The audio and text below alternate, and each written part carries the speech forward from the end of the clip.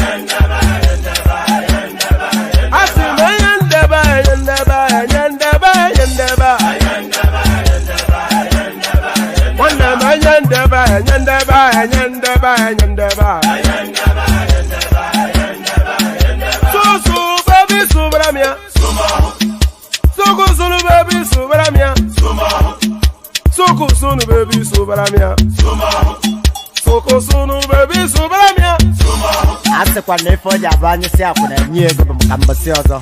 Since I was born, but now I am getting youth. Hakuna motangu, hakuna kogabu.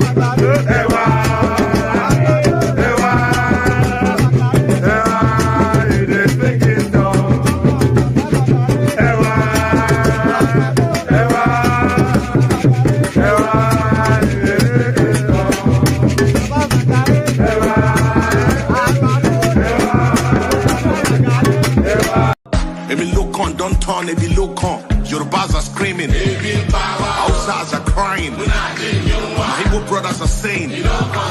Don't blame them. Igbos are being discriminated. Even food don't turn to gold in Nigeria. Kidnapping, lucrative business in Nigeria. Imagine saying your grandchildren where they kidnap. By now, your soldiers for don't scatter Nigeria. How come a man won't get money for ransom when they kidnap him, his wife and his children? After everything, now kill, they go kill them. See, as Naira, they fall against dollar. A milocon don't turn to a bilocon. And you say make we sacrifice for Nigeria. 7 billion to renovate your residence. 15 billion for your traveling allowance. That's not for you and your only vice president. 40 billion for Asurok maintenance. 5 billion for food and refreshment. 100 of millions for dogs and animals. Meanwhile, hunger they kill Nigerians. What did Nigerians do to warrant this treatment? Even Gary, they no fit afford for the family. Tinubu government blame Buhari.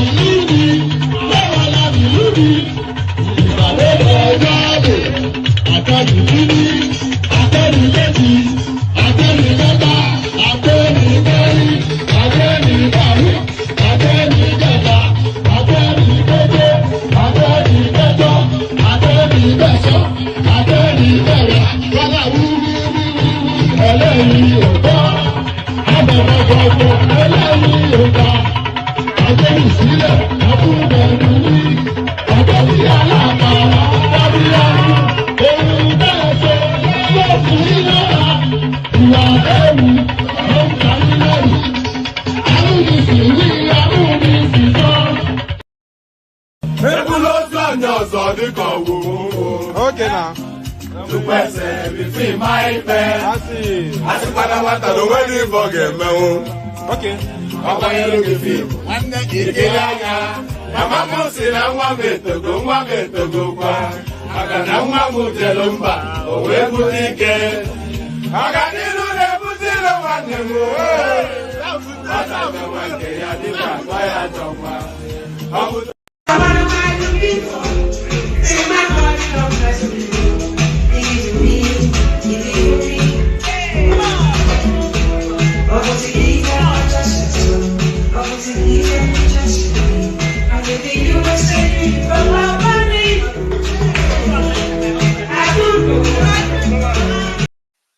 And there it is right there. So let me remove that. Let me remove this. So yes, there it is right there. So there it is right there. Here I am, right wherever it is I am. We've happened upon another weekend again. So that is the tapestry of life, isn't it? It's an ever-revolving cycle. You know, they actually created time and dates just to break the endless drudgery or drudgery of life, you know, so that life can have some sort of a structure. Because all of these Gregorian calendars and all whatnot, they are artificial creations just to put some structures in place. So they don't really mean anything. So it's just the moment cascades over the next moment and on it goes. So to you, good to be your company, and how are you? So we started off with that. Good day to you, good to be your company, and how are you? So yes, the weekend happens upon us again, and we do as we always do. So the usual protocol: click on the like button just as soon as you come in. Subscribe if you're not already subscribed. If you want to come and join us on the screen, the hyperlink that says StreamYard, that invites you into the studio. So click on that. So all these voices that you hear every single day, they've done nothing but to click. Nobody gets a special invitation. I say that often enough.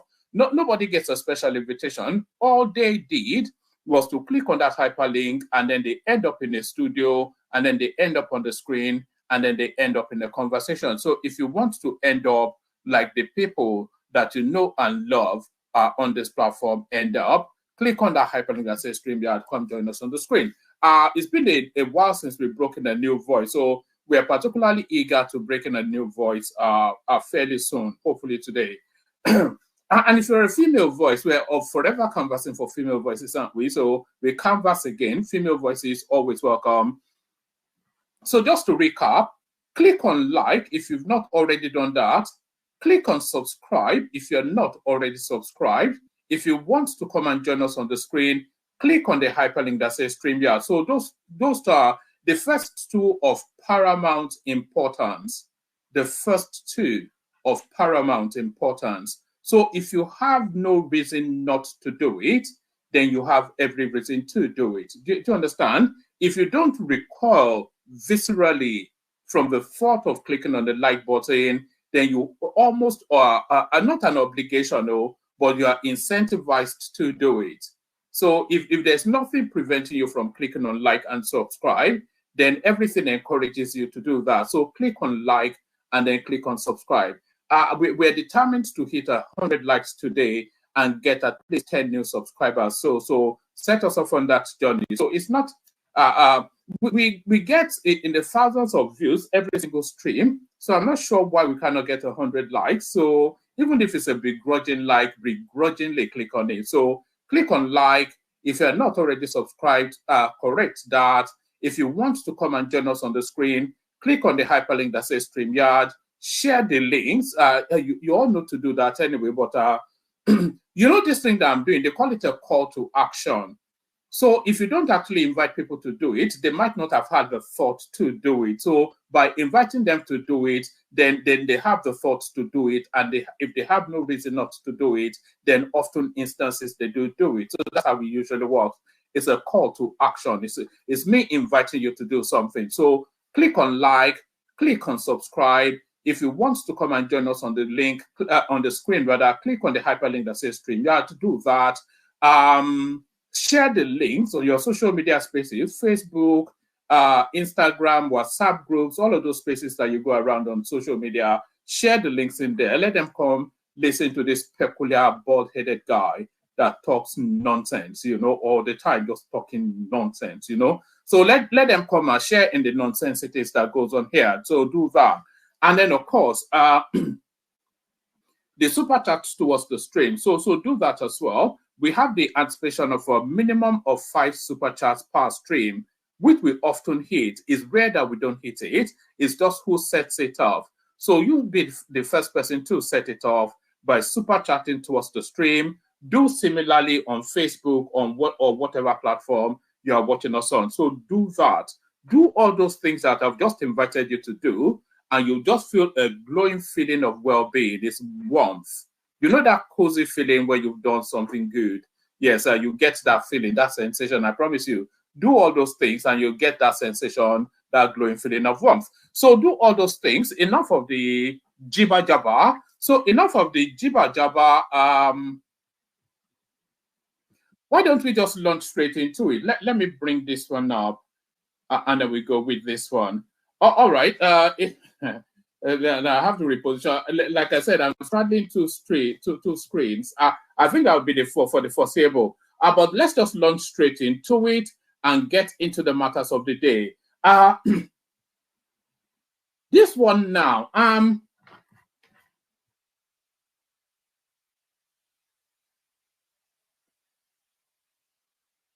So now this one now, there is something they call an Israelite's journey. So there's something they call an Israelite's journey. If you take the long way round to arrive at the point that everybody knew you were going to arrive at anyway, that's somewhat, I don't think so. So Choma, but I am trying. Choma is asking me if I don't even need to, you know, it's muscles, you know, it's 6 packs that I have, not 6 packs of Guinness maybe, but 6 packs nevertheless. No, there is something, okay, let's not even say the Israelites' journey. Let's say the scenic route.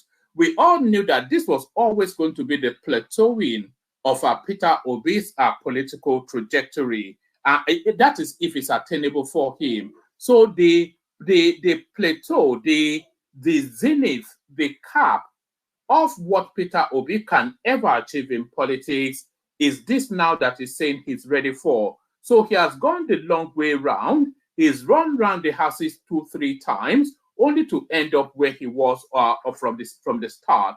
So here it is. This comes as no surprise to anybody on this platform. I am ready to be vice president, Peter Obi declares, gives conditions. So It's going back to Daddy Atiku Abubakar. Maybe that's what I should have titled it that actually. But I'm trying to move away from Obi titles. It's just, just to. There's not much more to be said about the man. We all know that it's just a chance. But I am ready to be Vice President. Peter Obi declares, gives conditions. The 2023 presidential candidate of the Labour Party, Peter Obi, has said he is open to being Nigeria's vice president in the future. The former Anambra State governor has, however, set some conditions to be met before taking such a decision. He made the disclosure in a recent interview on News Central TV, which was aired on YouTube. Let's take that from top again, actually, sorry. I'm ready to be vice president. Obi declares, gives conditions. The 2023 presidential candidate of the Labour Party, Peter Obi, has said he's open to being Nigeria's vice president in the future. The former Anambra State governor has, however, set some conditions to be met before such a decision can be taken. That should end with. He made the disclosure in a recent interview on News Central TV, which was aired on YouTube. Obi explained that his main goal is to help Nigeria move forward. He believed that for the next general election in 2027, the country needs strong leadership to bring positive change. When asked if he would accept the role of vice president, Obi said, "Quite frankly, for me, I am not desperate to be Nigeria's president. I am desperate to see Nigeria work. If I see people who can do the work better, I will. That is to say, consider being vice president. I even have people who say I should not come out in 2027. And I said to them, offer yourself, and we will not put everybody on a scale." Despite being open to working with others, Obi made it clear that he has no plans to leave the Labour Party. He said, "Yes, I would be here at the Labour Party, and if anybody is coming for us to negotiate or to come together, he must tell me what his purposes are. I will not join anybody for state capture or for winning the election. I want everybody to tell me how we are going to ensure that no child is left behind, how we are going to put those millions of out-of-school children back in school." In the 2023 presidential election, Obi came third with over 6 million votes, which accounted for 25.4% of the total votes cast. The election was won by Bola Tinubu of the All Progressive Congress, who received nearly 8.8, Atiku Abubakar 7 million votes, etc. So that is Obi now climbing down from his high horses. It's quite a curiosity actually. And by the way, Obi was never even capacitated to be a governor. That's why he didn't really perform at all. So he wasn't even capacitated even for that. So that's why his performance was so dismal there. So it's a bit like Goodluck Jonathan actually, who fortuitously just lands in positions above his capacity. So the zenith of what Obi can achieve in politics is to be vice president. There is no trajectory because for Obi to continue to be relevant and powerful in politics, he does have to step down from that presidential ambition. He has to find a strong northern candidate and submit himself to that person. And the only person that is who occupied, he won't submit himself to Tambuwal. He won't submit himself to El Rufai. The only northerner that you can imagine him submitting himself to, because he's also tried and not tried and trusted, but tried and tested. The only northerner that Obi can submit himself to, because he's also tried and tested, and he also has a bank of votes, is Atiku Abubakar. So Atiku Abubakar purportedly has 8 million votes thereabout. Obi has purportedly 6. So that's a natural synergy right there. And Atiku Abubakar, of course, cannot run vice to Obi because constitutionally he cannot.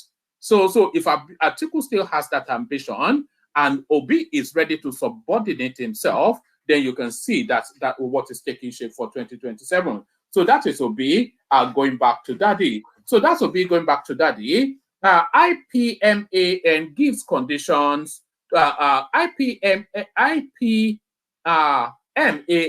gives condition to buy petrol from Dangote refinery. So this is a follow through from a storyline that we have been tracking. A lot of you that follow this channel somewhat, you'd have been seeing us tracking this storyline. Yeah, the IPMAN essentially they're the oil marketers who Dangote tell us are not they're not taking his refined goods. So they are now giving conditions to engage with Dangote, but what are they? Pardon me. IPMAN gives condition to buy petrol from Dangote refinery. So what are they? The Independent Petroleum Marketers Association of Nigeria, IPMAN, has expressed readiness to buy petrol, premium motor spirit PMS, popularly known as petrol, from Dangote refinery, provided the price is lower than what is currently available to them. So I think that's fair dues. You know, that's fair because they're trying to squeeze him for price so that they can make bigger margins. They're not squeezing him on your behalf. They're squeezing him for their margins. So is there enough for everybody to take a chunk and continue to be agbabolas is really where we are. The Independent Petroleum Marketers Association of Nigeria has expressed readiness to buy premium motor spirit PMS, popularly known as petrol, from Dangote refinery, provided the price is lower than what is currently available to them. IPMAN President Abubakar Megandi said his members are ready to patronize Dangote fuel, but are currently not aware of the price of petrol from the refinery. He outlined that they would be having a meet.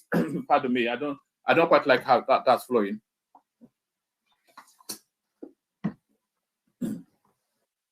All right, let's take it one more time and give it a different go. Maybe we'll go at speed this time. The Independent Petroleum Marketers Association of Nigeria has expressed readiness to buy premium motor spirit PMS, popularly known as petrol, from Dangote refinery, provided the price is lower than what is currently available to them. IPMAN President Abubakar Megandi said his members are ready to patronize Dangote fuel, but are currently not aware of the price of petrol from the refinery. He outlined that they will be having a meeting with Dangote refinery, adding that they have no reason to boycott products from the facility, particularly if it eventually turns out that its prices are lower. He said, after a meeting with our members today, Thursday, we are ready to buy petrol from Dangote refinery. After a meeting with our members today, Thursday, we are ready to buy petrol from Dangote refinery in any condition, provided that the price is not more than the price we are getting from other places. NNPC, you know, they are the sole importers. The company sells to us at an average price of 875 naira to the liter. For the NNPC product, we sell at 930 or 940, depending on how the product was obtained. While at the depot, we buy at 990 to the liter. We are marketers. Anywhere we can get it at a lower rate, we will go there. In the letter to us, Dangote said PMS is ready. The price was not stated. We can't boycott Dangote refinery. If Dangote refinery's petrol is cheaper, how can marketers boycott the product? We don't have any issues with Dangote refinery. The statement comes out as a direct response to the submission of the Vice President of the Dangote Industries Limited, Edwin Davenkumar, who accused local petroleum marketers of boycotting Dangote refinery petrol despite offering lower prices. So that was a diesel narrative, by the way, not a PMS narrative, but I think the same narrative cascades over. So what's going on there? Pardon me.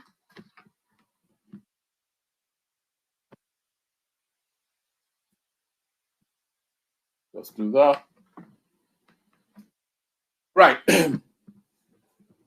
So I think the same narrative cascades over. The statement comes as a direct response to the submission by the Vice President of Dangote Industries Limited, Edwin Davankumar, who accused local petroleum marketers of boycotting Dangote refinery petrol despite offering lower prices. So there it is, right? It's a game of brinksmanship, isn't it? Really, because these marketers know Dangote wants to crush them. They know that, but he also, if you can offer them cheaper fuel, they'll still go for it anyway. But Dangote wouldn't mind crushing them and just buying them out, and then he controls the whole chain. But we'll see how it lands. But ultimately, it's Tinubu that will resolve that one. Tinubu that will resolve that one. You have upgraded my name on your watch list, but have failed to arrest Yahaya Bello. This is Sowore lashing at the presidency. So we just leave that at the headline. So because we already know what the body of that story is likely to be.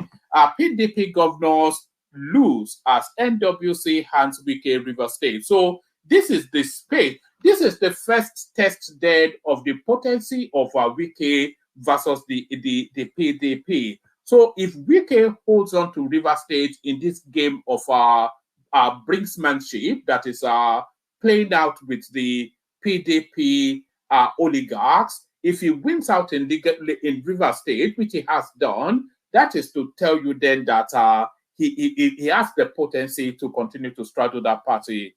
PDP governors lose as NWC hands Wike Rivers control. So what does this even mean for Fubara? We'll find out in the shortest possible time, I'm sure.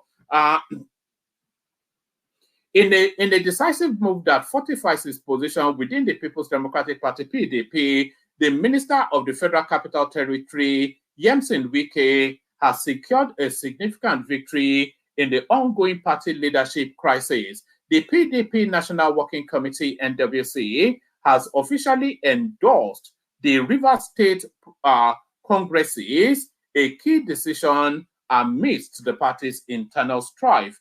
This endorsement was confirmed during a meeting held at the party's national headquarters in Abuja on Thursday. The approval not only solidifies Wike's influence, but also led to the postponement of the National Executive Committee NEC meeting originally scheduled for September the 26th.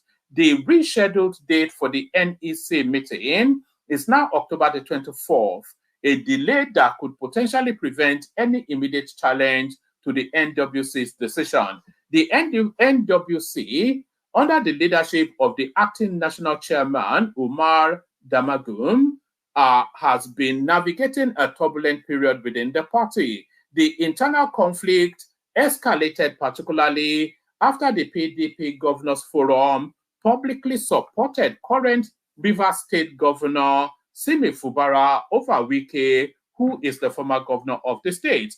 This move by the PDP governors came on August the 24th, igniting further tension within the party. Wike's dissatisfaction with the situation was made public when he threatened on August the 31st to instigate unrest in the states of the governors who interfered in River State affairs. PDP Governors Forum condemned this threat as irresponsible on September the 3rd, threatening further deepening the rift within the party. A senior NWC, what's going on with this? This is my spotlight that keeps has a mind of its own now. A senior NWC member who requested anonymity due to a lack of official authorization disclosed to correspondents that the approval for the River State and other state congresses were granted despite the ongoing tension. The NEC meeting, initially scheduled to address pressing issues, including the potential replacement of Damagum, was first postponed from August to September the 26th to accommodate members traveling for pilgrim to Saudi Arabia. It has now been rescheduled for October the 24th. The source said they have achieved their aim. Wike has again defeated the PDP governors as the NWC approved the Rivers and other state congresses. There was nothing a few NWC members who were against it could do other than allow them to have their way. As it stands, only the NEC can overturn it to suit the governor's demands. The River State Congresses and those of other states were approved by the NWC. A few states where issues were identified were stepped down. For example, in Kogi State, the chairman and deputy were not approved due to anomalies. Only the NEC can overturn. So that's essentially Yemsi Wike tightening his grip on River State, which then tells you then that his stranglehold on the APC, on the PDP rather, continues to hold firm. So his stranglehold on the PDP continues to hold firm, but somebody whose hold on the PDP has now been broken. PDP suspends Dino Melaye. I wonder why. Too much noise making, Abi. I wonder what has he done this time around. Ward executives in the Kogi State chapter of the People's Democratic Party, PDP, have suspended former Senator Dino Melaye. Melaye was suspended by the PDP EXCO in Ayetoro, Bede Ward 1, for failing to honor an invitation by the party. The ward executive explained that Melaye was suspended for anti-party activities and alleged misconduct. The decision to suspend Melaye was taken by the ward party executive committee during a meeting in Ayetoro, etc., etc. So that's Dino Melaye still doing the rascality, age 50 something. So that's Dino Melaye still doing the rascality, age 50 something. Yeah. I think we'll leave the readouts there. So we leave the readouts there. Let's play a few clips and then we'll see what conversation takes shape. So we play a few clips, see what conversations take shape. Where are my clips? All right, let's kick it off. Should I give you a heavy hitting one? Let me not give you a heavy hitting one to start with. And by the way, this is the scene you are looking at, which this on this clip is the goings on in Maiduguri, which we all know has been subsumed by flood. So this is the innovative way that they are trying to get food to people stranded. So that's what's going on here. So there it is right there. So that's the innovative ways that they are trying to get food across to people stranded in Maiduguri. So people stranded in Maiduguri. So let's stay within Maiduguri still, and let's listen to this young man who preaches a message of hope to his people. Watch this. Our city is drowning. Maiduguri will not be defined by this disaster, but how we respond to it. For hours, our people have been left stranded, without food, without shelter, clinging to the remnants of what they once called home. Children are left vulnerable on the streets, which are now turned into rivers, exposed to harsh realities, which no horror movie can explain. Our houses have been engulfed by floodwaters. Where is the help? Where is the urgency? I'm calling on the government to heed our plea. We need interventions. We need resources. We need rescue operations. We need food. We need shelter for those who have lost everything. This is not just a call to the government, but to every single one of us watching this, to organizations, to societies, to communities, to every heart that has felt this pain. All right, so that's that boy. So just using that the disaster somewhat to highlight himself. Well spoken, articulate, clearly gifted. So there's something coming out of Maiduguri, and an example being that boy. So something coming out of Maiduguri, an example being that boy. So now let's now go to a heavy hitting one. So Choma, I see you. So let's go to a heavy hitting one now. So this now next clip is always controversial. We're going back, of course, to the Civil War space, and always controversial when you go to that space. And the biggest problem about that Civil War, the biggest problem, of course, was the disaster of it. But but another big problem, you can't say it's equal to losses of lives or loss of lives, like not losses of life, but loss of lives. I'm going to say it's equal to that, but a big problem in that space is that there is no proper documentation of what actually happened. So different spaces give different accounts, and they hold on fervently to it. At the epicenter, three main protagonists, Yakubu Gowon, Odumegu Ojukwu, and Awolowo. So this is coming from the Awolowo cost, and this lady gives you a perspective. Watch this. You know, in court, before the judge sentenced him, he predicted the darkness that would follow his imprisonment. And we saw it in the Western region. Yes. And eventually there was a civil war. Today, the Igbo tribe, many in Igbo land, feel that Awolowo connived with the rest of Nigeria to deal with the Igbos. He was part of the war cabinet. He was the finance minister under Gowon. So when you reflect on how we won the Civil War and you look at the Nigeria of the moment, what runs through your mind? What runs through my mind is that he did his best to avoid that war. He did his best to convince Ojukwu not to go to war. He actually went to visit Ojukwu in company of Professor Aluko and a couple of others. He knew that the West was not in a position to go into war at that time, because not only did we not have the men, there were also military bases stationed in the Western region. So the region, people in the region would be more or less sitting ducks. So he knew, and he had several conversations over the phone with Ojukwu and all of that.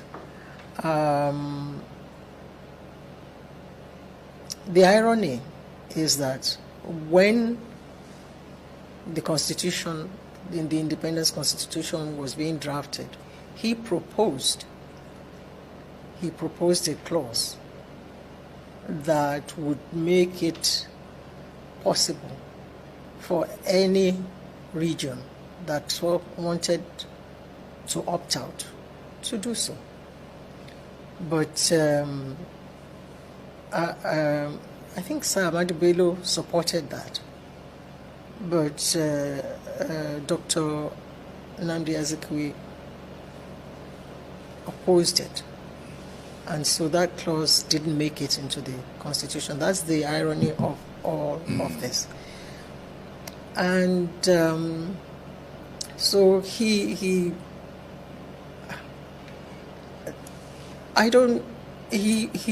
documented everything that he did before, during, and after the war.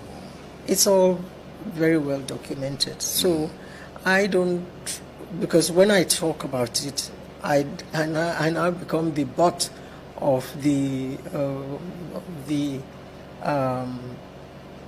angst of people who still believe that Awo was the ogre, the one that did everything bad to the East.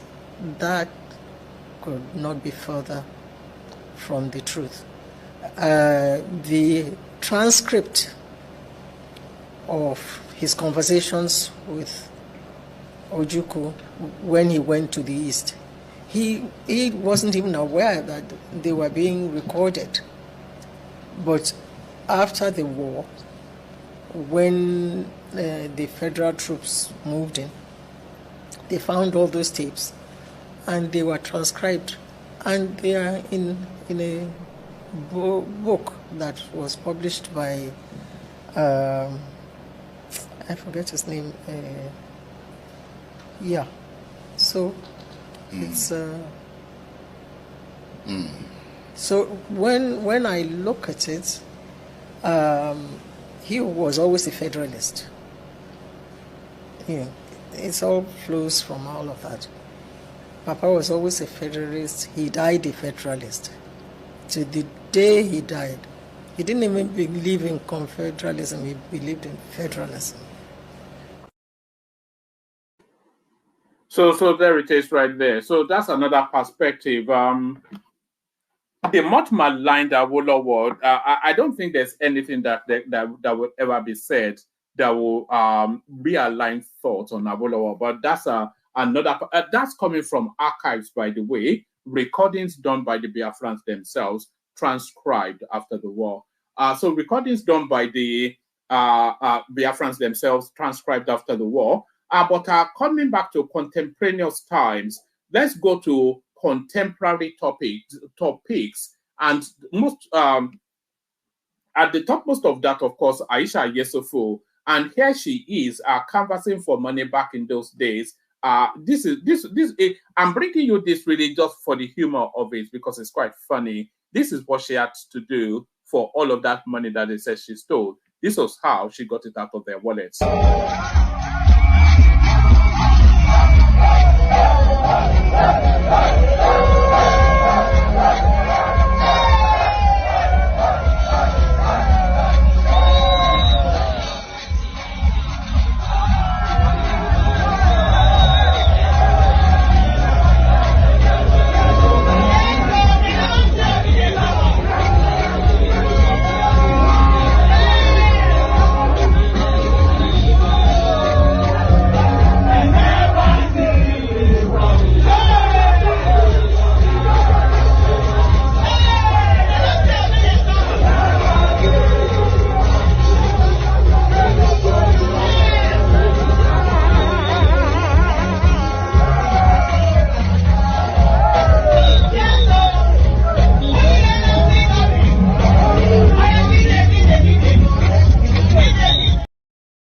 So that was Aisha Yesufu being down with the kids as she quietly picks their pockets. So Aisha Yesufu down with the kids as she quietly picks their pockets. Let's go to serious matters now. Fresh from his victory at the River State Congress, whatever happened there, fresh from that victory, here is Yemsen Wike now claiming his spoils. Totally out of place. I will not be a part of that. Minister, yes. If push comes to shove, right? Yes, yes. Would you side with Governor Sim Fubara? To do what? If to settle this cause. What is this Because cause? if the Oyibo and the Ogoni people say they must have it, would you be on the side of Governor? Considering that you were the one who raised his hand up. Don't use that word. I will never support Fubara in my political life again. Why? No, I won't do that. Anybody knows me. Is your political godson? No, please, sir, I will not do that. I'm not. See, that's why people should know me. I'm not the man who deals with left. I won't do that. Anybody knows that, and I cannot sit. What did he do to you? No, it's not about me. People labored to put up a structure. People labored where you wouldn't have even taken the 50th position. People labored. I sacrificed to talk to the Ogonis. I sacrificed to talk to several people let us go this way. Let's see how things are. You turned it that I'm asking for 20 billion, 100 billion. Look at what people are doing. Is that the case? Is that, no. Is that true? But that's what I'm saying. You turned up lies against me. Against me. I brought you up, put you here, put you here, put you here. Today, I turned to be, we can survive over demanding. What is wicked demanding? In every politics, in every political family, you run an election under people, and people believe that, look, we're all together. We must have to keep our political structure. There's nobody that ever said that, no, you kill your people. You rose through somewhere. Why do you deny it? It's unfair. And you want me to see that. But what were your demands? Never. What did you demand of him? My demand, and I've always said, no, let me, when I say demand, you see, it's so unfair. And that's why today I tell people, yes, life is the way it is. You must continue. What is that? Don't abandon those who labored for you. Is that what he did? That's what. Yeah, he left everybody. People came, look, let me tell you. What was the problem with the national legal advisor of the party? When 2023, we fought with national party level.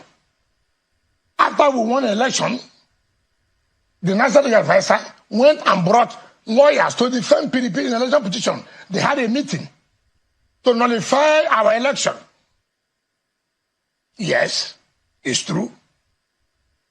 I said, no, I won't sit here and allow you to bring lawyers for us. We went to court to challenge at the Federal High Court. You cannot, that is legal advisor of the state party, can nominate those that will represent them. Because I saw it clearly. They wanted to work with the opposition party to nullify our election. And I fought it vehemently. We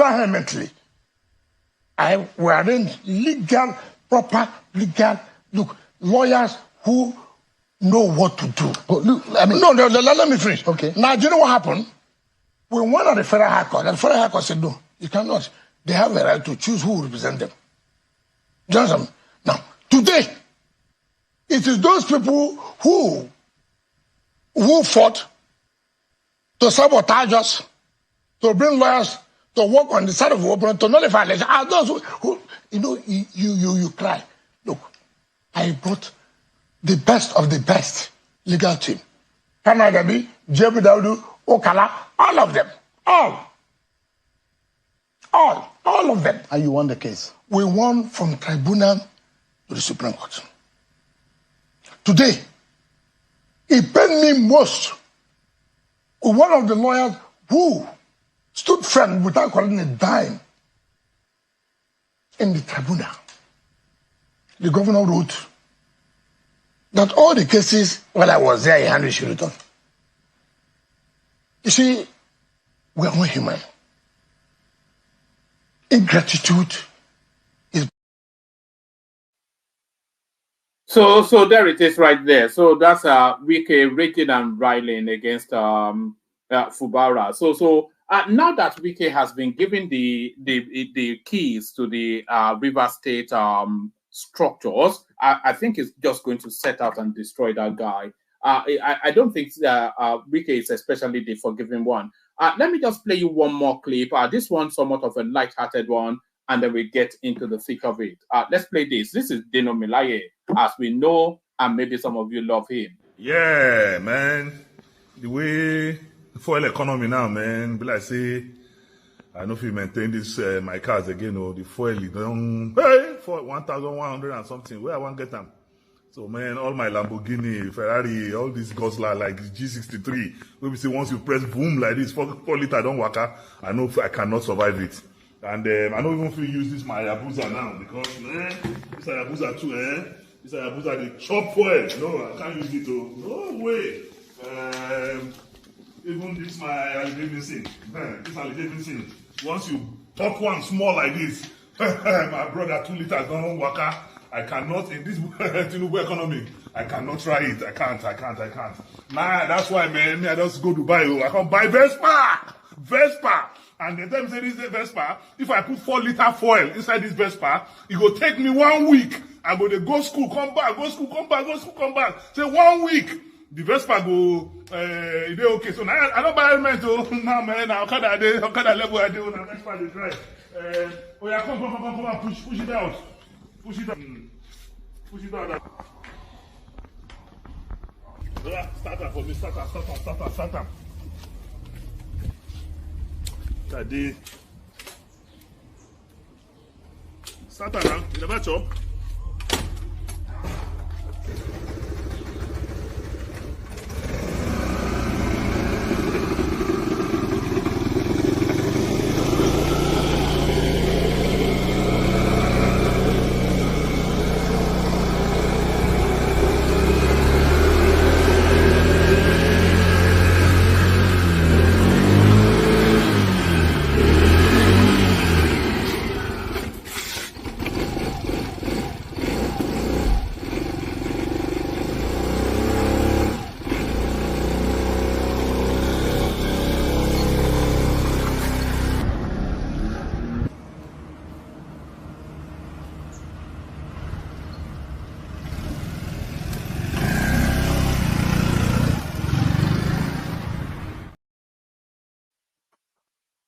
So there it is, right? It's the arrogance of the big manism in Nigeria that always rankles me. So what is, you know, you can actually pick up a Vespa. You can pick it up at no strain. Even Chioma can pick up a Vespa, but he still had to get a lackey to come and push the Vespa. He cannot even be bothered to start the Vespa himself. That's not even big manism. That's just crass, crude nonsense. So crass, crude nonsense. Let's play the Kegite music. Starts the session. Yes, let's play the Kegite music. Starts the session. And here they are, the Kegite. Only water, where they see ma.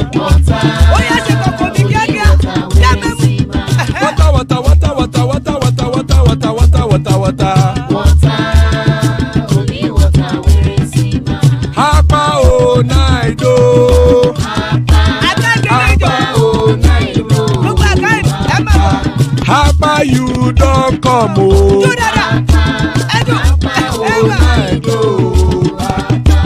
Hapa oh night oh.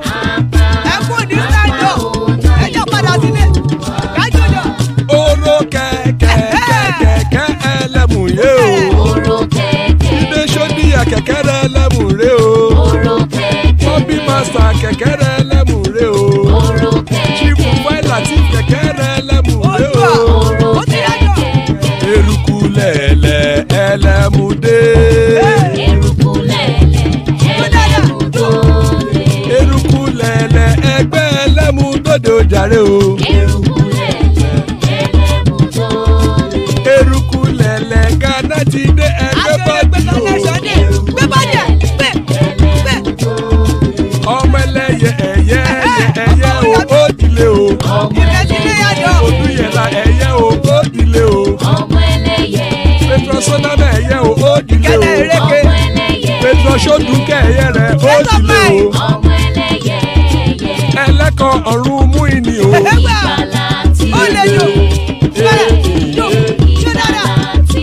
Àkùkọ ọ̀run mẹ́kọ̀.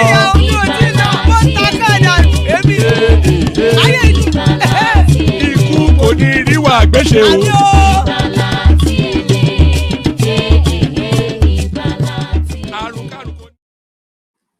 And there it is right there. Ikuko Neru Agbeche, may death have nothing to do with us. Amen to that on behalf of myself and you, my friends. Amen to that on behalf of myself and you, my friends. A blast from the past. One of the OG voices of this platform. He joins us after a long period away. That's Obina, of course. Good to see Obina. Always a delight. That's Larry right there. One of the contemporaneous favorite voices on the platform. So always a delight when Larry's here. One of the champion voices, King Emeka, of course, is Royal Majesty himself. The biggest voice on the platform, Ajale Kokoderi, is right there. The mighty man, my co-host, Thomas, makes up the list. So anybody that wants to hop on. So let's kick it off with Obi now, because it's been a moment since we last saw him. Obi now, how far? It's been that long, you don't even know how to unmute anymore. Our first I do. Sorry, man. How have you been? Fine, yeah, fine. We're still slugging hard at it, you know. We're still going. Yes, great job. Sometimes I just watch your YouTube play live, you know. But yes, I have to make more time to be joining. Interesting session. Yes. Good to have you here. Thank you. So what have you been up to? Catch us up. Have you been traveling? Is it work? You know, what's yes, mostly one? Mostly work. Mostly work, being on call and all that. So well, you know in Yoruba land we say Ojo Ku Ojo Simi. Do you know what that means? No, what does it mean? It means it means you get plenty of time to rest when you're dead. So it means you know they flog you to death. Ojo Ku Ojo Simi. No, I don't want that kind of rest. You know, when I was younger, I'd always thought that I would not have any need to work after I've always thought anybody working over the age of 45 had failed in life, you know.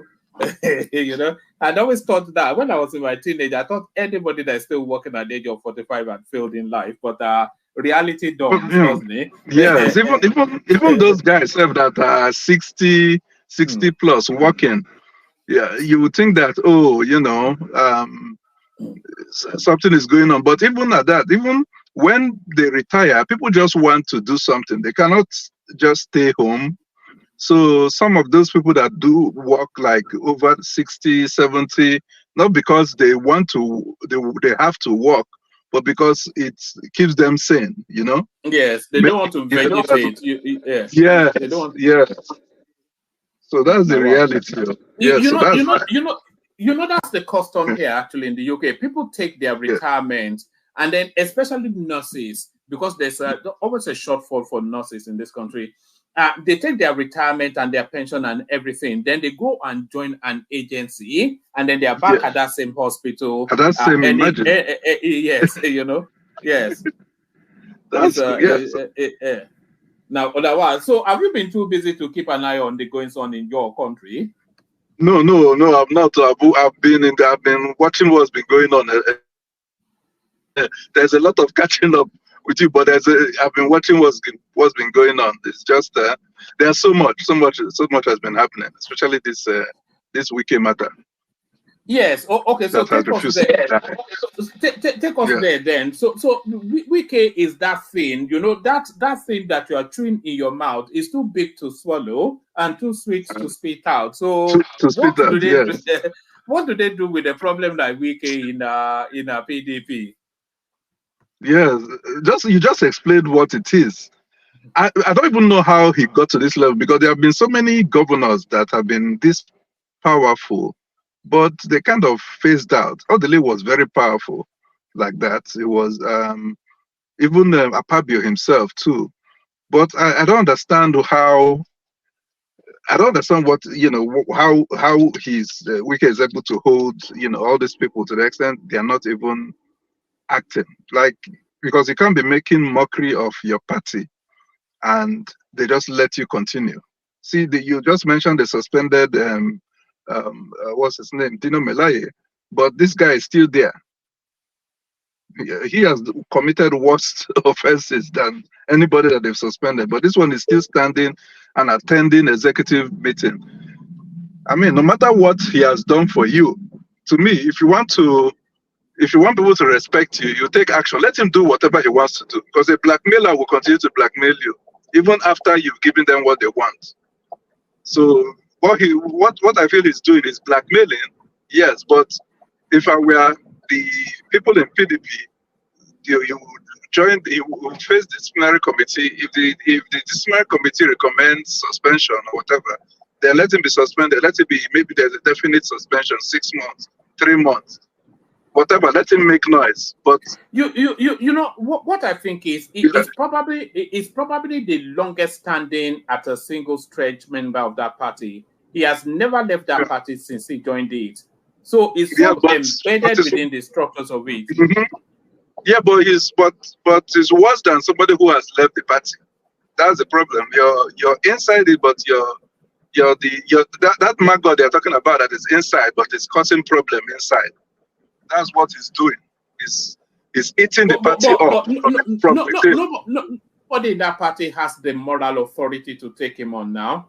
Nobody has the clean hand. No, the thing is, even if you have a clean hand, the problem with PDP and the kind of system Nigeria has is that even if you have a clean hand, and let's say I say, okay, no, Wike, you must, maybe my name is Bala Mohammed, and I say, oh, no, you have to behave yourself.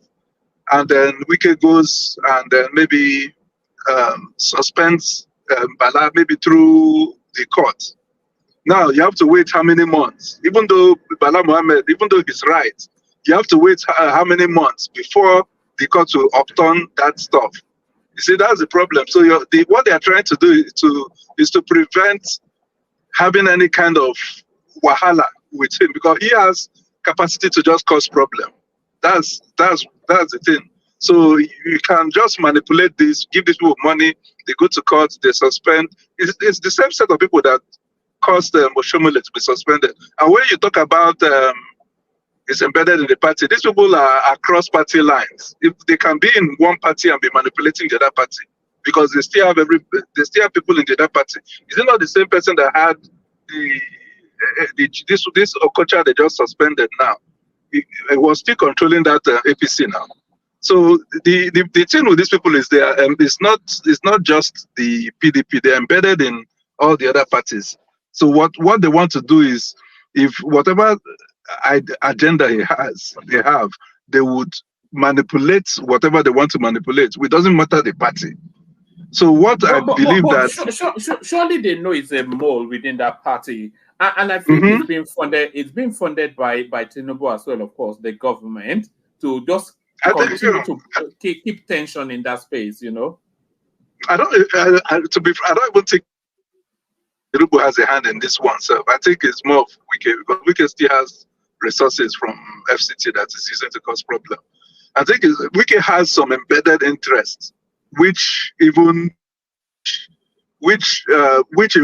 occupying the seat that Tinubu is occupying. So I don't think Tinubu's hand is in that one.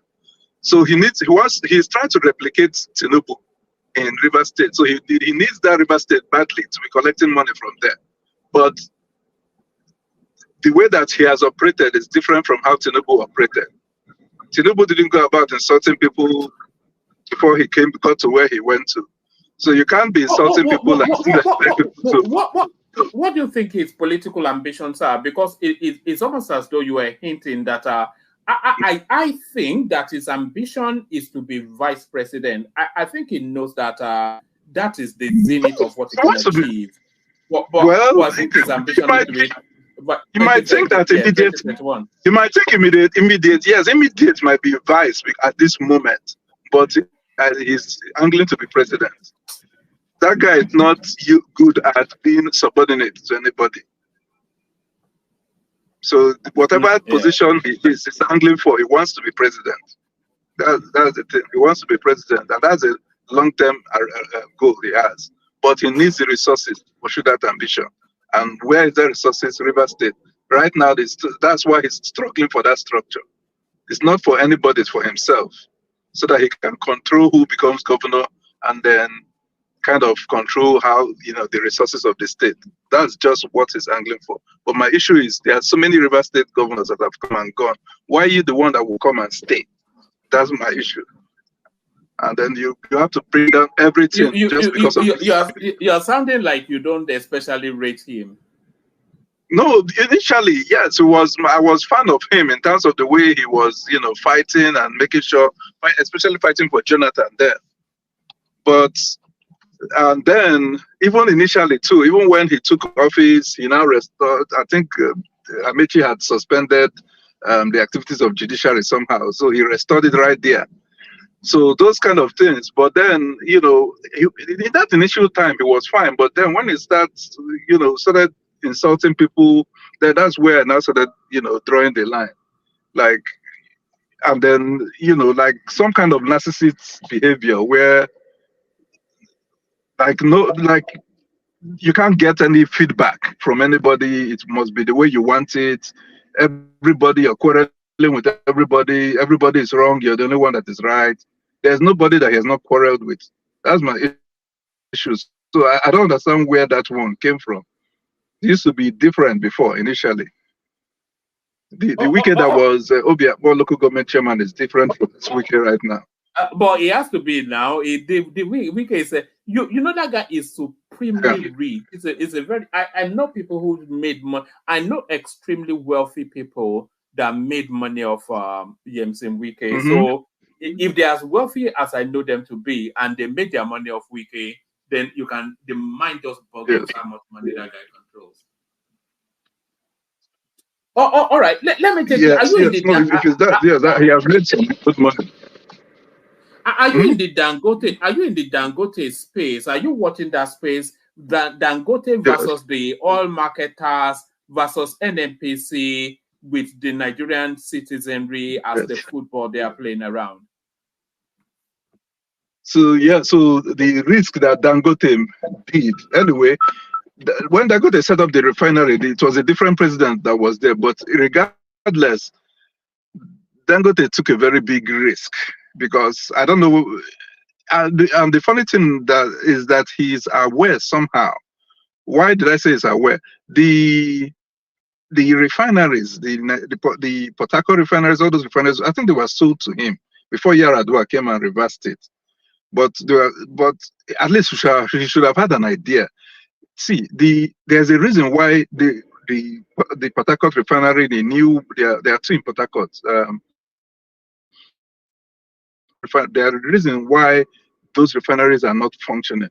They've spent money on it, but they are vested interests making sure that those refineries do not work because there's much more money doing this import and doing this subsidy stuff. Much more money coming from there. So refining it will scatter that business. Now you now build a refinery. Yes, successfully because it's private, you built it, but I come and operate now. That's the problem. They will give you. So it's those same set of people that are frustrating his refinery from operating. Forget this thing in the name of. Initially, they didn't want to buy from him, or they didn't want to give him crude. When he made noise, international community, because he's an international icon. If he makes noise too much, then it will be difficult for foreign investors to come. Because if Nigeria's own national is finding it difficult to operate what he has even built, then why would they come in and invest? So I think they now had a deal. Okay, maybe NNPC would be the one to buy from you. But even at that, why are you complaining that the diesel is cheap? Is that supposed to be a complaint? You're not supposed to be happy. So I'm telling you, so the marketers are complaining because that's not the system that is giving them money. They are not used to buying crude or refined products from our refineries. They want to go abroad and do it. There's so much money in that arrangement. That's the thing. So it's those same set of people. I don't want to call them cabal, but those same set of people are the ones frustrating. They are cabal. We were discussing this. We've been discussing this particular topic over the last couple of days or so, and I think what we are concluding is that those people have stock from a higher price, which they need to get rid of first, and Dangote is coming to want to flood the market with a cheaper price. Yeah, but I'm not sorry for them. Do you know why I'm not sorry for them? They have to. No, it's not even that. When Tinubu announced that subsidy is gone, they still have stock for a lower price, but they started selling it expensive then. They didn't wait till those stock finished before they increased the price of petrol. So that money they gained, that's what they're going to lose now. Do you understand? Because they had stock that was from subsidy that was paid, but they increased it. Everybody increased their price. Everything now increased immediately. So is that same? That's why I'm not pitying them. It's those same people. So There's no subsidy. There's no subsidy on diesel. There's no subsidy on diesel. But we're not. I'm not even talking of diesel. We're talking of the whole of the petroleum products too. Not just this. I know there's no subsidy on diesel, quite all right. But when Yeah, I they think brought the in, diesel they're fighting him on. It's on diesel. yes, at the same time, but everything has increased anyway. Whether the ones that have subsidy and the one that doesn't have subsidy. They're also fighting him on petrol, by the way, based on what they came out with today. Every PMS, they are fighting him on every single thing. It's not just diesel. I know I heard about diesel, but I heard also that they're fighting on everything. Obina, what seems to be, if we are looking between the lines, because there's so many pockets of fights going on, NNPC versus Dangote, Dangote versus the oil importers, the marketers versus Dangote. So what somebody has to take a heavy loss, and they are trying to see where that loss, because for this Dangote to come through, somebody has to take a loss, and they are just passing what if these guys have Nigerian interests at heart? I'll say, okay, meet with Dangote. How long will it take you to exhaust your current, what you have?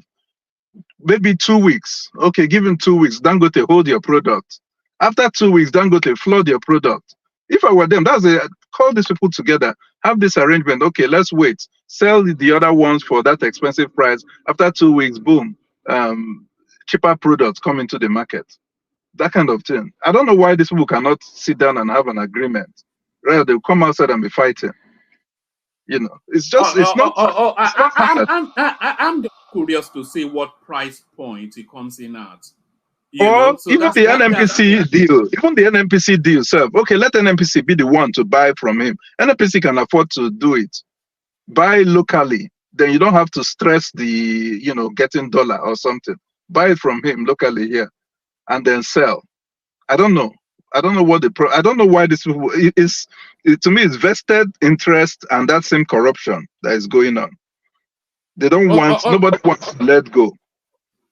All right, let me take you to your friend and mine, Peter Obi, who seems to have been he seems to be ready to step down from his high horse. I am ready to be vice president, Obi declares, gives conditions. So I cannot see, I see being the vice president as the zenith of the possibilities for him, only because of the way politics works in Nigeria. So, unless, of course, they are able to break, if they are able to break Tinubu in 2027, then there is a possibility that he might succeed Atiku Abubakar. But what are you making then of him wanting to come down from his high horses? I wish he made this decision for the 2023 election, because to be frank, him and Peter Obi and Atiku actually won the 2019 election, but they did what they did. I wish he made this decision, but it's okay the way it played out. But I remember I was having an argument with my uncle. I was less an argument or so when Peter Obi was running, and then I was like, Peter Obi doesn't have structure. He said I'm sounding like the politicians. I'm like, no, I'm not talking of the kind of structure they're talking about. I'm talking of the structure that when you win election, because this is not a structure of, okay, come and campaign for me. No, I'm talking of the structure of you win, but you need to secure those votes. NNPP had some kind of structure in Kano State. Because they learned their lesson from the 2019 election. Nobody is going to steal Kano State from NNPP now. They will exactly. They wanted to do the same thing they did in 2019, but they stood their ground. That's the structure that I'm talking about. That's the structure that Peter Obi does not really have. And I think that's why he has realized that it doesn't matter if he might win an election, but if you cannot secure your votes, then it's not by the time official result comes out, you're not the one that won the election. So I think he has realized that, and maybe I think he's trying to to come back to PDP somehow. And he knows if he comes back to PDP, well, he has to be bound by whatever decision they take there. If they say it's Atiku again, then okay, he will have to run. But if it's not Atiku, in this piece here, he's saying that he's going to stay with Labour Party. So if he's going to be vice president, I think what he has in mind is that if he's going to be vice president to anybody, it's going to be a cross-party sort of ticket. So the Constitution doesn't support it. It's not like that's what 1999 Constitution.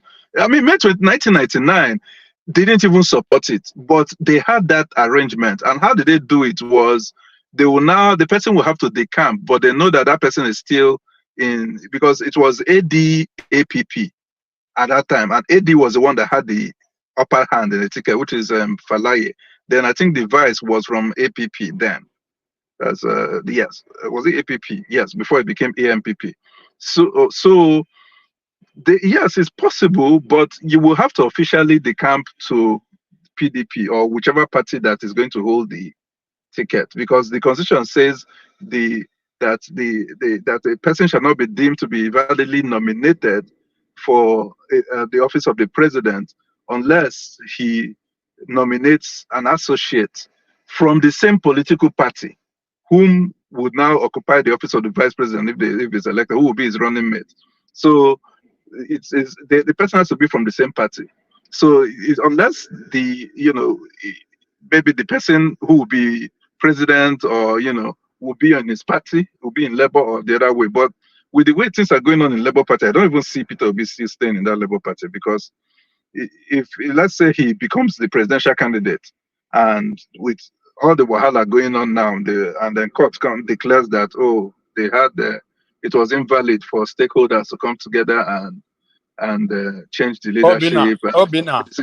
So yes, go ahead. Sorry. Can I interject 1 minute? I don't know where this one man got this this story from. Obi did not say categorically that he want to be vice president to anybody. I think we're just talking. We're just talking. It was. I think it actually came out of that video you sent in yesterday.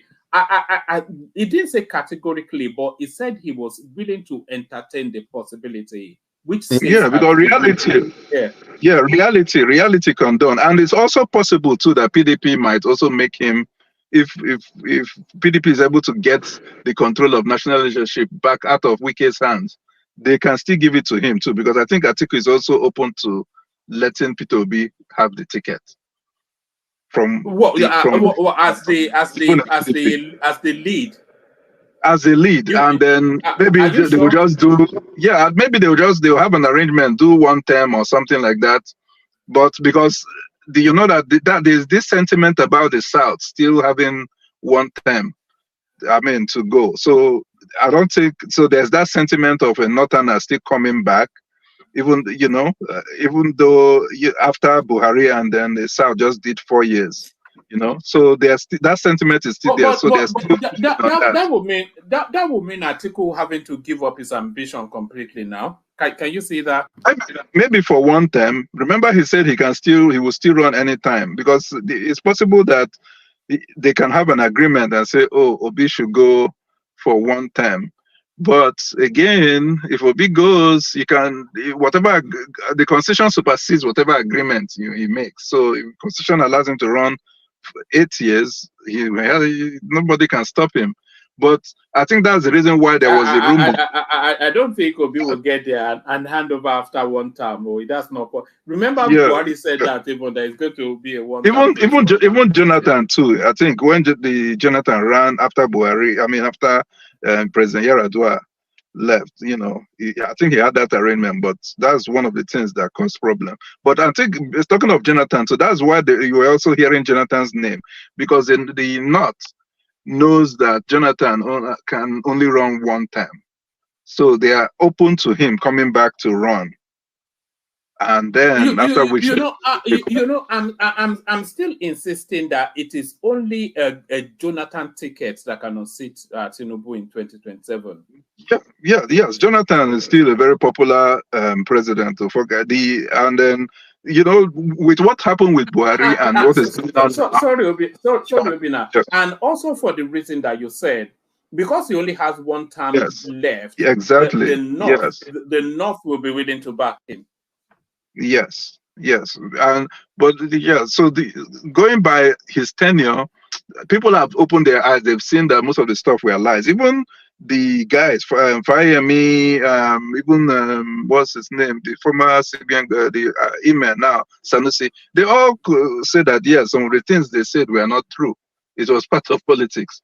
So, so they've seen it and they've realized, because even Jonathan was trying to empower the North. He was building schools, the Marjorie schools, using this same wiki then. Well, anyway, so seeing that he's somebody that they can lean on, but the problem is the thing is, no matter the calculation, whether P2B is it one in charge of PDP ticket, whether it's Jonathan, whether it's Atiku and P2B, I don't see anybody unseating this guy. To be frank with you, because if this guy I don't see it. We're just saying it as we're just talking as an academic. We're just talking. They might even win the election. They might win the vote, but this guy is not going to agree. I don't see. Yes, either not going to give it to them. By fair means or foul, he's going to compete. Exactly. Yes, he's not going to give it to them. Obina, imagine for a moment. Imagine this guy's journey to Aso Rock. Exactly. Buhari, we could do fought Emefiele, fought Obi, fought Atiku, and then you say to come out. Exactly. He's not handing it to anybody. Don't worry about that. No, I don't think so. After all this, no. If you could get it from outside, is it when you're sitting down? It would be like an insult to him that I'm sitting down here and they collected it from me. No, I don't. It's going to be difficult. And moreover, too, there's this sentiment of why is it that it's a Southerner now, and then it's only one term they're going to run. So, irrespective of how bad he's performing, there's that sentiment. I don't know what is wrong with us, but there's that sentiment. Let him do second term, then the next person can go. So that's the problem. And I think that's the reason why P2B and Atiku have been suggesting a single term. That's another thing, because the sitting president. I think it was actually Goodluck Jonathan that came up with that idea. Yes, he came up with the idea first, but they opposed him. He won term 6 years, yeah. Yes, they opposed him. Do you know why? Because they said he wanted to extend his tenure, that he wanted to do it now. So they opposed him on that, and it's these same people that opposed him. But I understand why they're saying 6 years, or is it 5 years? Because a sitting president, it will only take a sitting president that a decision that I don't want to remain in this office to leave. And the only sitting president that has done it is Jonathan. If Jonathan didn't want to leave that position, forget it. He wouldn't have left that position. He wouldn't have. There are so many reasons. Yes. I still think he should not have. I think he should have. Yes. I think he shouldn't. Yes. We would have been a lot further ahead as a country. Yes. Because when he wanted to remove subsidy, how much would fuel have been? I think 150. That was what they were trying to increase it to. If they removed subsidy, then it would have been better now. He wanted to remove subsidy, but it's the same people that came and protested. Now look at where we are. Look at how much. Look at the remove subsidy. More importantly, Obina, he would have broken the back of Buhari, because that was Buhari's just last chance. That was his last chance. He didn't even want to do it. It was the Tinubu and co that pushed him. Yeah. Yes, there's no way he won't have run again. Well, because it's a lot of money to run national elections, so it's not beans, and it takes a lot. Then he now goes to the court. That's another set of money, and it goes all the way to Supreme Court. Then they do all the things that they do. The thing was frustrating for a general to cry. That thing is frustrating. That would have been the last time he would run for that position, and really, Buhari didn't have there was no reason for Buhari to be president this time. No, because I think that was the biggest mistake we've yet that made was the as a biggest, country. yes, because you came there, you got Taking into us the too far office. back. Yeah. Yes, you got into the office and you were not even interested. Like you are not even excited about the office that you've been angling for a long time. Like something happens, you don't come out, you don't talk. You was just not interested. You in know, anything that has to do- I think he wanted the title but not the work. not You the know, work. Yes. he wanted the title but not the work. You know. So yes, that was a huge mistake that they made. You know. All right, Obina, give us a little flavor on the Aisha Yesufu narrative, and then we'll. Have you been following that? She stands accused of helping herself to campaign funds to be that campaign. Have you been following that? I think to be frank, I think that one, all those things now, lie. See, the people that are coming out, that boldly comes out to oppose the powers that be, their hands are clean. That's I don't need to be told anything because if their hands are not clean, these people that she's opposing have all the information that they need. Her husband has served, I think he was in one of these agencies before. They can bring up something and pin it on you. And once they pin it on you, you won't have mouth to come out and say anything again. So I listened to Abure. Abure is a fallen man and he's trying to bring everybody down with him. And the funny thing is that he's doing it the dirty way. Peter Obi them did a clean arrangement. They didn't even accuse him, oh, you stole this. They said, we just want peace. We're even putting a woman there because we don't want more quarrel. We don't want quarrel. They want to resolve it, but because this man is fallen, because he's wants to continue in the seat, then he now wants to. He even accused Peter Obi now of collecting campaign funds. Then what else did he even say? There's so many things. Now we Afenifere as well. I didn't quite know how they managed to get Afenifere's name into that one, but he accused Afenifere. Oh, he does. Then he also. Then he now withdrew. They now withdrew the automatic presidential ticket and gubernatorial ticket for Abia. That those are things that they didn't even mention. That's already an illegal stuff. But you're trying to say, okay, we've taken what we've given you. I don't think those guys cared because I don't think it would be a good thing to their credit that they are giving automatic tickets. That means they're not even promoting democracy and they're expecting INEC to promote democracies, kind of. So yes, but imagine for a moment if Peter Obi doesn't get Labour Party. Who is it? Is it part to Tommy? Is it part to Tommy? Yeah. To be frank, nobody will contest with Peter Obi for that position. Nobody. I don't think anybody would contest with him for that ticket, unless they sent the person from another party to come and do it. Unless they do that, but nobody will. Everybody knows that Peter Obi is the life of Labour Party. Everybody knows that.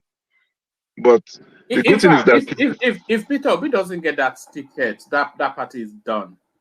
Yes, and another thing too is this structure thing. And another thing that Peter Obi has now recognized that structure is important, and that's why they're not setting up like the obedient this, coordinator this, because they understand that structure is important. In developed countries, they have people who are there who not just campaign for them, but they help their agents. So it's yes, but at least he has what he can play. What I mean is, if PDP is calling him now, they're not going to be calling him like they're doing him a favor. He has votes. It's not a boy. It's not a boy.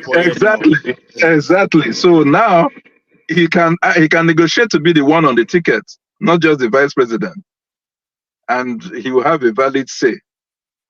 They can talk and say, okay, let it be Peter Obi. So he has shown working. That's what in local language we say show working. He has shown working. So now they believe him. So all right, Obina, just because you've not been around for such a long time, give us a little because you've not been.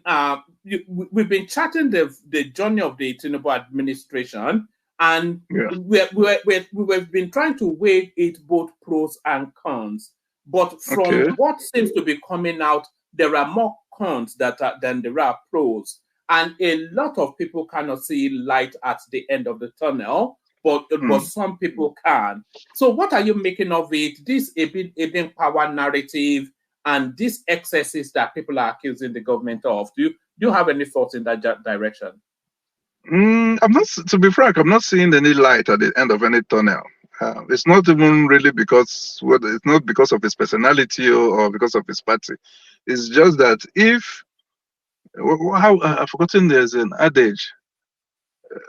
Like if you're going somewhere, you will see the preparation for somebody that is going somewhere. With all that is going on, the kind of thing that is their priority tells me that they're not interested in anybody. Like, okay, this stuff that happened in Bono, I had his abroad. Normally, you would, if the people are your priority, you will leave whatever you're doing and come back. Forget whatever business you're trying to discuss there. See, we've had president that has died in office. Did Nigeria stop? So it means that someone else can do that job. You can send somebody. You don't have to be the one there. Somebody there is Minister of Finance and Minister of Foreign Affairs Minister, even your VP. You can send her. You can consider high-powered delegation and do what that you're doing, and you don't have to be the one there. If you have to show the people that you're leading, the people that the engine room for. The reason for what Nigeria is today are the people are your first priority. Something bad has happened. You leave whatever you're doing and you come back. That shows empathy. That shows that I value you.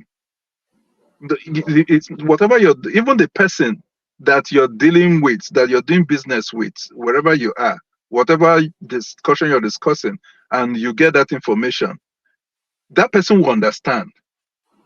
That person will understand something. There's a bomb blast in one of the states in my country. They will understand. They can reschedule if they really need to talk to you. But no, and this has been happening for a while.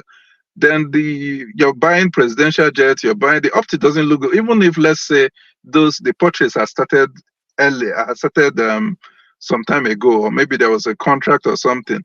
Maybe you can delay it and say, okay, it's not the priority now, or something. The kind of things that you're spending money on doesn't show that you have any plan, because the situation that Nigeria is now doesn't require living large. To be frank, you have to work before you eat. So that means first of all you let's say roll your collar or something, get Nigeria to a particular level. Then okay, if you want to buy all the Escalades or whatever, nobody is going to look at you. Everybody's eating, everybody's doing fine. They can afford Gary, they can afford this. Nobody will look at what you're driving. But your first priority is what you're driving. But meanwhile, you're not even a poor man. You're not. You have those vehicles, you have them already. You can do with them for some time. You don't have to start purchasing all those things. So those are the things that tell me that, okay, these guys, they're not serious. It's business as usual. And it's like, okay, since I spent money, I'm going to, I'm trying to recover. It's not, there's no, and another thing too is trial and error policy. You try this one, you remove subsidy, you still devalue the Naira. Nobody is saying don't listen to IMF, because to be frank, realistically, if you borrow money from somebody, you're kind of, how will I put it? You're kind of tied to whatever condition that they give you. So when Obasanjo wanted to, when Obasanjo arranged for this loan forgiveness, there are some conditions that he had to meet before they do. They don't just give it to you like that. There are certain things. Okay, pay this in cash, do this, do that, do this measure, do that measure, then they will do it. So there are conditions, quite all right. But you, as a president that cares for your people, you're going to wait and say, okay, if this is the one that I must do, which one is priority? Okay, I will hold off on this one. If this, maybe I'll retain subsidy, then I would devalue the Naira, so that it's not going to be two heavy things at the same time. Then in addition to that, you're still you still increase tariff, increase VAT. So the thing is, you're collecting more money from people that are not even having enough money to live. So how is that a good policy? The important thing is you have to empower the people. The problem in Nigeria now is that even people that are working are finding it difficult to live daily life. I'm not even talking of people that are not working, which is a worst case scenario. The people that are working, that are earning a living, is difficult because the currency, the money doesn't make meaning anymore. By the time they spend, a friend of mine says 60 something thousand on how many liters of fuel, and salary is 170,000. So already something thousand. That is something thousand. It's that fuel is not going to last her for 1 month though. But that's already gone. That's somebody that is working. Now just imagine somebody that is not working.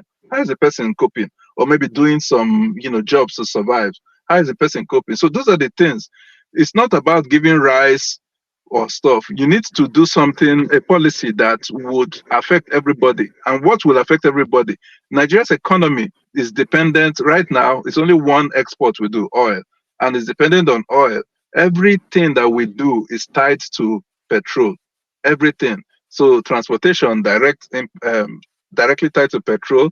Markets, the transportation of goods is still tied to petrol. So if the price of petrol is now 10 times what it used to be before, guess what? They've transferred that price to the goods, to onions, to salt, to whatever in the market.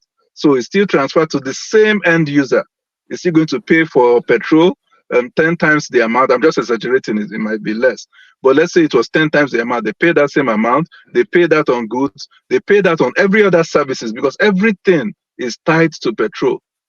So if he can come back and say, let us look at a way to bring back this subsidy, but let's control it. In developed countries, because I always like to do that because you have to learn from somebody. You don't give everybody subsidy. Somebody that a man that or a woman that is rich that drives 10 cars, 10-car convoy does not need subsidy. Yes, it's somebody that has a mansion, that drives, that's luxury. You don't need subsidy. That person don't need to be benefiting from subsidy. So it's not everybody that should be subsidized. They should have a system to get people who really deserve the subsidy. So how do we ration it now? That's the data. They can subsidize public transport. They can subsidize public transport. Yes. They can subsidize. They can even subsidize food. Do you know you can subsidize? You can subsidize food too. But this fuel too.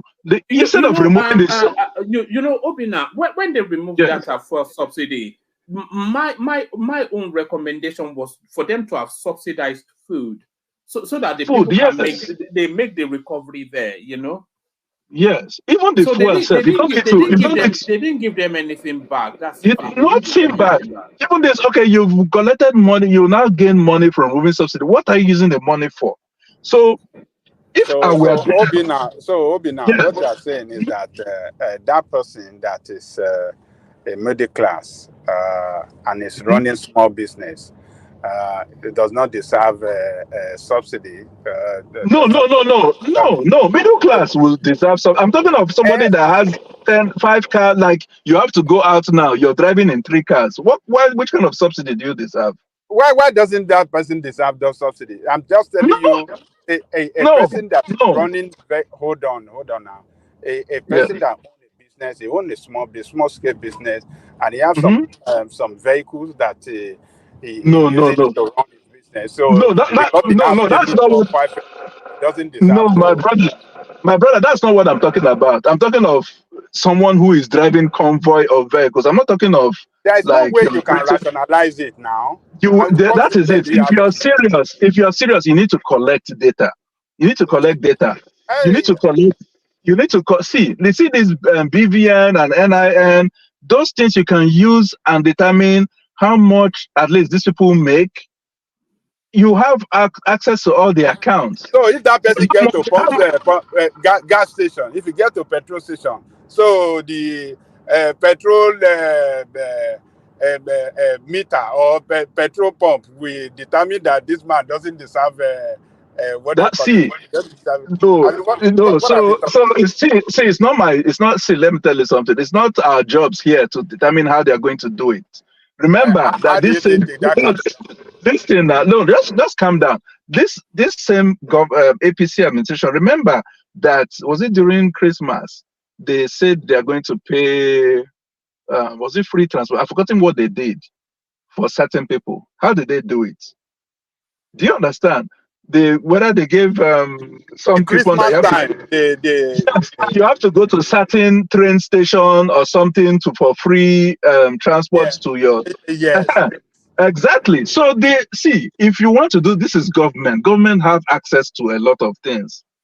So it's a matter for them to sit down and decide how they're going to do it. Are they going to give a card? Maybe there's going to be a card that will be given to people that have so income level. Those are the people that are okay to get 100% subsidy. Then maybe they have another category. Let's say they have another category that will have 50% subsidy, another category that has 20% subsidy. Maybe for all those big businesses that have several cars, maybe they deserve 50%. So whatever. I'm just making a suggestion. But what I'm saying is you can't just give blanket subsidy to everybody, because see where the problem is. It has brought corruption to the extent that they now something you subsidize for Nigeria. We use Nigeria's money. We pay subsidy on product that should be sold in Nigeria, but they take some of it. They go to Cameroon. They go to different countries. So that's the abuse. That's what I'm saying is what the government should have done. Do more work. Sit down. How can we curb these leakages? Do data and cut down on all these leakages. Then you can still retain subsidy and everything will be fine. You don't have to remove the subsidy or completely remove it. All right, brilliant. So that's Obina. So thank you, Obina. So thank Obina, you. Stay with us just for as long as you can. Let me move the conversation around so that our other panelists can come in as well. Thank you, my people. Yes, that's Obina, of course. The OGs of this platform. You remember Obina, don't you? Prestige. Yes, Prestige. Yeah. So let's go on. We go Larry, and then we go Baba, and then we'll continue to move it around. So Larry, you're up next. I don't know where you want to come in from. Either you want to free flow. We're talking about Obi having a moment and reaching an epiphany that is opportunities for the deputy. We're talking about the marketers giving conditions to Dangote for refining. We're talking about Wike still maintaining a stranglehold on the PDP, and pardon me, and Omoyele Sowore lamenting that it's going higher up on the wanted list in Nigeria. Okay. I think good evening, everybody. Good evening, one man, and good evening, fellow panel. And good evening to you. Viewers. I think I'm going to start with Wike. I'm going to start with Wike. So for Wike, I think what I see is just a man that feels hot, that's kind of like broken. And why did I say that? If you look at everything he said, I think he felt betrayed. He felt betrayed, particularly by the PDP governors. And looking at what most of them actually did, I think this is just the first time that a lot of people are now beginning to hear what happened post that governorship election. If not that, I think it was just being smart, because I think they set a trap for him. If they had allowed PDP, to the PDP lawyers at the national level to represent them, I'm very sure they will have basically cancelled that election. But it's good. But I just think the major thing is I think it needs to pipe a little bit low. I think he needs to. I know he's angry, but they could still resolve things themselves. And I think the PDP governors too, if they had wanted a good PDP, what they would have done is, look for a way to placate the two of, placate UK, placate Fubara, and see how to really bring them together rather than taking a stand. Because when you take a stand, it makes it so obvious, you want to support your fellow governor, But don't forget that state, it's a whole lot of things in that state, particularly how Fubara himself actually got there, right? There are a lot of political actors in that state, you know, and it's a whole lot of things. I think PDP itself, right? They are not really managing the situation very well. Probably if they had managed the situation very well, it wouldn't have gotten to those points, you know. But it's what it is, right? And I don't, and the way it is, right? I think the way it is, probably Fubara might leave PDP, and probably I have been hearing of AAP. I think there's a political party I've been hearing. It might probably leave PDP, right? Because it will be a little bit difficult to take that structure from Wike now, right? Because what's going to happen at the end of the day, if you try to force that structure from him, you know, PDP might not have a candidate in the next election.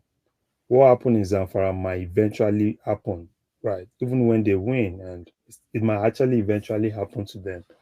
So probably I think the person that might actually lose out, you know, with the structure and the Congress that they've done is actually Fubara. I think what he might actually do is to look for another political party. I don't know. I don't see him going to APC. He's going to be looking for probably that APP and see if he can actually on his own, you know, get back to, you know, win second term. That's what I think. And they've given him the weapons to deal with Fubara, haven't they? Really, given the structures of River States to him. Yeah, you know, people just say it's the structure. I think the major thing is it that Congress they did, right?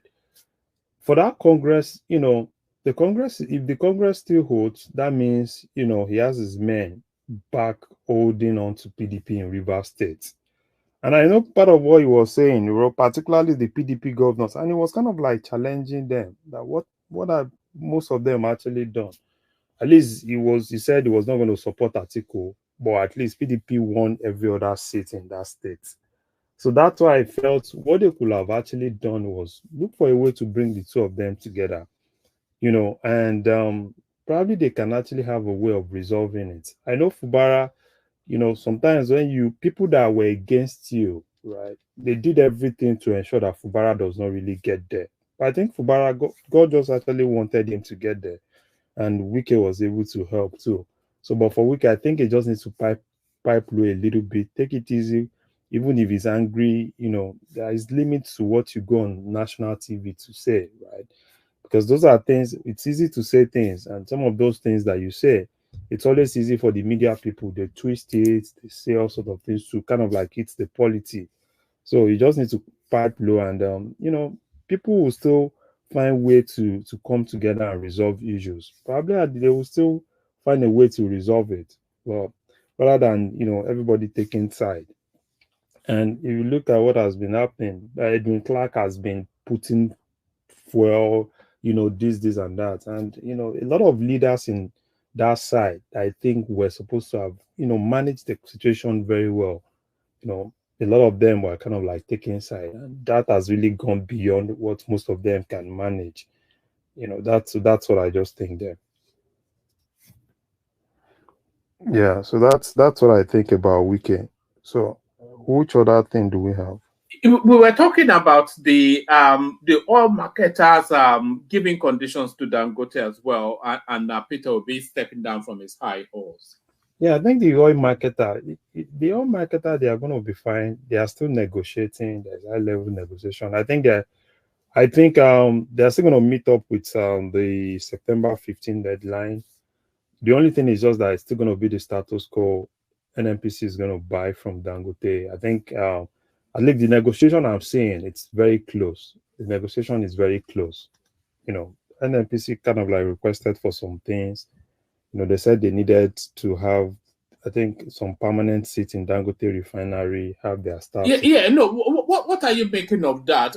Because a lot of people, I don't see any reason why they should not. In fact, I think they said they wanted an office space within the refinery premises. Yeah, I think yes, there are shareholders in the company. So yes, there are shareholders in the company, and the fact that they are doing the thing is it's issue of trust. NNPC they don't trust Dangote. Dangote doesn't trust NNPC. It's just that, right? Because obviously they, in as much as they are selling to him, and Dangote also will also be making, he has losses that he will be making buying and selling in naira, right? Because he doesn't have control over foreign exchange. Because when he wants to change that naira back to foreign exchange, he's still gonna, and they're still gonna have one or two losses, but it's still good. My own is, they are negotiating. They should just focus on that negotiation, and until we kind of like have, have them. But what I'm seeing this evening, I think they are very close. They are very close. I think at the point I was hearing from Grapevine, probably they took some of the marketers to get ready to go lift petrol from Dangote. Probably there'll still be some marathon meetings and meetings from both teams. I think they will definitely meet up with the September 15 deadline. So yeah, that should, they will be able to solve that. They'll be able to. Is Tinubu able to resolve that from his hospital bed? Did you see that clip making the round of Yeah. where it was coming? It actually looked like the Nigeria house in it looks like the Nigerian embassy where it seemed to be coming out of. I'm not sure that it was a hot. Did you see that clip? Yeah, I saw that clip, but some people said it's an old clip. Some people said it's an old clip. But there's limit to what you can actually trust on social media. But what even if you want to see his doctor? He's a 70-something-year-old man. If he didn't have medical needs, then that would be the concern it's now. a normal thing. But I think the problem, you see our media now, they want to sell the kind of like, it's a normal thing. You can always go see your doctor. It's in as much as he went there himself and he could walk. So which is normal, right? So, but people will kind of like take, oh, why he went to see his doctor as if it's a crime to see your doctor, But I think I think they are really trying as much as possible to ensure that they have a deal with Dangote, which is really going to be good for him and good for people too. The only thing is just that the price is not going to go down. NFS is still going to maintain their price, and but at least it's going to cover supply. I think that may be the sticking point still. I just want to know what price they're going to. No, I think it's going to be the same price, 895, right? Because that price will maintain for a very long time if they come out at that price. Yeah. I think it's still going to be the same price, right? And it's more of negotiation and negotiation. I think as at yesterday, the negotiation was not really, but I think as at today, this evening, they are very close. They are very close with what I'm hearing and what I'm seeing. They are very close. So hopefully, let's see what happens tomorrow, and probably hear a press statement. Probably if they are able to have a good agreement, probably they have a press statement and they will tell the marketers to go and start getting fuel from Dangote, which is good. Which is good, at least for now. They can take care of supply, because a lot of people, I think what people are even saying is they don't even get to see to buy. So, but at least if they can actually cover that, but the price is not going to go back to 600 and something. It's going to be around 895, and some people will sell at nine something, which I think is still it's still fair. If they're able to keep it under the 800 mark, I'll be comfortable with 850. But if it's getting to that 900, man, I just feel for people in that country, Yeah, I feel for people, but the thing is, I feel for people. I wish the government can actually do a lot, right, with the subsidy. But the problem is the exchange rate. It's you can't put it on check, right? The exchange rate is, it's just moving and moving and moving, and everything depends on that exchange rate. It's only probably when they're able to at least get the exchange rate to stabilize a little bit, then you can negotiate. Even no matter there's no they can't do any long-term negotiation with all those things, right? Because Dangote will also be more like here. It's basically everything depends on the exchange rate. If the exchange rate has been a little bit normal with the reduction in the price of crude, I think we'll have one or two leeway. But with the way it is, that exchange rate cannot really. I don't know how they're going to do it. So But if they can still maintain that, and probably there are ways they can still come in, subsidize, Dangote a little bit more, yeah, probably they can actually still do more. But 850, I'm not sure. Probably 850 from NNPC, but before it gets to those other guys, probably 900, 920, 950. All right. Take us to the Peter Obi space. I know it's not especially your flavor, but he seems to be coming out with a new song, saying he's somewhat. It didn't actually come out to state categorically that he wants to be a vice president, but he says he's not averse to the idea anymore. But is it a moment of reality dawning? What are you making of that headline? Yeah, you see, Peter Obi is just a politician, right? He needs to look at his options, right? And those options, he's been there before, right? He's been there in 2023. Does he have that what he had in 2023, in 2027, running on Labour Party, doing the same thing? No. So I think what he's just trying to do is to look for the options he has, right? Yeah, if we can strike a deal with PDP, which I'm not really sure that I can actually have that deal with PDP. But yeah, we never can tell. Anything can actually happen. If we can strike a deal with PDP, people will say, "Oh, probably they'll have this gentleman agreement, or you will do for 4 years." Those things don't even happen anymore. You understand what I'm saying?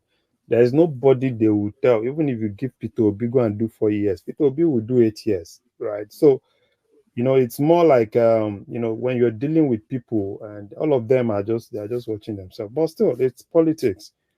If he looks at the options and if he thinks he can go ahead with it, you know, yeah, it's good. It's good for him to take that option. So I don't have a problem with him, taking that option because obviously, if he goes as a president under Labour Party, it's still going to be the same thing. So probably he might want to look for other options and say, is he going to beat? Is it with their coalition? Are they going to beat Tinubu? I don't know, right? I don't know because it's also, it's a chess game. Tinubu is also a politician, right? And particularly when you're able to really read some of all those things. So it's a little bit difficult because it makes them prepare more. They look for ways of closing the gaps and everything. But yeah, nothing can actually happen. It's Nigeria, it's politics, you know. And it's also good for Tinubu to also know that yeah, this is a challenge for him to be more in terms of implementation of some of his policies, right? He needs to be deep into the implementation of some of the policies he's actually got. So yeah, so for me, it's if he thinks it's good for him, yeah, it's good. They can actually strike a good deal, they can. So I don't even want to, assume what will happen tomorrow, all right, about all those things. But it's just a politician like any other politician. All right, brilliant. What else are you looking at in the news today? No, I think you can go to Baba because at least let it decide to quickly go around. All right, brilliant. So Baba, you're up next. So let me start you off with that question. What are you looking at in the news today? Well, woman, how are you? Thank God it's Friday. Happy weekend to all the panelists and the people in the comment section. I salute you all. Happy weekend too. And discerning viewers, I hope you've clicked. Before I start saluting you, I don't think you've done enough. I'll come back to salute you if you've clicked more than enough. Thank you, but keep on listening too. Yes, woman, I think I will start with Wiki because it's somebody I always put my biased foot in front anytime I'm talking about Wiki. I like him and I support what he's doing. A man who stands for something will always be my man. If you fall for if you don't stand for something, you will fall for anything. So Wiki is not falling for anything because he's standing up for something. You don't tolerate or give a chance to anybody that betrayed you. And I enjoyed the interview, 58 minutes total. I listened with rapt attention. And it struck me though, you know, it's like an open book. With all Obaseki's noise making, Wike said Obaseki in this election cycle brought Asue Igodalo to his house in Abuja to plead for his support. Did that shock you? I mean, people who come here and start drooling about one politician or the other, and I laugh at them. Who would believe that Obaseki will go under the cover of the night with Igodalo in tow to plead for the support of Wike? And as far as I'm concerned, indirectly he wants the support of Aso Rock. It's just not Wike they came to meet. But he will come in the public and be foaming in the mouth and talking from the two sides of their mouth and making empty boasts. Most of them are like that, political midgets, I call them. And I think the only odd thing I find about that interview is the disrespect for Wike Clark. I didn't like that. I didn't like that because it was crass. And I wish he will make a U-turn somewhere along the line. Maybe next he grant an interview, he should correct that. No matter the shortcoming of Edwin Clark, he should show some respect because he's a man that has served the country when Wike was still in diaper or when his mother and father were still courting. So he has to show that respect. That is the only odd thing I find about that interview. But everything Wike said is right. Very, very right. And of course, he's showing power. Politics without power, it's just a lame duck politics you are playing. It's a lame duck politics you are playing. And Fubara is a sitting duck, as far as I'm concerned, because by going by the explanation of Wike, they are already removing the carpet under his feet. Because the local governments for which or from which Fubara came from, Opobo is also the same, I think, local government or senatorial district the Ogonis are from. And Fubara's people are in minority in that senatorial district. So the Ogonis rightfully were supposed to be there, but Wike pleaded with them. Now they are trying to prop up the Ogonis to take their rightful position in the government house. And so Fubara's second term is not guaranteed. So where will he go? I heard Larry talking about ANPP or something like that. No. The only thing because I love the games the politicians play. The only avenue I see Fubara, the escape route here to counter Wike, and that will be interesting, is Fubara to declare and cross carpet to APC. Wike has said it's not APC. It's APC in body, but in soul is PDP. That's what Wike claims.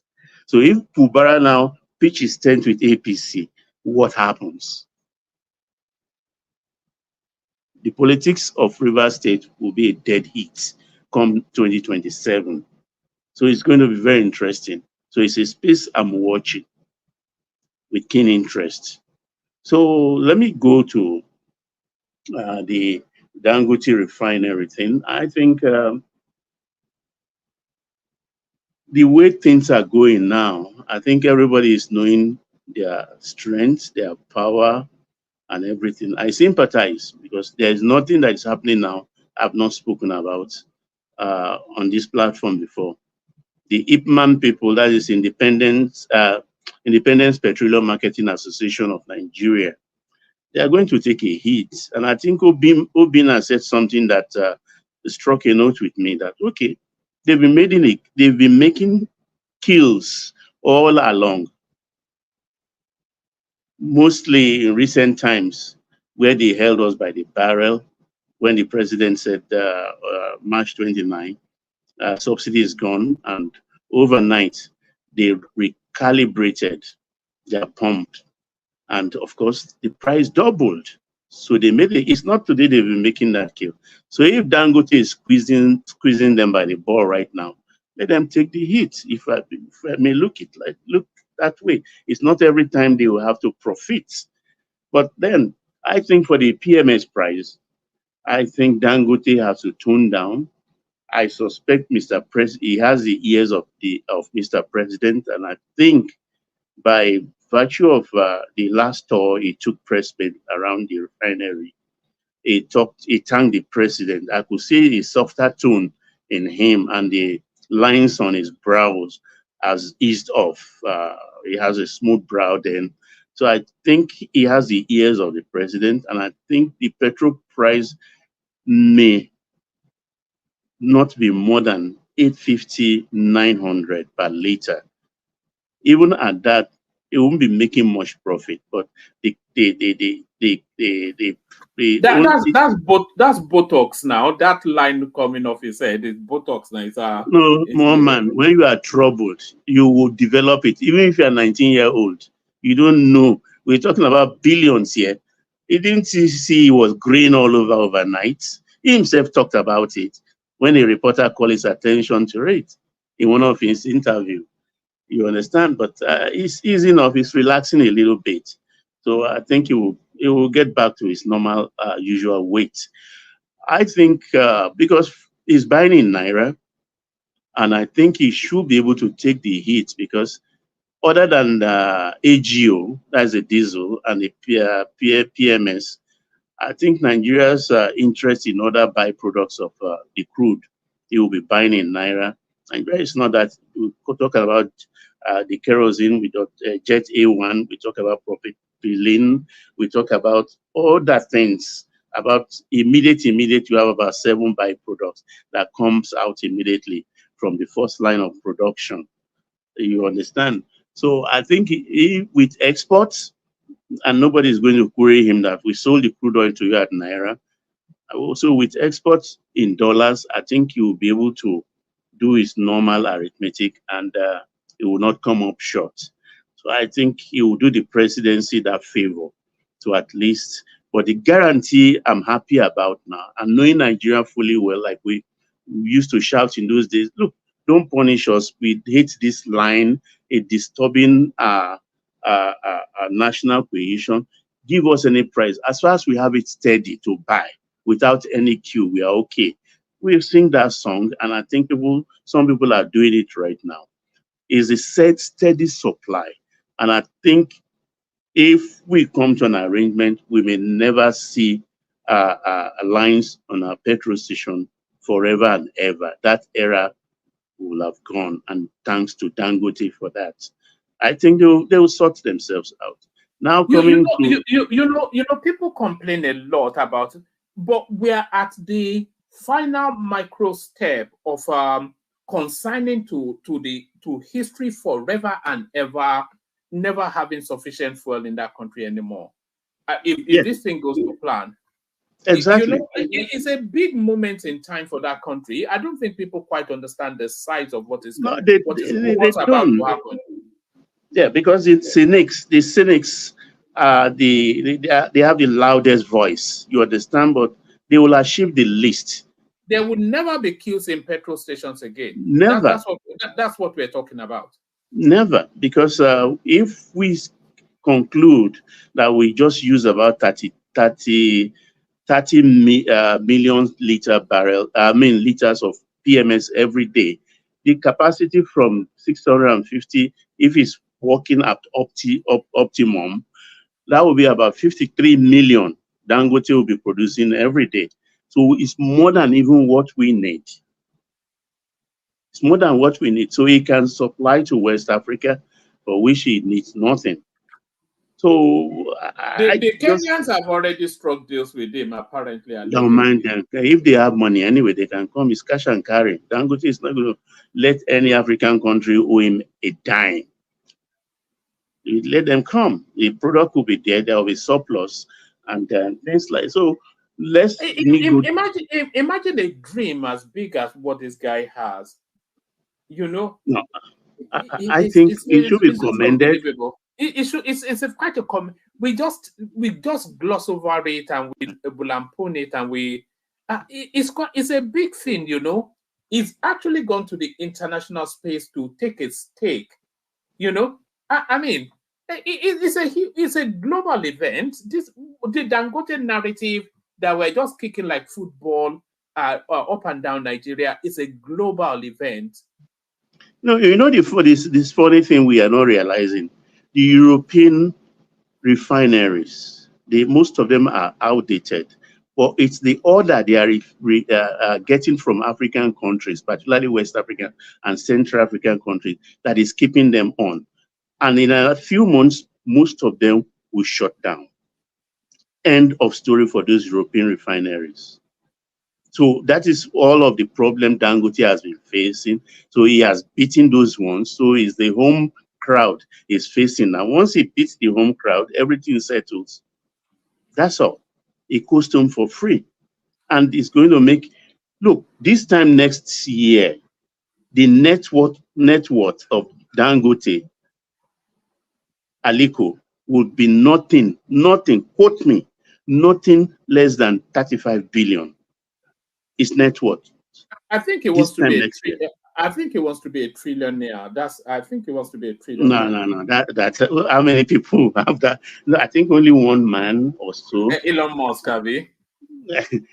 No, he said he'll be a trillionaire in 5 years or something.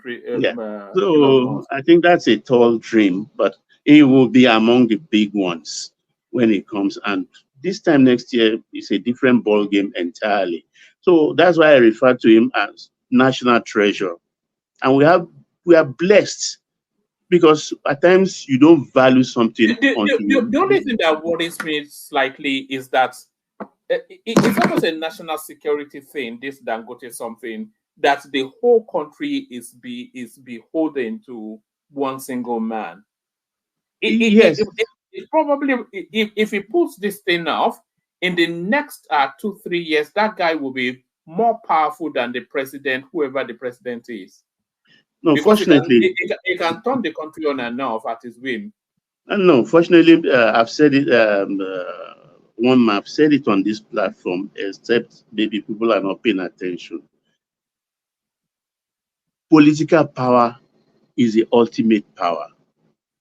After God, government. The man that wields political power can destroy the man with economic power with just one legislation. Just one legislation, and the man with economic power is ruined. So that is the essence of that. But in the case of this, all we have to do is fine-tune our laws or make new ones in the line of antitrust regulations. Antitrust, that is what they use to checkmate people like Apple and Microsoft in Europe particularly.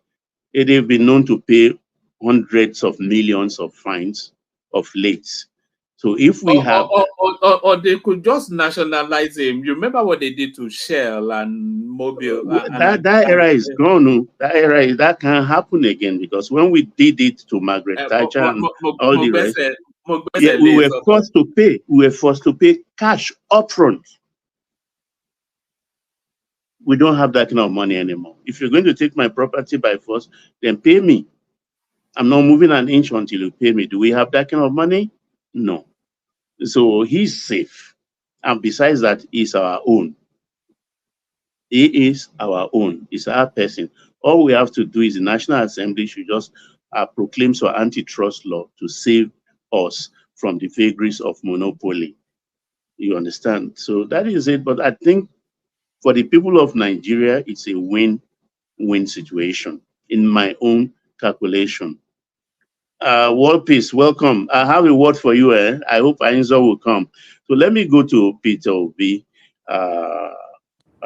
politics. Can I interject you, sir? Yes, sir. Yeah. I think, Carry on. I like what you said now concerning legislation, But I think if we want to do, I think Dangote, the petroleum law that was passed maybe 2 years ago or 3 years ago. The PIA. Yeah, PIA. I think they did that law, to favor him somehow. Be safe, okay? Hello? Yeah, go ahead, Aja, please.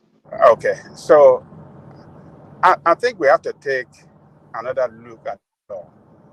Because in that law, if I remember me right, I think it is there that if we run into energy crisis, the refinery that have maybe the leading refinery will be responsible or be given that responsibility, to import petroleum products, to the country. So there are a lot of things. At law that favor Dangote, among which is I think it can retail as well. So I think the retail aspect of it, I don't like it. That guy will own Nigeria the way it's going. If we don't have the right law in place, that we checkmate him in the sense that every one of them that own refineries should not own gas station. That is how we can spread the wealth of the country. So I agree with you. If this guy, yes, if this guy, Bua is on the way, other modular refinery are on the way. If Dangote continue like this in the next 1-2 years, that guy will be well stabilized, and it will frustrate others out of business if we are not careful. But what do you mean if we are not careful? It will whether we are careful or not, because that's how we operate, isn't it? So that is going to bankrupt Bua. It's almost bankrupt every one of them. And that will not be good for the economy. That will not be good for. Before you come in now, yes, it landed because what you were saying in that petroleum industry bill, they said if there is a shortfall in crude in petroleum in the country, that the refinery with the biggest capacity gets to import the majority of the shortfall. So it's like you got it right, one man. Yeah, it's like a pro rata something. It's a and he lobbied that into it, So it can. That guy, man. You got it right. That's what I was trying to remember. That yes. So the way it's going now, this guy will take over the state. I'm talking about the country. He'll be more richer than the country, because the wealth of that country, everything that country, the economic well-being of that country is surrounded with this oil. This oil is the backbone of the economy of Nigeria. So if you have this guy organization controlling, I know we have regulatory body, but with this refinery, and at the moment, he is the biggest taxpayer in Nigeria among all organizations in that country. I mean, he pay more taxes than 10 biggest banks in Nigeria combined. This guy will take over the state. Let me shock you, Aja. Do you know he has a power station and he's only using 50% or 45% of that power station in that refinery? So Lagos State government is want to buy the rest from him to supply the whole of the island. That's another source of revenue for this guy. He's been making killers of money. We have to make a law that that's the plan. He thinks of it. He thought of everything. I don't know. I think all of Larry, come in. Don't let me disturb you. I understand where Babajanle Koko is coming from. But the thing is this. Dangote having that opportunity, I can tell you that we'll have more players coming on board. Now, with this Dangote refinery, there are a lot of things that are going to change, right?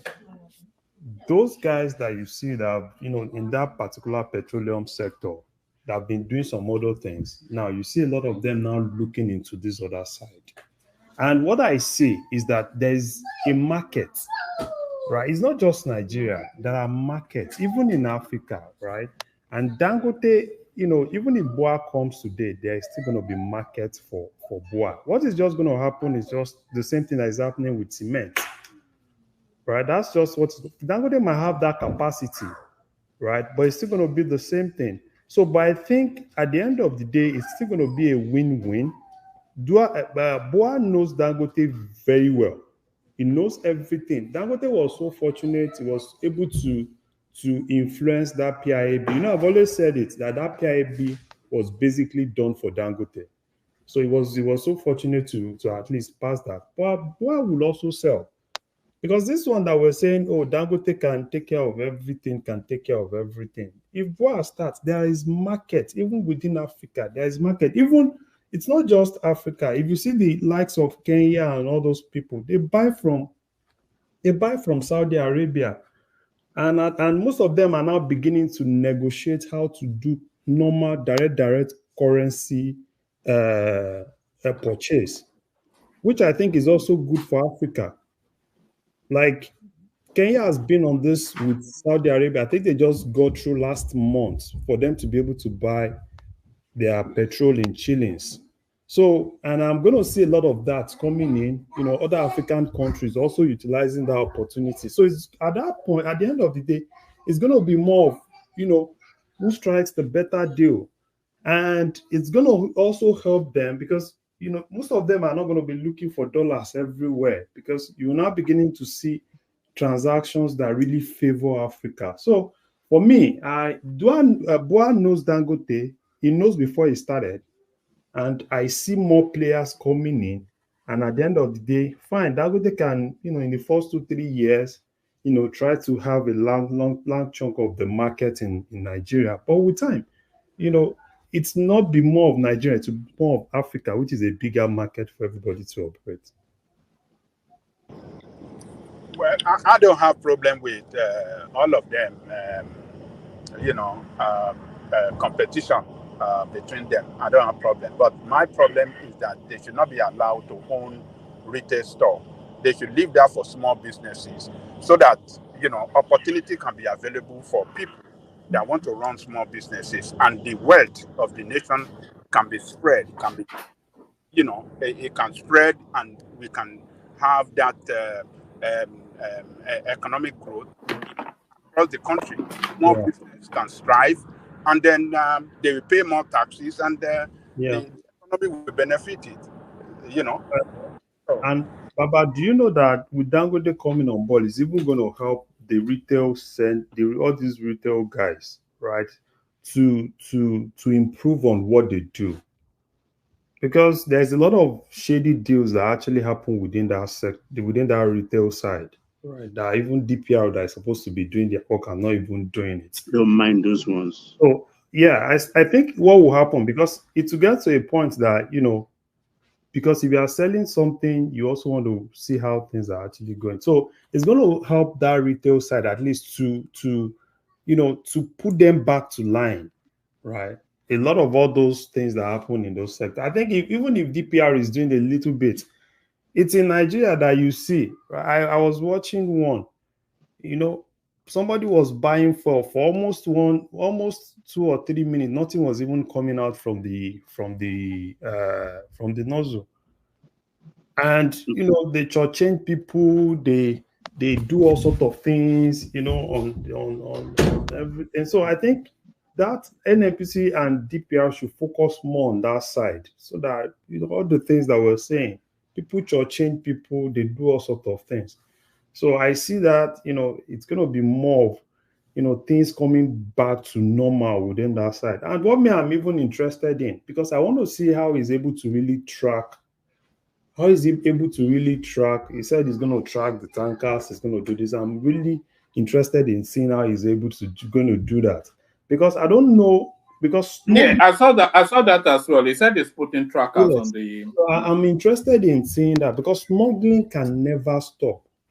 Smuggling can never stop. As of today, in Naira, I think petrol in Niger Republic is being sold sometimes something around 1.5, right? So, which means that, you know, you can put all the custom everywhere. People will still want to smuggle because it's a cheap way to make money. That money is as cheap as, you know, that money that people used to make doing a Mayfield, right? Just take it from here, get your cut, you know, on every liter. At least if you can make 300 naira on every liter. So if you can push 1 million liter across the border, that's huge. That's a lot of money.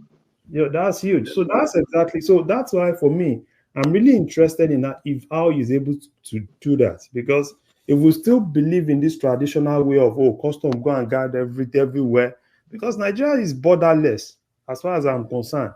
Nigeria is borderless. Take for instance in Ogun State, I can tell you that in Ogun State, from Ogun State to Benin Republic, there are over 1,000 ways to get into Benin Republic, not even passing through the main road. So, but still, I am interested in how he's able to do that, because if we're able to get that right, then it will be easier to plan.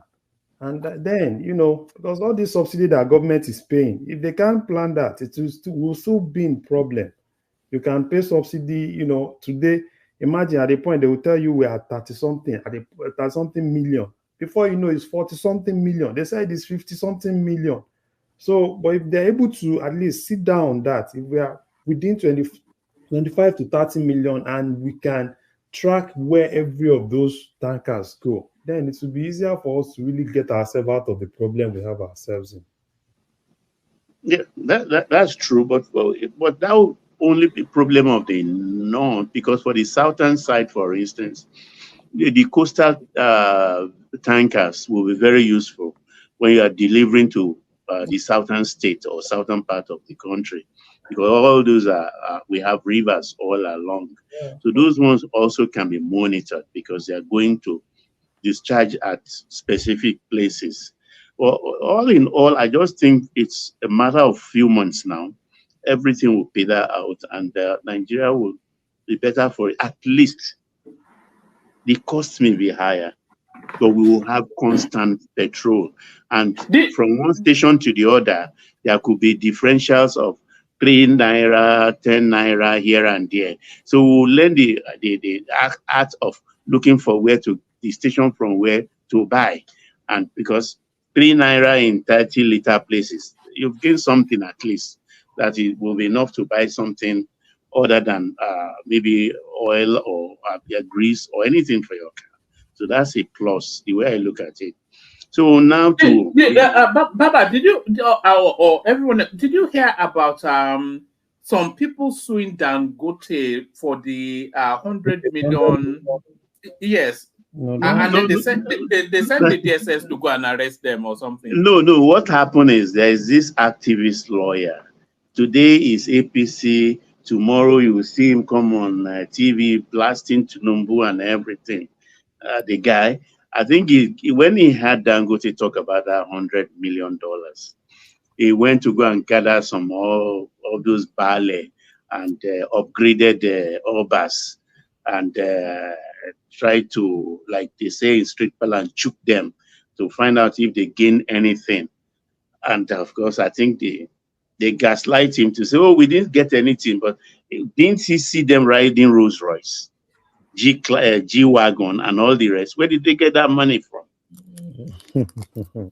Where did they get those money from?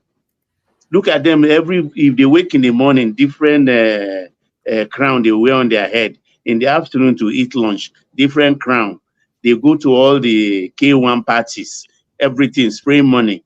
Where And did you take their money? they marry more wives. More wives. King Gushi. What the King Gushi? Is that those not those Elegushi and Not only him, there are so many, all those rural. You could believe it. Most of those prayer was just cooked up for them to have access to sell those land. The Elegushi was never anything like Elegushi. It was just brought in from one place, making constable to there.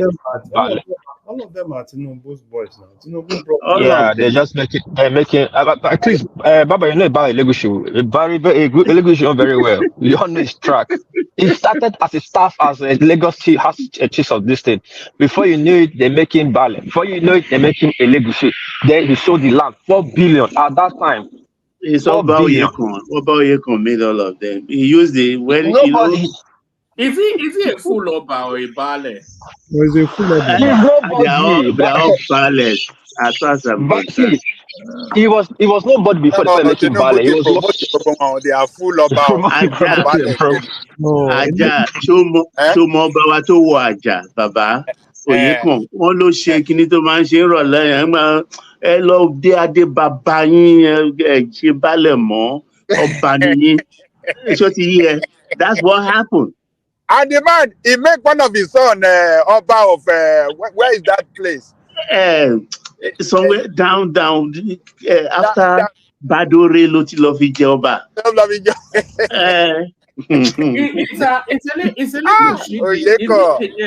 It's a Lekushidi. There was one Oba that they said died recently, just a couple of days ago. The Oshun, that's Oshun now. That's Ilesha. That is Obokun of Ijesha land. That's Kulata. The economist. Is he really dead or? Oti Waja. But they sent the DSS there for what reason? A rich man, very humongously rich man. So they have to protect the property before they go and. Baba, just to back to this Elegushi, is it the Oba for that Lekki area? Is it?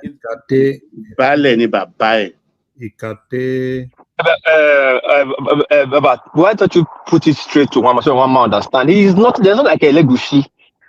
He was a staff, just like Lagos Secretariat for Chief State. He was why won't drag me? I they go home. That's not the truth, now, sure. He was promoted from staff to Abeg. That's the funniest Mama Jalu, he's a prince now, so which prince?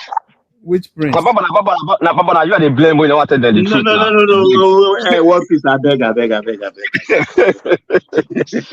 There's something like a Legushi. Which family? For which Oduduwa family? Which family come from? Hey, one man. Elderly person, no, they take more, they talk too much like that. Where did they find out? Last days, me, I beg. One man. Right, now let me yield so that. Okay. I was actually going to take you to or we can just free flow. I think it's feeling like a sort of a casual. Okay. I'm cool with that. Yes, but before I do that, let me signpost in the direction of our Sunday session. So we are having a Sunday session, but not with the host that you're used to. So the host name is still on the banner, of course. Keeping it real with Dupsy, but the session will be straddled by Adama. So Adama will be hosting that session. Yeah, I was looking to that Adama. She's very strong. I saw her on the other side, so many Sundays back. I was impressed. Yes, I will watch that. After the Arsenal match, I'll watch. Yes. So yes, there's this Nigerian nurse woman. She went on a marathon shift, and then she left her baby. And this is a baby under 1, by the way. she left the baby at home with just wrapped the baby up in all manners of clothes, thinking she was keeping the baby warm. By the time she came back, of course, from an 8-9 hour shift, the baby was dead. And then she tried to make her escape. The authorities caught her. So that had to be the storyline that Adama would describe it. Yeah, and this particular story, right? One man, what I heard, I was privy to some conversation. I think she intentionally did it. You think so? No, not that I think so. Because it was actually discussed. My wife is a nurse, right? And she's, they have a community of American nurses, and the issue was kind of like discussed. And But this was in the UK, though. Yeah, they are everywhere, right? From UK, most of them from UK come, look for ways to come to this place. So, but she was showing me some things. I think it was the in-law. It was the in-law that was kind of like narrating everything that actually happened. Like they tried to help her. She didn't like the baby. I think the baby is an albino. I can send you. I will tell her to send me a screenshot of that, and I will send it to you so that you can have more. So there's more to it than because when I read the story, I didn't quite know where my sympathy should go. Yeah. There's same with me, right? It was when she now told me everything, and I saw. I think the in-law was trying to narrate everything. That even the parents didn't even know that she was pregnant before she got to the UK. So, and she doesn't like the baby. The baby's an albino, stuff like that. It's a whole lot. But I'll tell her to give me the screenshot. I'll send it to you so that you have more insight into it. All right, brilliant. Please do.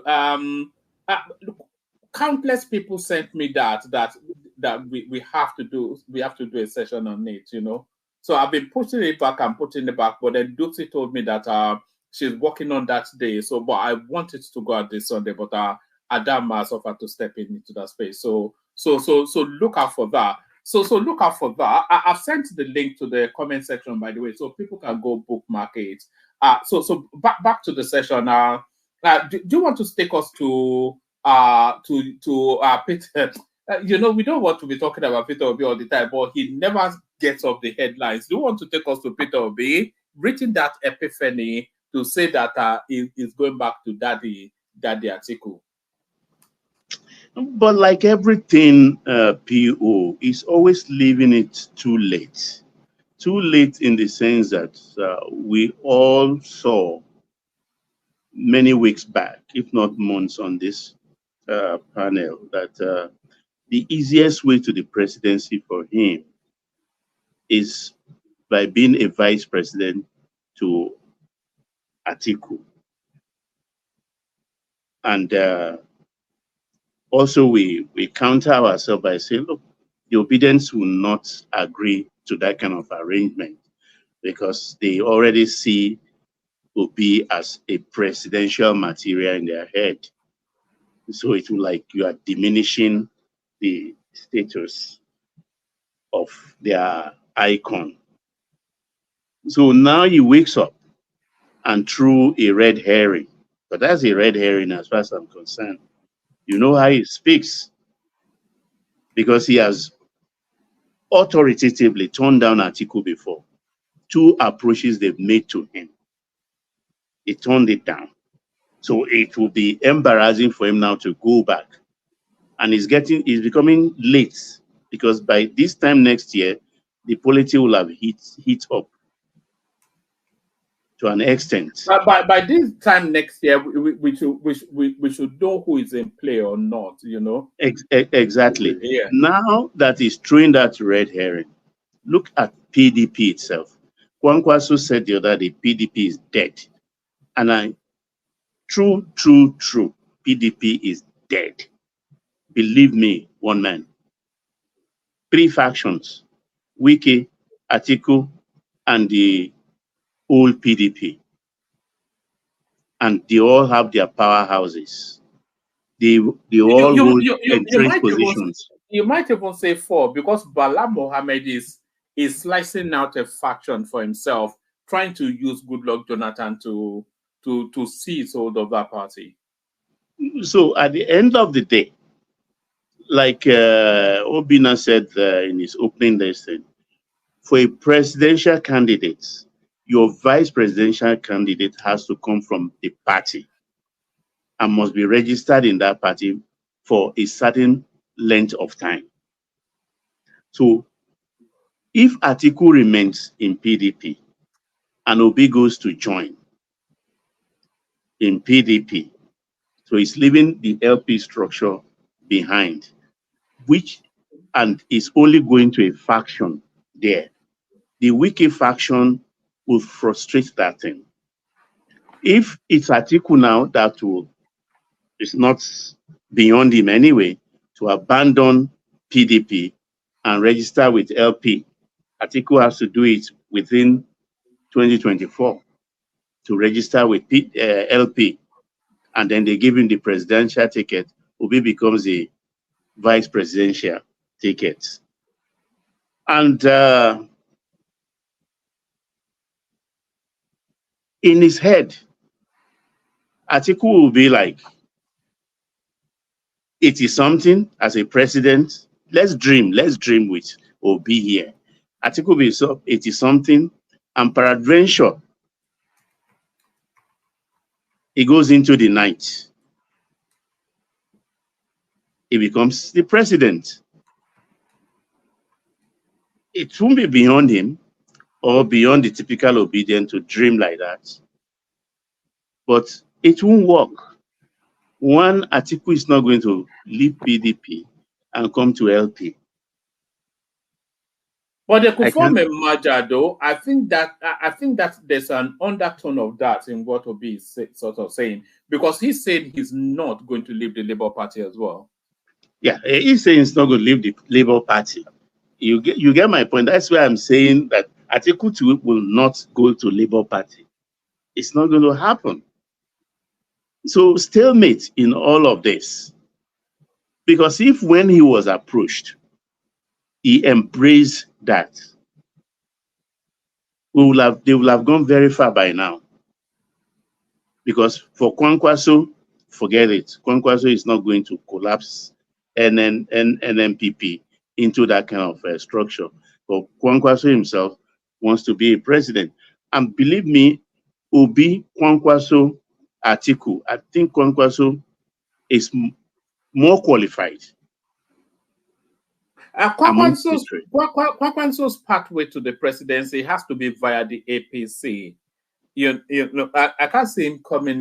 He can't be president with the PDP alliance. But Ganduje has to be eclipsed first before Kwankwaso will think of coming into APC.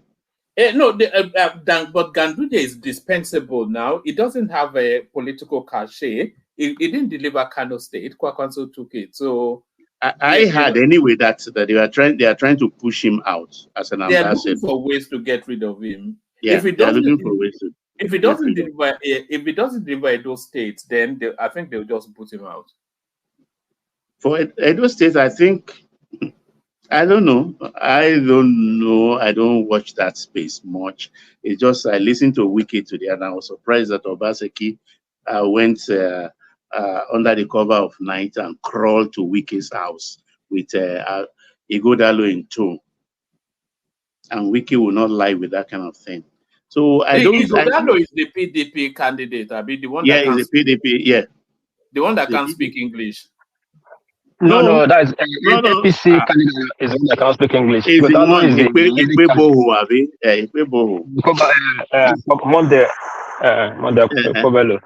Yeah, but I'm not surprised about what you just said about Obaseki. Obaseki was in the palace with past governors, Ugo and rest, when they meet of the night to go and beg the revered king.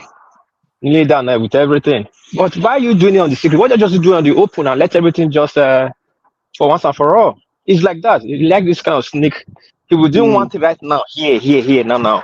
You doing it before fall now. You know, I cannot abide those sort of people that they will embarrass you in public, then try and come and beg you. I don't like that kind of people. I don't like that kind of people or that kind of friendship. You understand? Own up to your mistake. Be man enough and beg the Oba. Now today that they go kneel down for Oba Palace under the cover of night after you abuse. And the Oba, this Oba is very wise. This Oba is very wise. He will talk less, but he will deal with him. And that's why I believe World Peace 2 days ago when he was saying that he doubts if Obaseki will win, Igodalo will win that governorship election. He doubts. So the thing is, I think Obi has left it too late as usual, and he's going to be in the cold. Whether they like it or not, he's going to be in the cold. But he's not the best candidate coming from the East. There are dozens of candidates from the East that will be acceptable to everybody in Nigeria when the time is right. If they choose to, if we all choose to embrace that idea of the 52 House of Rep members that are postulating a kind of rotational presidency for all the 6 geographical zones in the country for 6 years. So we know in a cycle of 36 years, everybody, all geopolitical zone will have tasted the presidency. I think that's another way for him to become, for everybody to become president in that country. That's a sure part. And if we have to start it, maybe after Tinubu's presidency. Somebody is asking you to name one. I can name 2. I can name Charles Soludo, which is the obvious one. But OT is there. Soludo is there. Umahi is probably the most. Umahi is there. He's playing the best politics. And Ikemba's wife, your brother, is there also. Oh, there are a couple of them there that could fit into that. That has not caused offense for other geopolitical zone in the country. That has not caused offense, and I would cautiously. Baba, I would love to see a President Dave Umahi. One, because I think he'll be as competent as any president that we've had, but equally importantly, it will end the southeastern narrative of never having been president once and for all. Because I don't think anybody objects to a Southeasterner being president, but they just don't want a conk or Koro type like Peter Obi. We want somebody, a civilized human being like Dave Umahi, Your word, one man, not mine.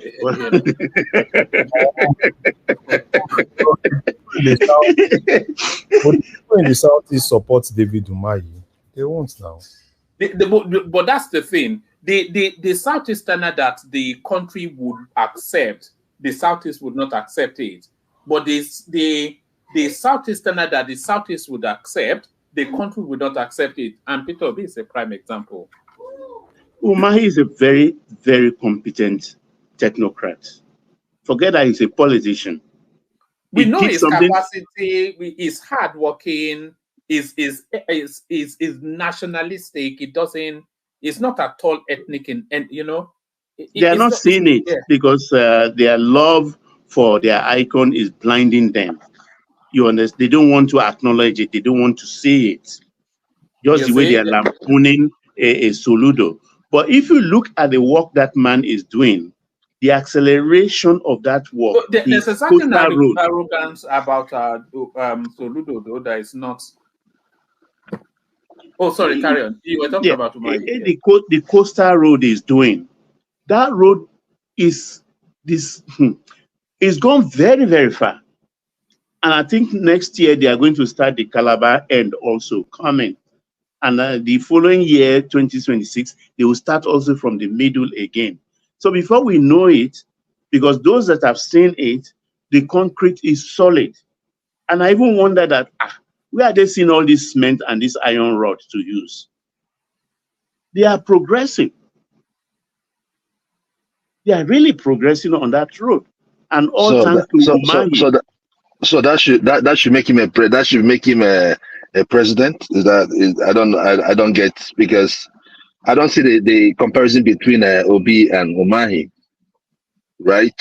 But you saying this because of the road, coastal road. So what? I didn't say coastal It's road a good alone. I calling. said what It's it a did good in a calling. state in terms of infrastructure, that you guys are not seeing it because of your icon Obi, who you put forward. Can I said, interject? I didn't want to interject, Baba. Can I interject? I yeah, think you all are go seeing ahead. this from the Please go ahead. hold on, from sentimental point of view. Because of your myopic, about those. So you're coming here and telling us, who's a better candidate.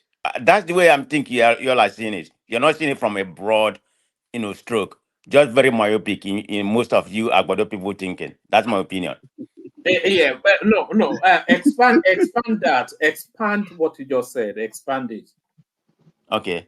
You're looking at David Umahi, for example, and you don't know the persona of that man because now he's an APC. He's gonna play on the angle of APC. Now he has become this messiah. But he wasn't that when he was, before he defected, in APC. When he was with PDP, he was like anybody from the South, Easterners. If Soludo, you're praising right now, decide to contest, you're going to paint that narrative in order to disown him. So all this nonsense you're saying, I don't buy it.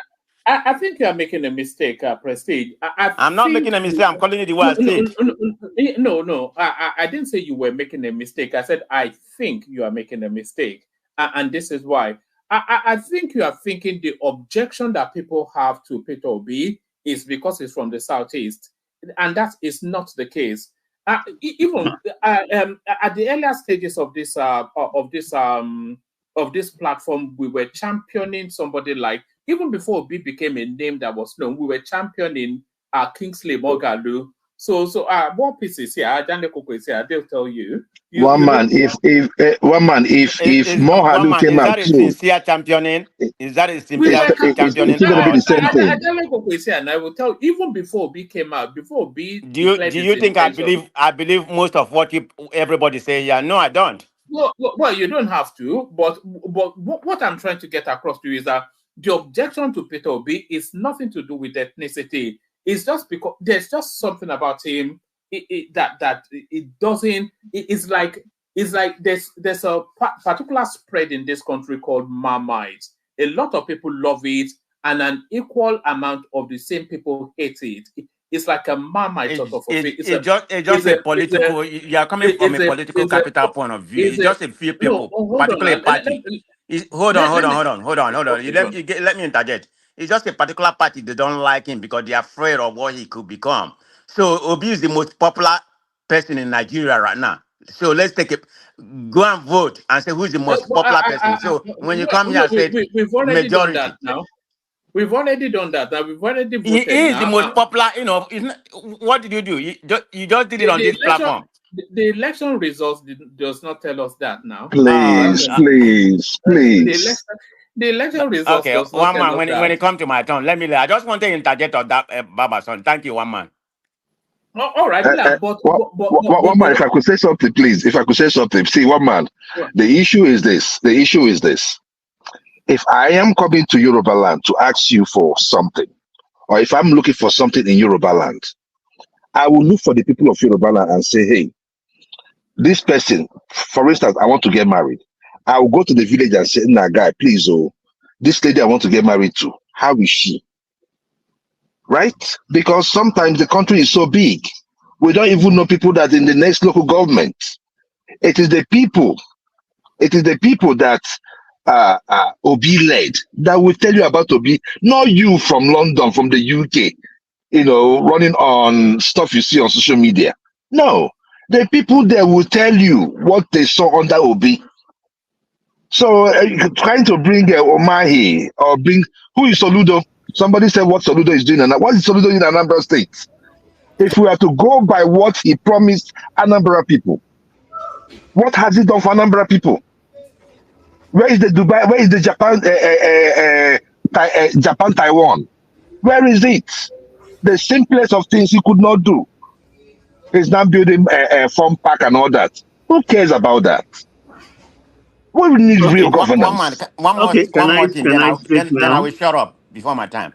And I'm agreeing with what you will say. What am I saying is, about 90-something% of the people, like I said, I'm not reviewed during the governorship time, in Nigeria, but the politics that have been reviewed recently, you know, because the people on the ground telling me what they believe about Obi, what can I believe? Why will I listen to you? About 98% or 97% of Anambra people has come here and testified in everywhere, in every space, that Obi was the best governor. Hold on, that Obi was the best governor they ever have. Why would they be lying for sentiment?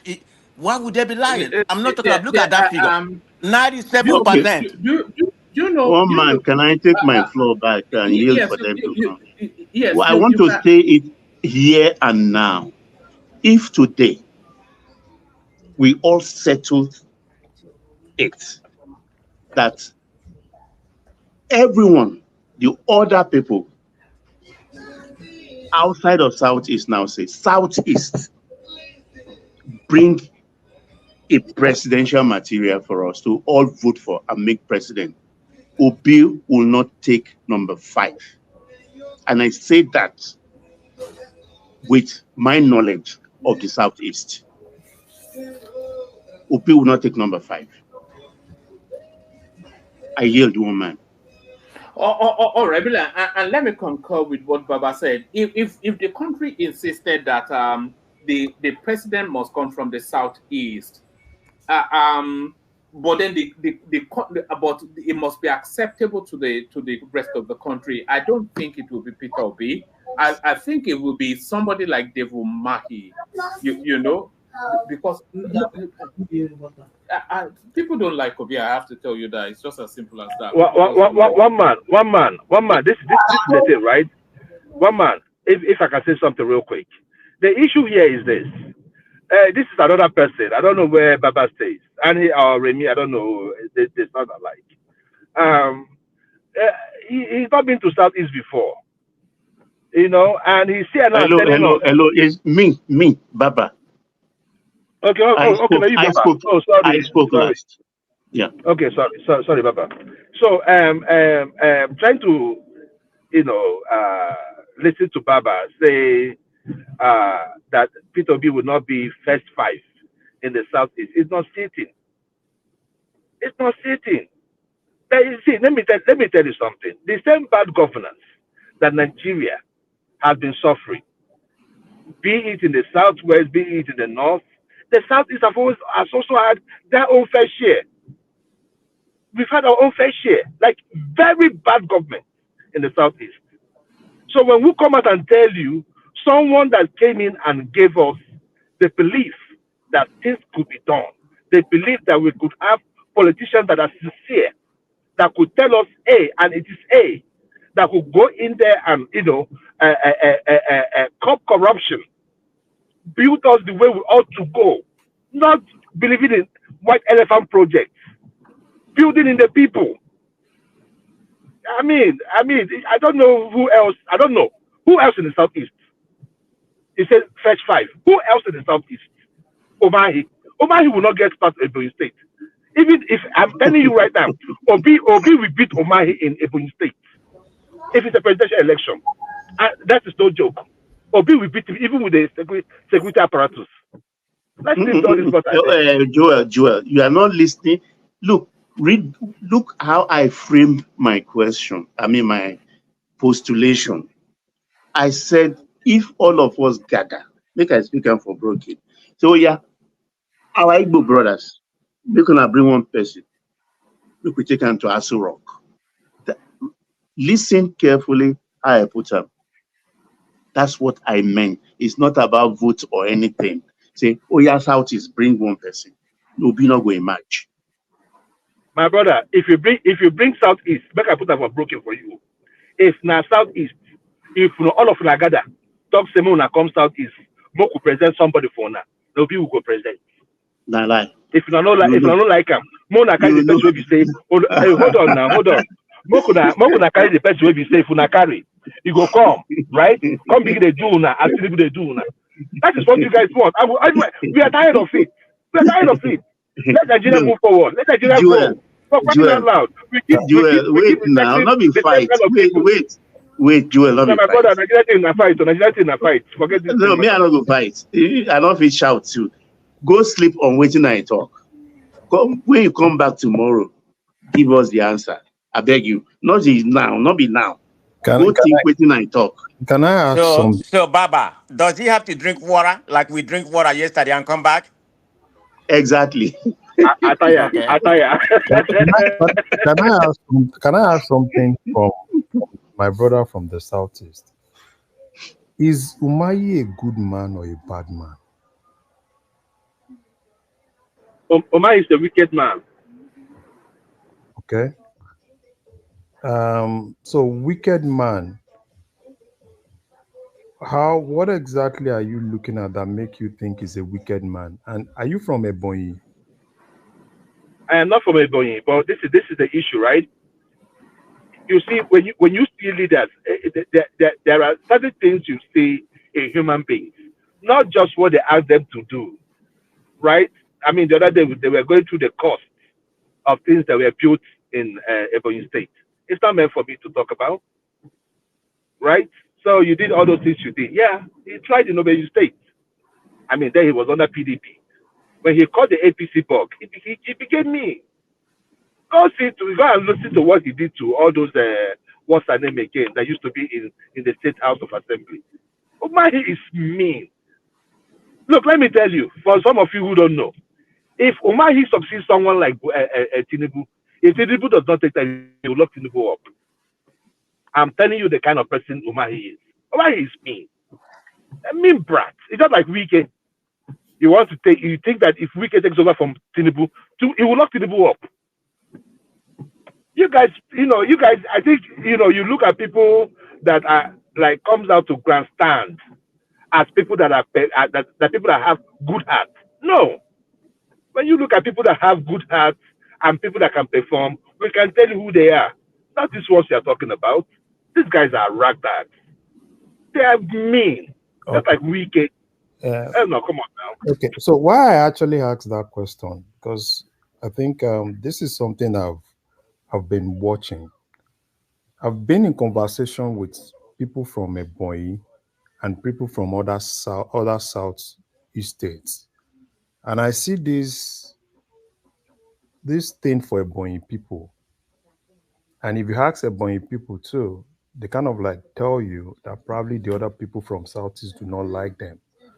And it even comes to when it comes to marrying people from Ebonyi, I've seen instances where I've got friends from Anambra. When you ask them where exactly is that place that you can marry from, they tell you probably Imo or Ebonyi.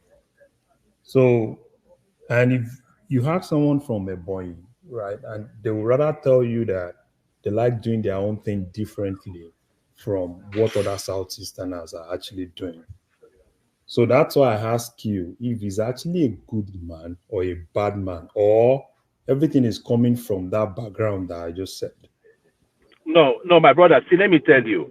You see, all these things, sometimes, whenever it happens with the Southeast, I'm sorry for whoever that has the floor. I'll make it short. Whatever that happens in the Southeast, people just tag it, oh, these people hate these people. Look, it's been a long time. These things had been going on in the Southeast. Right? And if you go to the Yoruba land too, I am sure it is also there. Your parents will always want you to marry from your locality. There's no hard feelings about it. So why is it different? If you ask one man today, I mean, if the mom was really talking to him, or the mom had a choice, it would be like, please, marry from Oyo State. Is this something wrong? It's nothing wrong. I think they see the Ebonyi people as poor relatives. No. The hierarchy in the Southeast is the supremacy is being fought between the Imolites and the Anambrarians. So they are the top dogs, and then Enugu is the naughty cousin, and places like Ebonyi, etc. They just see them as poverty people. So that's one man, they've been poor.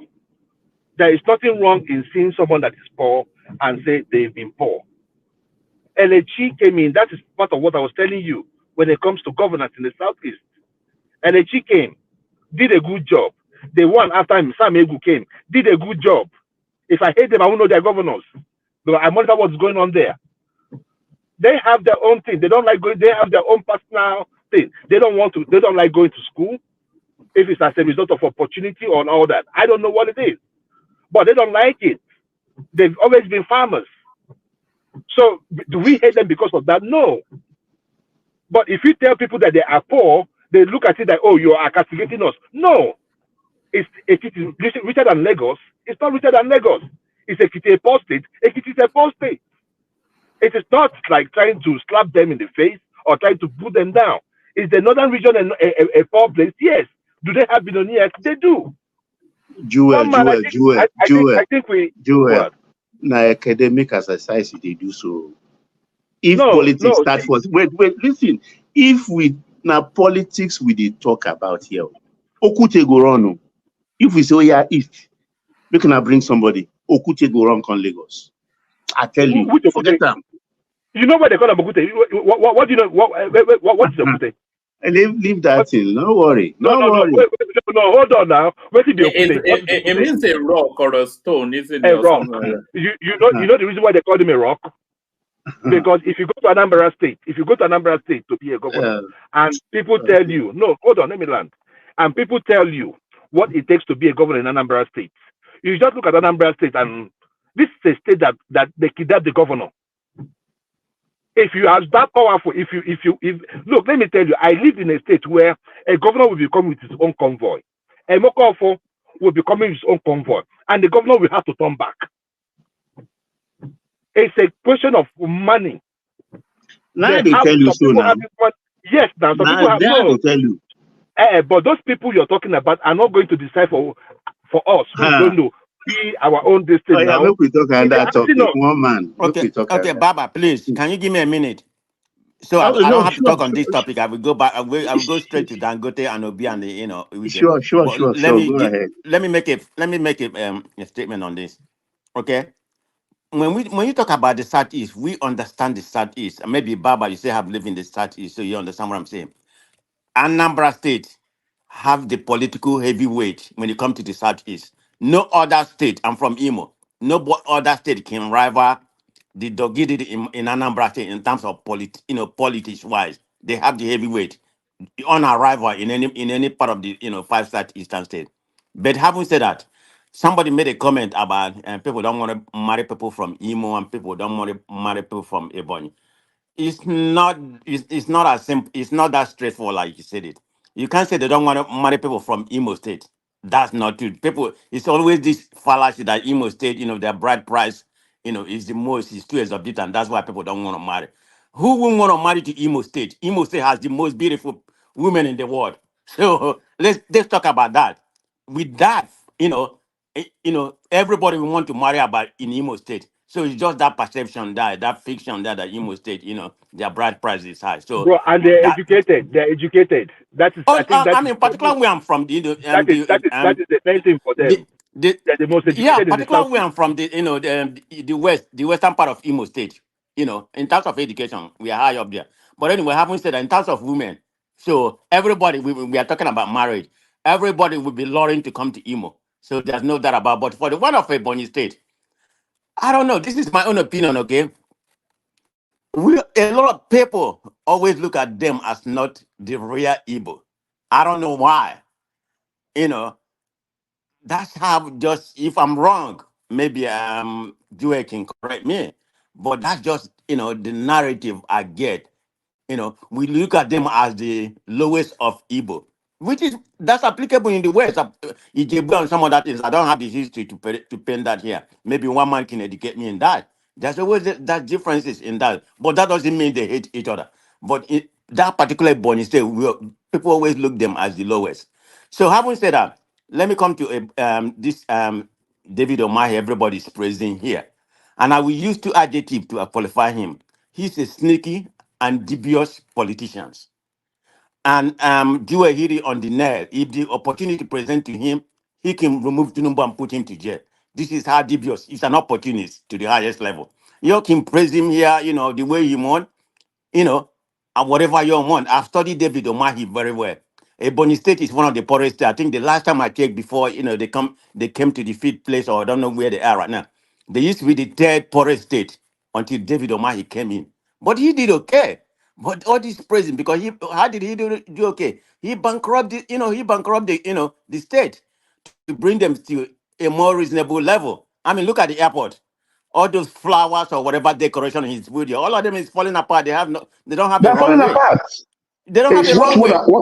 it's what I was telling one People man. need to look inside the number, not just coming here. It's giving you a abracadabra narrative, all these projects, something. Of course, an APC. It's gonna promote whatever they believe.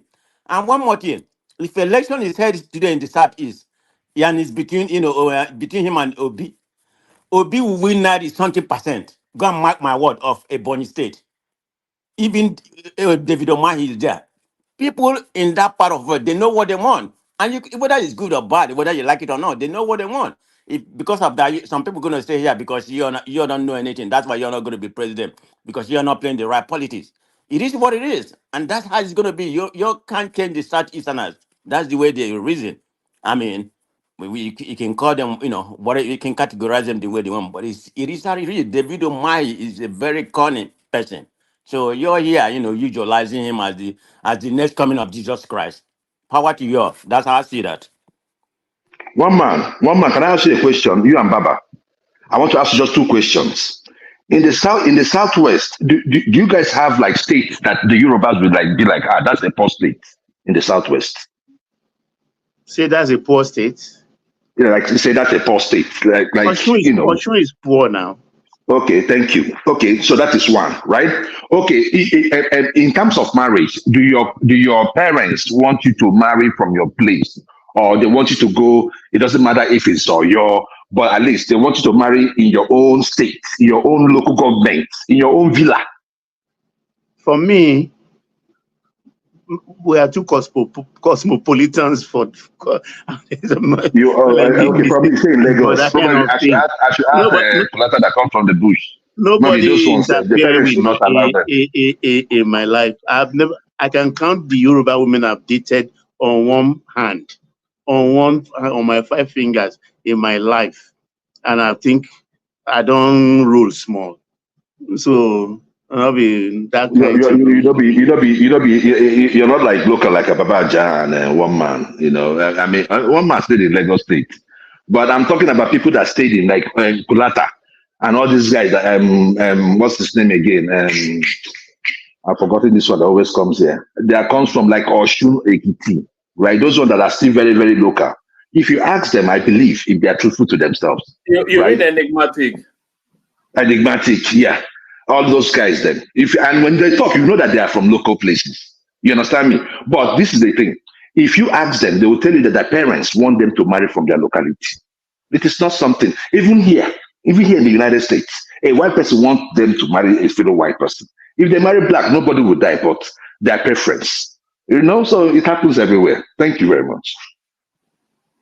All right, brilliant. Let's bring Ajale Koko into the conversation. Sort as it is, it's somewhat of we're not heavily loaded on our topics, but we're just gisting anyway. Let me play you this. Clip from Chegun Showumi. Somebody sent it in. I've not seen it myself, but let's see what he has to say. How can leaders of society be laying claims to things that will be offensive in other people's homestead? Tribes are controlling the directive principles of their politics. The Igbos control the directive principle of their Southeast politics. The House of Fulani, they control the directive principle of the South of their northern politics. Why would anybody, with all due respect, begin to disrespect the Yorubas and expect that the Yorubas don't have a right to control the directive principles of their own region, of their own space?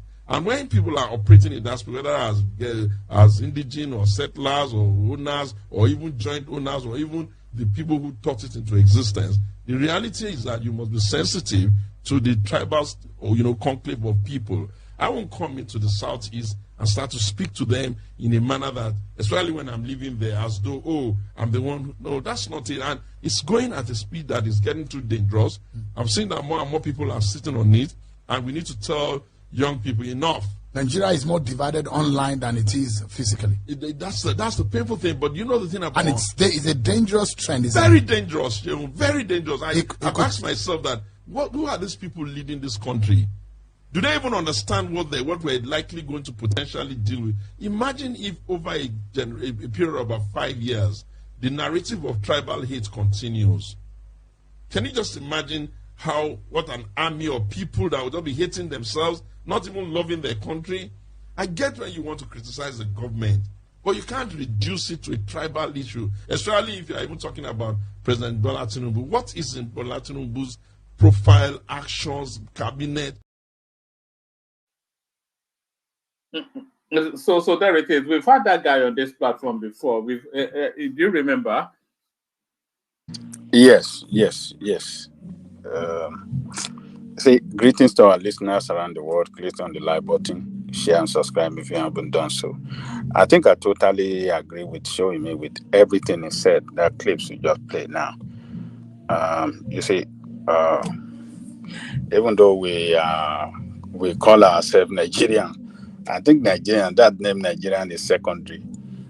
Our first identity is our region where we originated from. I am a Yoruba man first before Nigeria, and I will say it anywhere, because Nigeria is a name given to us by colonial master. I mean, my great-grandfather, they didn't know Nigeria. They were all Yoruba people.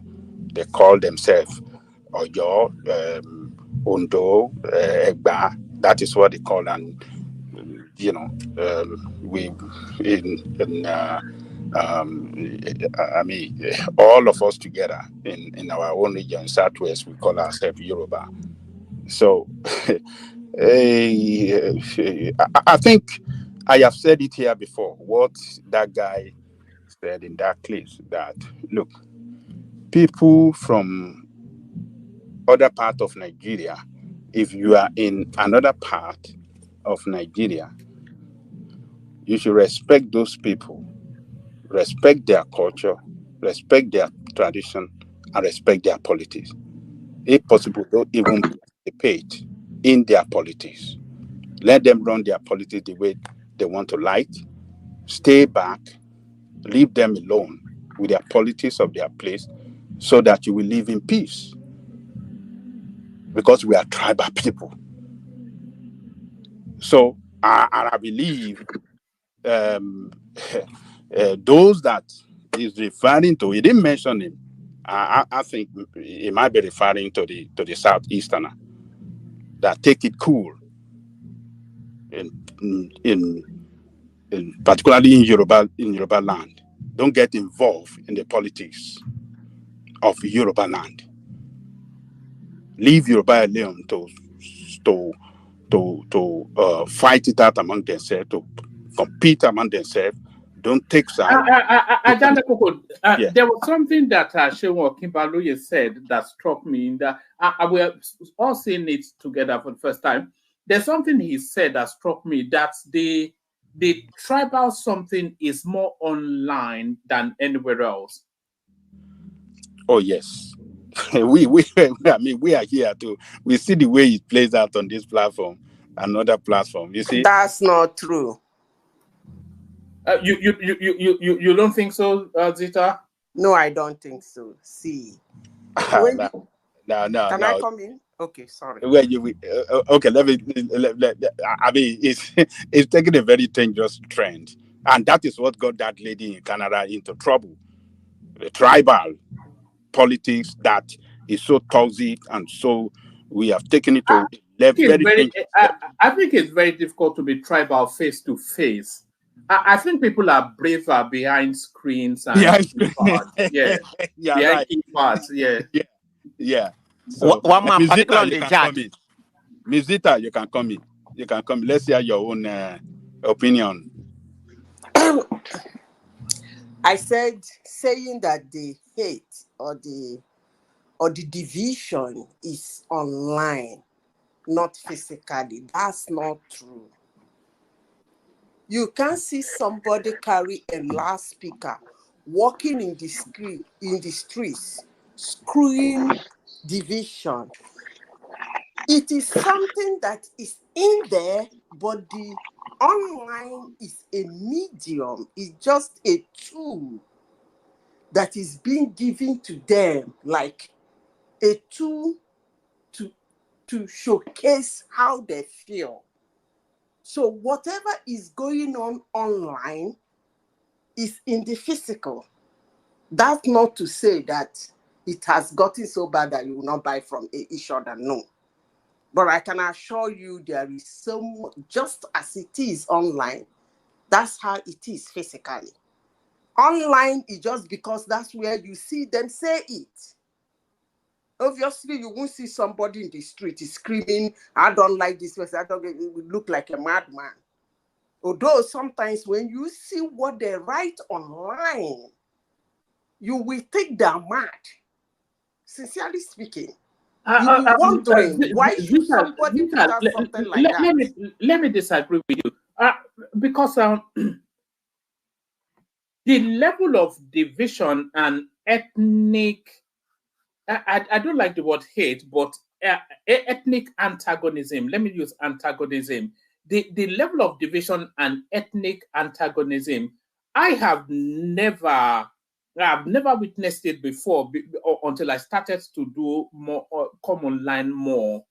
And you see, even when I first saw it online, I thought it was just a trolling thing. Then I thought it was an election thing. But then it seemed to be getting a lot worse rather than better.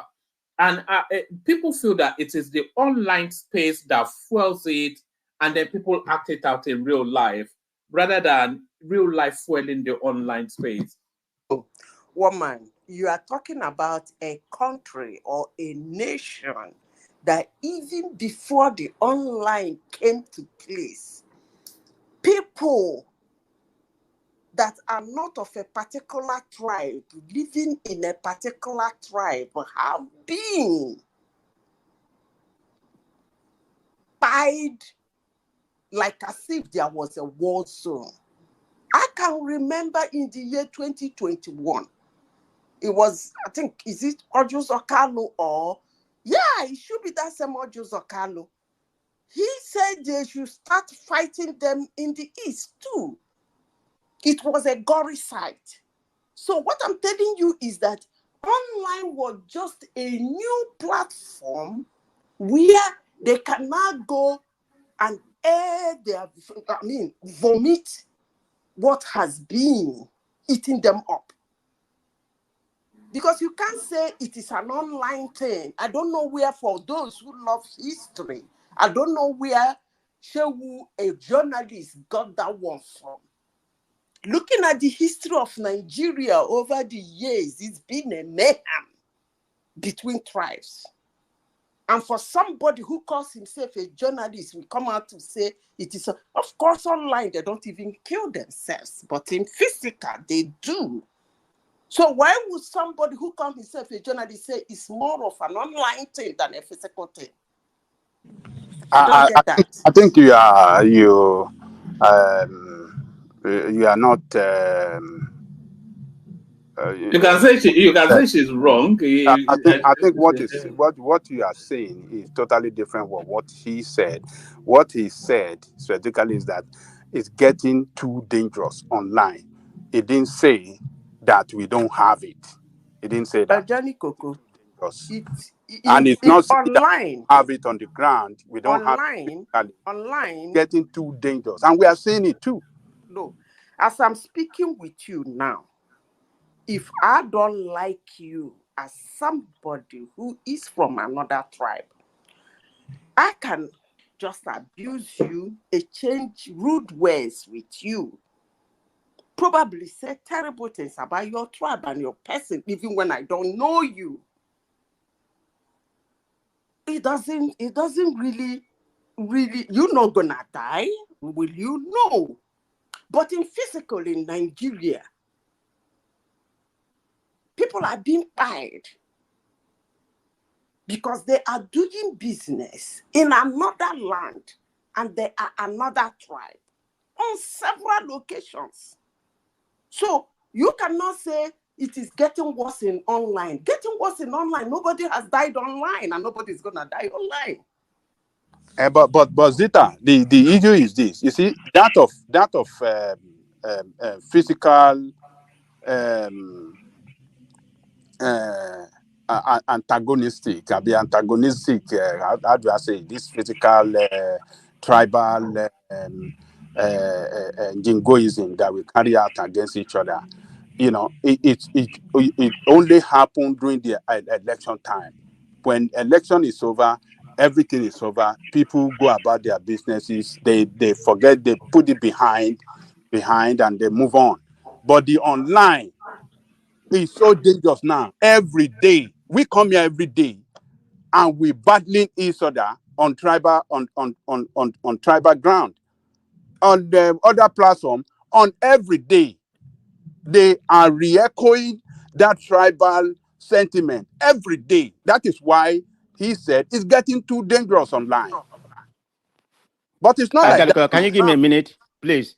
Now that we're on Yes. this trajectory, because when it comes to my turn, I want to talk on the main issue, the other three topics, but I just want to give my 2 pieces on this part of trajectory. Hopefully this doesn't consume it. We can go to other topic, which I find interesting.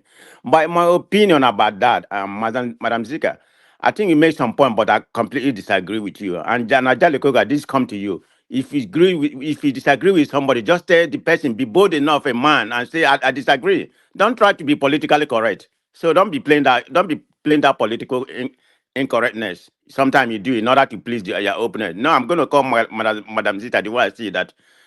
I won't say totally wrong because I believe is a gentleman now. No, forget about that gentility. Who cares about that? I don't believe in that gentility. Say it the way it is. Have your say. And your toxic masculinity. It doesn't matter. Have your say, but don't abuse people. Like I said, I disagree with Madam Zida. I'm not going to abuse her because I respect her. But I say certain point that she made, I disagree with her. That no, hold on. She's not wrong. She's not totally wrong. But she was taking. We are saying the same thing. I said she's not totally wrong. That's what I'm saying. We are saying the same thing. And I'm going to give you the place I thought she's wrong and the place I know she's right. Hold on. She's not totally wrong. She was just. I said the same thing. Hold on, man. You take too much wine every day and you come. Yeah, I need to give you San Francisco wine. I don't want South Africa wine. It's too toxic. I don't want South Africa. So, genetically modified grapes. I don't want it. So she was just taking it in a wrong perspective, but she's not wrong. That it is what happened on the ground that we play online, So, but we are playing it too dangerous online. Unlike on the ground, only during the election, and after the election is over. But online, we come to do it every day. So she's not totally wrong. Okay, thank you. Just a minute. Let me finish my own summation. I think you and I are pretty much saying the same thing about, the way we disagree with the Madam Zida. I never say she's totally wrong. I say she's right. And you just narrated I concur with you on that, but because that politics is being played for political capital, that's the only way. But in my own opinion, this is more perpetuated, it's more amplified from the online, then it descends, to ordinary people in the street, but up to what degree, I don't know. Okay, and I will use this example. I grew up in Lagos. I went to school in Lagos. I mean, to be honest, I'm not going to come here and say because I'm married to a white person, I'm not tribalist. I don't want to play that game. The whole total of my friends are from different tribes, from other tribes. Are you married? Are you married to a white person? That's not here for discussion. That's my private business. So just borrow it, man. You just said it now. We need, Mama, please leave my private business alone. No, we are not here to talk about me. You just said it. You just said because. No. I'm saying if I'm married to a white person, I'm just using tribal. You know how people are very. All right, carry on. You know how people are very racism. They will tell you that they married to, white people will say they married to a black woman, so they are not racist. So I'm just using that as an example, But let me finish my topic, so I leave the floor to Babaja. Okay, please. So the point I'm trying to make, when I grew up in Lagos, almost all my friends, it's not by selection, just because of the proximity or the people I went to school. They are from they're from other tribe, which I find, most beloved friend from. But we never witness all this kind of stuff, you know. But does this exist? Like Madam Zita said, yes, it does exist, But it depends on where. I didn't witness that. I can only speak for myself. I never know there's anything. It's not that I'm still naive. And I never even one day think about tribalism, because maybe it hasn't been meted to me when I was growing up in Lagos. So I mean, that's it. Yeah, that's why I said Madam Zita is right in certain area. But you can, the place that I disagree with her, that this tribalism, started, the genesis of this tribalism when, it went to online. No, I think the online amplify it, But the other one is just something that is there. But the online people took it to a different generation, to a different narrative. And I will be very factual when I say online. It's all about political gain. That's all it is. So it's not people in Nigeria. People, different tribe. We are very tribal people. Yeah, like Ajali Koko said. He's from Southwest in Yoruba man before in Nigeria. And I will come here and I state it, whether you like it or not, because my father grew up in that era. I'm a Biafra before in Nigeria. So that's how I see it. Thank you. Babaja, I would like to agree with you to an extent. I hardly do, but I will agree with you. Sorry, Joel. You carry on, but just to acknowledge that's the first time Prestige has described himself as a Biafran. But carry on. It's okay. I'm unable. Look, let me tell you. I am not going to say because other people are saying it, then I'll have to say it. I know who I am. I know where I belong. I don't need to restate it. I don't need to restate who I am. So it is what it is. Babaja, I think I agree with you. And the reason why I say this, because I made this point on this show. I said, why is it that this thing comes up every 4 years? Every 4 years, that is when we start having, that is when this tribal thing comes up to, every 4 years. So it means if it happens every 4 years, I mean, we know we are tribalists. I'm a Yoruba person. I'm an Igbo. Sometimes we even say it on the street, you don't come Igbo land, come do Christmas before. People will not say, if it's happening in your place, let me come to your place. We travel. I remember when my younger brother went to Ogun State to do his Christmas with his friend. We don't see all these things amongst us. The online thing heightened it, because now, like one man said, we have many cowards, hiding behind the keyboard to say shit they cannot say in your face. They will just come on social media and just say that, and they keep riding up people's emotions. So I think we are not as divided as people think. However, this thing is done by the politicians, and it occurs every 4 years. Now nobody is talking about anybody owning Lagos now. Wait till 2027. Now 2026. Now you now see somebody. In fact, they will use a name of somebody that has Igbo name and say Lagos is no man's land. They will go and picture it. You see, they are coming again to say Lagos is no man's land, and they will make that point, and they start selling. I'm telling you what is going on. So it's right. Every 4 years. Right. I just hope we have the brain, so that when this thing is coming again, like the Democrats do in the United States, every 4 years, racism. Every 4 years, racism. Every 4 years, police brutality. After the election, nothing again. Police brutality or whatever they call it will go on. Racism will go on, nothing. Every 4 years, they come back. So it means that it is the construct of the politicians, those that are at the top. And that's the problem we have in Nigeria. But I think as time goes on, that we have started to understand ourselves, especially with what happened. I heard you talk about the lady in Canada, which I think shouldn't be, she shouldn't be arrested. She had not said anything wrong. You understand what I'm saying? She should be released. She shouldn't even be taken to court. And the reason why I say this, Babaja, is based on what I just stated. Remember when Remi Tinubu made that statement she made, it was prior to 2020 election. Right? That was when she made that statement about Igbo. That was when Oba of Lagos said he was going to throw people, he was going to throw his family, not the Igbos, inside the lagoons. Inside the lagoon, sorry. So why is it that this narrative comes out every 4 years and we still fall for that beat? That is the question. Thank you.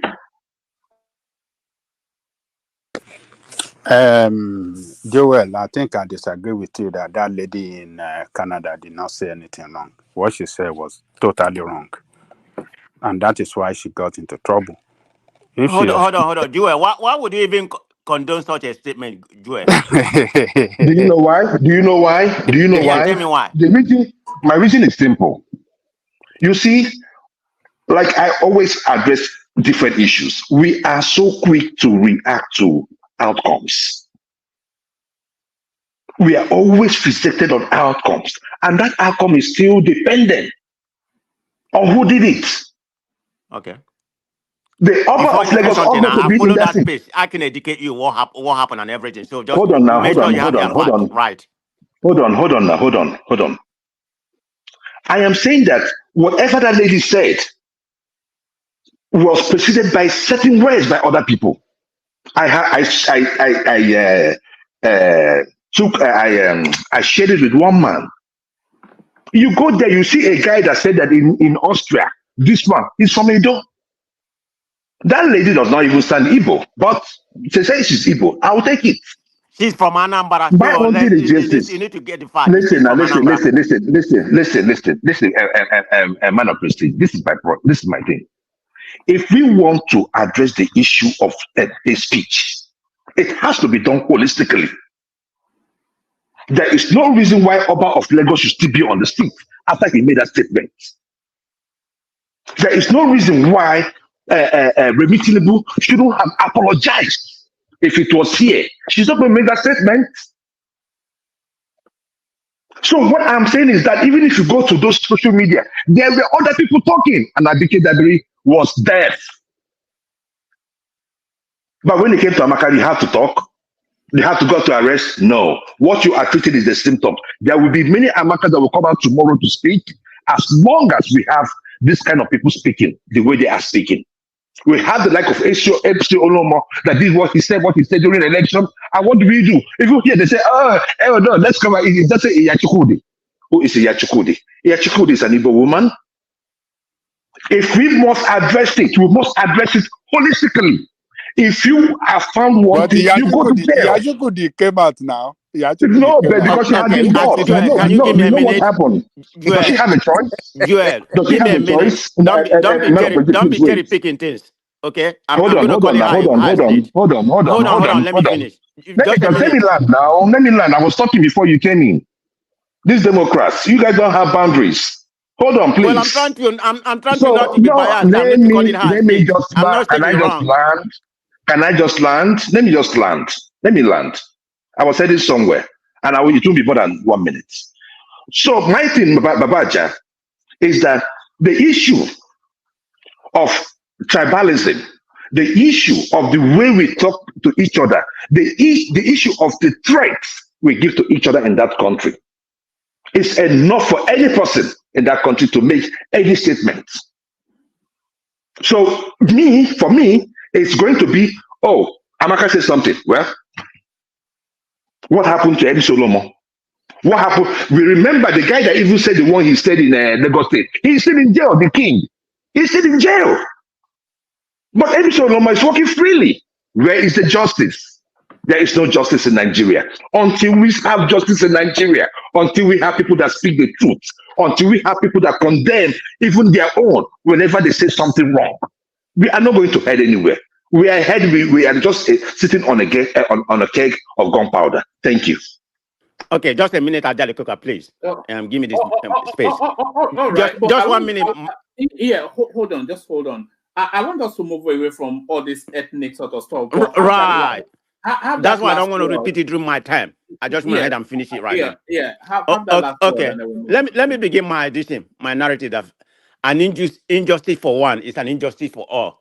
So I believe I believe most of I agree with I agree with you and most of what he said, but we need to broaden it, more than that, because it's done by both sides, okay? But some people are paying the penalty, while some people are not paying the penalty. And let me give you the genesis of this Amaka stuff, because I've been on, I've seen the platform when she got that abortion, the reason why what propelled her to get that abortion. But that's not an excuse, I mean, just because somebody says something wrong, then you're gonna go and say, you have to control your emotion, it can't just be spooning that bigotry stuff because somebody spooned that bigotry spot. She went to that platform. The name of the guy is Kingsley Obiano. I've forgotten the last name. She's from Edo State. That's the one that said it, that they're gonna quiet all the whole Igbos. I know. He even used more derogatory statement than this Amaka. So Amaka was on that space. That's when she reacted, and made that. But that does not excuse what she said. That's what I'm saying. There's a pastor in an church in Anambra that made the same statement. So a lot of people in both sides are very wrong. But everybody's not having the same justice. Like Dewey properly said, people will come here and say maybe what's his name started it, what's the name of this guy? This guy in jail right now. One man remind me, I lost my thought. Yeah, they're gonna say Kano started in 2015. Yeah, he has doing some bigotry statement to that. But where is he right now? Is he not in jail? Where is the SD? Whatever they say, people don't like it. He's in jail. But tell me another part of the country that has been in jail. Even after it's equally, if both tribe, both tribe has been doing it. But it can't just be, punishing one tribe and leave the other tribe, alone. That's my problem. Punish everybody. That's the way I see it. Thank you. All right, brilliant. Back to Ajan Lekoko. Let me play this clip. I promised Ja and Zola. Let me. It's only about 30 seconds. You may like it as well, Ajan Lekoko. Just for the novelty of it. I thought I had it ready just now. Just for the novelty. Mama, they're taking over your culture. When I saw it, it really struck me. She really got into it, but one man, what's the title of that? I love it. I need to get into that. I need to listen to it more, please. Yeah, I don't even know what it is. I just saw it on Instagram, and it struck me.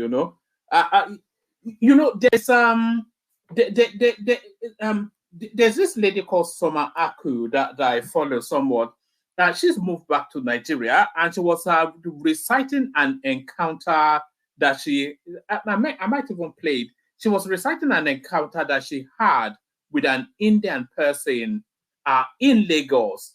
So she was in some establishment waiting to be attended to, and then this bank of Indian people came in. They came in as a group, maybe about 3 of them thereabouts, and she was sat down, and then the lady just went up to her, and then she flicked her hand. When you are trying to shoo somebody away, asking her to move herself from that seat so that she can sit. And she felt so. But what she was reciting was that the whole of Lagos State now is turning into some sort of multicultural, not even multicultural, multiracial experience. Just the average white person walking down some random road in flip-flops. Those slippers that we call them in the rubber ones, so not even proper ones. Just casually, without any care in the world, you just bump into. Did you have that experience when you went, Joe? One man, let me tell you something. You're totally correct. Let me tell you what your favorite girl just posted last week. And Summer Ako, right? I know you followed her. She posted something how she was being discriminated, how she was, how she was insulted by somebody from China. So she was mad about that. Say, how can I be insulted like this from when I'm in my father's land? From India. You saw it. Yeah, I'm just going by. I'm just seconding what he said. How they are coming, how they have influenced Lagos. Yeah. It's unbelievable. Well, do we like it though? Is the thing? Is that what we want? I'm not sure, but carry on.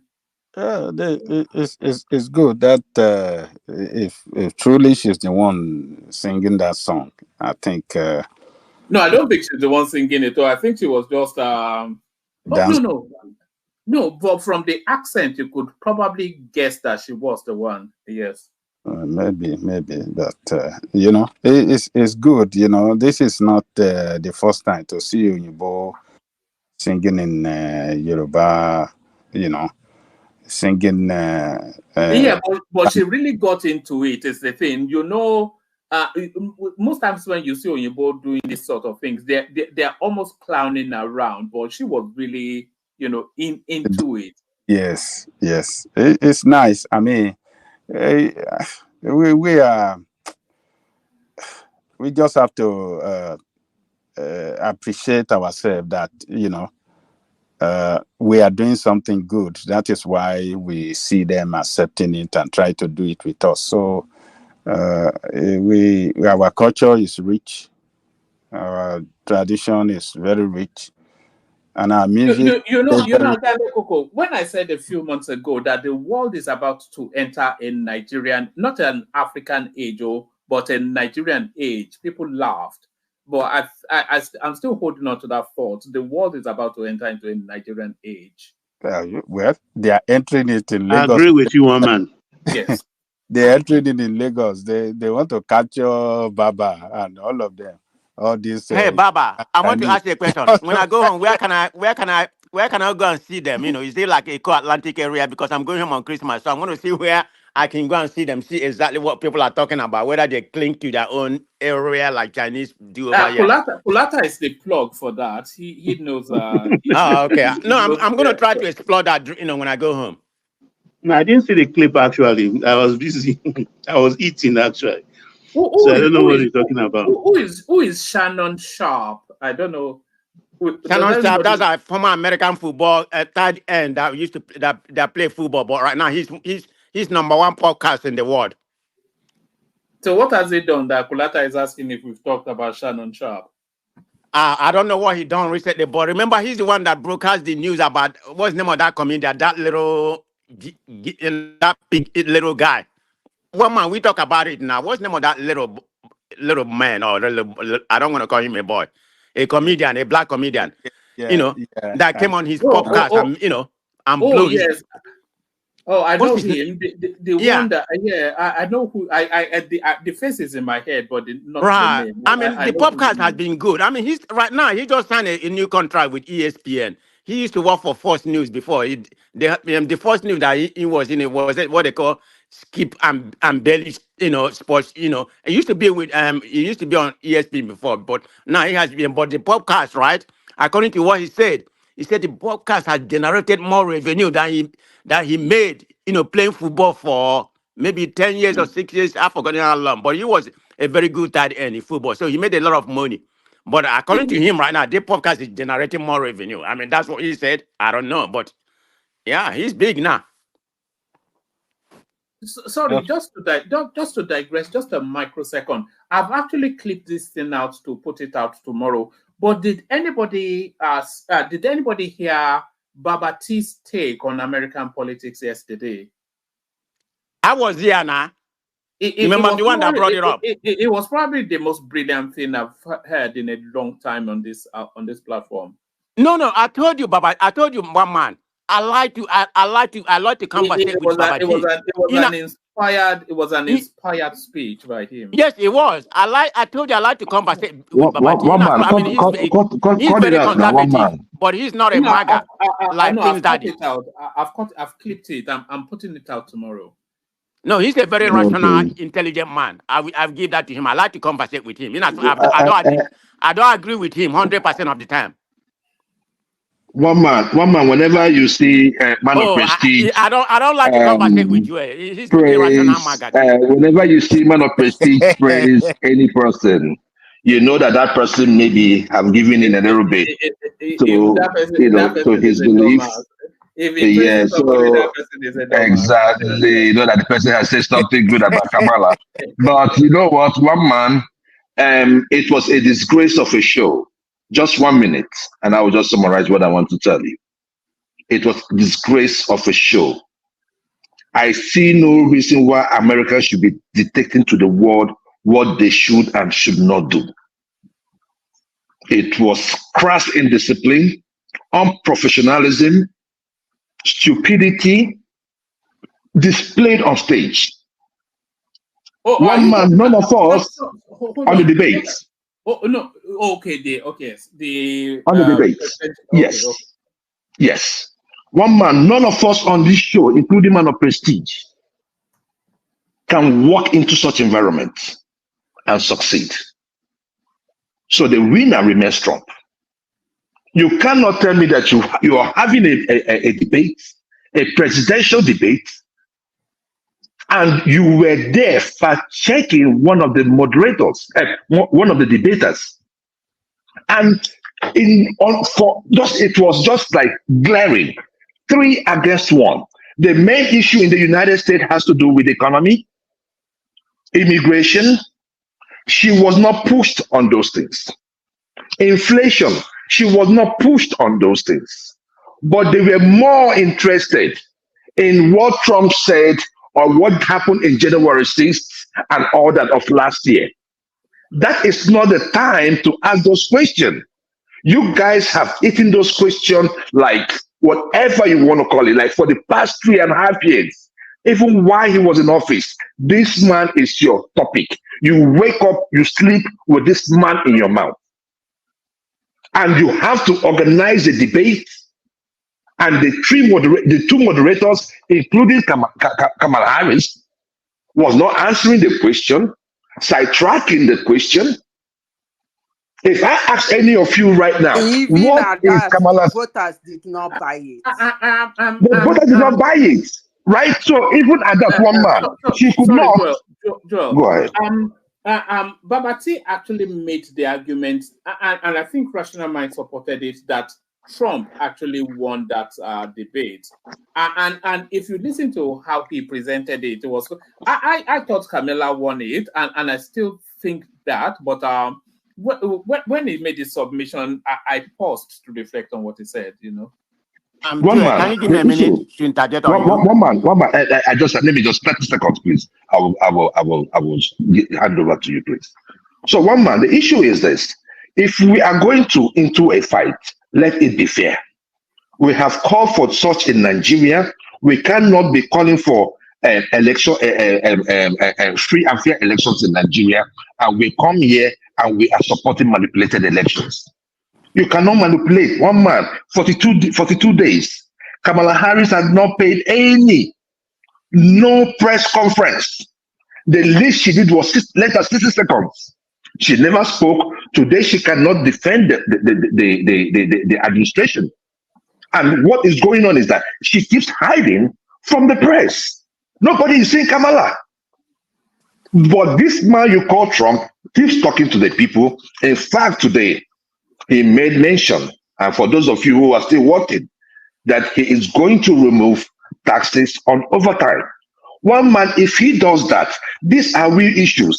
These are things that are going to go the average Nigerian, because Nigerians here walk like donkeys, but they don't have brains. They want to walk and you just follow. They cannot even think and say, oh my goodness, okay, what are the policies that are available? And I keep telling them that was how Tinubu got into power, because we are this dumb. Because I see many of them here talking about the Democrats, but it's very unfortunate that it's not based on issues, but based on vibes. Because none of them can even tell you what the economic policy or immigration policy is in the United States. Thank you. Okay, thank you. Madam Zita, please give me my time if you don't mind. Let me report, because you and Jewel are coming from the same narrative, so we need to balance the equation. So let me start this. People here, because when I speak, I bring facts. I want everybody here to go and Google somebody, Laura Loomer, Loomer. People just Google it as we're talking. That lady, she's kind of decent looking. She's the worst conspiracy theory. Concord everything that I've ever seen in my lifetime. Google Laura Loomer and see all the whole conspiracy theory. And this is the person. Trump is hanging himself around everywhere Trump, travel. this lady will be, with him. There's a saying that goes, show me who you are for the first time, I believe you. Because once you show me who you are for the first time, believe them. That's who you are. And that's who Trump is. Whatever is perpetuating like that. So Joel came here, and proclaim all those nonsense, without any fact to back up, whatever he's saying. It's on So we TV, my come in here brother. to It's on say about, TV. It is not, well, I'm not going back and I didn't forth with interject you. now. Can you just back out, please? Go ahead. And said about who won and all that kind of conspiracy theory. Like I said, I listened to Baba T yesterday, and I would like to listen to Baba T. Did I agree with what he said? But the way he narrated makes sense. If you want to buy into that, power to you. Like I listened to him, I'm the one that brought the subject. They say, why are you changing the subject? I say, I've not spoken to Baba T, so I would like to hear. So he made a very good submission, but that's on his own narrative because he's a conservative, but he's not MAGA like Prince Daddy. But let's go back to the debate.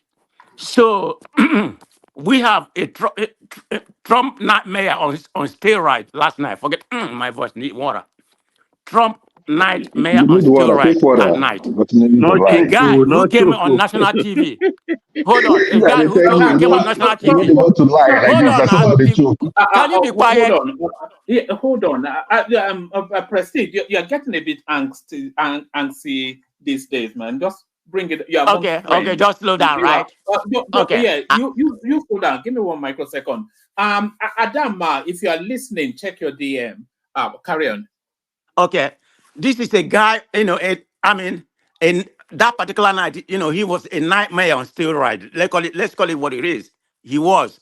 This is a guy on a national debate, the most watched, the most consequential debate in my lifetime in American history. And you come on national TV where, about 67 million or 70 million people to be approximately that is watching the debate and proclaim that the Haitians, you see the racism I'm saying, people don't read the context. You need to read the fine But line. it's not racism. It's not racism. Can I finish speaking? The When locals are people come here, complaining. they talk about That's race, what who's you more guys like. racist. You guys like to Read the lie. context. This is a guy who come to national TV and proclaim. He has nothing to say. He has been But buried. it's true. It's true. And he has been buried. Hold on.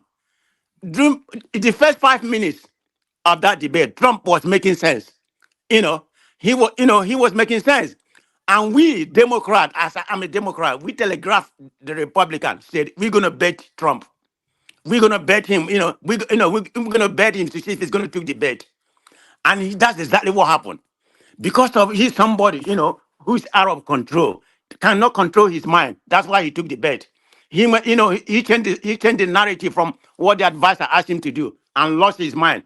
Once Kamara said about the crash size, she did that deliberately. That's how you know somebody that is very smart.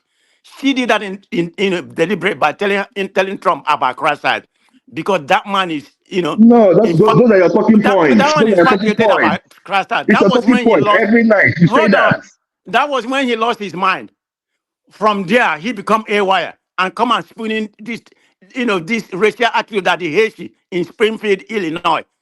Those people he was saying, they are not here illegal. Go and find out. They are, the Ohio State the Ohio State invited them to come and work. And a lot of them reside in Springfield, Ohio. So they work, they came here legitimately. But he claimed, they are eating pest and dog. Who says something like that? 15,000. Can anybody here? 15,000. Can anybody here? Not a prestige. Hold on. That is Can how you you let me guys want talk? to win the election. Hold on. Can Hold on. anybody here You let said that make 15. sense to me? Forget about can win Oh, election. Because hold on. Oh my winning goodness. election is not about, maybe I you don't can know make about it make American sense to politics. use prestige. It's not just about Mother Prestige, stop economics. lying. It's getting It's not about the irritating. economy only. How can you invite 15,000 people? Okay, hold on. Hold on. Let me make one more point. Did anybody watch Can you Romney? hold on? Let Choma come in. Just bring it down. What is Chioma going to say? Chioma is part of that mega. So what's she going to say that makes sense? She doesn't come often, so when she does come, let her have a moment. Yeah. Yeah, I don't talk too much on politics. I'm not even here to engage with you guys. I just want to really appreciate my friends in the comment section. They're like the best friends in the whole wide world in my head, even though I've not met some of them before. So I want to give a shout out to Ayo. the big fish of this platform, for always contributing. I want to give a shout out to, Prince, my friend, so sweet. He contributed earlier. I want to give a shout out to my personal person, Kulata. I want to give a shout out to How Ja. personal.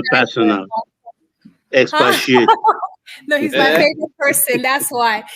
And Ja, I want to give a shout out to you. You're awesome. God bless you and replenish your pockets. And this is what I mean by let's lit up the comment section. I mean, you guys were so busy talking. Did you see how we were like firing up the comment section with? Yeah, but you've not taken it. You've not taken it to $1,000 yet. So don't give the Oscar. But just be grateful. Just be grateful for what we have. We're almost there, though. We're almost there. And then you can give the Oscar speech. Yeah. Well, one minute we're almost there, though. No. Well done. I am noticing it. Of course, I'll acknowledge it as I'm about to. I really. It's not even about towards the end. It's just that I'm so happy that you guys are really you seem to be having fun with your wallet. Yes. Yes, they're really on fire in the comment section. I'm just so impressed by you guys, and I really. Choma, we inspired them to open their zip. Yes. We inspire them. They will fire them with what we are saying here. So thanks to us too.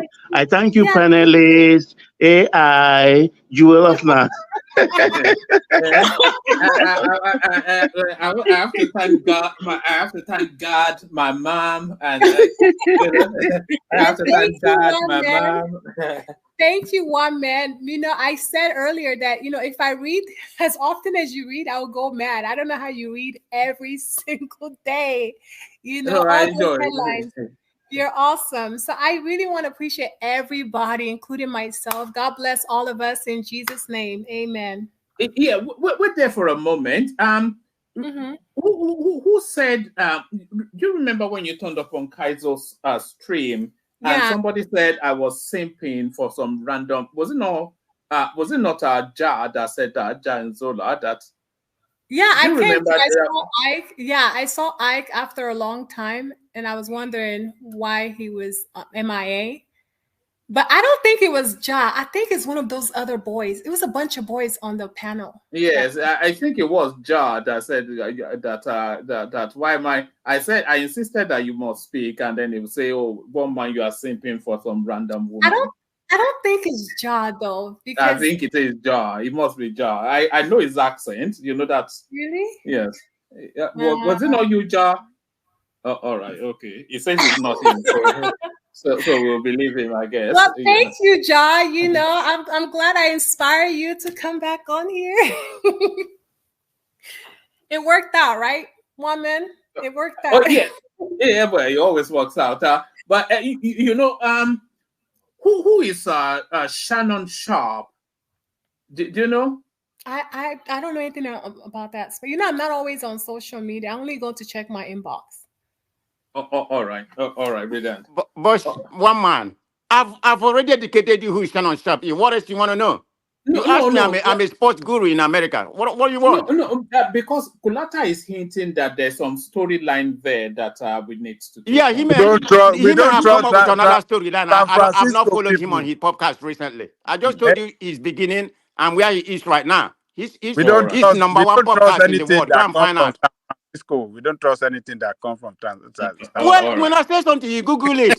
Don't you have a computer? The facts speak for itself. I'm telling you where he is right now. He just signed a new contract with ESPN.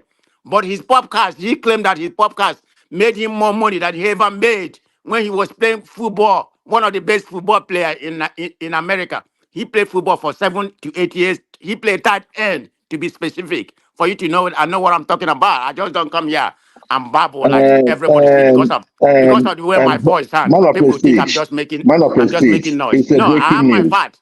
So let me go back to finish bashing. Man of prestige.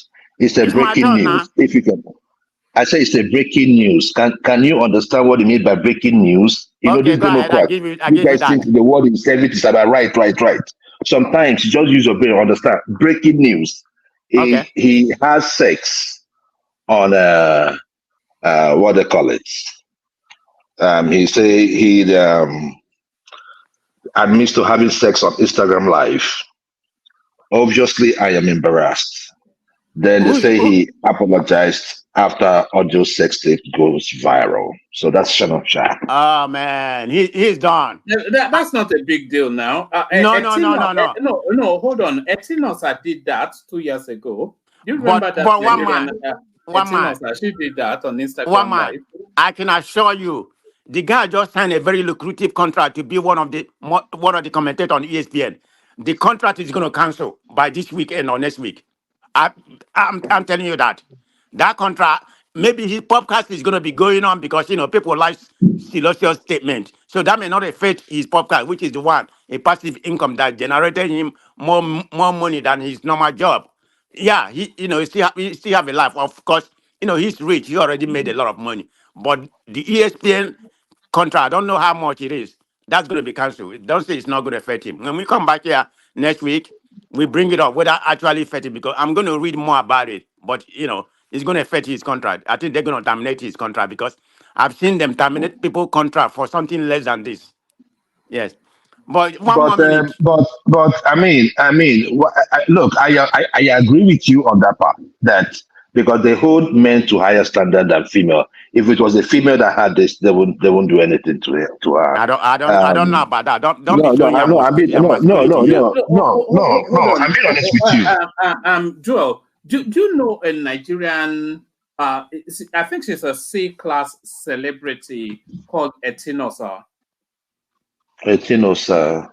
Yeah, I'll look her up because I'm pretty certain she's done that on her Instagram live stream, which was quite controversial about 2-3 years ago. About Okay, yeah. So the issue there is this, right? Why I say that it is not about being masculine; it's just the way it is. When you want to make, there's nothing logical when it comes to the Democratic Party, right? It is always either extreme ends. It's either this or this. No, there could be a middle, right? If I say Niger people are the ones, 90% of the people coming in from the northern border, is it being racist or am I being a tribalist? It's the facts. So that's the issue. But one man, this is the thing. On the chat, I think it was Kulata, say it was incidental. So can anybody elaborate what you mean by that, by whatever we are talking about? So what it means that it was accidentally leaked or something, yeah. So for him, he may lose the contract. If it's accidental, they might forgive him. I don't think they're going to do anything to him. I mean, we have a VP candidate that put tampon in boys' bathroom. What could be more scandalous than that? So they should leave him alone. I don't think that the accidental is going to exonerate him. The contract part will be gone. I can assure you here.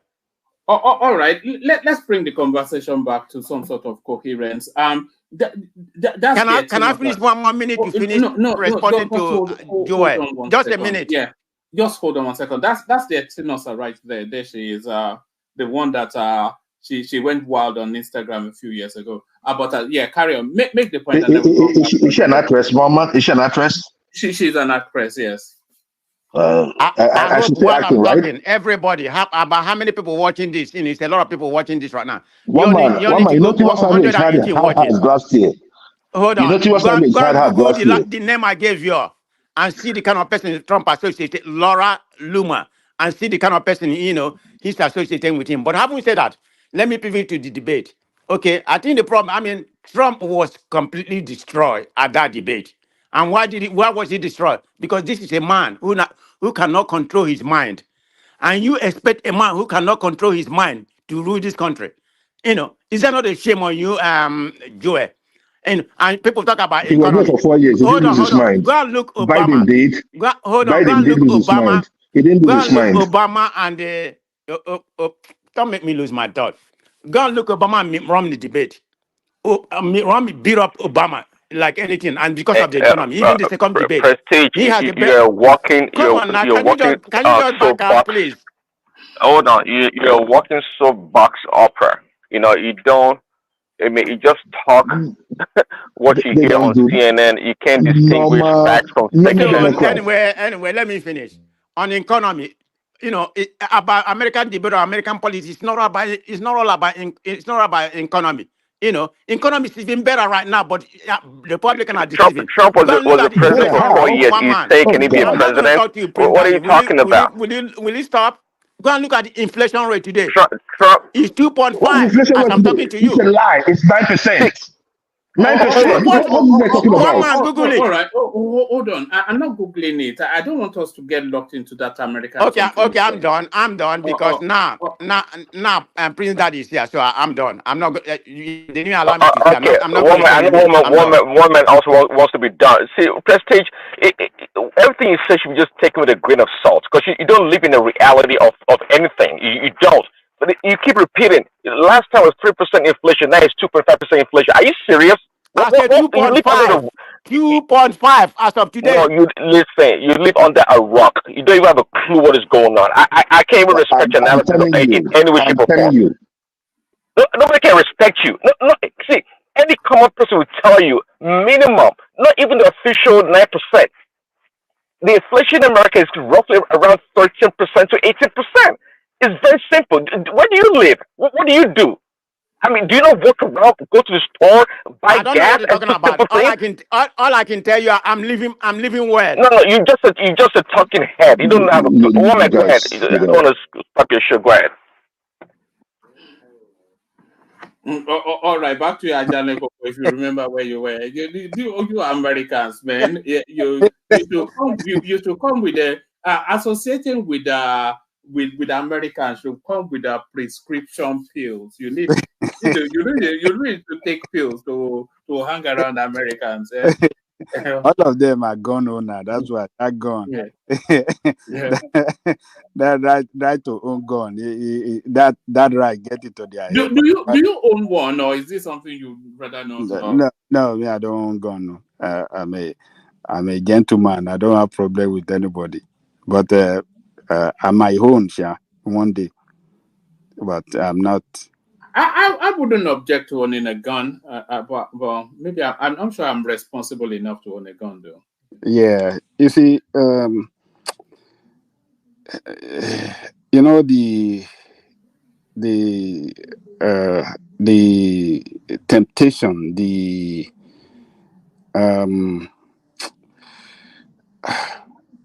psychological empowerment that you get when you own gun. That look, you can go to anywhere. You have something on you. You have something with you that you can use for your defense. You know, that I don't want that to get into my head. That's why I don't want to own it. And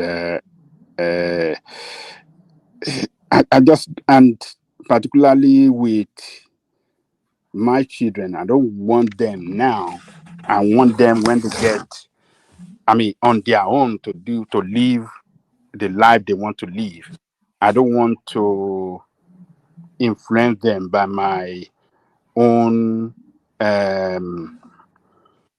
owning a gun and showing it to them that I own it. And for that reason, they will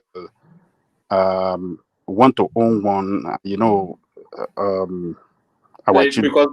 Because daddy had one. Yeah, because daddy had one. So I don't want to give them that mental right to own gun. I want them to, do it on their own, and let me live my own life. Hey, Baba Ja, Kamala owns the gun. You better own the gun too, and tell your children too. I'm not a Democrat. I lean more to the conservative. I'm not a liberal, but I'm not. Well, that's my point. If Kamala can own a gun, she said it on the debate. You heard we all heard her. She owns a gun. She said so. If she can own a gun, you better own a gun too. No, it doesn't. It's just someone's choice to own it or not to Why own didn't Prince Daddy? Why not MTG? Why did you say Kamala? It's someone's right to own it. If you don't want to own it, it's you just do whatever you want to do. So, but I don't want to I don't want to live a lifestyle to influence them, to influence the kind of lifestyle they should live. So, we are from a culture where owning a gun is even a taboo. Why do you want to own a gun? From where we came from. So we are in a foreign land that is their culture. So why should I allow their culture to influence me and then pass it on to my children? So that is why I don't want to own it. I might own it in the future, but for now, I don't want to. And I hope God will continue to. I wouldn't mind owning a hunting, like a rifle, because I love things like hunting, and I'm intending to go to France to go and hunt pigs or something. Maybe later on in the year. Your own interest is, I don't like it. So why should I even carry gun to say I want to go and hunt? I don't like it. You don't like hunting? No, I don't like it. You don't? No, I don't like it. Wow, I'm surprised. Well, not surprised. Yeah. Woman, where do you hunt in London that you live? No. I know. I said in France. So there's no hunting in London. So you have to go all the way to France to what do you guys do? I think I asked you this question before. What do you do for fun? I mean, what outdoor activities? What do you do in England or where? We go to the pub and we get drunk. That's what we do here. We go. Wow, I mean that's such a boring life. We play snooker, which I think you guys call pool. That's what we do. We play snooker. We get drunk. If you see a Friday night here in the UK, it can be an ugliness. So people go out and people they go to the off license. Is it the same system? I think you call it a liquor store where you are. So they go to the off license and get really drunk on cheap drinks, because the drinks at the nightclub are a lot more expensive. So they go and get drunk there. So they're already half caught by the time they get to the nightclubs, and then they pile it on a lot more at the nightclubs. Then by the time they come out, they have this takeaway things that they call kebab shops. I'm not sure if you have that culture. It's like a Turkish sort of meat bread thing. Then they go into the kebab shop, already stone drunk, have a bit of a fight in there, buy the kebab, and then as they are making their way home, they are eating the kebab and throwing up all over the street. And that's a Friday night in the UK. Any city is the same. All over this country is the same. For real. What that stuff we do. You know what they say? They say Friday night is for fighting. That's what they say. Friday night is for fighting. Real. It's weird over there, one man. We did that in the university, right? Before we go to the club, we go to a bacha, one of the bachas on the roadside. We'll go there and we just drink our beer, maybe like 3-4 beers. So by the time we get into the club, we just have only one bottle in our hand and we just dance through the night. So it's funny that people do it in the UK. Like, it's funny. So Ja joins us. Have you come here to profess your love for Chioma? Is that what it says, Ja? No. I just wanted to join the conversation. Seems like you have a panel full of Kamala Harris supporters. So where are you positioned? No. There are a lot. No. Prince Daddy is an ardent. I'm not even sure you can get more Trumpite than Prince Daddy. So he's full Trump. Yeah, I've heard. Yes. So how are you positioned? Where are you positioned in the American politics? So for me personally, I think the American politics is mostly like charades, but I mean, all politics is really, right? But I think for me, I think edging more to vote for Trump, and it's more so not necessarily because of domestic issues, but more so because of like the foreign policy. I like his stance as far as like being America first in a way, and kind of reeling back from like the war with Ukraine. I think that yeah, that's pretty much my main reason of voting for Trump. It's the foreign policy. He promised that he would stop the war with Ukraine, between Russia and Ukraine, which is really a war between America and Russia, and Ukraine is obviously the proxy. But Right? that would be a mistake. Now, if he stopped that war, then he doesn't understand at all what is going on in the world. One man, can I interject just a second? Listen, Can you tell us how he's going to stop the war? Tell us how he's going to stop the war. Guy, don't do that. Let's just bring it down. Go on, but answer the question that Prestige put, though. Yeah, so I mean, for Trump, he seems very confident about him being able to stop the war. He has a pretty close relationship with Vladimir Putin, so I actually believe him. He says like not even before he touches the Oval Office that he will stop the war in Ukraine, and literally the reason why this war is even prolonged is because of America's support, with armament and ammunition and things of that nature. So I mean, America can stop this war if they wanted to. But what I think is that certain corporations, as far as like Blackstone and the military industrial complex, they want to prolong the war. Obviously, they benefit from the war, right? So they want to stop the war, and even in a sense of even in the sense of like the assassination attempt on his life, right? The individual actually have some ties to Blackstone. It was a part of like a Blackstone commercial. Blackstone is pretty much like the father company to like what is the is the father Blackstone is the father company to the manufacturers, right? What is the name of the manufacturers? There's two big ones. Someone help me. Prince Daddy, help me if you can. Lockheed Martin. Lockheed Martin. Lockheed Martin and Raytheon. Raytheon, Boeing. Yeah, exactly. So, yeah. So that's pretty much the fault. So that individual has some sort of. It seems like he has some sort of ties. But again, that's pretty much my position. I think the war with the Ukraine is actually having some effect to the American economy, and I feel like under Trump's presidency, life wasn't so expensive as it is now. Like obviously the gas prices and even the cost of like buying groceries and things of that nature is seemingly becoming more in these present times. So if anybody wants to chime in, go ahead. Yeah, can I chime in? Just be civil about it. Hold on. No, I'm going to be civil about it. No, hold on, Prestige now. Just hold on. What do you think the war is about, John? That war in the Ukraine. What do you think it's about?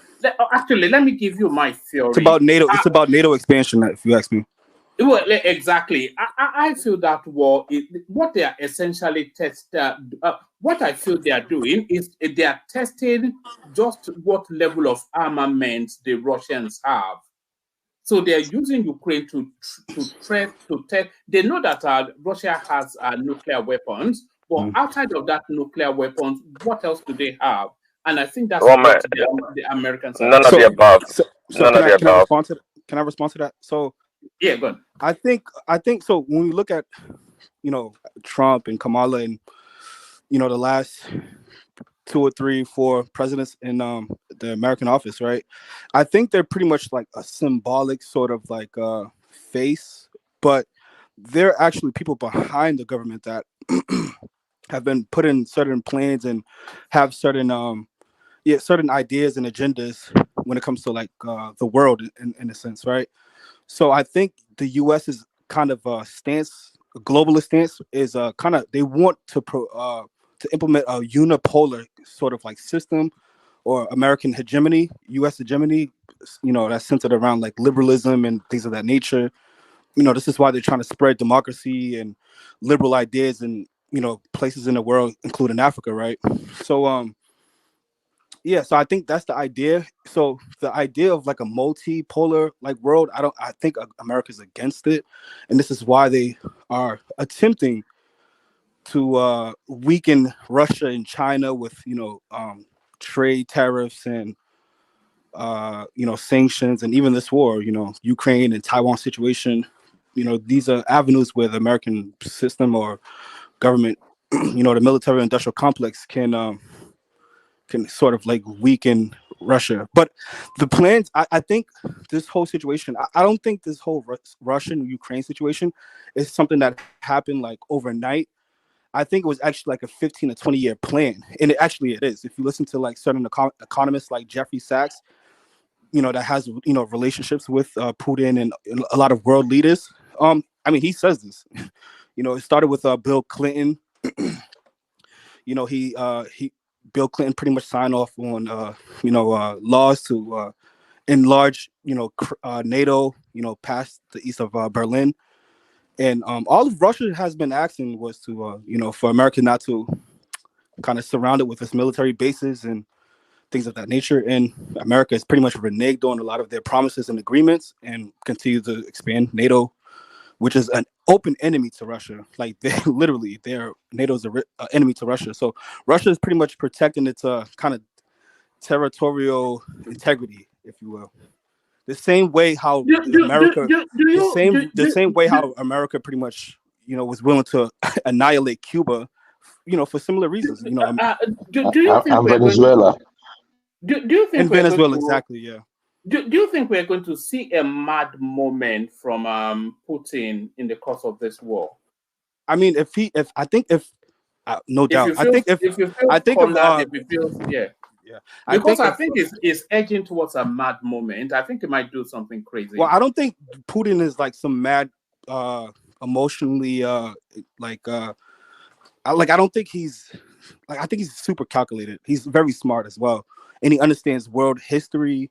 Like if you listen to his interview with Tucker Carlson, like he understands world history better than a lot of like American politicians and Americans in general.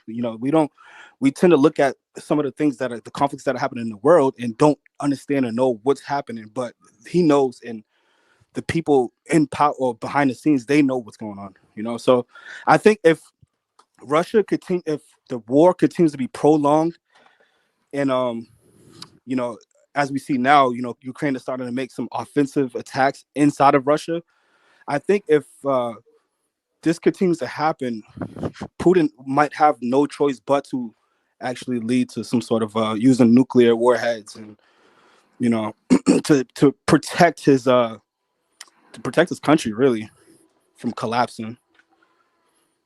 So yeah, I think Russia, if the war continues to prolong, Russia or Putin will have to, use nuclear weapons.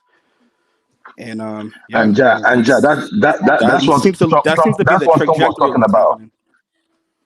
That's what Trump was talking about, right? Of course, yeah. Yeah, that's what he's saying. It could lead to a third world war, and people are looking at it because it's Trump, because you don't hate Trump.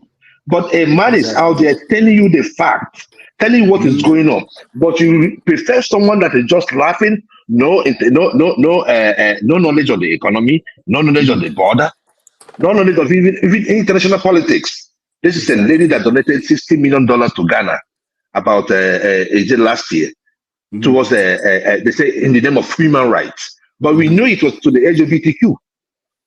So the issue there is this: look, we can make anything we want to make out of these two people, but we know where they stand. And one man, let me tell you, these two people, Kamala and Tim, when you talk about the far left, when you talk about the far left, look, Tim put tampon in boys' bathroom. He spent millions as governor. I'm not telling you what you cannot see on the internet. So what do you think is going to happen when they come to government? Why does that rankle you so? I'm sure there would have been a need for it. You know, your Americans and your peculiarities. What peculiarity? That is what we are saying, right? Okay, if you're going to tell me a man can be a woman, some of us that are sensible should say no. And I think that is what this election is all about. Have you taken the time to look at those supporting the Democratic Party? Is it a referendum on wokeness? It should be a referendum on wokeness, a referendum on the economy, a referendum on immigration. One man, I'm not from here, but I have seen what immigration illegal immigration have done to Nigeria. I cannot wish it on them. If not, I would just be like, oh, what's my business? But I know it is wrong.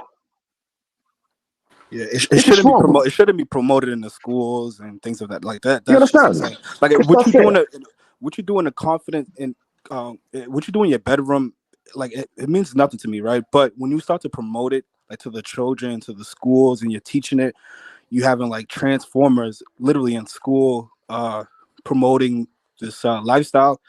I mean, I think it's against Americans' values, or once was, But so I've heard some people on the panel that said, Kamala won the debate, and I disagree. I think when the 3 points that Trump made that pretty much knocked Kamala out, if you ask me, was when he mentioned obviously the Ukraine and Russia war, how he wants to stop it, and Kamala pretty much like laughed at it and seems to want to prolong it, right? We know that she's backed by like a lot of globalists and things of that nature. So he mentioned that. He mentioned the Nord Stream pipeline, which I'm not sure if anyone knows this, but before the Nord Stream pipeline was destroyed, Biden pretty much made a threat, to Putin, saying that if he was to invade Ukraine, that the Nord Stream pipeline something would happen to it. And then mysteriously, ironically, it it just kind of got destroyed, right? And no one knows who did it, right? So the Nord Stream pipeline, Ukraine war, and obviously the Israel and Gaza war. Trump said if he would have been in office, this would have never happened because Biden, gave Iran, right, the $7 billion, and from that, I think Iran was emboldened to exactly support, the Hamas, and we know what happened after that. So yeah, those 3 points, I think. Yeah, pretty much quickly, yeah. I'd like you to talk about what is your sense of the inflation rate in America? Because this man called Prestige doesn't have a clue about what is going on in this country. He said inflation is about 2.5%. From your no, don't misquote me. I said 2.5. 2.5 as of today. That's what I said. Inflation rate is 2.5. Hey, that's what it's saying. God. 2.5. In fact, some products here have gone even up to like 50% for some products. If we're going to make it product by product, Babaja, you're here now. When was the last time you went to the shop? I said I was specific. I said inflation rate. Food inflation rate. Inflation. That's what I said. I think probably we're talking about no. We're talking about interest rates. I think you were mixing it up. I said inflation rate. Are you talking about if you're talking inflation yes. Is not 2.5%. Okay. What is it then? Educate me. You don't have a clue, Prestige. You don't have a clue what is going on. What is the inflation rate today? Can anybody tell me what it is? Without looking at the government data, if you go about town and live a normal life, I can tell you easily that inflation is about 30% to 18%. Genius data, 13 to 18% easily. Just concord with me. So it's not like I'm coming here to make up things. I don't know where we're arguing the fact, whether you like it, where it is. Yeah, food inflation and everything is going to be a little bit higher. Compared to inflation. All right. I think we're now locked into the American something, whether we like it or not, aren't we? So there it is. Yeah, fact check.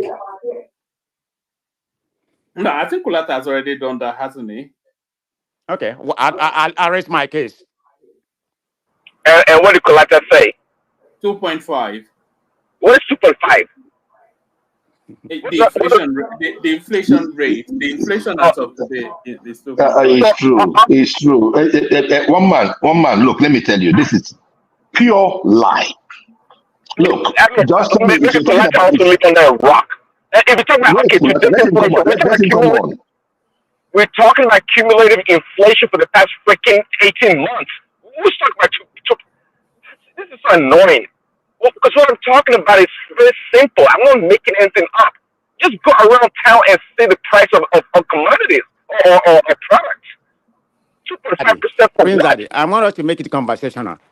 Okay, what is the inflation rate of Nigeria? Is it not close to Food Is it not close to inflation in the 30%? And US what is is the what is the 5.8. food inflation? Is it not 5.8 40? food It's within that inflation. parallel. What am I saying that is wrong? But Baba, even if we want to go and look at that food inflation, they said 5.7. In practicality, it's not true. It's not true. It's not true. That's I fact. actually God. That's garbage. Because of let's make it conversational. So I don't want to be emotional Look, when people here are talking about the food, Babaja, try to spin the Babaja, narrative for their own advantage. Babaja, That's okay. Babaja, do you know that Babaja? Hold on, I know gentlemen. what I used to pay. One voice. Yeah. I know what I used to pay for grocery before, and I know how much I'm paying now. And they're showing me receipts. It's a lot more Very now. simple. Tell me it's not. It's a One lot man. more now, honestly. One man. Ask them what is the gas? What is the gas? I What is the gas? don't know the parameter. Hold on. What is the Hold gas? on. What is the gas in Texas today? Prestige, you have to let other voices. Yeah, No, yes. I'm trying to give them, interject in that narrative while we continue. Hold on now. Just hold on. I think Ja wanted to come in. Ajale Koko, do you remember when I played the clip? It's just that I don't have enough space, so I always delete clips. And then Yeah, the white guy, right? Yes. It just within 2 years, the is food bill is a grocery shopping bill went up nearly 300%. Yes, it was using 120 or maybe 120 something or 150 to buy grocery like 2 years. Walmart, the guy was Now shopping today, at a Walmart. today I is think it was over Walmart. 400. Now over like 450. How do you want to tell me that is 5%? Babaja, I think it misses its If math you want, class I don't want in me to primary school or interject. something. You're letting the conversation go one sided. Hold on, let me land. You A can crate, overcheck, but don't overwhelm. That's just it. an organic egg 2 years ago was like maybe $3 or something like that. $4. It's $3-4. It's over $9 now. $9. How is that 5%? Orange juice, Babaja. What are you telling me? 3.25 because I know my kids. That's what I buy it for them all the time. 3.2. Today, the other day I went there, I was like, because my wife is the one that used to go to buy these things. So I just let me go in the other day. I picked up orange juice. $7 something. How is that 5%? What are we talking about? One man before I would go to groceries with $200. One man, my cart will be so full. I mean, is this something that is hidden? Your cart will be full. One man, if you go to Walmart today with $200, you'll be surprised. When I realized inflation was eating, was when I went to Taco Bell. I normally order that chilupa, that small chilupa. It's usually like $2.50. And I didn't even notice. I don't ask. I usually just pay and move on. At one point, when I listened to the lady, she said it was $9. I said, yeah, for what? This small sandwich, this small thing. Oh boy, inflation. Can I come in now? It's It seems like we have one-sided information. It's not fair. You need to have an opposition. That's what makes it enjoyable. It can't just be one-sided because it seems like everybody, most of the people that have been speaking here, it's pretty much on one-sided. Talk now. Go ahead and talk.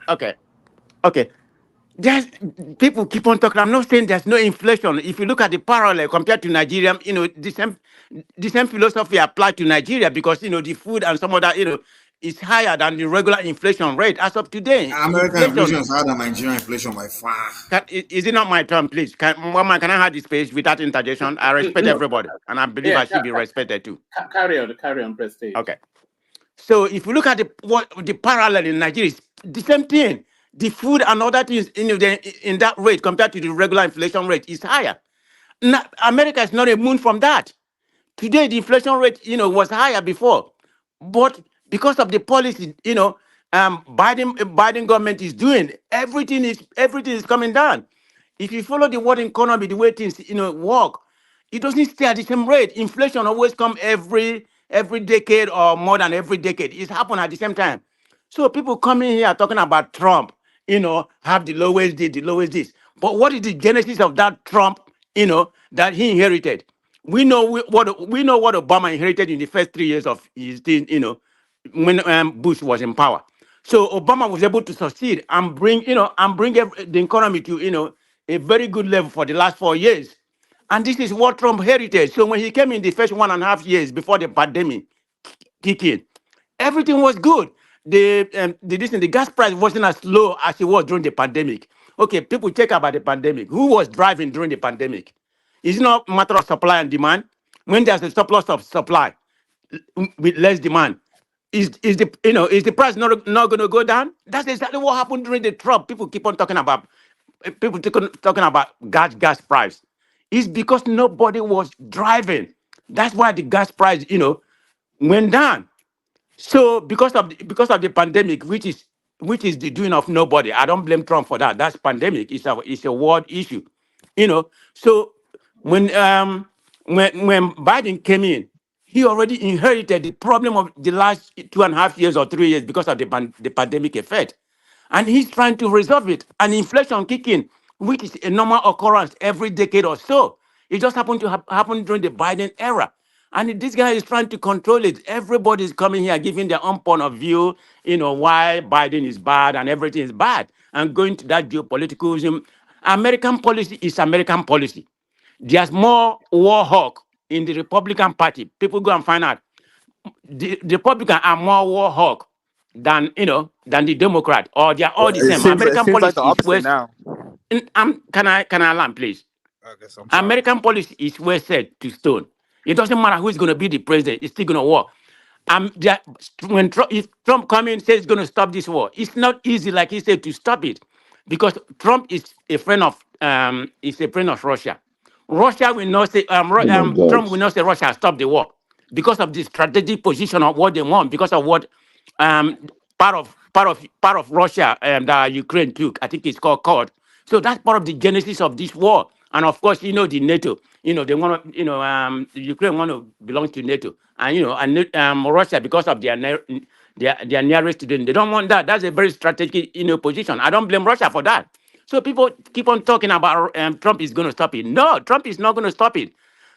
America is doing what agreement they have with NATO. They have no other choice but to support them. And if Biden thereby say he's not going to supply it, the Republican will be the more vocal. Go and look at it. People like Lindsey Graham is probably the number one war hawk. They're going to kill, they're going to kill Biden if he try to stop the war. They're going to kill Biden. Well, I don't mean kill him literally. I mean they're going to oppose it to the highest level. And Tell Trump us why is it going to be difficult for Trump to stop the war? Tell us what you think. Exactly. Ukraine is not even a part of NATO. Trump can't stop the war. Why? We are not in Nigeria where we practice banana republic. Why is it going to be difficult Why for him? now? Tell Why us would it be difficult for him to stop the war? Tell us factors practice that of government in America. Trump cannot unilaterally stop the war. Executive order doesn't work in that way. The only thing he can do is to stop sending them, ammunition. But do you the think same he's thing about Republican America that is war and hawk? North Korea and Wait a Trump minute. was Do you the think first that he's president. Republican that is war hawk just going to lie down? You have to be opening the window for people. Jazz, repeat what you just said there, Jazz. Okay. Yeah. No, so he was making it seem like it was almost an impossible thing to, I guess, stop the war or reel back on a war with Russia and Ukraine. I mean, I don't see how that would be a problem. Literally, if America stops funding and arming Ukraine stops, it collapses, right? So Ukraine is dependent upon America to continue this war. This is why President Zelensky is constantly coming to America begging for dollars, begging for armament. Okay. Yeah, that's a good point. Another thing, real quick. People said that it was impossible to see an American president in North Korea, and Trump was the first to step foot in there, shook hands with Kim Jong-un, and literally prevented, a nuclear crisis at that point. So he can do it again, I believe. That part was a show. It was a showman masquerade. Yeah. So let's not go on that part. Your own person did not even go anywhere. Your own did not go anywhere. Hold on. Let's stick with this war we are talking about right now. Oh my So you God. come, you say Trump is going to stop Man the of war. Brazil, can I say something to you? Yes, sir. Do you know that in United States, it's usually the president that take the country to war? Do you know that? But wait a And minute. hold No, on, no, no, hold no, no. on, You can hold you on can you now. cannot just unilaterally. They have to vote 2/3 of the Hold Congress. on, no. He might start it. He might want to start it. Go Yeah, ahead. it is by president initiative that the Okay, country okay. goes to The war president with may initiate another it. If country. the Congress doesn't Hold approve. on, no now. Let's Okay. have conversation. Yeah, yeah. It's Thank by you very much. I president agree with you. initiative that the country go to war. Okay. And the president as well can stop the war. Okay. Exactly. What are you Can talking I come in about, and man? correct you? Exactly. The You president is the live too commander long in in this chief. country They have and you the want to ability to do that. be talking as if Yeah, he asked me a question. you live Can I in give him my own Africa. opinion You don't know about that anything war about stuff? America. Prestige, give a condensed opinion and then open it for that so that Okay, I will do that more, man. I promise. So that Okay. there's a flow to it. Yeah. Yes. No, I completely. I will do that. Respect you. Okay. When you said a president can start war, he can initiate a war. Say I want to go to war, but he has no constitutional right under the American Constitution because he has to take the two branches of government, 2/3 of the government to approve the money. Are you going to go to war with broke? If Congress don't approve the money, he's not going to war. People tend to be missing about what? If Congress don't approve the money, even Biden that's asking for money right now, the Congress has to approve the money. He can use executive order to give them money. So He can do so that. if president say this war must stop, so the Congress will say no, the war must continue. You're talking about initiating a war, so I am don't go to that part right now. Hold on. No, that is where we are You are talking in about this stopping the conversation. war. Okay. Let's That go is to where that. we are in this conversation. Okay. You are saying Okay. that Trump cannot stop the war. So Hold on. everybody. So Ajale Koko, hold on. Just we have to bring it down, and then we have to have one voice. But carry on. Go ahead, But Ajale Koko. let's have one voice at a time. You see, where we are in this conversation is that the president cannot stop the war. That Trump, rather, cannot stop the war. And I'm telling you that it's by president initiative that this country always go to war with another country. And the president Exactly. as well can initiate the stop of war anytime. And the Yes. government will, and the Congress will agree with him. Yes. Okay. Good point. So what are you talking about? Okay, now let me say my own view and let the people decide, and people who can go and fight check and decide. I'm not quarreling what he said. We are talking about ending war, so we're not talking about starting war. So let's stick with that. Let's stick with that angle. Yeah, Trump we initiate because it's the president that shaped the American foreign policy, but he does not control it. That is the two different. A president of America shaped the world, and the American But listen, foreign but the policy. American president is the commander in chief for a He reason. doesn't. He shaped it. That's what I just said. But he does not control it because the Congress can stop him for not funding it. That's the point I'm saying. He can ask them for funding. Then, if he have control of the two Congress, and it's not just, he has to take 1/3. It's not majority. He has to take 1/3 of the Congress of both chamber. And nobody in both chamber have, he has to take 2/3. Nobody in both chamber has 2/3 of control of the House. And one chamber Man control of is Prestige, we Democrat know control all the this Senate. now. Man of Prestige, we know all this. But the Oh, okay. president I'm trying to can educate people who stop, are like one man, can who are stop from a the different area. president. They just don't One man, listen to see, what you're saying. one man. I'm trying to. Let me say something real quick. Let me One say man, let something me real make quick. this point, and I will stop. Let me make this point. It's not me that will let you make the point. If Prestige lets you make the point, you can Yeah, make it. Okay. go ahead, Let me make this point. Let me make this point Go to ahead, you. Babaja. Go ahead, Let me make Babaja. this point to you. Look, recently, the president stopped the war in Afghanistan. So every president, as commander-in-chief, can stop any war at any time if the war is not going right for America. And it happened recently in Afghanistan. America stopped the war. They said we are not doing anymore. We are not fighting any this war in Afghanistan, and they quit and they left. So what are you talking? Trump can stop it immediately from Okay, day can I one. come in Just now, or as do I want to come in Tinubu first? announced, Tinubu announced this thing, he can assume office that very first day. If you just issue executive order, he called all the generals, hey, stop this war, and we stop immediately. That's the Okay, power of Ajali Koka. Okay, Ajali okay, Koka, you are right, but you're half right. So let you come in before I come in. okay. Let me say this. Let me say this real quick. You see, Trump's position on stopping that war had to do with his way of doing things. You see, the tag that he has, when people call him Hitler and all that, it's just to scare. Even those saying it do not believe it.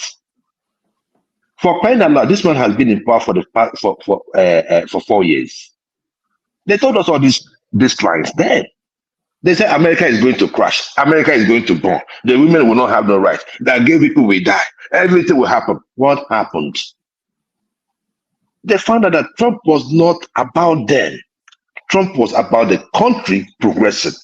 And one man, look, see, if any of you can go and listen to Jack, the owner of Alibaba, Jack somebody, I think Jack something. Is it Chang or something?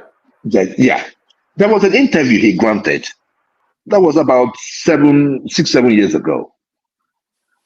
And he was asked, he said, America had made so much money. Why is America in debt? And he told them that America made about 20 trillion he gave a range, I think from the 80s, to when he did that interview. And he said, but what happened? That America engaged in 14 wars. That is a businessman talking. The politician is out there trying to, massage his ego. During Trump's time, one man, we had no single war.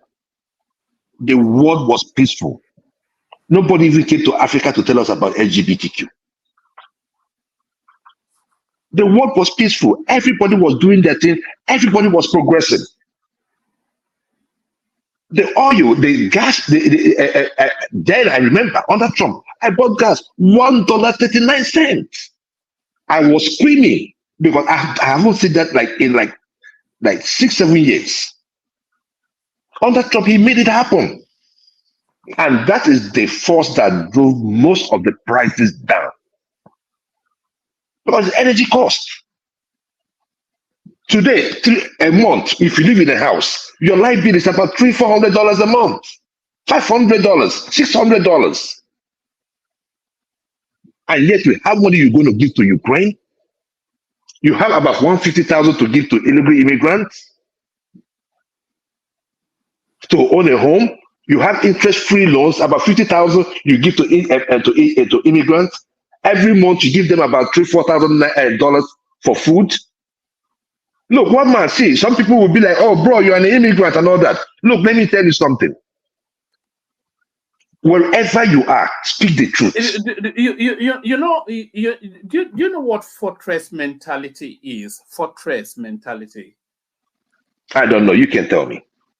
They call it pull up the drawbridge after me. Have you watched those old, maybe it's the Mongolian style Roman something, where they have a moat around a castle or something, and then the enemies are chasing you, and then you are running, you are like the prince or something, and then as soon as you get over the moat, you tell them, pull up the drawbridge. That's what you're doing now. Now you are in America. You want them to pull up the drawbridge. No. Knock everybody else out. Eh? One man on God. It has never been my intention. But one man, when you have about 15 million people coming through the borders of any country, it's not right. And for me, I came in legally. Nobody said anybody shouldn't come into the United States. You can come into the airport. You can come into the ship.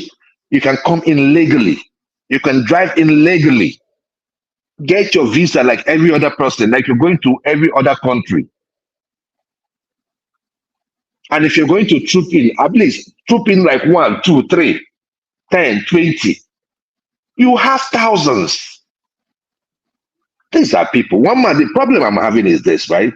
When I look at the foundational Black Americans, they push these people to their neighborhoods. Most times, this one we had about Springfield that they pushed about 15,000. Okay, one man, look, just take it out.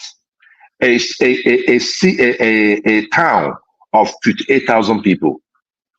You pushed in you pushed in about 18,000 immigrants into that community. What have you done? You have changed the power play.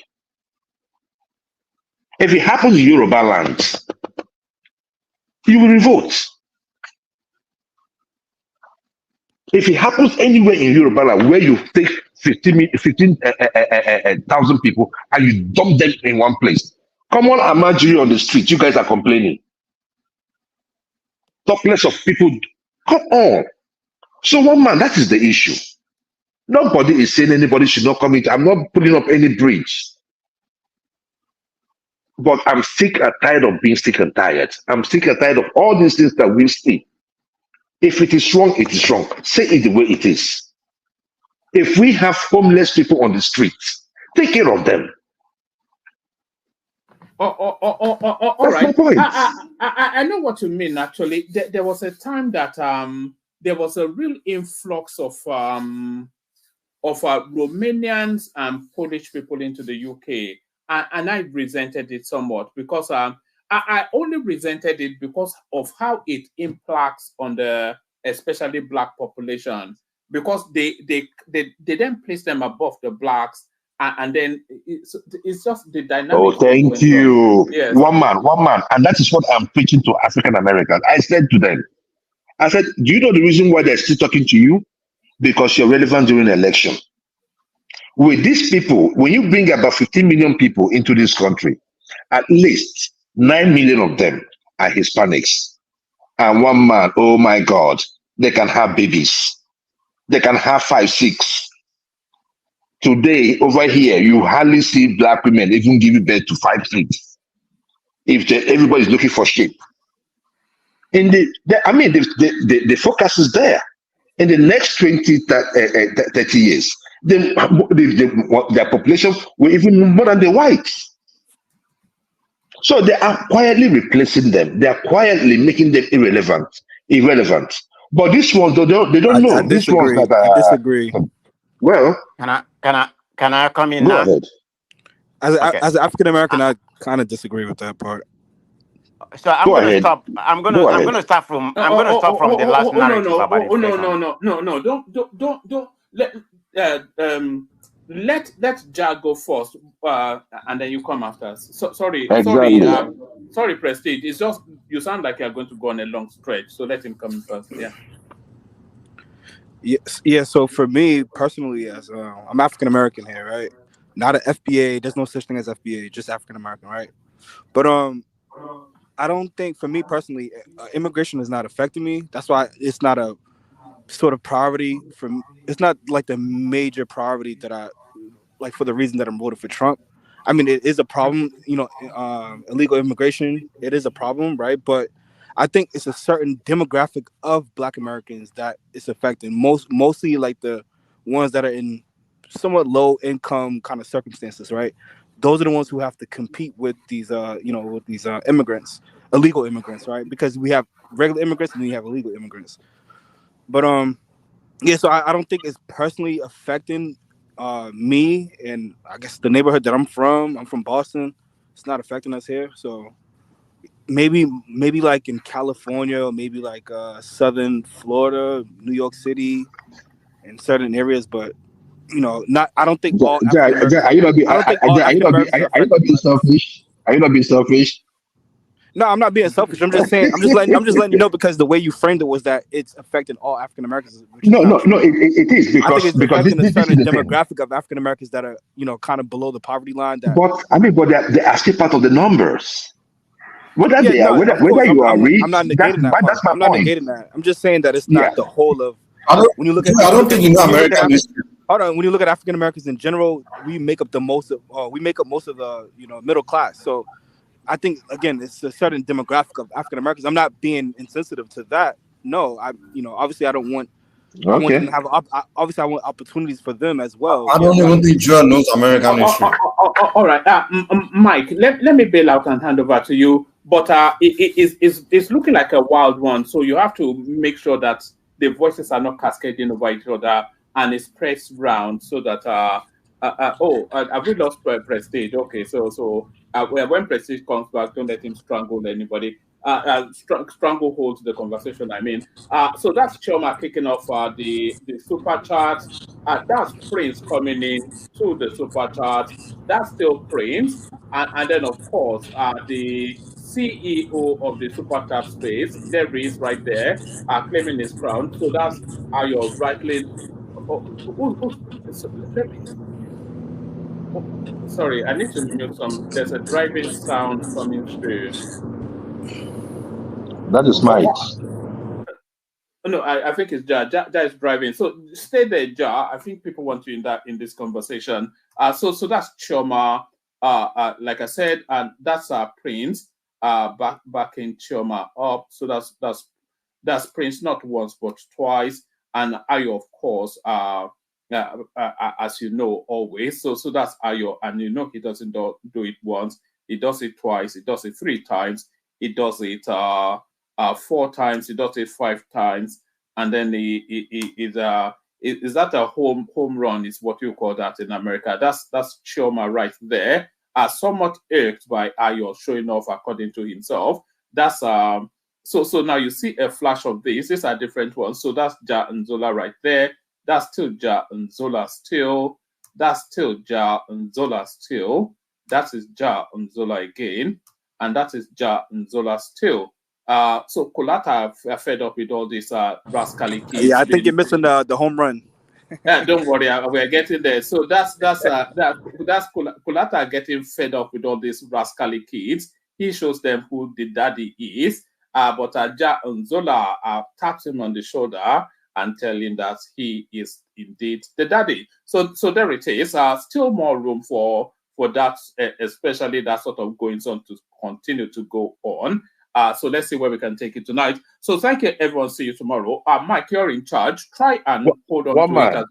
Yes. One more before you leave. What is the idea behind Chioma as the marketing manager? She seems to be pulling it. you know, there's something they do in the UK, in pubs and clubs. They'll put a pretty girl behind the bar. So if you want to go and buy a half pint, the girl is so pretty, you buy a full pint. So I think it's that sort of philosophy. Put a pretty girl behind the bar. So that's sort of it. So well done, Chioma, as well. Chioma, the CEO of the the live wire, the queen bee of the comment section. So that's Chioma, the queen bee of the comment section. So thank everyone.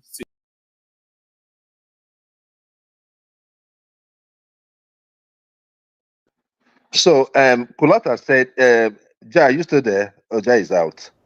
Kulata said, what's that? Joe, what I'm trying to tell you is I don't think you understand American history. You're acting as if America is a country of indigenous people and a bunch of people from non-indigenous are just coming in to occupy. You know, America is a country of immigrants, right? Mike, I understand that the country is a country of immigrants, but no country, no economy would have an open border like the way we do.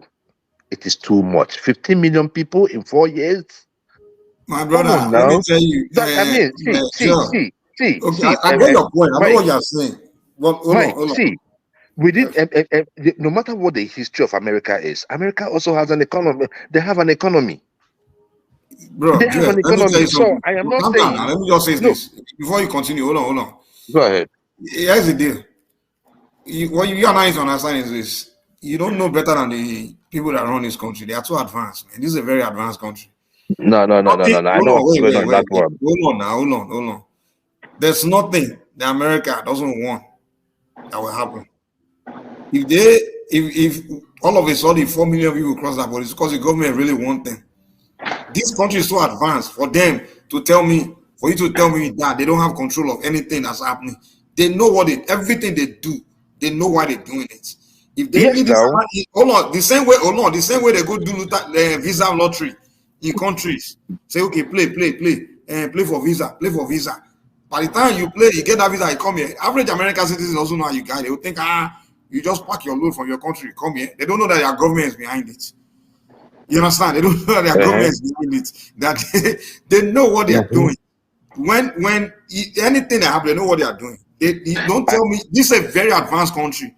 I agree. They have, listen, man. If US can be monitoring what's going in Ukraine war via space, can know when a Russian soldier is crossing the border, right? And they will call Ukraine. Okay, the Russian soldiers are crossing the border. I understand that part, Mike. And they are sitting here telling I you, understand that hold on, part. now, brother, wait now. They are sitting here telling you, oh, we have no control. This guy crossing the border right now. Oh, they are lying to you. But go ahead, Sha. Can I say something real quick? The issue is this, right? Everybody's on one side, And Mike. Can I come in? Kolata, hold on. We were just having a conversation. Let's just land the point. You come at time. Let me land. You come in. Let me just land. So this is the thing, Mike. See, I have never been against the culture of the land of anybody. But the issue is this: why are they doing it? What is the philosophy behind it? Now, the philosophy, like Kulata said in the comment section, that they're pushing them to the swing states. There's some fact to it. Secondly, it is not just the swing state, because I'm seeing them in Tennessee too. They're all over the streets. And Tennessee is not a swing state. So I get that part. I know they're going to, because I mean, if you're going to push 15,000 people into a community, you're trying to change the voting strength of that community. You've changed it already. So whether you're doing it for vote and all that, do it with sense. You have a local economy to protect. That is my own thing. You have a local economy to protect. Do not shit on those people that actually pay those taxes. You come in, okay, you say you're an illegal immigrant. You get like $3,000 to $4,000 in EBT cards. You have about 25,000 to 50,000 interest-free loan. What are you telling to those? Hold on now. These are facts. These are facts. Make a land. These are facts, because there was a lady in New York that wanted to sell her food truck. I don't know if you guys saw the video. She was crying. She said she spent 5 years to buy that food truck, and she served in the army. Only for someone that does not speak English come to her and tell her, hey, I want to buy your food truck, because she put it up for sale. And she was like, you don't speak English. Okay, how are you going to pay me the money? That was when she was not telling her that they're expecting money, that they're going, and that when you look at the confidence, if you look at the arrogance between, they were saying they were going to, no, see, I'm not trying to beautify it. I'm just telling you someone's story. And these are the things I'm talking about. I go to Atlanta. Okay, if you say it's a swing state, Atlanta is a swing state. I go to Atlanta. If you go to downtown Atlanta, it's a lot of people on the streets. It's a lot of people on the streets. Lazy people. No, don't call them lazy. Brother, there's job and opportunity in Why would you America. call them Anybody lazy? that's complaining is just lazy. If you live in this country, you're legally here, you have a document, you're a citizen, and you're not doing well. It's because you're lazy, or you just don't have exactly. The American economy is still robust. They are begging. There's so much jobs that they are looking for people to do. There's so many opportunities. Listen, Mike, anybody that's telling you something is not working for me because of somebody else, it's just lying. It's just a failure. I agree. See, and Mike, the thing there is that if you are the government, your government for the progressive or the successful and also the failure.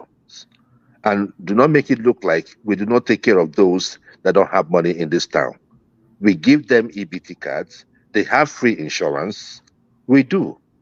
What we're saying is that it's not enough. If you have enough to give to these people that just came in through the borders, you can also have enough to do for your own people. In Igbo land, we say, money is it happen. Omemanezi. You cannot just be doing out there. People are looking at you. Oh, America, you go there, you give money. Your own people are hungry. I don't care what those people are But going Joy, I through. don't want you to go too long. You have to let other people come in. You know me, I don't like when people straight. Thank I you. No, like go people to ahead. keep Go this ahead. thing short. You know? Go ahead. Yeah, I think Prestige wanted to come in. He's been waiting. Okay. There's 2 points I want to talk. One is inflation. One is about stopping the war, not beginning of the war. So I'm going to tackle the first part of it. And Jalokoko was very eloquent in that stopping the war. So I'm going to start from there. When we talk about stop the war, that Trump can just come and flip his finger, war is going to stop, according to the narrative that is being perpetuated here. Like it's just that easy. But they are forgetting about the dimension that the war between Ukraine and Russia, and of course NATO, being supporting them because America being, being the magnified, the omega of that NATO. So everybody says everybody's America. Okay, let's leave it, let's leave it like that. And we talk about what just happened in Afghanistan. America can easily withdraw. We know about what happened in Iraq. America can the commander in chief, who shaped the foreign policy of any war, can easily withdraw. But that's not the same thing like going to war. That's why I was making the comment about funding, that he may not get it if the Congress say no. So let it be. Having said that, you are talking about three-way war, which is the NATO, or you can call it USA, Ukraine, and the Russia. That's a three-way war. America cannot easily withdraw. I mean, Trump cannot easily withdraw his support. And let me make my statement. In Afghanistan, America can easily withdraw. Withdraw their support, led by the president. That's his prerogative as the commander in chief. He can say, yeah, we're withdrawing. Even at all, Congress can complain all they want. He can do it by himself. And the same thing with in Iraq. But this is a three-way war we are talking about.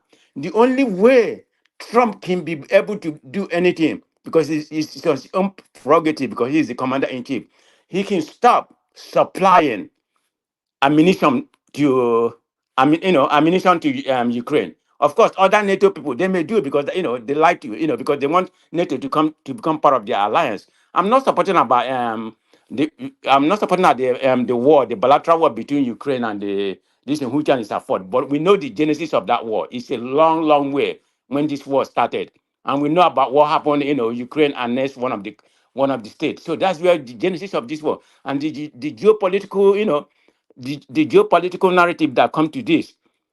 Ukraine, the NATO want Ukraine to align with them, but this is a country close with the former Soviet Union, and you go there, how will he feel? I don't blame Russia for that, but the point I'm trying to make, he can't just unilaterally say stop the war because he has no right. It's other people that is fighting it. The only thing he can do is say, I'm not going to supply weapon. I'm not going to supply weapon to Ukraine again. What's going to happen? Are you thinking Putin? I know Putin like Trump. Putin know what he wants is for his betterment of his country. He's not going to stop there. So because I'm going to stop there because Trump tell me to stop. I don't know how your people think that he can just say Putin stop the war and Putin is going to stop the war. It doesn't work that way because of the political advantage of the geopolitical advantage of Russia foreign policy.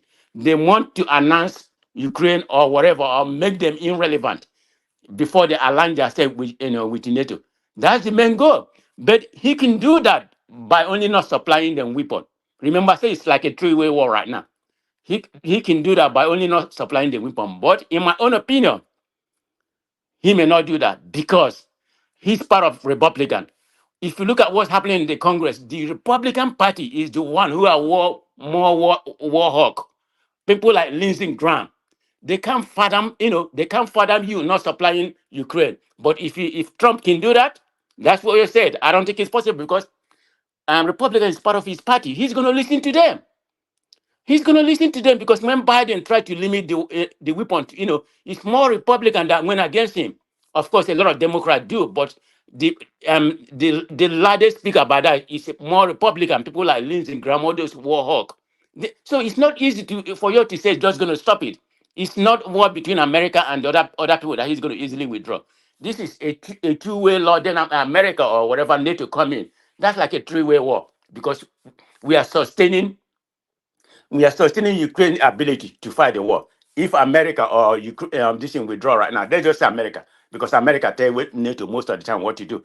If America withdraw supply the weapon right now, Russia will dismantle them. It's not even going to take a week for Russia to go and annex the whole country, an independent country. So that's my point I'm trying to make. When we say something like Trump is just going to stop the war, it's not easy like that. Yeah, I just want to make that point in order not to prolong, my comment. Let other people see. But that's the angle I'm seeing it. It's not easy, but he can stop the war. He withdraw from it. Whatever happened, he can withdraw from Afghanistan. Like they did, or stop the war in Iran. But in this case, it's not just as straightforward like your thing. So that's all I say. On the part of Israel, okay, let me pivot to the part of Israel because people think that Democrat is the one perpetuating the Israel something. Trump is and Netanyahu are like this. So you're going to stay here that when Trump become president, then he's going to stop the war going on in right now. Or he's going to tell Netanyahu to stop the war, and Netanyahu is going to stop the war. You know about Netanyahu because his life depends on this war going on right now. He doesn't want to stop the war because there's a criminal case against him. Immediately he stop the war, he's going to lose. He's going to lose the election. But he want to continue this war in order to help him stay on power. There's a lot of criminal cases against him, so he want to use this war to continue being in power. So there's no way Trump is going to say stop the war, and Trump is even going to give him more ammunition, and he's going to go there, and completely destroy destroy the Palestinians. So if that's what you're like, I'm curious how that's going to happen. So I'll let the expert tell me, how that's going to happen. Then I will listen. Thank you.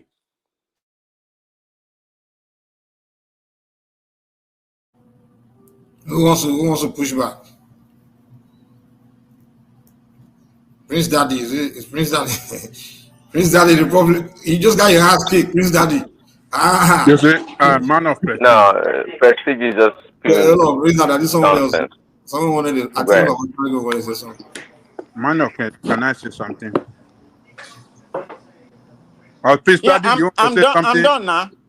Prince Daddy, you want to say something? Then I can come after you. No, go ahead, Aja. Go ahead first. Okay.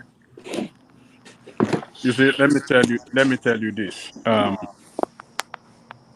Your point that Republicans are war mongers, and I see you repeating the name of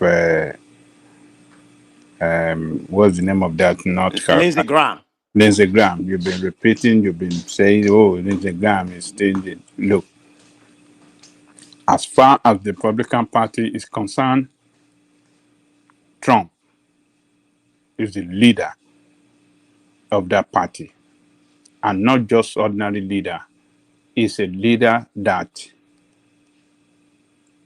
the base, the base of the party, he controls it,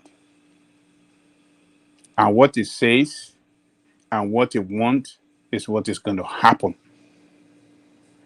and you'll be shocked if he's elected. If he's said from day one, this war must stop, you will see everybody will come around. That is what you are going to see.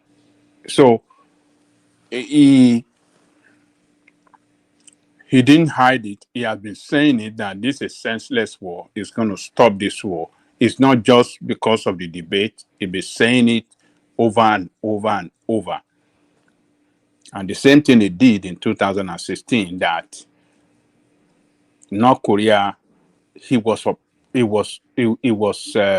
strongly opposed this country, how do I say, the foreign policy of this country against North Korea. He stood against it in 2016. And when he was elected, he he showed to Americans that he can stand by his word. And he traveled to that country to meet with the leader, Kim Jong-un, whose past leaders have, portrayed as evil, number one evil in this world. And we saw what happened during this time. 4 years. That guy, fire. Oh, That well, guy still never. there. That guy never fire a shot. One shot. Never fire one missile up the sky during this time. So look, he doesn't cost president a dime to say, you know what, this war must stop, and it is going to stop because by the constitution of this country, it is the president that usually initiate, for this country to go to war. I know that the Congress, we always go to Congress for approval, and most of the time, Congress always approve the president to go to war. So when the president said, this war to me, I want to stop this war. The Congress cannot say no, that we must continue to fight that war. They cannot do it. And like I said earlier, it happened. The Afghanistan, the president Biden said, "Oh, everybody move out," and that's what happened. And that's what made him the commander-in-chief of armed forces. So I don't know why you are saying, "Oh, he cannot do it. He cannot do it," when he has done it before. He stood strongly against the foreign policy that described North Korea as the devil. He said, "No, I want to meet with this guy, and I want us to be friends." No other president in the history of this country, after the Korean War, no president in this country has been so courageous to do what he did. After the Korean War, no president. So you have to look at the history, the personality, what he has done in the past to determine what he can do in the future. He demonstrated in 2016, and he can do it again. I believe he can do it again. If you say he's been saying it, that it is a senseless war, and a lot of Republicans are even saying that this war is a senseless. Even if you go to their station, the Fox, you see most contributors are saying this is a useless war. So that will tell you where the core conservatives are not in support of this Ukraine war. And I can tell you for a fact that this Ukraine war is responsible for the food inflation that we have in this country. Thank you. And in many Western world, the energy crisis that we have in the Western world, particularly in the Europe, is this Ukraine war that caused it. The economy of the Europe that is in serious bad shape now is the Ukraine war that wants it. And that is why you see the opposition in Ukraine, in the Europe, winning election after election. It's because of Ukraine war that have caused a setback on their economy. That is why that Macron lost in France recently. That is why the British, the conservative, after how many years? Is it not 24 years? How many years did they rule? They rule? Maybe 16 years. It's because of the bad economy that they suffer recently. Seriously, they have to pay every Briton, every household money, a stimulus money for energy costs in Britain to help them. Did you get such money in America? They pay them because it was too expensive. They cannot pay. So the government have a usual house check for every household in Good morning, sir. Yes, sir. Okay, so what you are saying now, so let us now extrapolate it to Nigeria, where you are preaching subsidy about energy crisis that we have. We talk about food inflation. Yesterday I said it. I said this is not the best time for any president anywhere in the world contesting for an election, because the whole world are facing economic crisis, food inflation, everything is not unique to a country, and America is also not immune to this. all these things that people have been saying, we all know that even in the history of America, it's always the Republican that normally take America to war, and they will destroy the economy. The Democrat will come, bring back the economy, and they will enjoy. And that was what Trump actually enjoyed, because we knew how they handed over to Obama at that time, the kind of economy they handed to Obama by Bush. Now, Obama restructured the economy, brought back American economy. He enjoyed it, and you people are giving him the praise that is not actually the one that actually This deserved Remy it. again. Remy, you This is not again. Remy, this is Simba. Simba, you again. Okay. What do you look at me again? They have not talked about this thing. When am I going to speak? Welcome, Simbad. At least I have one person on my side. Not about 5 against 1. Thank you, When Simbad. am I going to So, speak? whether, let me tell you, if it is Trump that is there today, all these things that people are saying that inflation, food inflation, whatever in America, everybody will experience it.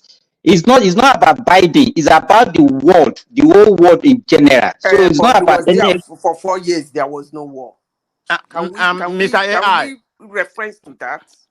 Mr. AI, can You I people tell are you the not just genesis doing of this things, yeah. inflation we have right now? There's two parallel to the inflation. One, we are just coming out of the pandemic. That was part of it. And the Ukraine war contributed to the inflation we have right now. Go and look at the world inflation rate. It was 6.8. I'm talking about the Western world. It was 6.8. But it's projected to be at 5.8, maybe next year or whatever. So everybody's having, forget about Nigeria being 40 or something like that. I'm not talking about third world country. I'm talking about Western country. The world inflation rate is 6.8. Only China has the lowest inflation rate in the whole world. I think it's 0.2 or 2 point something. No, it's not even 2 point something, but less than 1%. So only China that is faring well inflation. Everybody is having, is having the same burden, and it has to. I gave you the two genesis that caused the inflation: pandemic and this war, Ukraine war. Yeah, I said it. Ukraine war contributed to the inflation. So it's not just the war. Inflation. I mean, the pandemic contributed to it. So it's not just one-sided. That contribute, but things are moving in the right direction. Today, I know food price is higher than Man of 2.5. prestige, you don't mind them, they are liars. All of them are liars. Today, yeah, Simba, go look. American inflation today is 2.5. I think it was last Thursday when it was reviewed. Was it on Tuesday? 2.5. But Man everybody's of heading in the prestige, right trajectory. man of prestige. Don't bring what do you call it? The pandemic. We passed pandemic. Oh Economy my God. recovered. Hold on. Economy recovered. It is this Ukraine war that Exactly. It's the war, it is So man. this Ukraine Nigeria war. economy It is recover from the it. pandemic. Hold on. We are talking No. about Let it make America. sense to me. Don't let us model things or don't model things up. Nigeria, no, forget about Nigeria. Let Nigeria stand on its own. We are talking American issue. The current inflation rate and the current state of the economy, which, as we know it today, the food inflation is so bad now in America, and we are telling you that the Ukraine war, contributed immensely to it. If we have not gone to that Ukraine war, if we have not gone to that war in Ukraine, Is Ukraine war an American war? Is Ukraine war an American Good war? point. Did America start the It's war? an American war. Ukraine it's is merely a American war. proxy. It's American war. But did they It's start it? American NATO war. It's American NATO war. So if we have not gone to that war, the economy would not have suffered a setback as it is today. In terms of food inflation, we wouldn't have been going through the hard time. I told you earlier that the organic egg, that like 2 years ago that was around $3 plus, is around $9 plus. So it's not good. So what I'm trying to say in essence is that, look, Trump, as he said, that he put an end the president of United States as the commander-in-chief have that power without consulting any other arms of government to stop war at any time. I don't know why she is the witch here in someone. Will be see, will be So, Prince Dami, I think your position to the point that war, where Trump cannot stop the war. I think mute yourself. I think you don't understand the power of the president in the country where you live. You don't know the nitty-gritty of that power that the president of the United States carry when it comes to, declaration of war, and when it comes to, stopping war, put a stop to war, rather.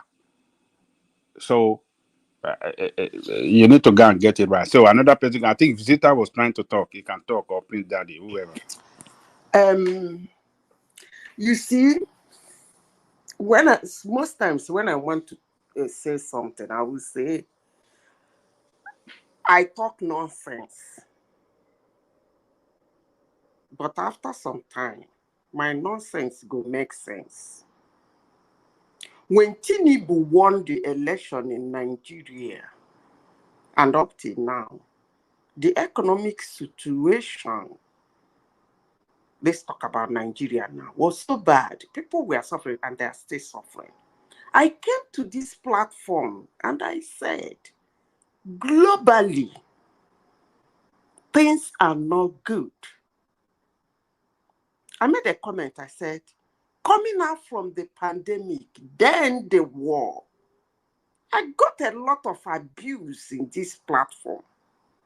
They called me Tinubu's wife, called me Tinubu's supporter. I made references to the krone. I made references to the dollar. I talked about the Chinese money. I said, it is bad everywhere. I even went as far as I'm talking about $3 that I used to go and buy biscuits. I said, $3 is no longer $3. It's now 5 below. I was attacked in this platform. No, I remember that day. I was on the platform. And after so many In fact, you was one of the person that attacked you that day. No. It wasn't Joel. I don't know about Joel. Let's call it a spade. I'm the one that attacked her. I have to call it her seat. But Madam Zita, I was wrong. Okay? It was 50 cents more. I don't go to grocery, so I don't know. I'm the one that attacked you that you don't know what you're talking about. So I'm saying how it is. But I was wrong, and I'm taking it back. Look, when I talk, I don't really do care what people say. But I always come back to tell the whole world that I was right. That's all I do. Abuse me, don't abuse me, I don't care. Because I'm somebody who is on the grassroots. I'm a grassroots person. So, and I told you people when I came to this platform that I'm a social scientist. That's what I love doing part-time. But even at that, they abuse me. I have 2 friends, they do documentary. So wherever I go, I try to get something for them to help them in their documentary. I said that the war and pandemic, it was a wrong time to fight that war. Extremely wrong. We were just coming out of pandemic. People have been locked down. Countries that were struggling to stand. The pandemic came, they were knocked out. And what did we get at the end of the day? Putin woke up one morning and decide who is an enemy and who is not an enemy. And people were clapping for him. 3 years down the line, they're still fighting a war people thought we end in 2 weeks. You see our life? Now, back to the talk. Yes, the economy is bad. But when you come out as a politician seeking for a position, it's just like going for an interview and they interviewed you. You say beautiful things. Joe Biden never said anything anyway. let me talk about Tinubu because he said a lot of things. Joe Biden was honking horn in 2020, so he never said anything he's going to do. So for the fact he didn't do anything, doesn't really matter. Tinubu said they called you for an interview because contesting for an election is like going for an interview. They called you for an interview and you said lovely, beautiful things that you are going to do to change and make people's life better. It's like going for a walk and they give you said, I'm going to do this and get the work done. They gave you the job. You start telling me that actually why you cannot do it is that the situation you met is very bad. I'm not going to take that. So that's why anything that is happening in Nigeria, they want to blame Tinubu. I don't mind.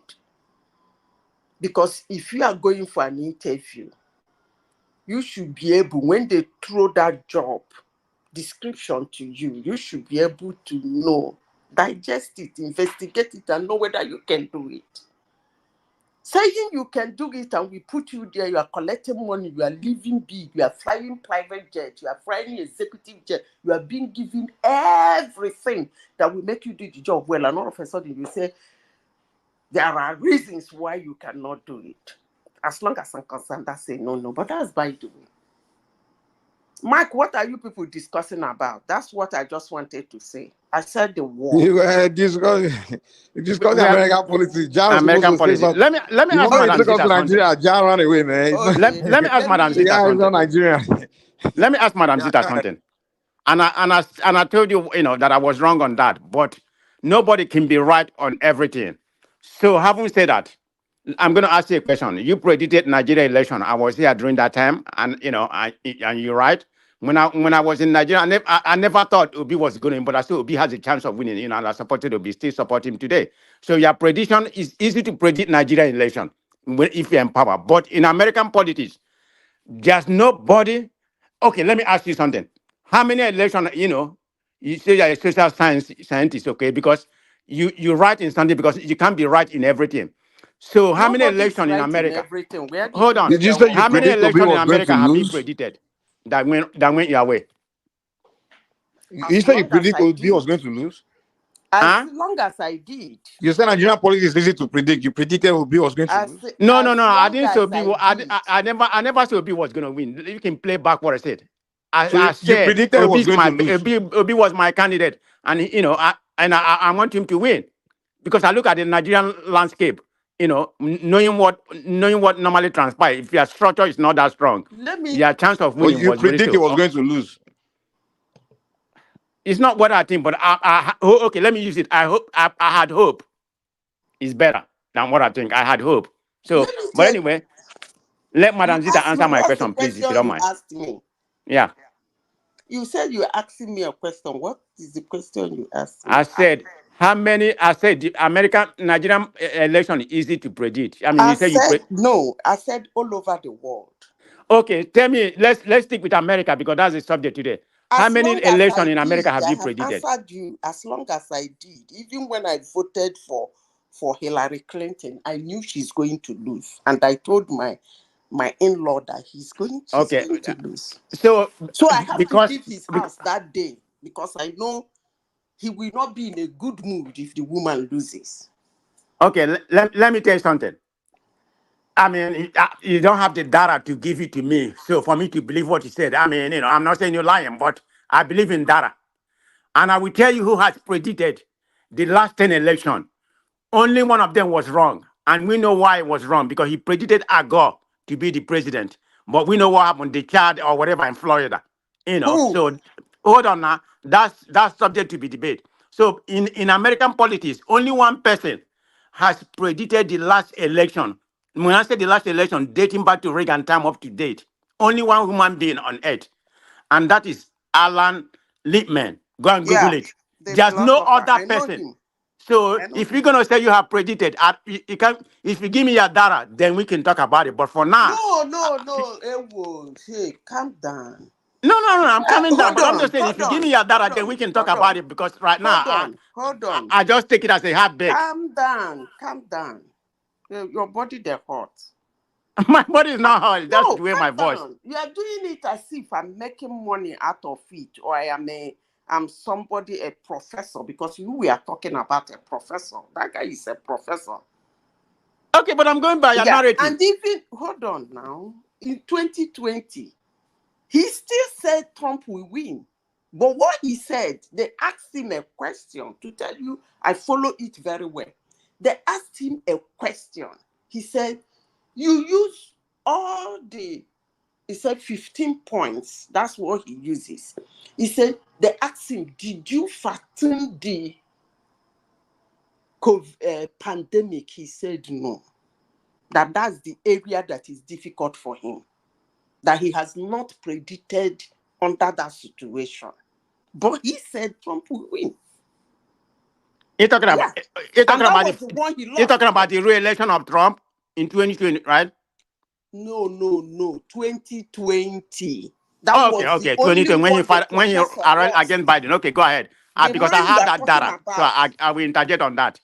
The man you were talking about, it was only that 2020 that he lost, and he said he will win. That everything is going for him. Then they asked him a very important question. Okay. In your what does he call that? 15 something. They asked him, did you? You are right. I follow these things. They asked him, did you put pandemic? He said no. That he did not put the pandemic because that he has not predicted election under a pandemic before. So the statistics, he couldn't work it out. Okay. And that pandemic crashed the man. He lost. That's the only election he has lost. He predicted No. lost. Mr. AI, Mrs. Zita, I respect your point of view. So let's make it a conversational. Forget about my voice. I just have high octave voice. It's not that I'm being so hyper, it's just the way my voice and even my wife, they tell me that I talk so loud. I'm trying to let everybody know. When I'm speaking like that, it's not that I'm too hyper, it's just the way I can help it. That's who I am. I just have a loud voice. It's not that I'm very snobbish or whatever. Okay, but anyway.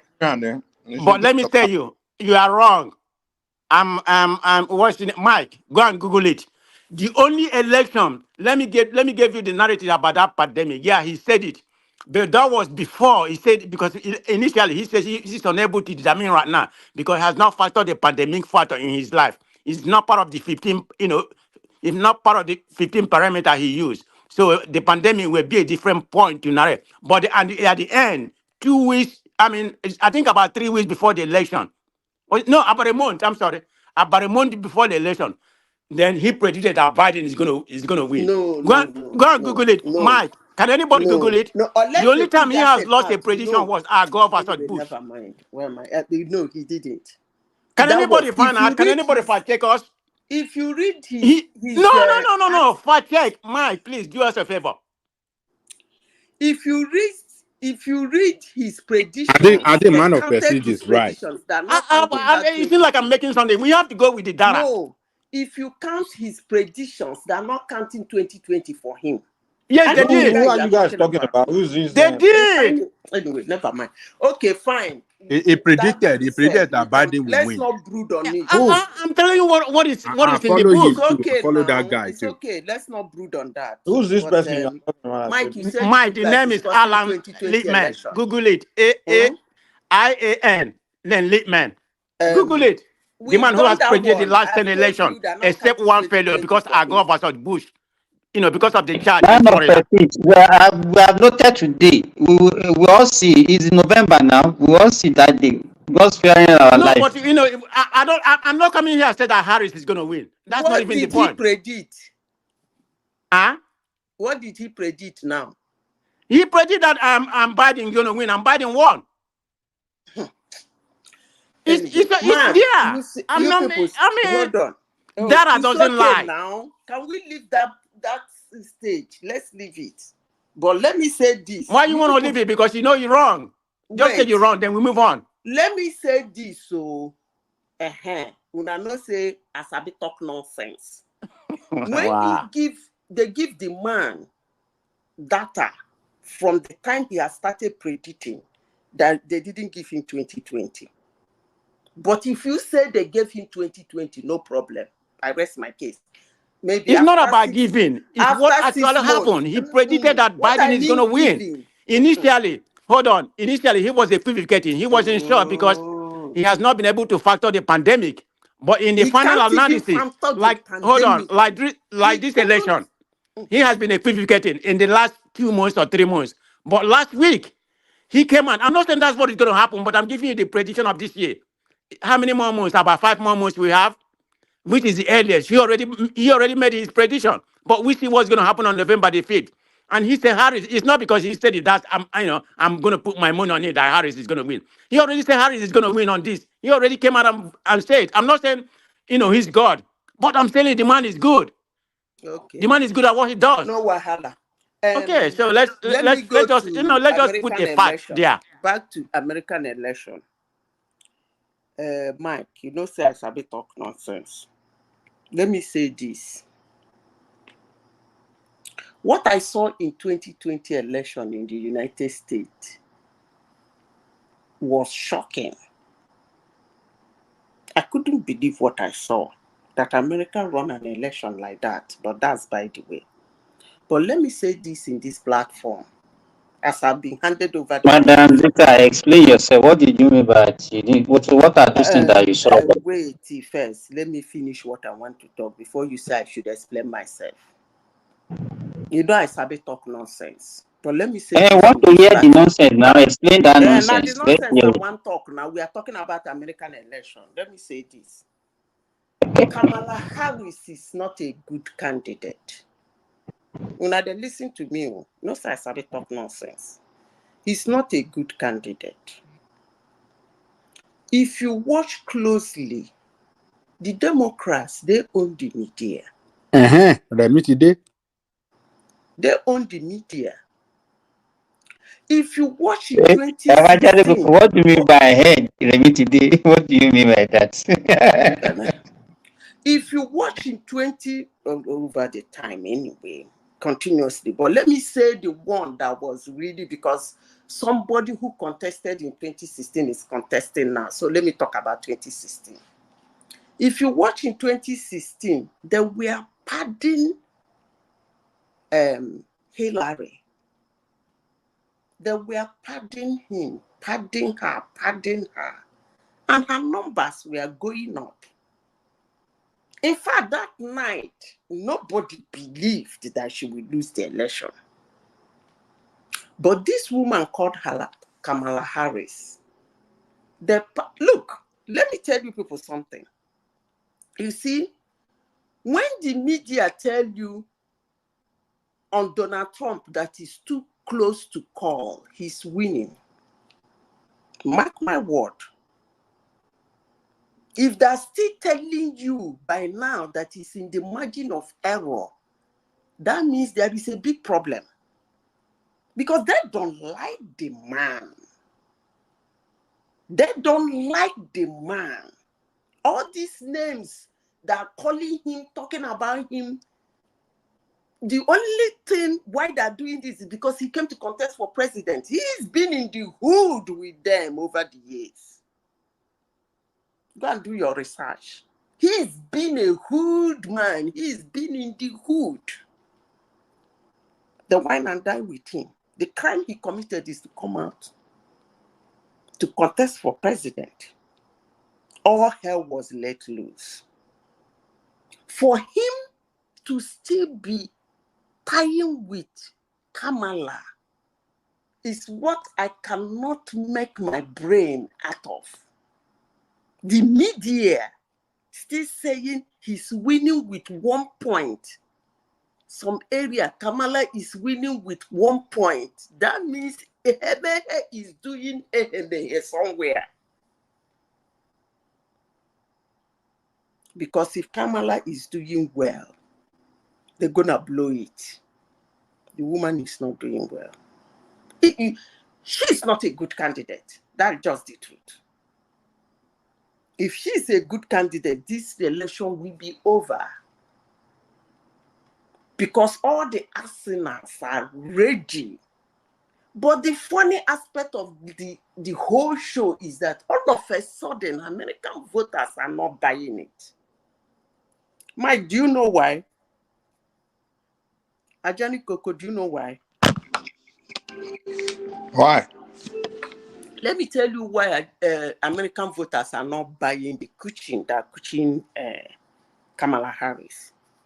You see, Tell us. We want to know. every human being, wherever you are, we are the same. We are the same.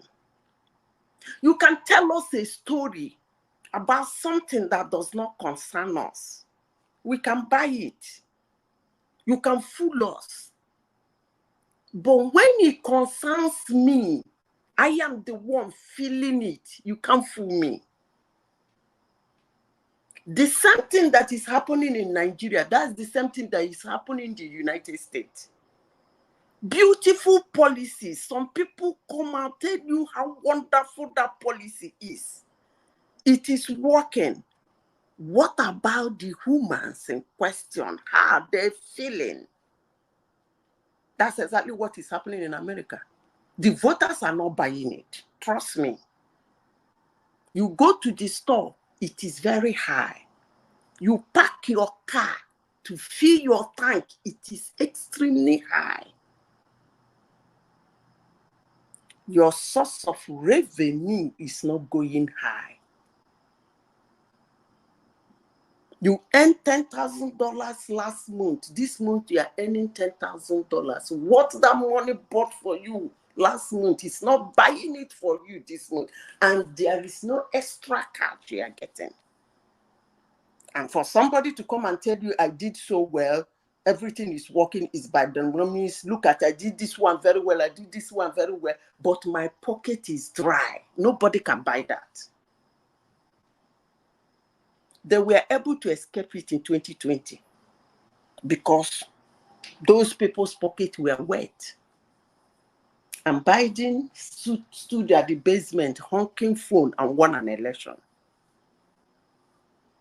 Kamala Harris is not a good candidate, not even with what is happening in America now. Look, Ajani Koko, you people live in the United States.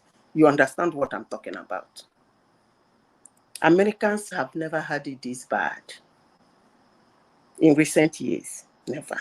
Not even in the last 40 years. They have never had it this bad. They are angry. I don't know how people with children like 3 or 4 or so, I I'm don't know how they are telling feeding their you, children. I I am don't know. I telling don't you, know.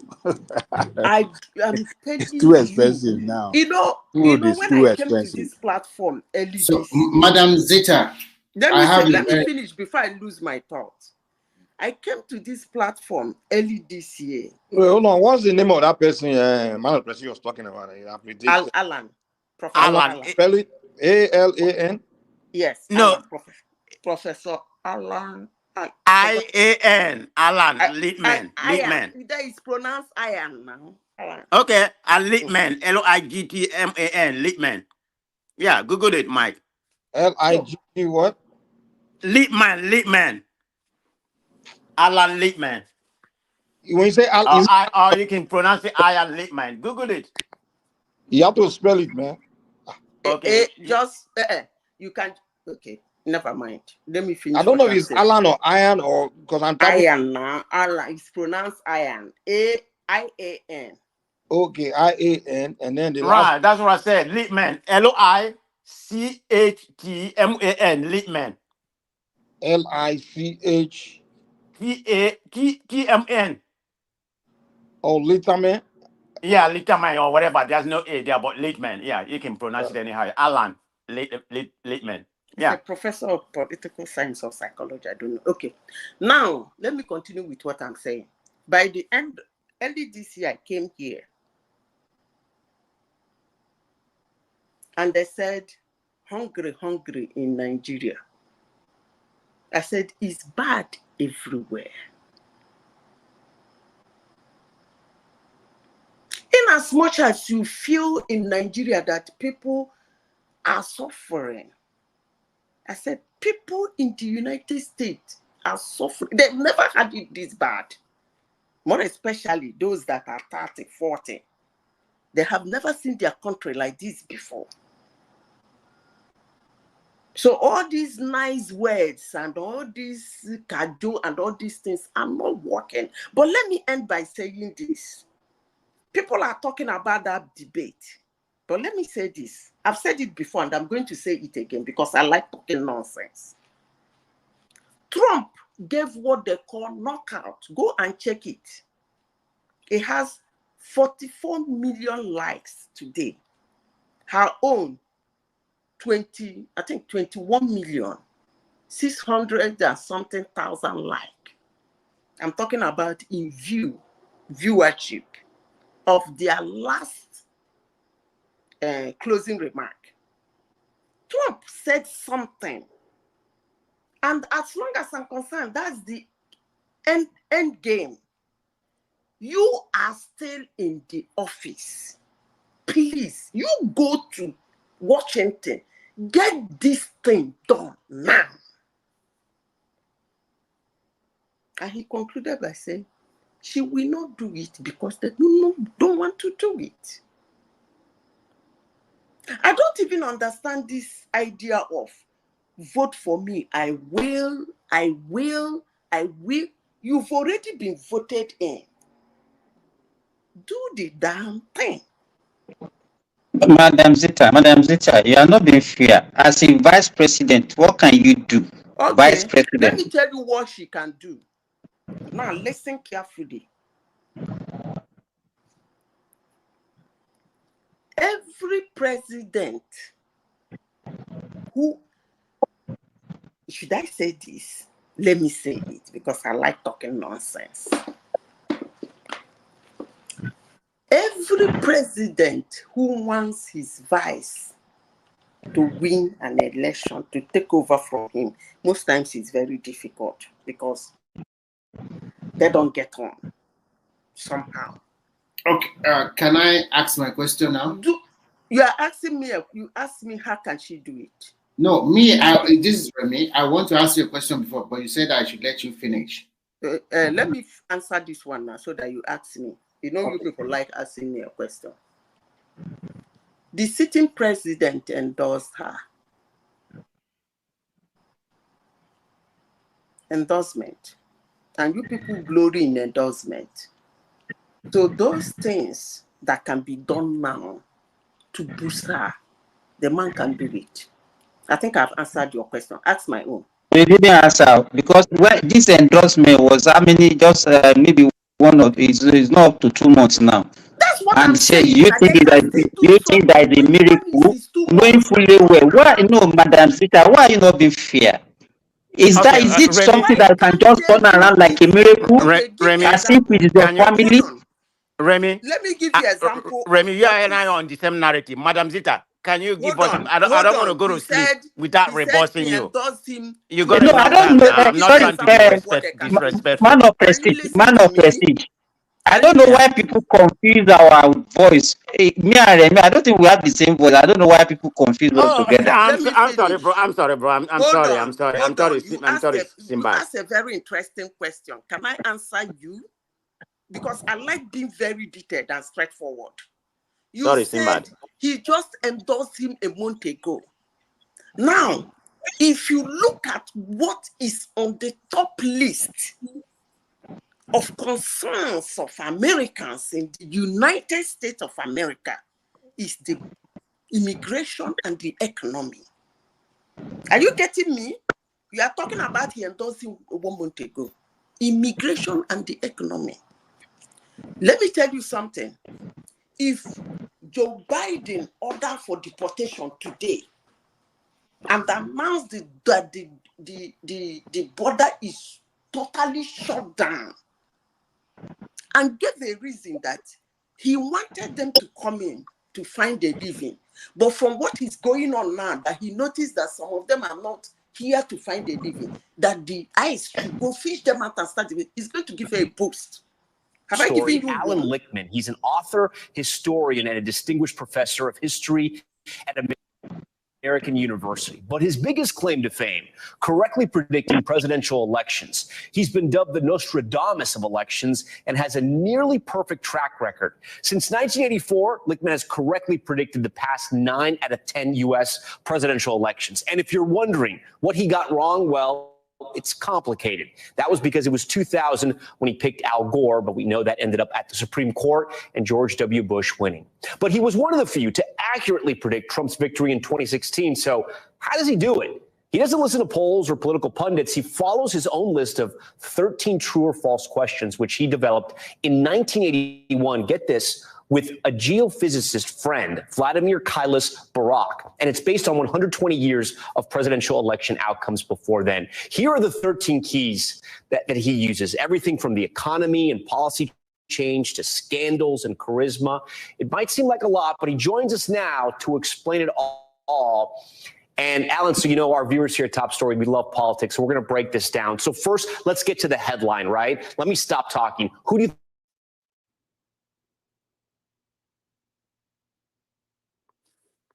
Oh, Mike, what happened?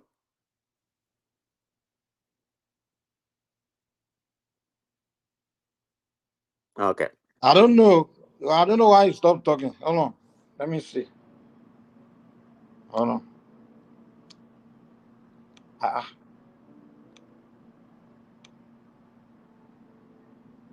The volume just disappeared. But we can get the genesis of the topic. He has But the predicted the guy last 10 predicted, elections. what do you call, he predict. I watched it. He predicted Kamala Harris. Yes, that's the point I'm trying to make. I'm not saying I'm an expert. So let's get some points straight about this American politics. Everybody has their own sentiment. I do have my own sentiment. I always give a disclaimer. I'm a Democrat, and I will always come with that angle. But when I speak, sometimes I have to speak with a data to back up my point, what we are talking about, rather. Because nobody, Mr. Zit, as much as I respect you, everybody has their own sentiment, but just nobody can come on unequivocally make your own assertion like your fact is always gonna be true. When I make my statement, I always have to give a room for error. That's what politician does. In case it didn't work, you're wrong. There has to be a room error. You can't just say here that America is gonna vote for Trump. Nobody Hold is on now, it's my going turn. to. That America don't know what they are doing. Nobody is Hold on. 100% That the correct. American doesn't know, that the poll doesn't know what they're doing. So let me start from where you started about media, from media space. You said the Democrat own the media. Yes, I will give you that. Democrat own maybe 70% or 60% of the media because you have Fox News, which is a spokesman for the Republican, and you have the blog. When it comes to blog, oh my, you can't even debate that. About 80% of Republican don't blogging own is owned by Fox. Republican. The Then you have Republicans the don't own network, the three Fox. network, ABC, CBS, and something like that. Yeah, they tend to pivot center left. Let's call it what it is. They pivot center left. That means they are more center. Then they tend to support Democrat. Then when it comes to CNN, I mean, people can have their own perception about how they feel. In my own opinion, CNN is kind of center left. It depends on who is there. And Fox is left. MSNBC is left. So you can say they own the media. That is true. But the media does not shape the election. Even at all when the poll came out that Hillary was leading by 5 points, she was going to win. Trump won. An election of poll is a prediction. It's not a fact. It's just a snapshot, a prediction. Right now, Kamala Harris is leading by 1 point on average, which is very slim, with a margin of error almost about 4 points. So I'm not going to come here and say Kamala Harris is going to win. In as far as I want her to win, but I like where Kamala Harris stand right now. Trump has as 50% of winning as Kamala Harris has as winning as of today. So nobody can just come here and say American people, they No, don't know what they're Trump talking has about. Let's talk about the. 63%. Hold on now. I'm talking now. I didn't interrupt you. Trump Let's talk has about the poll after 63% the debate. chances of winning. Let's talk about the debate after the poll. It was 63%. It's not by CNN or whatever. The poll after the debate. We're going to talk about the debate who won, but that's not important. Just because he won debate doesn't mean anything.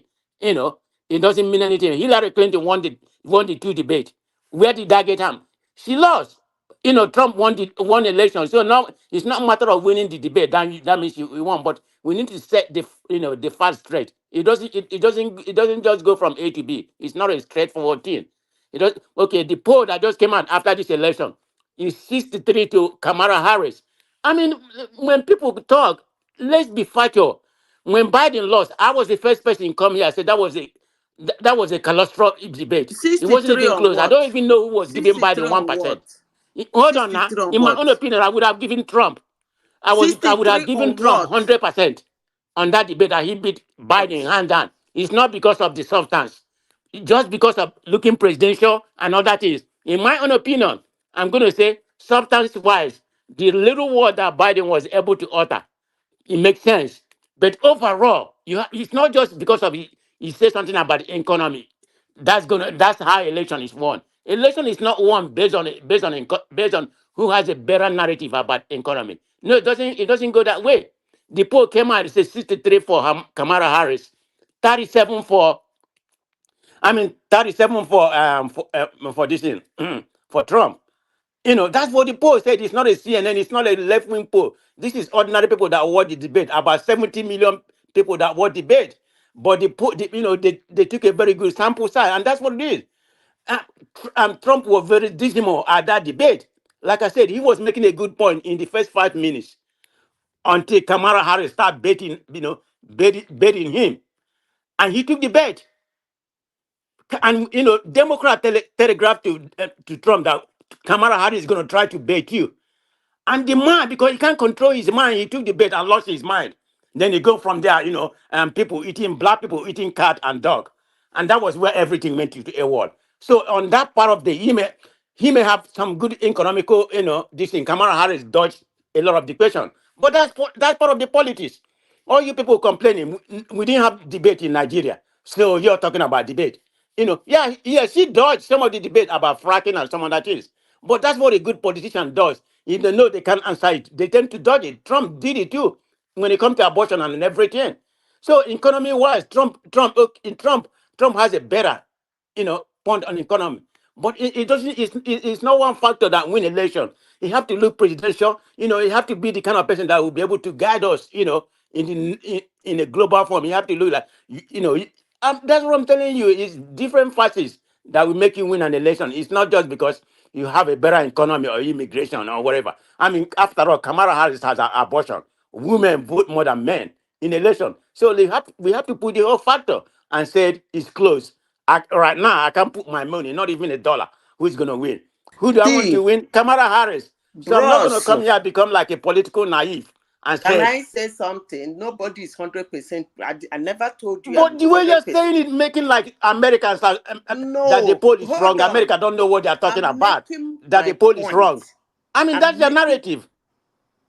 Oh, anyway, never mind. Man of Prestige, it's not only Madam Zita narrative. Most of the American guys that came in, they're all as if the poll is only about them. They always Yes. they are the one that they are the one that is Trump when the whole America. I think it's just our mentality, man of Prestige. Believe me, Simba, it's you just see our what's happening in mentality. American politics right I'm now. happy you said Hold on. that. See what's happening in American I'm politics. happy you said Men, that. But let me Trump say is this. leading on men. Trump Let me has say this. plus 11 for men. We Kamala are Harris behaving has as if we plus know better 11 than for women. others. That's the gender gap we have. Man, Let me Prestige, you're talking too much, man. Just let me spreading say I'm giving you this. propaganda. the You data. talk too I'm not much, just man. coming here. Come on, Listen, What let me blab. tell damn you. data you I talking lay about? When I What come data? here and speak, I give you the Litman, data. Hold on. the litman you're talking about, it's all subjective. There's no damn data backing it. Okay. Okay. I rest my case. Mike What already data played did the tape.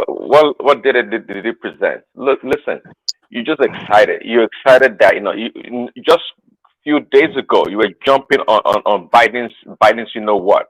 Today you're jumping on Kamala. You like you don't really have a direction. You just go by whatever How come I goes. don't have a direction? Am I not a Democrat? Because Why no, wouldn't I support you don't have Biden a even I thought he's direction going to because lose? just few weeks ago, you were jumping on how great Biden was. How the economy was great under Biden. Inflation inflation is low. The stock market is great. There's jobs everywhere.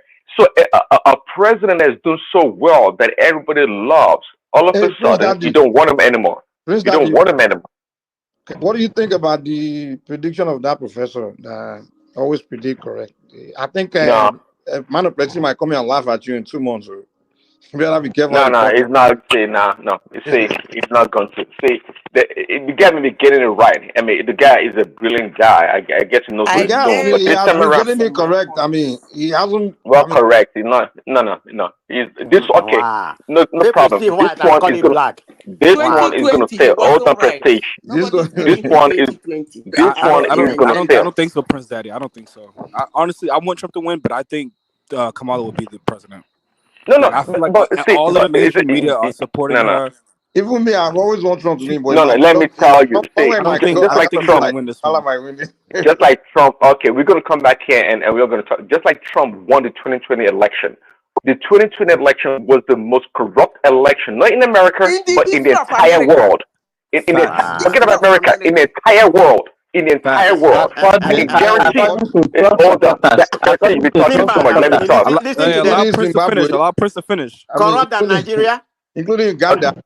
No, Yes, Nigeria so is better. Including Uganda. Yeah, yes. I'm telling you. yes, including God. No, see, because the corruption, election corruption or malfeasance that goes on in Africa is very simple. It just they just buy votes and do. But if you see the machination behind this past 2020 election, you will blow your mind. I'm telling you, the most corrupt election in the world happened in 2020. Definitely. A minimum of 10 million votes came from nowhere. Unaccounted for. Prince Yeah. Daddy, can I Unaccounted for. come One in? second, people. Yeah, Can I come in, unaccounted for. please? Let me land. Unaccountable, Yeah. Just a Prince minute. Daddy, That I is want to ask you a simple question. Please, sorry, please, now, Madam Zita. When you look at Trump, in 2016, in which there was a lot of people said that the Russian helped him during the election. Maybe I don't know. The question I want to ask you is this: simple. It's very simple. First, Americans have voted for Trump before, and they have also voted against him. So No, they did not. But whatever. No. Please forget all those conspiracy theories you always say. Just let us face the fact. The fact is that they voted for him to be a president in 2016, and 4 years later they voted against him. So that means that his chances is already reduced. If the people that voted let me answer for you. him, Can I come in? I think I'm asking Chris that because when I want to ask this question, you don't allow me to ask you a question. No, let me answer you, please. Okay, go ahead. Anybody? You see, Guys, we got to let Jack come in. you Please. see, let me tell you something about elections. And I will have to be honest. When I say some certain things, you think I'm saying it because I'm 100% correct. Nobody is 100% correct. Nobody is even 90% correct. But sometimes when you are sure of your facts, you push it, you stress it. I stress my points.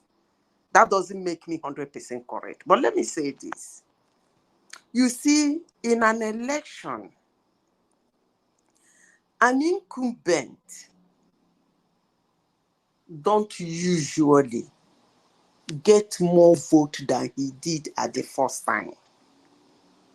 He might win, but he will not get as much vote as he got the first time. You know why? Because after 4 years or 2 years of ruling, he's going to have some issues. Either with some of the things he said he's going to do, he did not do it, or some of the things he did that some people didn't like, thereby his support base will reduce. But when you come to Donald J. Trump, saying that Americans has voted him before and Americans has rejected him before, I don't think you are completely right. And based on your Let me analysis, finish now. When I finish, you attack me again. Okay. That somebody lost an election does not mean rejection. Because if you say that 72 million people is not enough for you to see love and wanting, then I wonder what will make you. The first election the man had, he had a lower vote. In 2016, his votes, his electoral college, his what is it called? popular vote was very low. Hillary, according to the media, I kept mentioning the media. You see this media? I will keep hammering on it. They said Hillary Clinton won the popular vote, and therefore that he wasn't even the winner. In 2020, 12 extra million people that did not believe in him in 2016, after he finished working for 4 years, he won the heart of extra 12 million people. If that doesn't make meaning to you, for somebody like me that watched things closely, it made a lot of sense to me. And that's why Democrats are scared of him. They don't hate him. They're just simply scared of him. Because listen to them speak. I don't know if you're watching. Even when they come, they will tell you his support base is unwavering. Some of the people supporting him now will tell you he let did us a good chime in. job If you're online. 4 years ago. Okay, So for let you me to use the quickly word from reject your him, Hold on, analysis. guys. Jad, you want to comment? You know, we gotta get people. Okay. Jad, do you want to comment? You got something you want to say? Yeah, I mean, so which points that I want to address? Yeah, I think I agree with brother Aja and Prince Daddy that obviously the last election there was it was a lot of it was corrupt, honestly.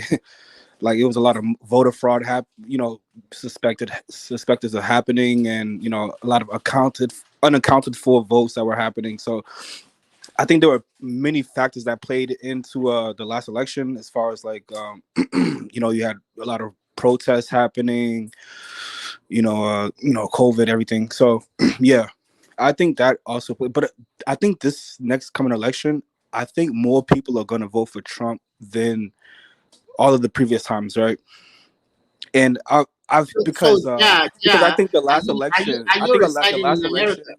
yeah, I think the Sorry, last Jack. election. Excuse me. Are you residing in America? Yes. I'm American. Yeah. And who are you leaning towards to vote? Trump. I want It's to. I'm Trump, voting for man. Trump, but I think Kamala's gonna win. It's unfortunate. All these black guys, I don't know why all of them are So supporting if Trump. I somebody don't even is know. voting for Trump, he Yeah, can because never we don't. speak his Because, you know mind. why? You know why a lot of black people are voting for Trump now? Because we're not falling for this racist victim narrative that the Hey, Democrats are pushing. I think you people are just being selfish, and that is why, because of this immigration issue, that is why you Well, people are just Simba, against. why don't you I go don't vote get for the selfish Arabs? how. I don't Simba, get selfish why how. don't you go vote for Arabs? Mike, Yeah. can you What give do you me say? Mike? What did you Oh no, say? I gotta hear one voice. Simba, let me Mike, let Go and vote for the Arabs. Mike, can you give me 1 minute to address something? Mike, can you give me 1 minute to address something? 1 minute to not. Please. It's 1 minute. Go ahead. Please. I think Jad will still have the floor. Is this saying something? But Yeah, go ahead, facts. do one thing. Yeah, so I think the last election was mostly based on like race Madam and Sister, all let that. Jad just land there. Can I You go. say this and then I can leave? Please. Let me say this. All right, let her go. The media has been running with this thing since 2016. Remy and Simba, I know you guys listen to media very well. But let me say this in this platform. The only thing I will not tolerate is because somebody voting a candidate is a personal thing. If somebody has a conviction in his heart that he's going to vote for that person, allow the person to do so without calling them names or demeaning them. No. Let me Madam finish. Zita, you got I it wrong. will not tolerate that from anybody. I will not.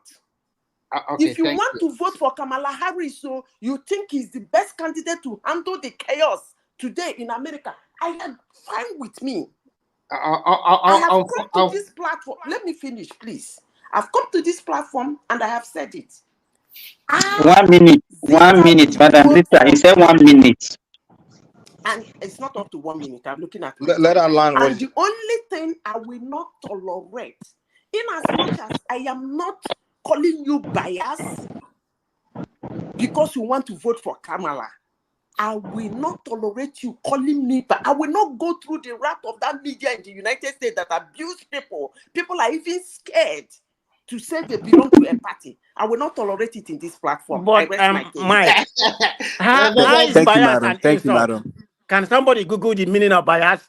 Whether bias is an insult. I'm biased.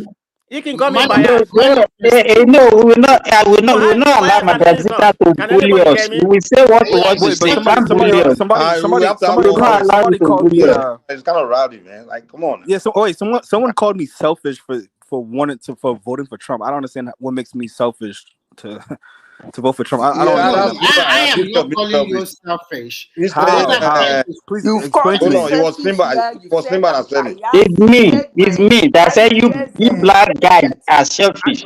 Not only you. Hold on, hold on. It- Yeah. So look, So the hold guy on, that's guys. calling me So Mike, the let guy that's calling me selfish. Simba and He's Jab debate real quick. Okay, so Simba, why are you calling it selfish? Go ahead. Jab please will tell me. respond.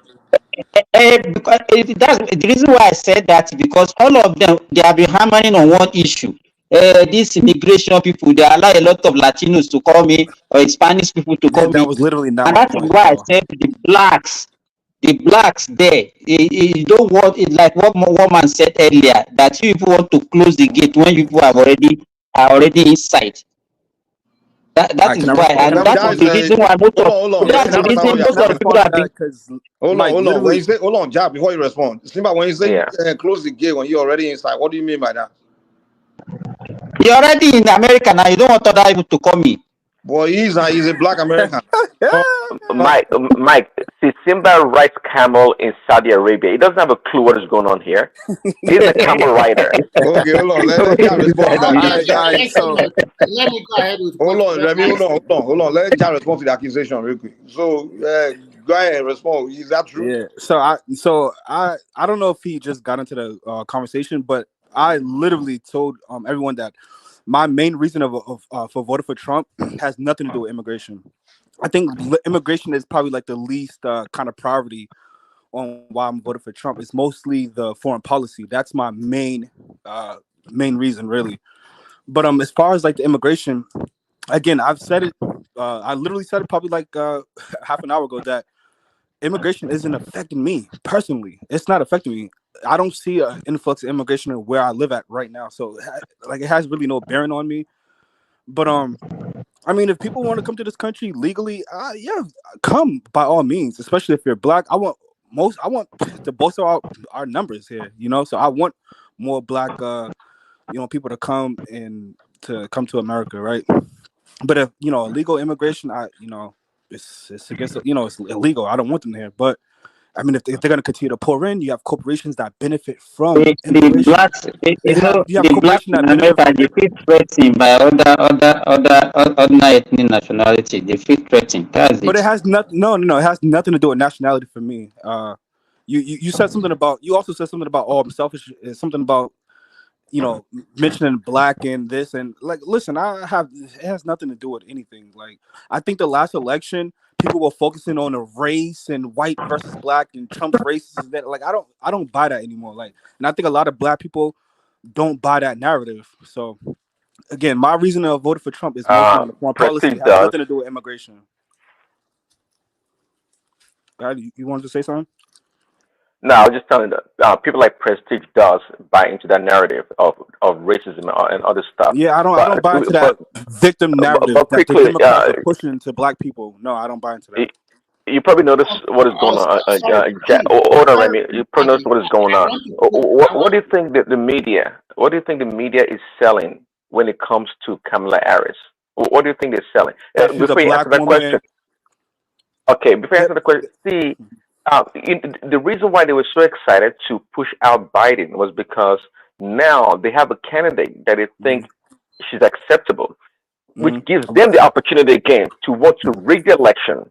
Okay, because it's not possible for them to have rigged the election with Biden because people are like, it's so glaring, it's so obvious. How possible could they win? But with Kamala, no, they're telling her, she's A woman so of color. joyous, she's just happy. All this trash, but go ahead. Yeah, I think people are trying to paint this, push. I think people are pushing Kamala. It doesn't make sense to me, right? Because before Biden stepped aside, Kamala Harris was one of the most despised politician in office. Like she had no support from anyone. And then Zero, not even the black people. As soon as they pushed Biden to the side, and no one, elected her or no one voted for her or anything like that. They just placed her into, position as, the head candidate of the Democratic Party. That doesn't make any sense to me.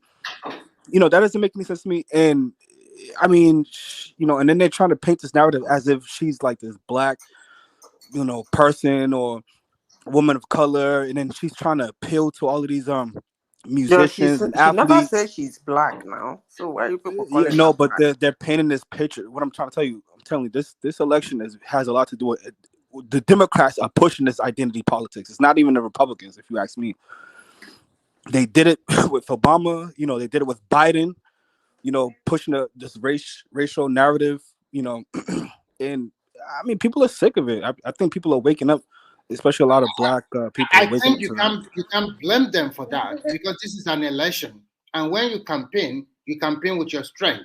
First and foremost, I don't like people when they lose election and they will come back and be telling you the election was rigged or blah blah blah blah, making this kind of noise. I'm talking to There's Prince Daddy nothing directly. wrong in saying I'm talking election to was Prince rigged. Daddy directly on that one. I think There you are. is nothing wrong in saying election Madam was Zita, rigged. let me finish first. I think, Prince, that you are above that.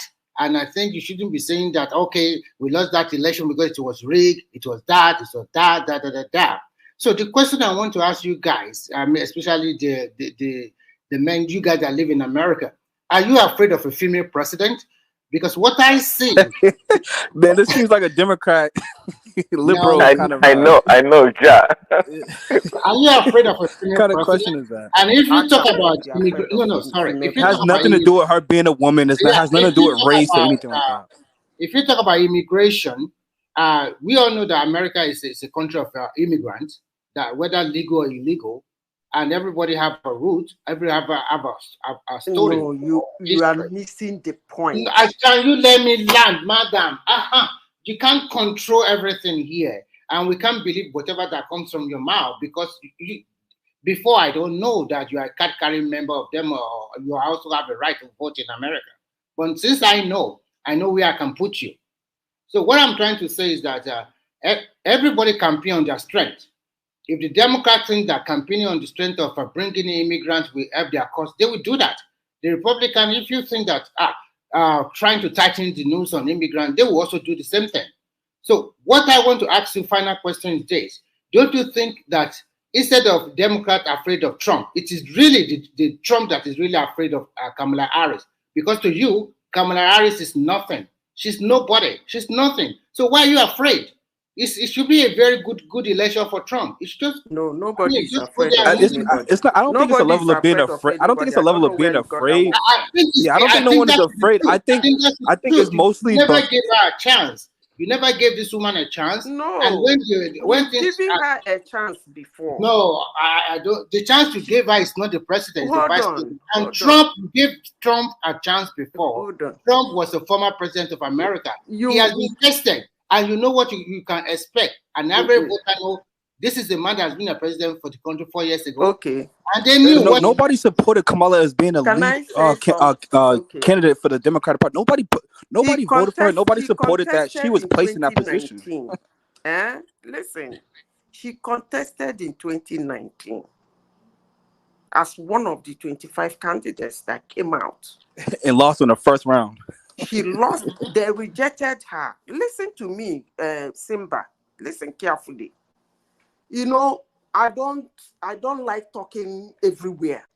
She contested in 2019, and then she didn't even go anywhere.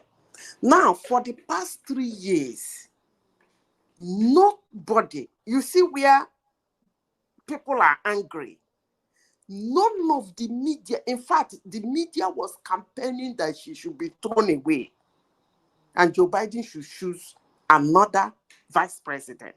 That was how bad they presented her. All of a sudden, Joe Biden dropped out. They wanted to contest another primary that That was the first post Obama put out. Now that Biden has dropped out, let's come together and do something and get a better person. Biden didn't want Obama to get his way. He quickly endorsed her. Just that endorsement, she become a good candidate. Who buys that? So why are you saying we don't want to give her a chance? I don't even know Madam Zita, I don't even know why. I don't know why people are questioning the way she was elected. I mean, nominated as a candidate for Democrat. What is your problem with that? Why are you angry about that? No. If you don't want to vote for your candidate, why are you? So, let me ask you a question earlier. Are you feel threatened? You said no. If you don't feel threatened, then why are you condemning the woman? Can I come in, please, Mike? Can I repeat? Because I need to report some of what Madam Zita is saying. And what's that guy name? Because when we come here, we need to come out with Can data. I repeat myself? No, so before you go, because you made a statement about this person that win the election never garner more vote in the second term. That's a lie. That's not a true statement. So I gotta rebut you because I go with fact.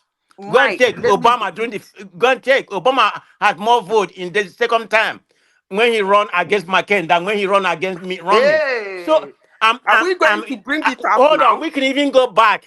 You know, Reagan contested one time. He didn't win in the primary before he run again and win Republican. Did not get So when we come here, in we the need to state the fact and just painting a narrative that has no fact, like Kamala has it because she lost during the primary. So that means she don't have any political relevance. I mean, if he lost and come back, how many times has Biden?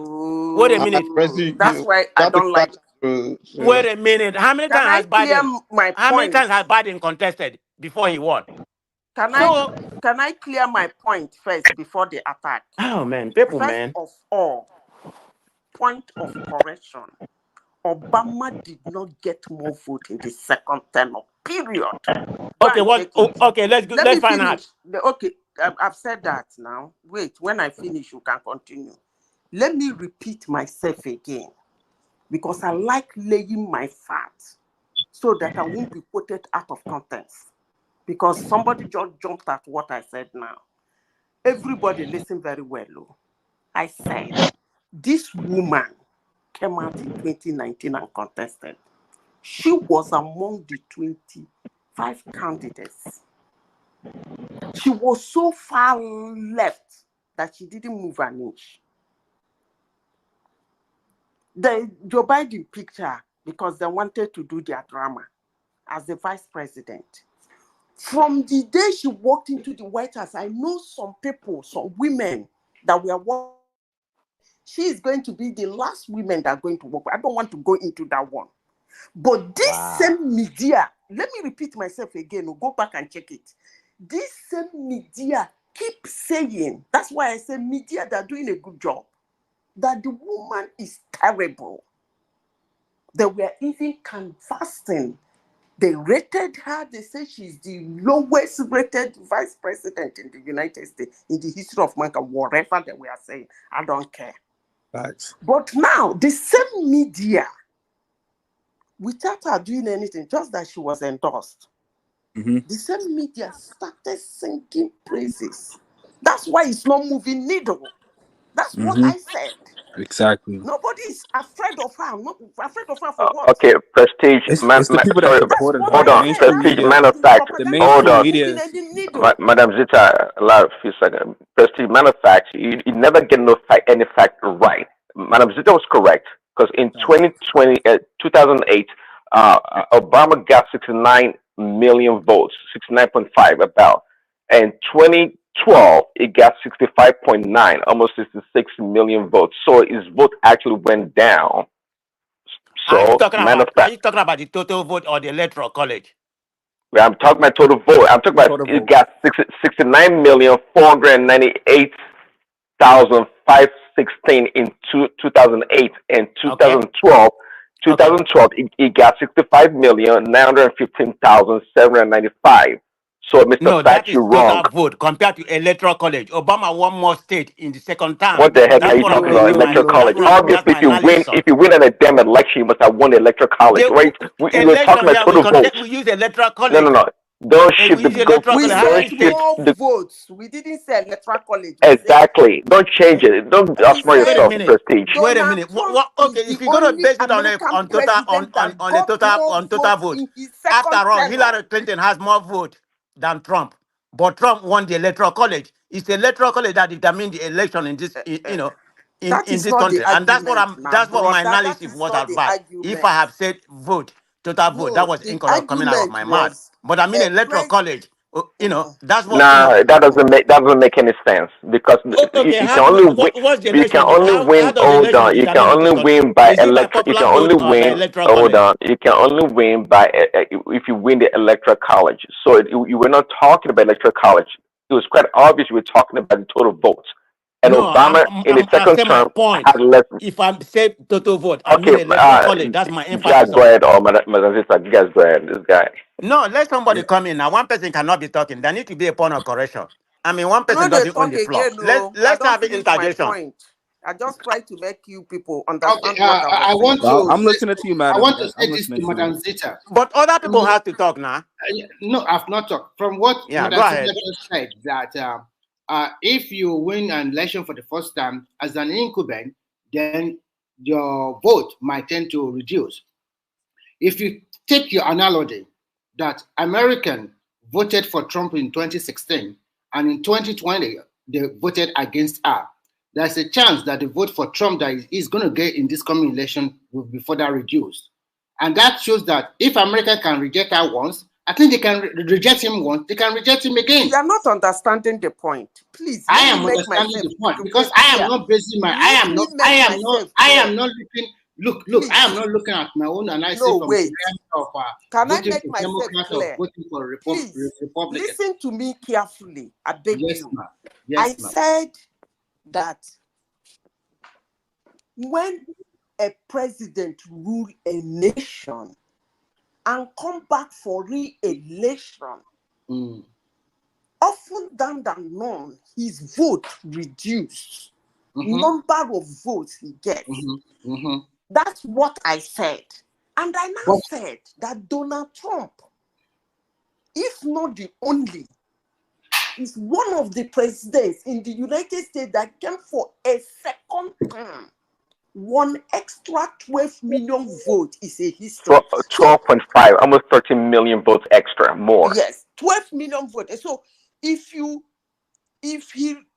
he's not going down. I think the way you are looking at it is So he got more votes. Okay. He got more votes and he lost the election. I mean, I understand where Madam Zita is coming about right now. Understand me before you I continue won't your voice. argument. You guys have to let each other give each other space now. Understand me Mike, before you start the he need to argument. let people talk now. She can't be commanding the floor, only her. I am not commanding the floor. Please understand me first before you argue with me. Because if you don't understand what I'm saying, I understood you. the You need to talk about 2 minutes or 3. Like, You can't like talk for 10 minutes. condense And other people can talk. that way they can like. It seems like you're intimidated by madam, man. You accuse How me am I of being intimidated by She the talk a women. lot. She Kamala, like to come on now. elaborate a lot. Remy, I mean, make it very Remy, brief. the thing is that his What is Prestige, numbers stop are not your masculine toxicity. You need to stop that. What is that? No, I'm calling Masculinity. people at least. You You cannot just be people talking. believe this thing now. We didn't come here to argue quarrel. No. Please. Come on now. Remy, my emphasis is that his numbers are not reducing. Are you getting the point? The number of his supporters are not reducing. It is increasing. And for him to stay 4 years away from politics, and then this Don John, they dumped on him, they painted him, poured all manner of poto on him. And again, his numbers are not reducing. I repeat. I will counter your argument. I will counter your argument this way. Biden was a vice president to Obama. And after how many years that is no more a vice president, he came back and defeated the, what do you call it? The president at the time, which is Trump. How many votes does Biden have to win this election against against That Trump? means you are not understanding my point. You didn't understand my Madam point. Zita. You didn't understand my point. So I Madam don't Zita, need to can I continue can the I give you a argument. better argument about this vote you are talking about? Let me give you a better argument. Because he said Trump, when the first time that he won, then the second time, he got more vote. I think almost about 4 million or 3 million more than when he won. 12 million. Yeah, 12. okay, that is true. I'm not disputing that part. He had more vote when he lost than when he win. Okay, how many votes? Even at all, doesn't that tell you that more people came out and vote than when he won? Exactly. Right now, and Biden has more votes. Prestige, man Biden of has prestige. over 3 The to 4 question we should million. ask is what was the Yeah, total Biden has vote over cast 3 in to that 4 million election? than him. That means more people. Because The poll of if you voting have is more higher. votes than So when Trump you own went won, up. Then Biden then own went up that just higher. means So Well, that's why I keep you the guys. narrative doesn't Prestige, even make sense. Prestige, calm down, Yeah, Prestige. I know they argue That's like why. that. No. So Let's Oh, close with hold the on, fact. hold on. I know they That's argue like why. No, that. Hold okay. on, hold on. That's Prince why. Daddy. Prince Daddy. I don't Prince argue Daddy. like this. Hold on. That's why in Pennsylvania it took them almost a week or 2 weeks to announce the damn results.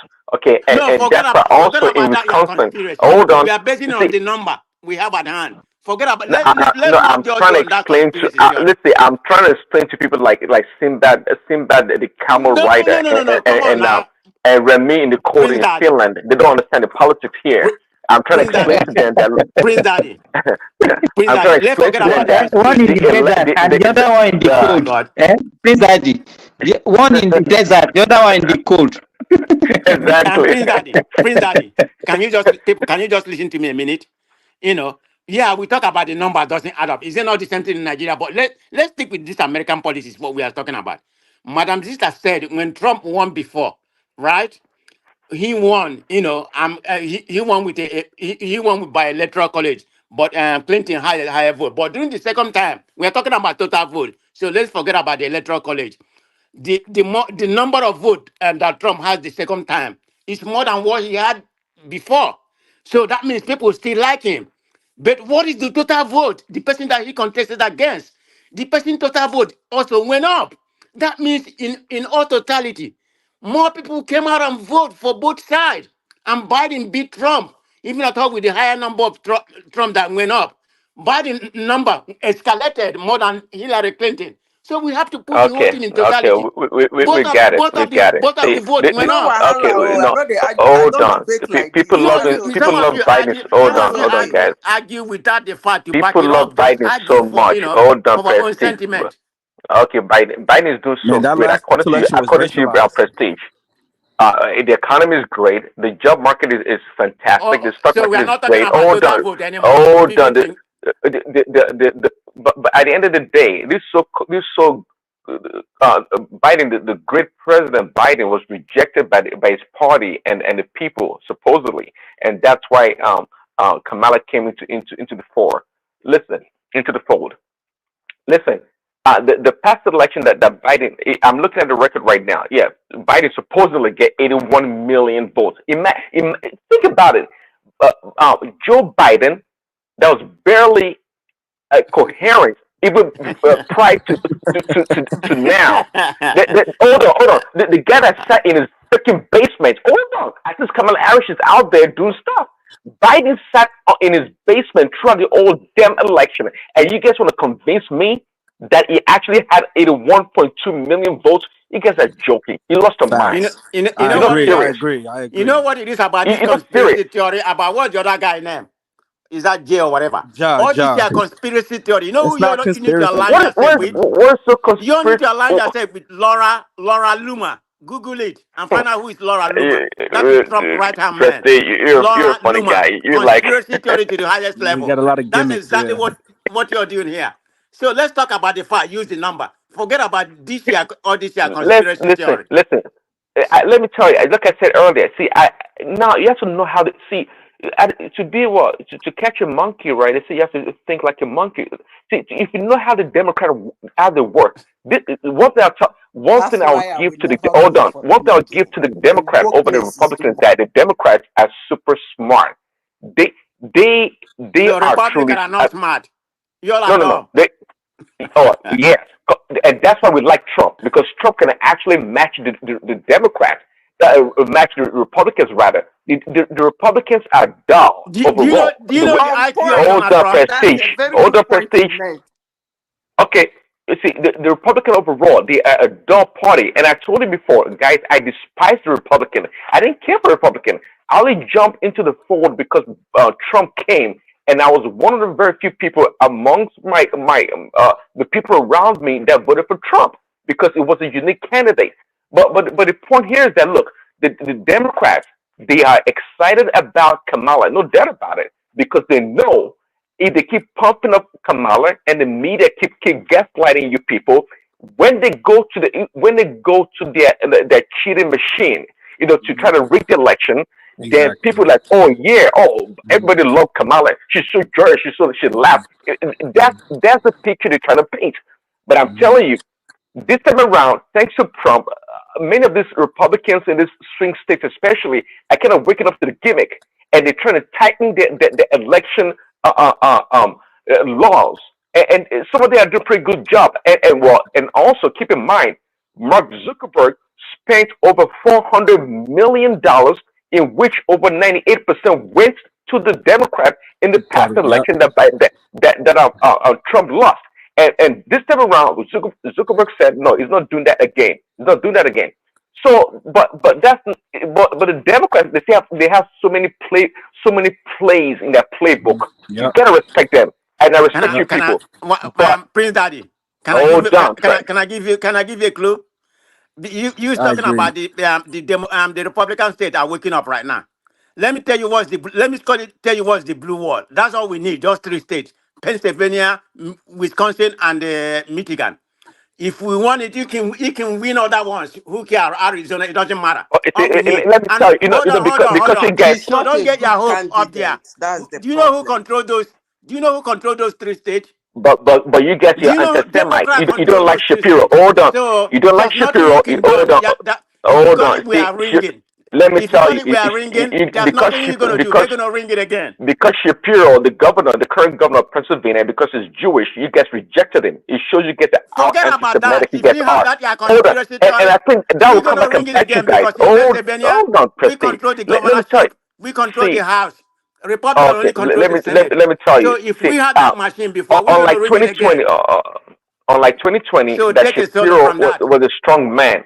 Unlike 2020, Josh Shapiro this time around is not going to go to bat for you guys. It's not going to. It's going. So See, Shapiro is not gonna go to bat for us. He's gonna go to no, it's bat not for. going to. He's gonna go to You bat know for what? low IQ Trump. At the end Right? of the day, You don't even know how politics work. We control those 3 states. it's you that know how it works. We control those 3 states. That's all we need. We don't need Georgia. We don't need See, Arizona. let me We tell don't you, need Nevada. 22. We don't need North If you Carolina. That means do we're you gonna ring it know? again, and we're gonna come back and win the White House. So when we come You're back gonna, here on when November you the say you're 5th, gonna rig the on election the again, 6th, you're gonna rig it again. He said we're gonna talk about it. you're gonna We're rig the gonna win election it again. Is again that what you because said? of those. We only need 3 states. Blue wall. Let me tell you. So And we control the Pennsylvania. states. Hold on. Pennsylvania was the most glaring of all the swing states. Why? Because it took them almost 2 weeks to announce the result. In fact, we were all watching the result in Pennsylvania, especially Prince Daddy. with hey, If you know your Prestige, you politics, gotta who calm down. controls You the gotta calm state? down. Let me Who land, man. controls the Let me state at land. that time? Who in Okay, charge of you that guys state? are, it's kind of getting rowdy. You guys have to make sense. Okay, let me Talk one ask at him, a time. So Babaji. that I way, mean, No, Prince all you Daddy. Prestige, guys let me are land. fighting. Listen, Let me hold on, land. hold on. You be I think talking too it's much. pretty. I Let me think it's land. pretty. Listen, President. I think Go it's ahead, pretty Jeff. clear that Prestige is voting based on party. Like I'm not voting based on Republican or Democrat. I'm voting based on my that Trump pretty much aligns with my interests. You understand what I'm saying? But it seems like Prestige, he's voting based on he's saying we who? He's talking about the Democratic No. Party. I always have a You're voting disclaimer. blue I'm not no gonna matter hide. who. That's your policy. I'm not That's gonna what it hide seems my like. feeling. I'm a Of course, it's Democrat. wearing blue. I'm a Democrat. So I'm not hiding Yeah, it. so you're not voting based on policies. Because You're not my voting based on ideology with you're voting Democrats, based on not on the local level. Democrat. Hold on. That's what it Not is. on the local level.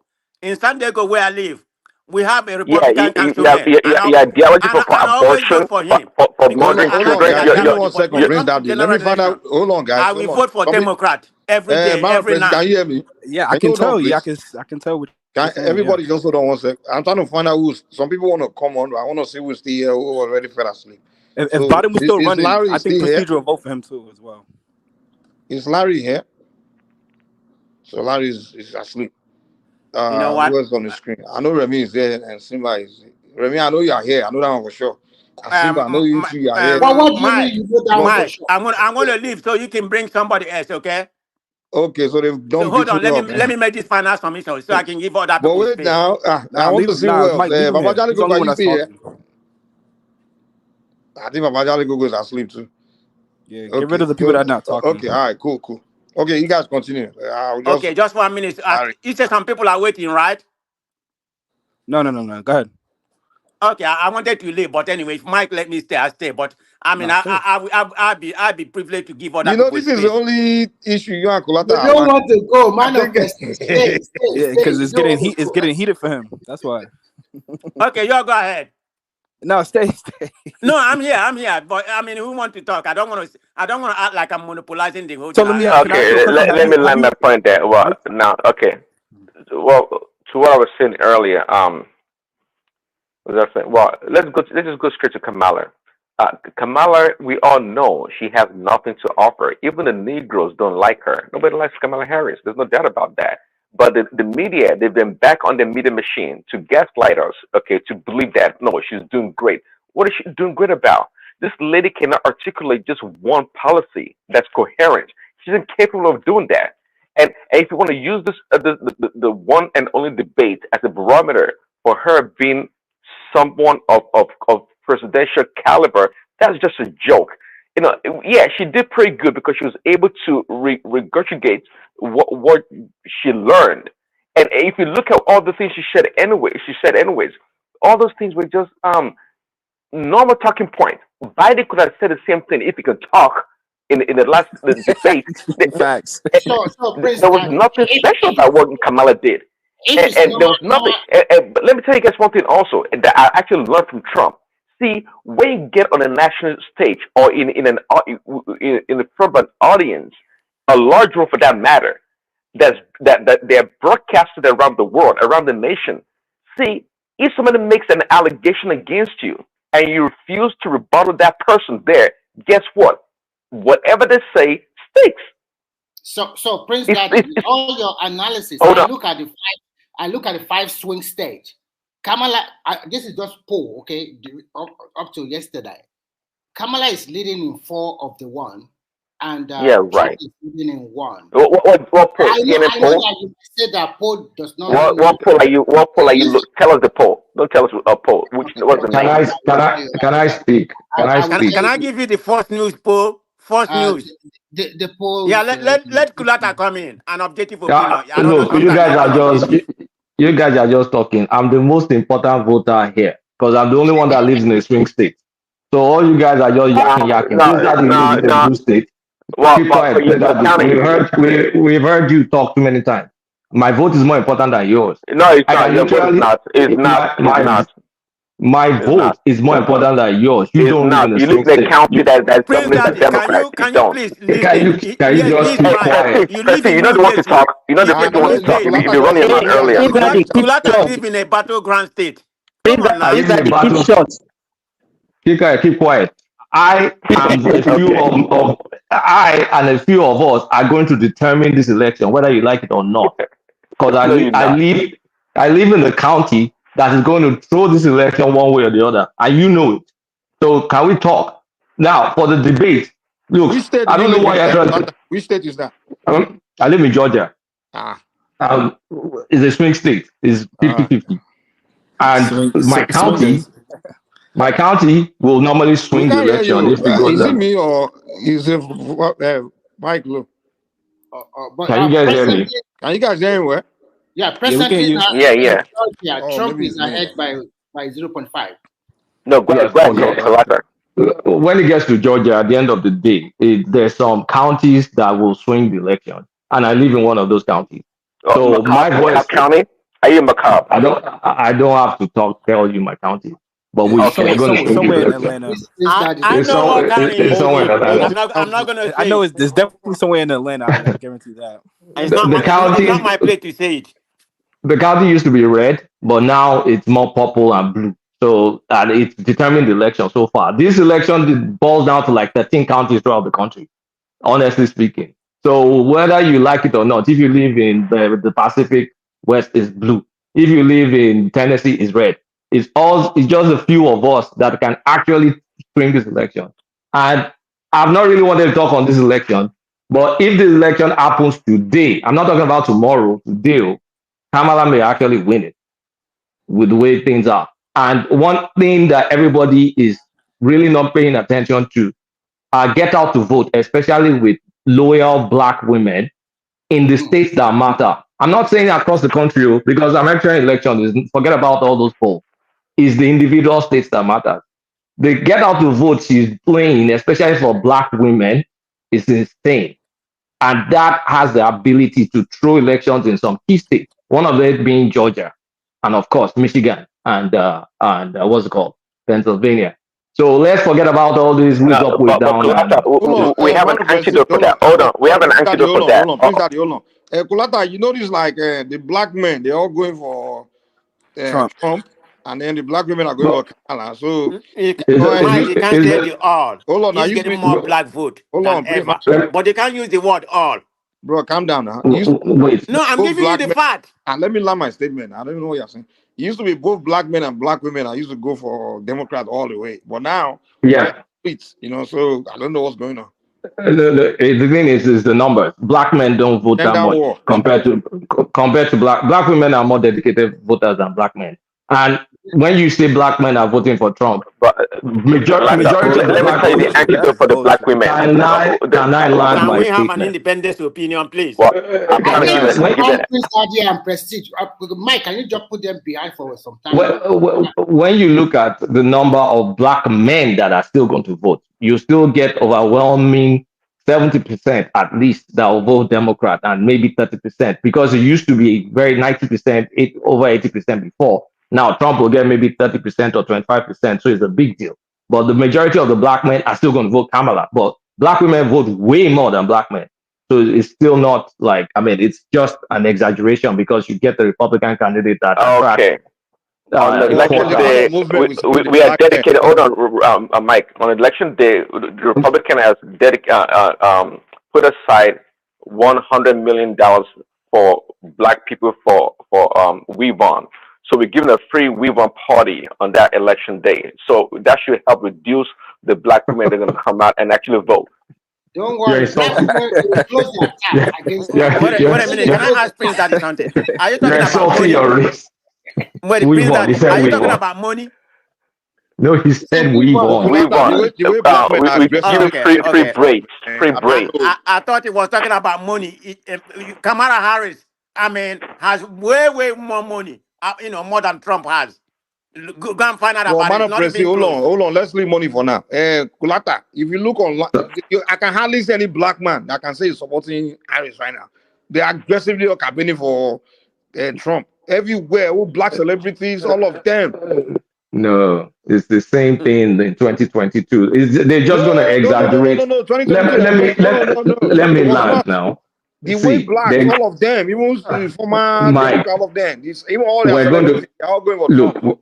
We're going to count the votes. We're going to go and we're going to count the vote. And you're going to see that I'm right. That's going to be over 75% of Black men that still vote for Kamala Harris. And Trump will get maybe 20 to 25%. The Black men I'm seeing, I don't see 75% of them talking about. Me neither. If you get 25, that's great. Mike, only that's the beta mills are pretty much voted for Kamala, to be honest. Exactly. Roland Martin and all these people like that.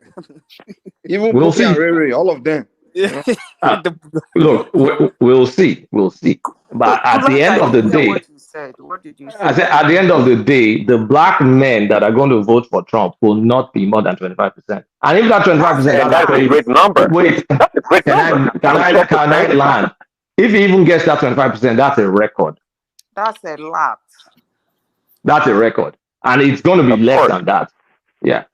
So don't forget about celebrities. Like it's just the Say, we're gonna win Georgia, no matter what whichever way you vote, Colata, it would not matter. We're gonna win Georgia. We're gonna win Wisconsin, and we're gonna win Nevada for sure. We're gonna win Arizona and Pennsylvania. You can toss it up, but I think we're gonna do very well in Pennsylvania. Kulata, why did you say that?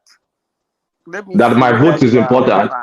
Why did you say I'm telling you personally, I can swing the election. Wait. My neighborhood can swing this Calm election. down. You know that, Calm. right? Let me ask my question correctly before you answer. I just want to know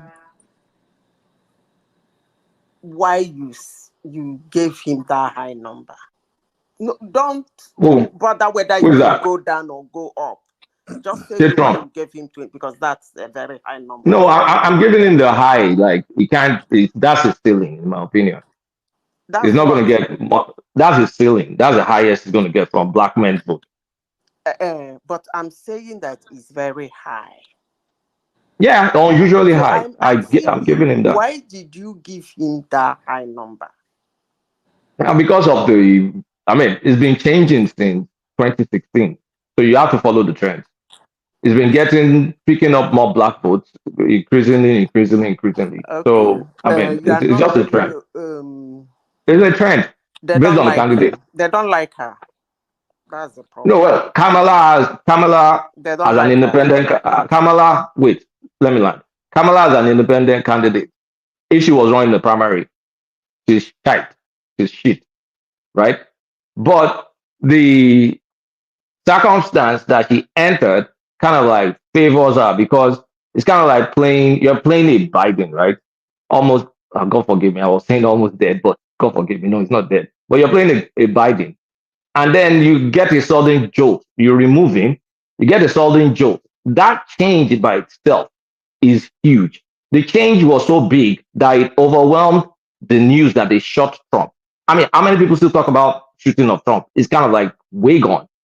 And so that just kind of like shifted things significantly. And anybody trying to deny that, I mean, you're kidding yourself. It shifted things significantly. Now, the main thing is, can she continue the momentum before the election? This November is way, way, way too long. I don't think so. Because people are going to go back into Excel. They're going to think. Like, who's buying that analysis you just said? You think that the media truly want to keep Trump's being shot on the front page for 2 or 3 weeks? Look, if Biden was still running, that sentiment of Trump being shot will make Trump win by a landslide. But that narrative is in the back burner right now. And if you deny that, the media wanted to get rid of it. It's not the media. Even the second, third day, it was gone out of the news. It was out of the news. Prince Daddy, why you always come with conspiracy? You're just fighting media. I mean, you're playing all this, all this Bayback bread, like Andrew Bayback kind of tactics. Like, talk about substantive stuff, not the media conspiracy. No, that's not a conspiracy. The mainstream media shapes public opinion. I don't know. It drinks the media Kool-Aid. What's conspiracy about that? American media is out there to make money. Do you not pay attention to the media? What goes on both sides? I don't give two rats about Kamala Harris. I mean, I don't agree with Kulata when it comes to Nigerian politics. But he's not supporting Kamala Harris or Trump. He's just calling her how you see it. Can we have an independent opinion? And I tell you, I'm supporting Kamala Harris. So I will come with that sentiment. The bottom line, right today, because tomorrow it will change. But as of today, if they run an election, Kamala is going to beat Trump. Yeah, based on what? Based on the numbers right now. The swing states. Look, I don't care about national polls. That's the most useless thing ever. Because we're going to run the election. Democrats are still going to get the highest number of people vote. That doesn't matter. It's electoral college.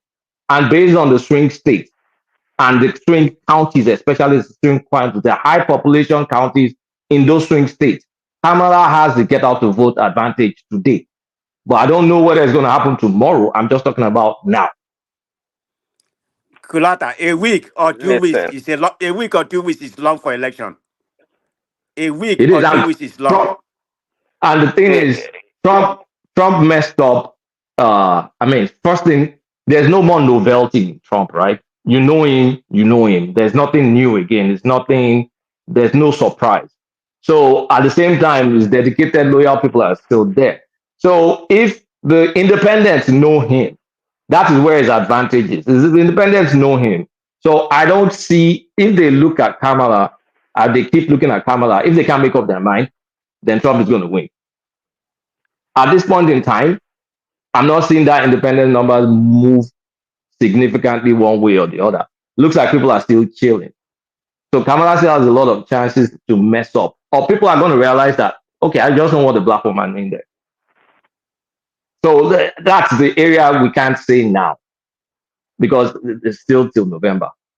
But Kamala is playing a good game right now. Let's respect that game.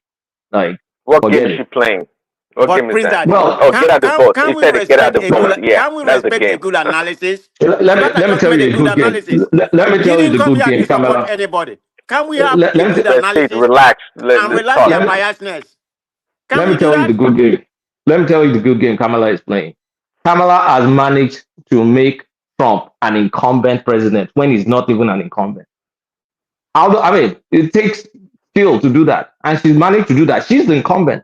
But she's kind of like putting Trump in his toes to make him defend his record, where she should be defending her record or Biden's record.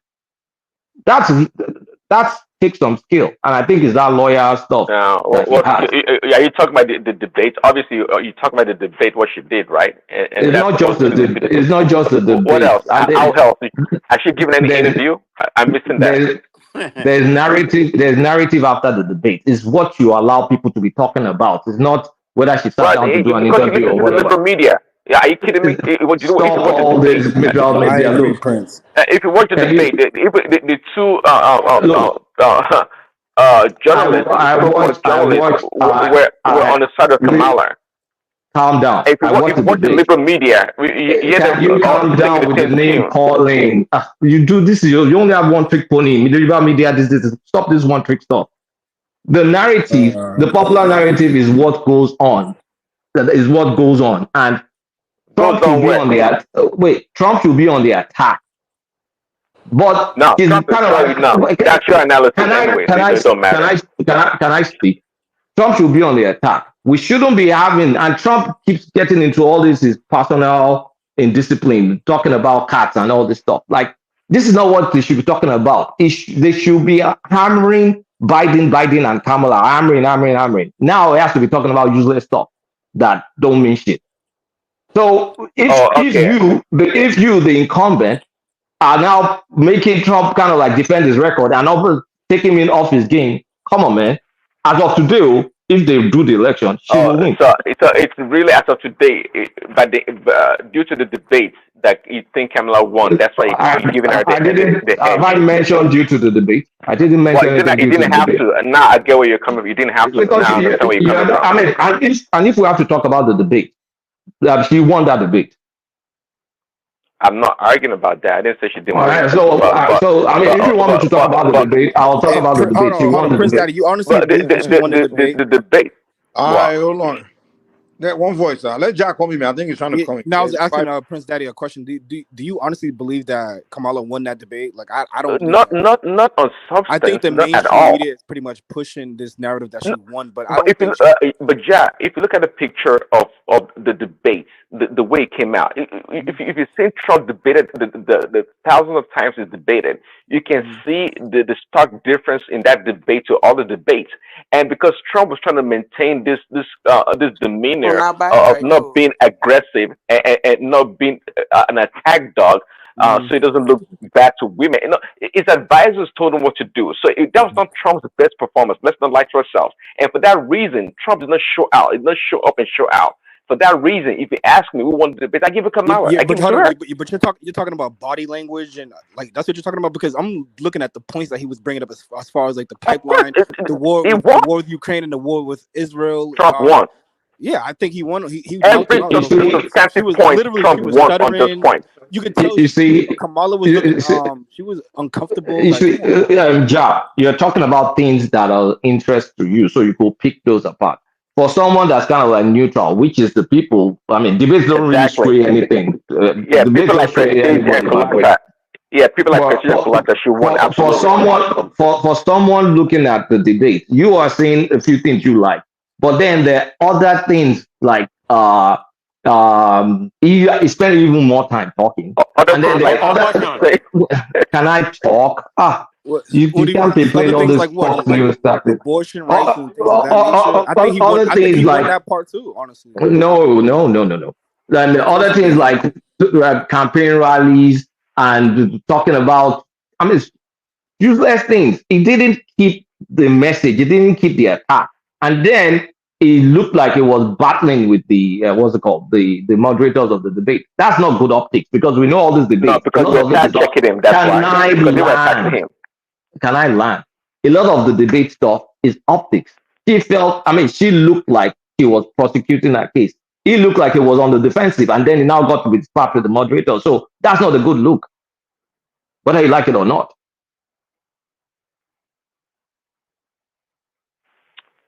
Hey, I agree. I totally agree. The Trump's game plan was was absolutely not Trump's best performance, and he could not have performed any other way, anyways, based on what they told him. And he didn't want to come out and look. I mean, if you saw the debate with Kamala, with Hillary rather, and Hillary is a superior debater than Kamala Harris will ever be in her life. She's a much better candidate, more experienced and everything. Can And I Trump went. interject? Prince Hold on, Daddy. hold on first. And Trump went after Hillary a big time. You can say Hillary won, fine, but guess what? Trump performance was was excellent, was the best to put it that way. But with Kamala, yeah, I agree that Kamala won at the end of the day because Trump didn't really show up and did his own, did his thing. He didn't really do it. So no argument on that. I give that. I give the debate to Kamala. I personally disagree. I think you're comparing his debate with Kamala and Hillary Clinton, and you're saying that he could have done better, right? That's what you're saying. Yeah, he could have done better with Kamala, but he didn't. Yeah, but I'm not.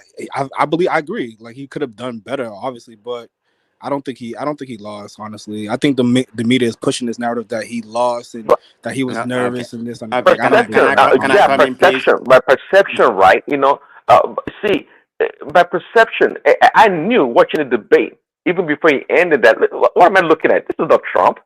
I was trust me, I was not disappointed because based on substance, Trump answered all his questions. He gave facts and he answered his question correctly and rightly, and there's no doubt about that. Kamala did not once answer any substantive question at all. No. She deflected and she just went around and she did very well baiting Trump into saying and talking about some silly the stuff. Cats and dogs and silly stuff. Yeah. But can I come in? Okay, we're saying, Prince Daddy, it's you that say that, he was being controlled by the Republican not to go there, just be quiet and, yes, they tell him to come there and do what he's supposed to do. And he was doing okay in the first 5 minutes.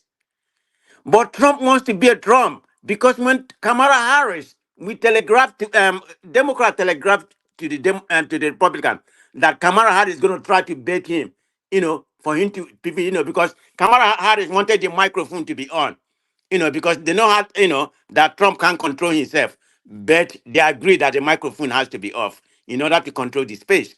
And Democrat telegraphing that Kamala Harris is going to try to bait him.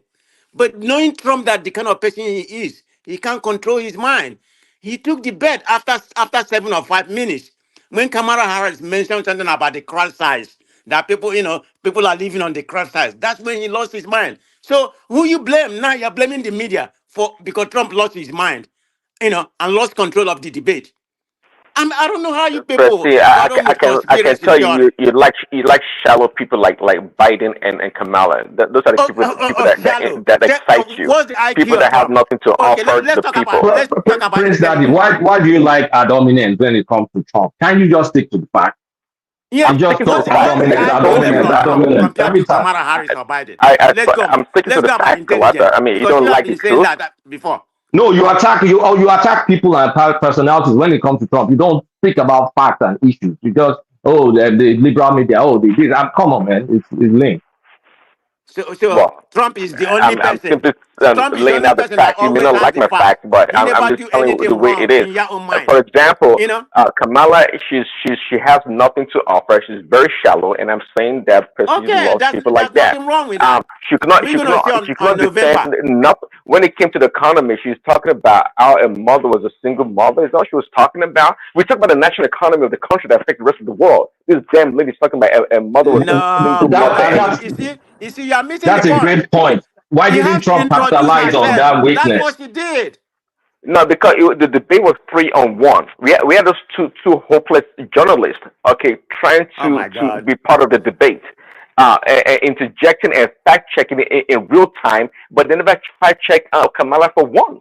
And Yes, and to make okay. things worse, Somebody to make can things worse, have a reasonable conversation with you because you're always on that particular narrative, conspiracy theory. I don't About know. I keep saying conspiracy theory. I'm telling you why what can't you we go to all the watch. school of Laura Are you Laura, blind? Can you Laura not see Luma? what's That's going on exactly in what there? you're doing. Maybe you follow that Q&A. That's why you're doing all this. You must follow that See, space. Actually, there you go again. There you sorry, go. in the debate, Trump interjected the most in that debate. And when Kamala wasn't being direct about the economy, I was expecting Trump to go on the attack on his strength, but he got sidetracked.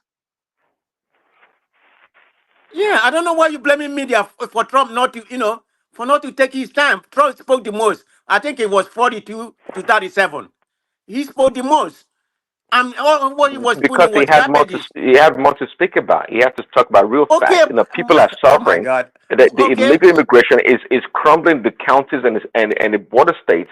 Okay, and people this Asian people, not from Asia, but from Haiti. These people, Trump didn't know any better. Actually, it wasn't that they were actually eating all the damn pets. They were using them for sacrifice and rituals. These people are barbaric people. These Wow. Asians. And we have to be careful. And if they Hold on, live hold in, on. So, but You the know if they what, thing is, live in your Linda? one of the neighborhood, I people don't know that if I want to talk to you when it comes to that was American involved with the politics. whole pet scandal wasn't even Haitian. So I think it was mostly like political kind of drumming up this narrative that the migrants are just like savage animals and stuff like that. The lady, the black lady, she was not Haitian. What no, are you no, no, talking no. about I'm not here? talking. I'm not talking about her. I'm talking about Hold on, hold the on, hold on, Asian hold on. people, the I immigrant, the don't know why illegal we like to Asian twist on this. immigrant that came to this country. They were No, using the pets more for like sacrifice and rituals. In addition to eating them, of course. Trump was very specific. He said Springfield, Ohio, and the people that populate that particular city, they are from Haiti. They didn't come here illegal. The Ohio state government, want them to come here. They come here on a special visa, so they are not illegal. And he mentioned the black immigrant, the Haiti, They they are came on so. a Come special on now. visa. When we You're a come here, joker. we just. I'm gonna call it how I see Percy, it. We come here, we is lie. that one of your other your facts again? They came here on. Yes, We they didn't also come. we all saw the Asians from Haiti coming on the caravan a couple years ago. Are you Oh telling my me God. they came with visa to this country? They came legally? I said most of the people, the way they came in from that Springfield, you need to be specific. I'm not saying the Haitian never come here illegal. We're talking about that Springfield, Ohio. The You don't ones know. there, most of You them are just illegal. talking. And You it just means that talking the they way I'm came to. talking. You don't We know. argue You some just bloody, talk the way but I talk. anyway, You don't know. I'm done for today. Okay, I'll see you all Well, tomorrow. it should be done because Prince Daddy you just spewing is letting lot my of blood trash. pressure You rise should go up. to bed, Prestige.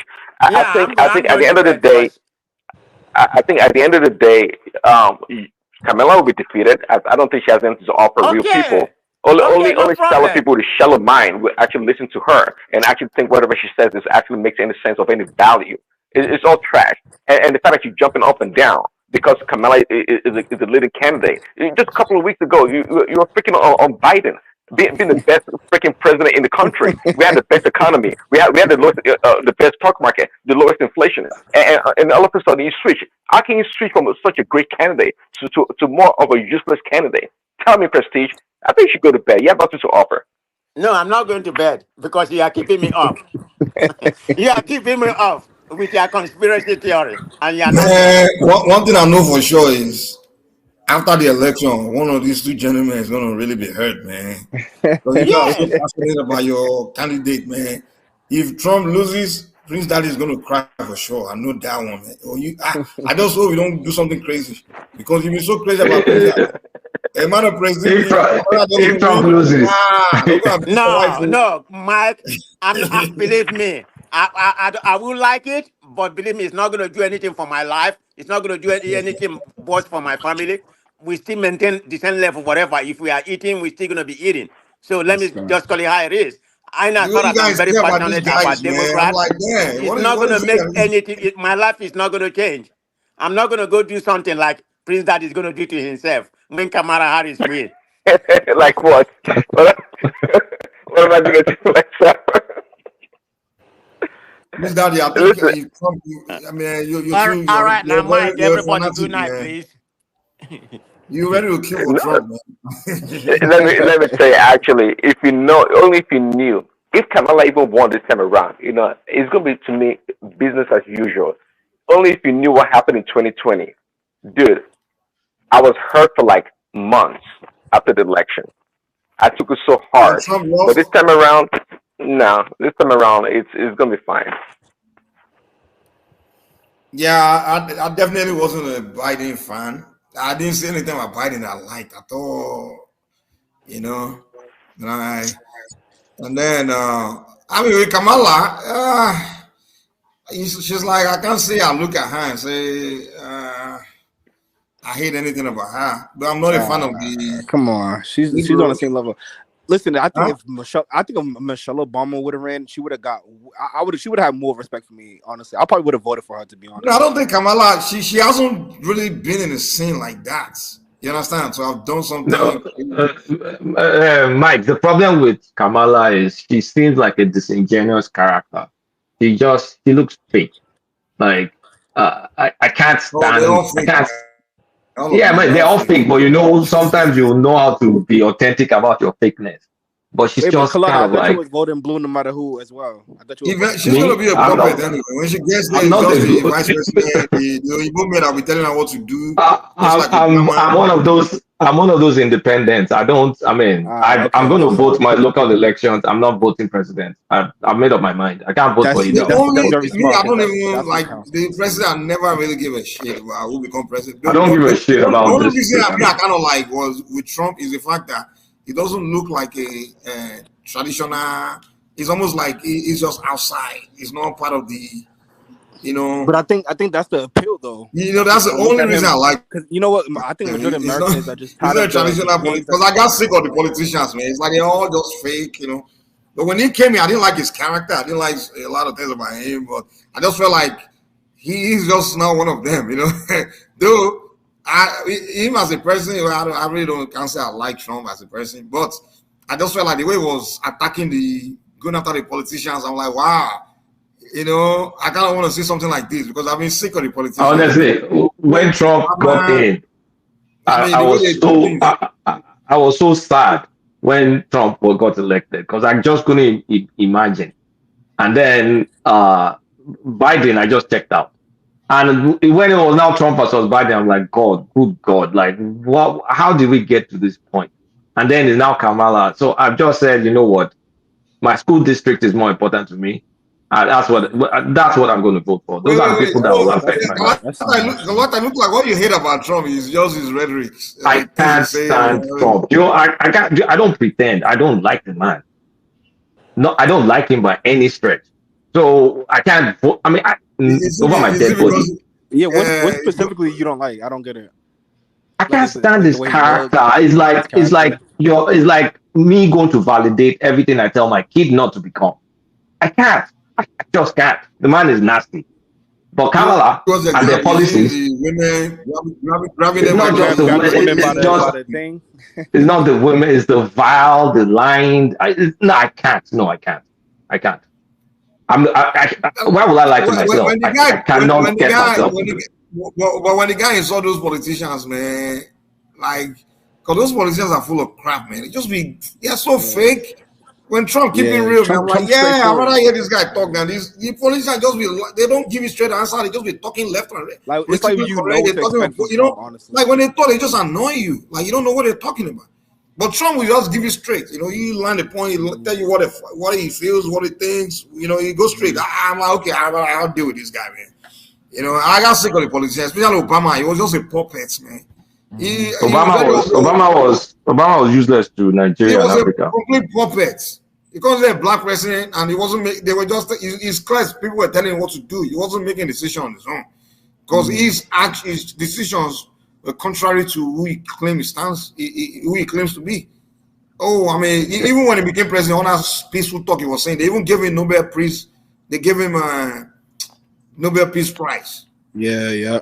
And then right after that, he was bombing people with drones. He was even bombing Libya, bombing Syria. Yeah, more than Bush. He was using drone. They even named him the drone president. He was droning bomb. I'm like, God damn, homie, calm down, man. And he destroyed Africa too. So I'm like, okay, what's the point of it? I just got sick of the politicians. So when Trump came insulting all of them, I'm like, okay, yeah, I like this guy. Even though you can be a scumbag, but hey, be a scumbag to these people, man. And then you guys started going after the media to call them fake news. I'm like, I like this guy, man, because he was speaking my mind towards those people, man. Because I got sick of the politicians and the media people. So when he came in the scene, giving it to them, that's why most people started liking him. Like, yo, this guy. That's why I like him. You know, I'm not saying I want to be his body, hang out with him, but hey, I like, I just enjoyed him, man. And then he actually, he came in Star War, he focused on the country. He didn't go out there start, starting wars and, so to me, that's why I just like them. Yeah, none of them will get my vote. Not that it matters that much. Even though, honestly, literally, I've been thinking about it. Where I live can actually swing this election, and it's no joke. As in, if Trump loses Georgia, there's going to be a celebration in Jamaica. like the Kenyans are celebrating when Obama won. Hey, Obama, what's up? Hey, one of us. Well, at least he didn't bomb Kenya, so we can give him that. But the Jamaicans are going to celebrate, though. The Jamaicans and the Indians are going to celebrate too, as well. Yeah, the Jamaicans and the Indians. Yeah, they're going to be. In Kamala wins, the what's it called? Foreign policy is going to go to the toilet. So, when are we going to have Black American president, every president? Yeah. Listen, if Michelle Obama would have ran, right? Honestly, I try to vote based on my interest and who aligned my interest as far as that, right? But if Michelle Obama would have ran, I would have voted for her just based on her being Black American, to be honest. That would have been our first African American president. Yeah, I would have voted for that. Yeah, that would be the first true African American. Who's yeah, she's that would have been the first true one. Yeah, the true African American. Yeah. But it's kind of messed up, man. Like even Colin Powell, I know he's a Caribbean. He's I don't know if Jamaican. He's Caribbean, and he was the first Secretary of State. What's going on, man? Why the terrors or so-called terrors, the immigrants, blacks? Why they? Being the one really getting to the top, man. What's going on? I don't think that's true. I don't think it's just them. You have like you have like the commander of the command co of Africa, right? He's Black American. You have like Clarence Thompson. He's Black American. Like you have a lot of Black Americans that's within the strategic. Who's that? The black man that's sitting in the Supreme Court. what's his name? Clarence Thomas. Clarence Thomas, yeah.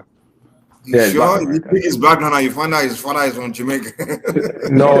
It's actually. I used to think Colin Powell, Condoleezza Rice, all of that. I thought they were all Black American. I started reading their biography. I'm like, whoa! So their parents are from Caribbean. I'm like, well, I'm not entirely sure with Condoleezza Rice, but I think Colin Powell definitely is.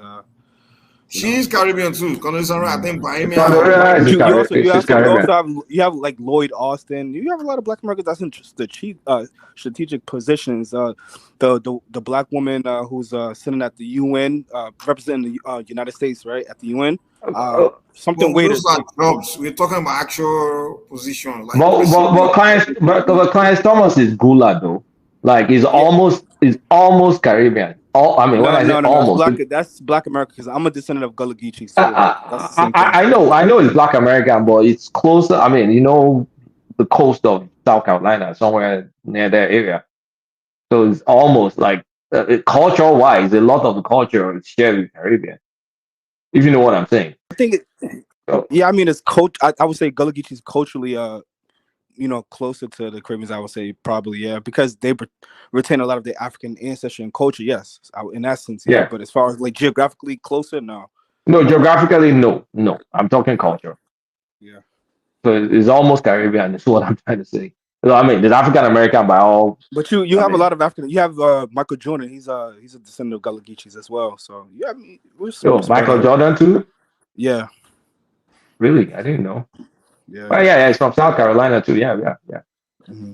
Yeah. So Gullah Geechees are all throughout like North Carolina, South Carolina, Georgia, even some parts of Florida, like just the coastal regions and stuff. But a lot of us also, like my parents, I live in Boston now, but my grandparents and my great grandparents, they all migrated from Georgia and North Carolina up to the north. So you have some that are there and some that are just pretty much scattered throughout America, really. That's interesting. So I mean, it's I mean, there are many African Americans that are true African Americans that are up there. There are a lot. I think it's just accidental that the politics we've had the Caribbean and the Kenyan. It's probably accidental. I mean, the Akeem is African American. Is it Akeem Jeffers or whatever his name is? The top Democrat in the House. What's that guy's name again? Akeem something. Yeah, Akeem Jeffries, but yeah, Akeem Jeffries, yeah. But see, you can see the pattern, Kalata and everybody else. There's always a concerted effort to discriminate against what you call the foundation of Black African Americans. They would prefer an African, a Nigerian, or a Caribbean over a true African American.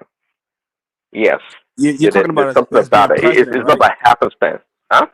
You're talking about as being president, as being a... Well, yeah, being a president or being at the topmost position that you want to give to any Black person. Okay, yeah.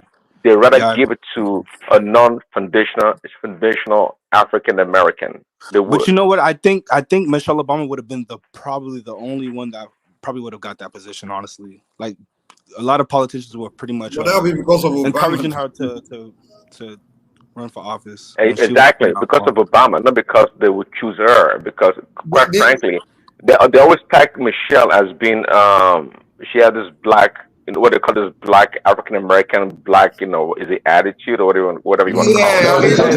They try to paint as being masculine. It's almost like the white people they sleep with one eye when it comes to Black Americans. They sleep with one eye open. Because it's like they feel like these people here, they want revenge for slavery. See, that's why they were jumping up and down for Barack Obama, because they knew it wasn't a true African American. It was. In fact, Barack Obama is not an African American. It's not by any stretch. He's not one. He is not an African American. His father, we know, is from Kenya. It's quite straightforward. He's an African man. He man. don't have that beef, that slavery beef with the white people. So that's why they're comfortable. Like, okay, yeah. Exactly. That's what they chose him. Yeah, I think Black Americans, they need to keep the anger they have for white people, they need to kind of keep it among themselves. Because if you want to, I'm not against expressing how you feel about people, but if you want to challenge, go against the people, make sure you have power. You can't be going against people in a position of weakness. No, but not everybody, not every African American has that beef. I mean, because look at the New Jersey senator, what's his name again? The African American, he doesn't have that. It's kind of like he's trusted. I mean, it doesn't look. But when they bring up black issue, when they bring up race issue now, it's gonna be one sided. Oh, we're victims. Oh, the white. This country is so racist. This country. Yeah, but Obama played that game too.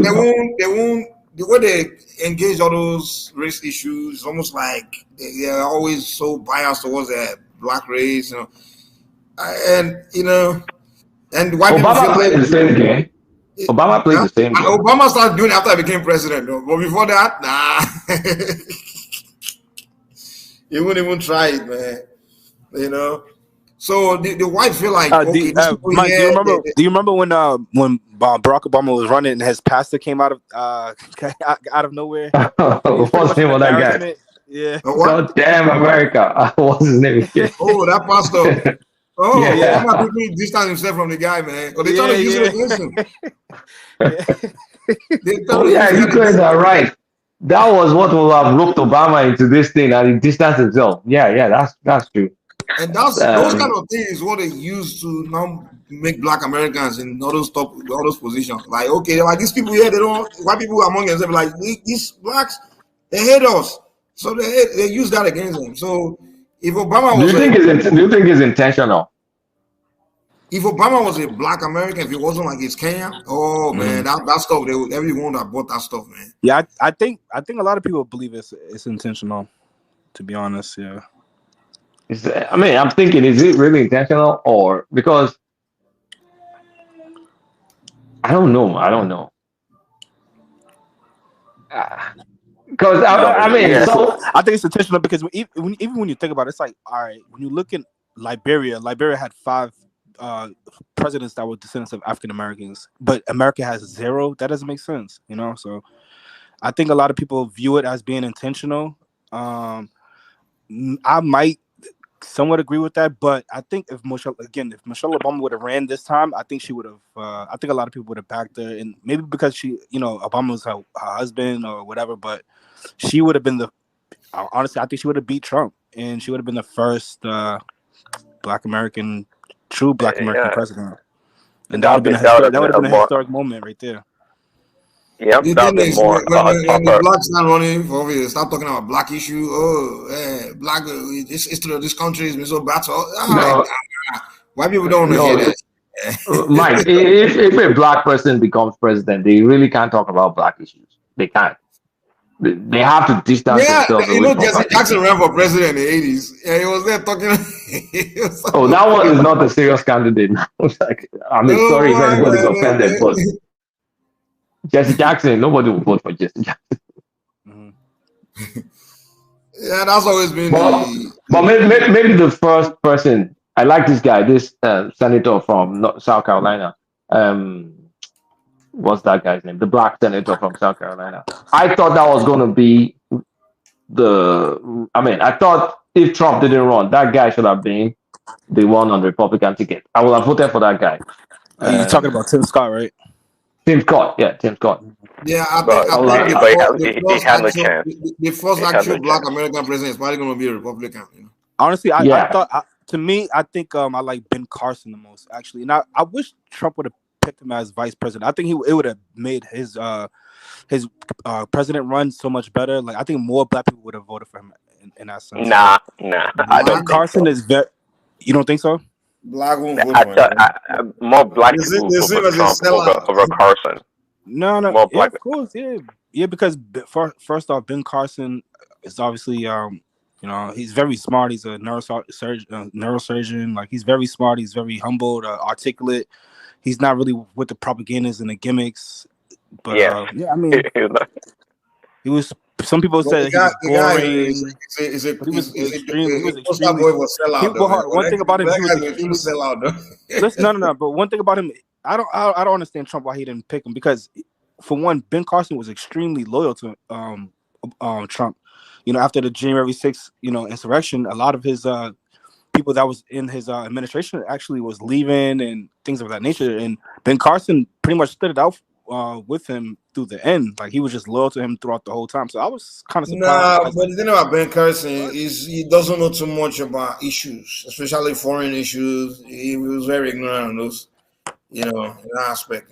So he's just a surgeon, as he doesn't know too much about the political space and geopolitics and those things. He doesn't know. When they ask him those questions, you don't know how to answer. You know too much. When is politicians make the decision, when they make moves, let's not just think that they just do it by happenstance or without any thought behind it. There's a reason why Trump chose J.D. Vance, and it's all about the continuity for the MAGA party, the next generation. There's no way he could have chosen any of this old school Republican to as the VP. So he had a plan. And the same way also that the Republicans did not catch up to it, because if they knew, if Trump had wanted to run against Biden, he would not have gone for the debate that he actually knocked him out. That was an first error, because the Democrat, they purposely made that debate early. From my understanding, that's the earliest presidential debate ever, at least in the past 30 or 50 years. Usually it's not that early. They did that to show up Biden and see what happens. And one of the two predictions happened, that Biden performed poorly, and now they have enough time to switch Biden with somebody else. And trust me, the switch of that person was not Kamala Harris. Nobody had Kamala Harris on their radar. The switching was going to be the decision of course, Barack Obama and Michelle, and more likely Michelle would have been the person that would have come up in the primary, because the Obama would have done the magic. That wait. What's making you guys think Michelle Obama? Well, does she have any political experience? Are you guys serious about this? No. It's popularity now. It's not because no. Americans are not ignorant. They just vote for you because you're popular. She doesn't have any political. How would she be? She polls well, Mike. She polls well. Yeah, she polls well, very well, more than Kamala. Michelle Obama, way more than Kamala. Way more than Kamala. They were all Kamala was fast. were behind this. Everyone, all of the politicians behind the scenes, and even like a lot of political analysts, they were all talking to Michelle and kind of pushing her to run, but she doesn't want to run. She doesn't want to be a part of. She's seen her husband a part of she's seen what her husband was going through and all the criticism that he was going through, and she was just like, nope, I'm all set. But the way Kamala came was supposed to be a perfect segue for Michelle to come on the scene without having to go through the normal primaries of this debate and others up and down. It was perfect. And that's why the Obamas, it took them time to officially show their support for Kamala. Because initially it was the machination between the Clintons. Okay, the Clintons don't like the Obamas, and vice versa. You guys know that, right? They don't care for each other. Okay, that's well known. So the Clinton bitter Jezebel Hillary. Obama is one that denied Hillary now. Huh? I say Obama was one that denied Hillary. Exactly, and she's still bitter up to now, and that's why also Hillary joined forces with Biden to make sure Kamala gets it, and that's why Biden came out and gave his official support for Kamala in the open on X. So now that it did that, it will be kind of a backstab and disingenuous for the Obamas to not come and say, "Oh, let's make an open primaries," because that's all they wanted all along. They wanted open primaries. Open primary, we all know Kamala has zero chance. It's zero. But guess what? Biden, as cynical as he is, he played them. He actually played the Obamas. He played them. And guess what? The other day, you guys saw the video of Biden putting on a Trump hat? No, you guys didn't see it. No, I didn't see that one. No. I seen so many other videos of him taking a poop on stage, him talking to Zelensky, calling him Putin. Like he was doing too much. Yeah, but the Trump hat, I didn't see that one. Actually, that one I just saw that like yesterday, a couple of days ago. But anyway, no, it kind of in a joking way, but at the same time in a serious way. Biden is bitter. There's no doubt about it. When Trump said to Kamala during the debate that Biden, you saying that he intentionally put it on? It was a joke. I see it now. He said he intentionally put it on to kind of because there's a common perception that Biden is upset with the Democratic Party, or specifically with Kamala, right? So he probably just put that on. Of course he's upset, but of course he can't go against the party. Come on. So he did it on 9/11. He did it on a 9/11 unity. Okay. Wow. Yeah. That's insane. They forced Biden out.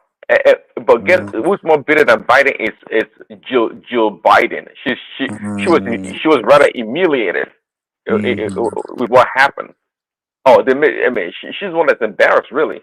But Yeah, Biden. but they knew about Biden's state. Why did they even make him say that was gonna run again? Right. Like, come on And now. it seems like Joe Biden was the one who was pretty much running him. To be honest, she was carrying him around everywhere, holding his hand. Like, it just seemed like Yeah, she was the puppet master, to be honest, and controlling him. she was the caretaker. The caretaker, Yeah. exactly. Wow. Oh, she was upset, man. They embarrassed her because she was sidelined. You remember Biden, Hunter, and Jill? They all went on a vacation to Camp David, and they were still insisting to the last minute that they were not dropping out. Biden said if only God would do what to him before he can drop out. He had a zero plan of not running. It was going to run, but Nancy Pelosi came and Schumer and them guys and Obama, they put pressure on him, and he had to drop out. It was not his will. Yeah. So they played they the game told him also against Obama. it was gonna affect down ballot tickets, right? If he went, if he ran. So you won't want to do that if your party is gonna lose most of their races because of you. So that was enough excuse. Do you think he really cared? Do you think Biden cared, or Joe Biden cared about down ballot ticket? Those guys don't care. Exactly. Nobody gives a rat's ass about Joe. It's Joe that's what they used to rap on Joe, and he folded. So he folded. Jill wanted to still be in the office, but Yeah, of course, yeah, she did. it's ridiculous, man. Biden is not in good health. Why would he even try? Why would he even do that? Oh, but just like you said, it's the administrative state. Is Biden running anything? No. Yeah. So it didn't matter if he was there or not. If he had won the second term and go to the beach in Delaware and lay down there for 365 days, nobody would care because everything was to go on according to the administrative state. Not a big deal. And Jill she remained the first lady and does a thing. I mean, that's what they wanted. But the person that really regrets, that really hates Biden leaving is Trump, because Biden running was it was gonna be easy for Trump to win. There was even that is true. That would have been Yeah, that Biden, man, that one. I'm ready to bet everything that Trump is going to destroy Biden. Yeah, especially after that would be a landslide. Exactly. But Trump spent over $100 million against Biden already. That's why he was pissed off too. Yeah, he spent over $100 million. Most of his campaign on Biden, and then last minute Kamala just comes in, so he has to. Kamala just comes from nowhere. The strategy. He still hasn't figured out how to attack Kamala. Like, first of all, because she's black, and another that she's a woman. Exactly. Because it has to be because number one, because she's black. It has to be because Trump attacked Hillary left and right. She gave Hillary no room to breathe. She went after her like any other person. He had a lot on her, though, man. He had history on the Clintons have been in the scene for so long, so he had a lot of Hillary was kind of like public enemy to most people. So Hillary, I want. He has so much maybe on her, man. He's a crooked Hillary. But Kamala, he doesn't have too much on Kamala. He's like, what can I get on? He hasn't even come up with a name for her. She's the only person he hasn't come up with a name for. They call her cackling Kamala Harris. But yeah, but that was in Trump's name. That was in Trump's name. Yeah, I've never. That wasn't from Trump. Crooked Hillary, Louis Marco. Yeah, I never everybody. That was funny. I think Kamala has turned out to be kind of an enigma to Trump. Actually, unfortunately, she turned out to be an enigma to Trump because Trump doesn't know how to really hold her tight. And then it's like anything Trump says about her, the Democratic Party will try to spin it into some like either feminist type, anti-feminist situation or racism. Yeah. But I'm not gonna lie. That's how he lost the last election. Trump presidency was entertainment. I'm not gonna lie, dude. That dude. But nothing is sticking on Kamala right now. She's kind of like Teflon, right? As of now, he's not found the right combo to hit, like to make it stick on her. Like, that's why I'm saying she's running some effective campaign, or either Trump has lost his mojo. because nothing is really I don't sticking. think she's running an effective campaign. I No, just no, no. think she has a See, lot of backers and Kalata, donors. in sports, like basketball, whatever, sometimes you can be a great team, but the matchup can be a headache for you. And I think the matchup is becoming a headache for Trump. It's not because Kamala is great. It's just the matchup is just off. He doesn't know how to go about it, and that's what's frustrating him right now, or his party. But the Not because old Kamala Trump is wasn't the old Trump wasn't difficult for him to come up with combos of hits. Now it just looks off his game. I don't know. Like it's not the same guy in 2016. in Maybe age. 2020. I don't know. And even 2020. Well, it's not younger anyway, but I mean, it's nothing is sticking on Kamala, and she's just running like she's not the incumbent. That's the most messed up thing ever. She's questioning But him on his record while she's the one in office. Trump is not taking advantage of that effectively. Let me put it. It's not that he's not trying. It's just not landing. yeah, it did exactly. It's not landing. It did, but it's not. It didn't land that pizzazz. It didn't land the way it used to be. Like Trump's punch, when he throws them, we know how effective they are. But it's not landing. It's saying stuff, but it's just not landing on Kamala. And keep in mind, Kamala didn't go through any process that will expose her with other, like 2020, right, 2019. uh, Yeah, that's true. Tulsi Gabbard, right? Gabbard, right? She went after Kamala a little bit, and during the debate, some people took a shot at Kamala, and they exposed her somewhat. But this time around, just like you said, she came like Teflon Don. She showed up to the scene and caught Trump and his people unawares, and boom, what do we do with this lady? And they don't know how to react. And look, even during the debate, asked Mr. Trump, during the National Black Journalists Association, whatever, you said Kamala is not black or whatever. Even Trump doesn't even want to touch it. No, it doesn't. Like it doesn't want to touch it. It's like okay, and whatever. It's like you wanted to move on from it. That was unlike Trump because he didn't want to deal with it. He didn't want to deal with it. But any other person, Trump would have said whatever he wanted to say. But with Kamala, he just stayed away from it. That was kind of strange, Bob. If this sticks, I mean, if he continues this way, I mean, he needs to find his message. Like, he needs to find that group. But another thing is, Trump is no longer novelty anymore. So that's another part. Because back when it was fresh, it was like refreshing. Now, it's either you love it or you're tired of it. So that's another angle. But that doesn't disturb him from trying to frame Kamala as an empty suit. But it's still not, I mean, it hasn't landed. We'll see. There's still time. I think it's not landing, and it's not as effective as it was with Hillary and Joe Biden. Even Joe Biden was hiding in the basement. So with Kamala, actually, I think it's going to come down to the voters. Actually, I think the voters are going to say, "Hey, we're not Trump enough. We're going to vote for Trump, be the independent people or whatever." And yeah, I think it's going to come down to the voters because It's come down to the voters and in some states. Because I've stopped looking at American election like general now. It's just those specific states. If we need to go broader, Florida. I hope Trump still has Florida, right? I mean North Carolina. Trump is most likely going to get that. It's those Pennsylvania, Michigan, Wisconsin, Georgia, Arizona, Nevada. It always goes Democrat, so let's forget that. Those are the main areas. That's where the elections will be won. And if the Democrats hold on to those Pennsylvania and all that stuff, then man, Trump is in for trouble. The path is she just has more choice. I mean, as of today, she has more path to get into 270 than he does. Except he can play his magic. Yeah.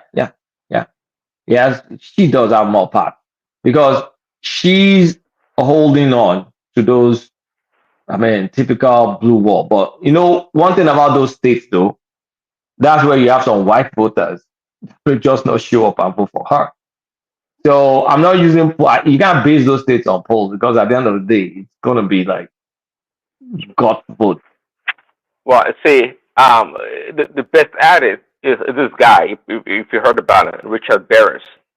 This guy he doesn't do those generic national polls. Richard Barris goes into the granular to what you were talking about. If you last time and years ago, it goes to each state and it attacks each county and breaks them down the different part of the counties, and that's what Richard Barris does. I think it's the best in the country. Now, I'd like to know what he's saying about Pennsylvania right now and Georgia. Okay. Because if she wins Pennsylvania and Michigan, then you know that it's gonna get tough for him if he takes those two states. Okay, so unlike say that last election was so crooked. Okay, we're not gonna go there because Biden. I think Biden won everything. All the swing states Biden won. All of a sudden, I know it didn't win North Carolina, not Florida. He lost North Carolina, Florida. Well, yeah, I know he won Pennsylvania, Wisconsin, Arizona, Georgia. What else is left? Those are the four main ones. What else is left? Florida? He wasn't going to win Florida. He wasn't going to win Florida. But the fact that he won Pennsylvania, Georgia, Arizona, even that Arizona one was the worst one that Fox News called because that Arizona one, that was a tough call. Even the Democrat did not call it. It was close. It was super close. It was super close because Fox called it first, and then I think they fired that guy. I mean, they did something to the guy that called it because of the McCain family. They don't like Trump, and the McCain family, of course, they control Arizona for the most part. And Fox announced the result to Arizona. It was so. But anyway, the electorate in Arizona has changed because of all those folks moving from California. Same thing, the way the electorate in Texas is changing. In another 3 election cycles, if the migration pattern remains, Republicans will never win elections in this country anymore. Because if they flip Texas, that's the end. And the demographics of Austin, I mean, look, Houston, city of Dallas, all those big cities, they're all Democrats anyway. But the rate at which Austin suburbs, ex-suburb is growing out, and everybody moving there is from California. Maybe tiny exception. Texas electorate, you see that it keeps shrinking. It's down to maybe 5% now. If it goes to like 2 or 3% this election, in 2 months, they cannot be moving now. They cannot be moving now. So eventually, are you saying California will become red? California, well, look, California. I don't know. California's got a lot of red. It's mostly red. If you remove Los Angeles and San Francisco, the rural areas are red, and what's it called? This county used to be red. Orange County used to be red, and San Diego used to be red, but now it's turned blue. So eventually, if they keep moving out, go to those Arizona. How many electoral college points? 11 points. No, it's gonna take heaven for California to turn red. But let's not look. California used to vote Republican governors not that long ago. Arnold Schwarzenegger was still a governor. Well, that's almost an anomaly because it was. What do you say? The Hollywood people. They kind of they pally together. If you want to say that, they pally together. So you see the problem. California is heavily influencing Arizona, and actually 3 states. California is heavily influencing Nevada because Nevada used to be red at some point. That's gone blue now. Also used to is now influencing Arizona, and ultimately is going to influence Texas. And when that Texas flips, that's the end.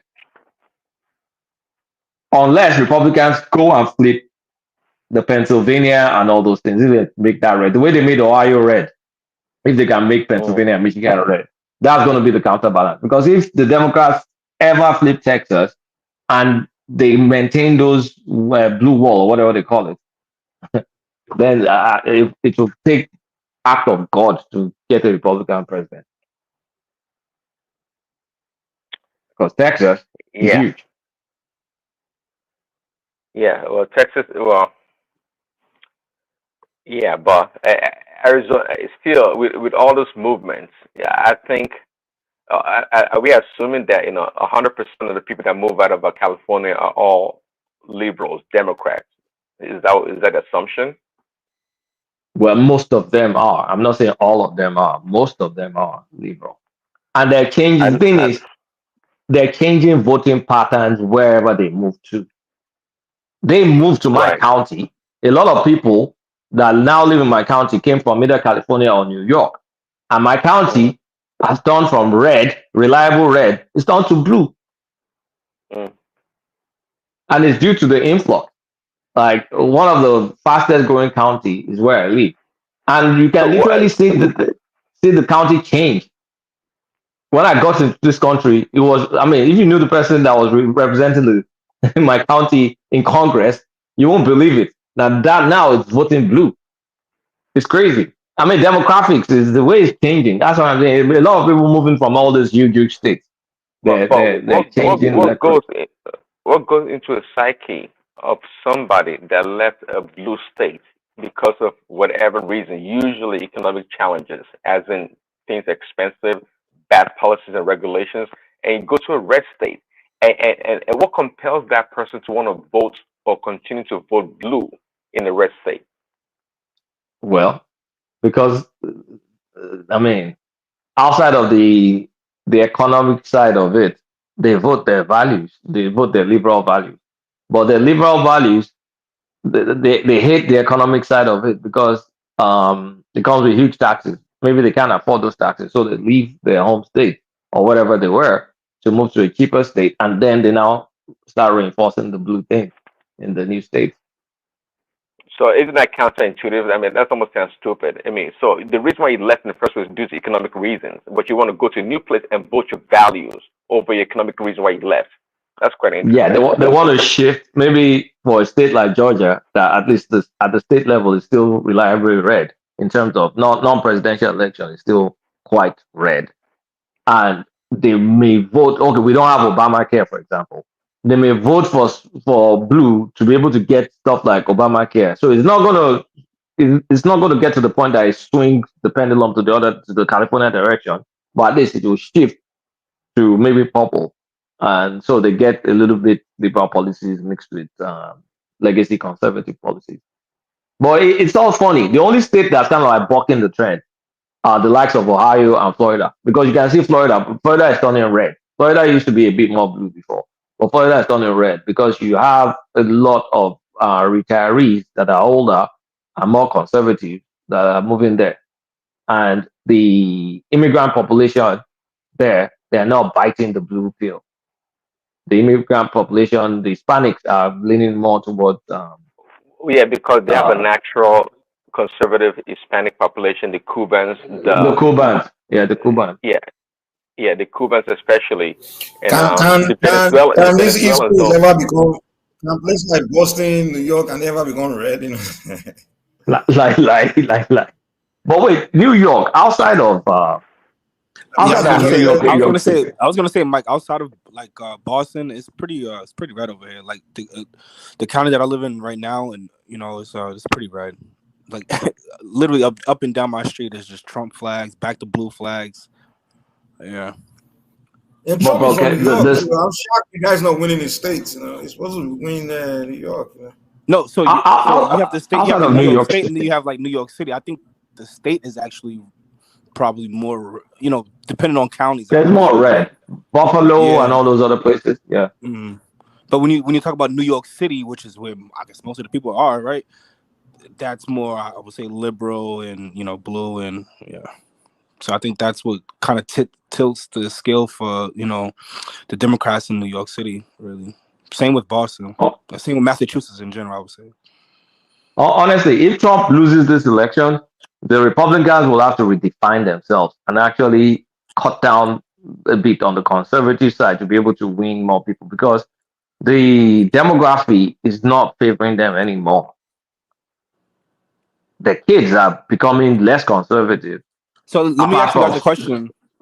Let me ask you guys a question. So, I guess after the debate, do you guys, or even before the debate, post and after, right? Do you guys believe that the voters will accept, like either side, right? Will they accept the findings of the election on either side? So for some reason, I the feel like result. yeah. So for some reason, I feel like if either side wins, like whether the Republicans win or the Democrats win, the other side is just not gonna it's not gonna agree to it. It's not gonna accept the votes, and I feel like it's gonna be like more protests and more things of that nature happening. Because like this election, to me, in my opinion, is very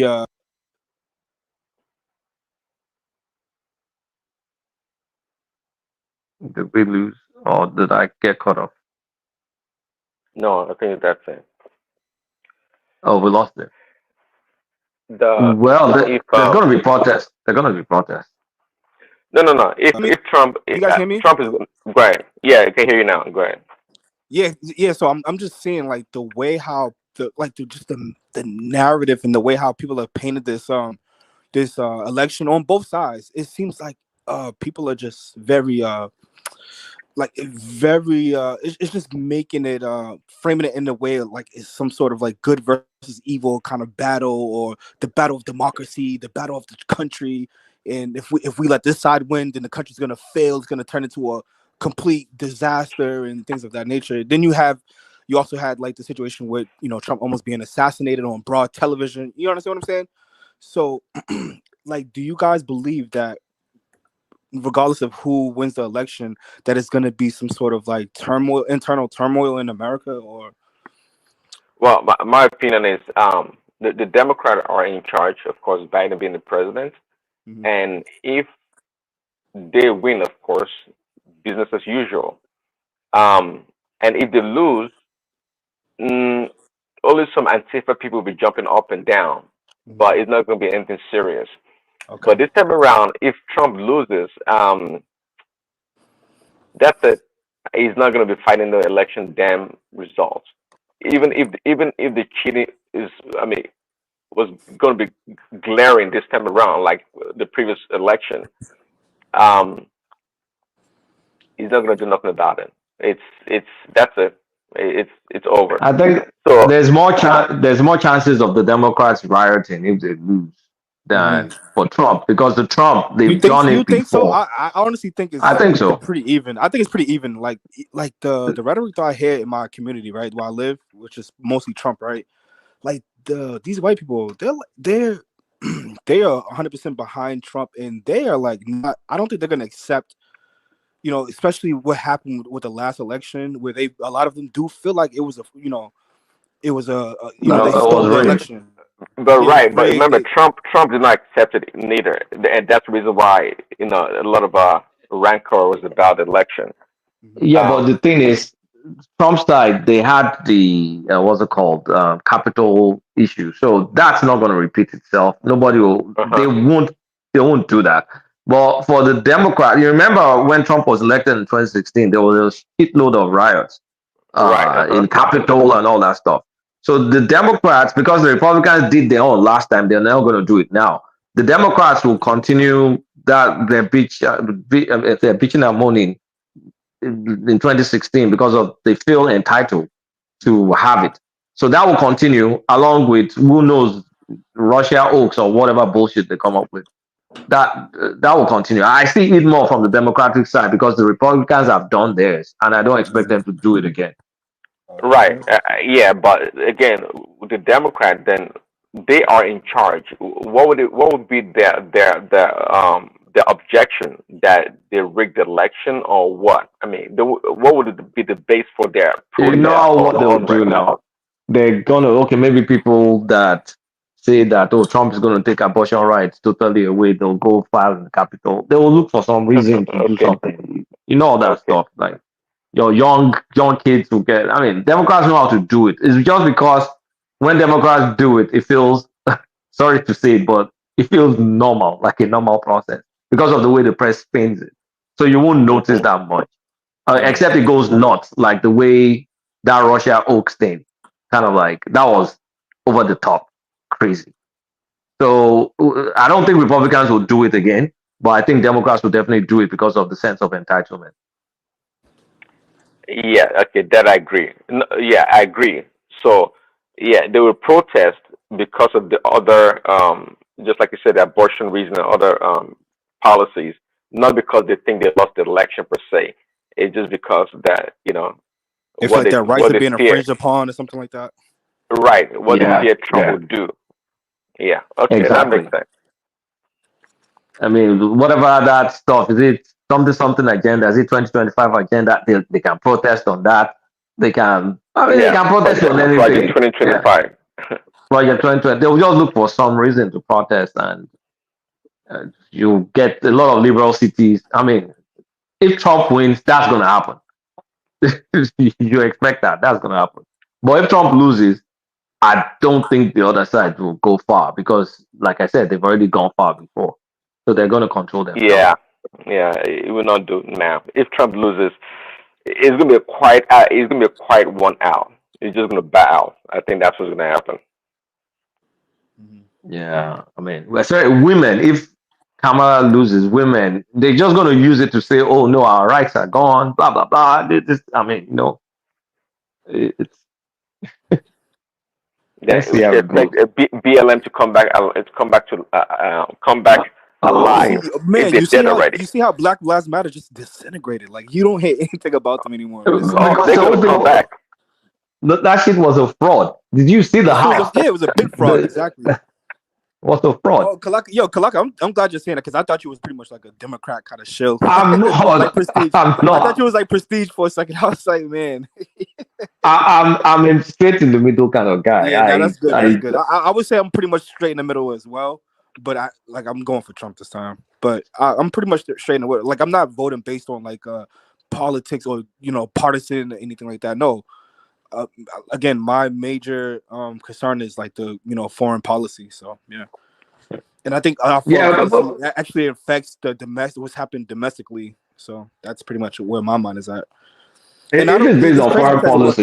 this whole conversation about Trump and Biden, like I hardly hear anyone talking about the foreign policy. Like no one's talking about. They're talking about domestic issues, cats and dogs, and collard greens and curry powder, and cooking collard greens in a tub. Like they're just the non-essential issues. And I feel like this situation, as far as like the foreign policy and the war with Russia, is actually a serious situation that can lead to nuclear war. Like a lot of economists are saying this. A lot of people behind the scenes are like, gear up. You guys need to watch out for this because this can potentially lead to nuclear catastrophe. Because To be honest, if Kamala wins, we're gonna have dangerous times. Yeah, Public to foreign policy. I Because agree. they're gonna test her. They're gonna test her, and she's gonna overreact. Right, but okay. One thing also that she said during the debate that didn't sit well with the Jewish community was insisting about having two states for Israel, two Yeah, I state think that was solution. mostly rhetoric. She doesn't believe that. Well, she She said it. says, So and now the Jewish constituents they're now thinking now, um, many of them supported the Democrat. Now they're thinking that Kamala is going to be dangerous for them. I think they know that already. No, she's Because not. She's gonna. She can't touch that. This is just campaign stuff. She will never ever touch it. Never. She can't. I'm just well, worried. yeah. First of all, Kamala is not going to be good for my country, Nigeria. She's not Oh, because she will be. She's going to give you guys LGBTQ. Don't worry. She will be. it's just going to be all about all this stupid, They will useless use stuff. they want to use Obama to destroy Africa, man.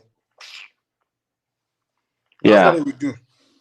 You know those white men. They always bad things they want to do in Africa or to black community or to black society, they know people will label them racist, or history will label them racist. So they pull back. But when a black person, they will use that black person because they know no one will call that person racist.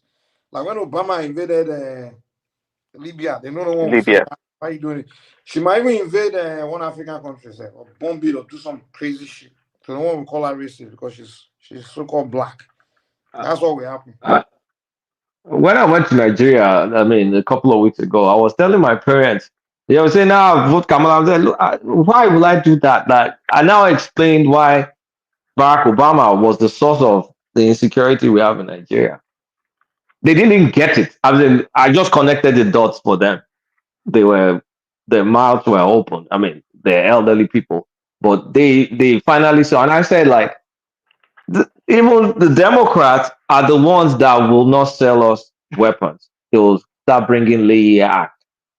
Trump, the disgusting guy, is the one that said, "Look, a deal is a deal is a deal." Because of Trump, we're able to buy to Kano jet. Democrats, they create insecurity and then they won't let you arm yourself. Like, which one is better? But I just have something personal against Trump, so that's why I can't vote for him. But when you look at the policy, especially foreign policy for Nigeria, it's a Well, no-brainer. Kulasa, it gets to a point whereby you have to surrender. Sorry, go ahead. I was going to say, it gets to a point you have to surrender your own personal views about a person's. I can't.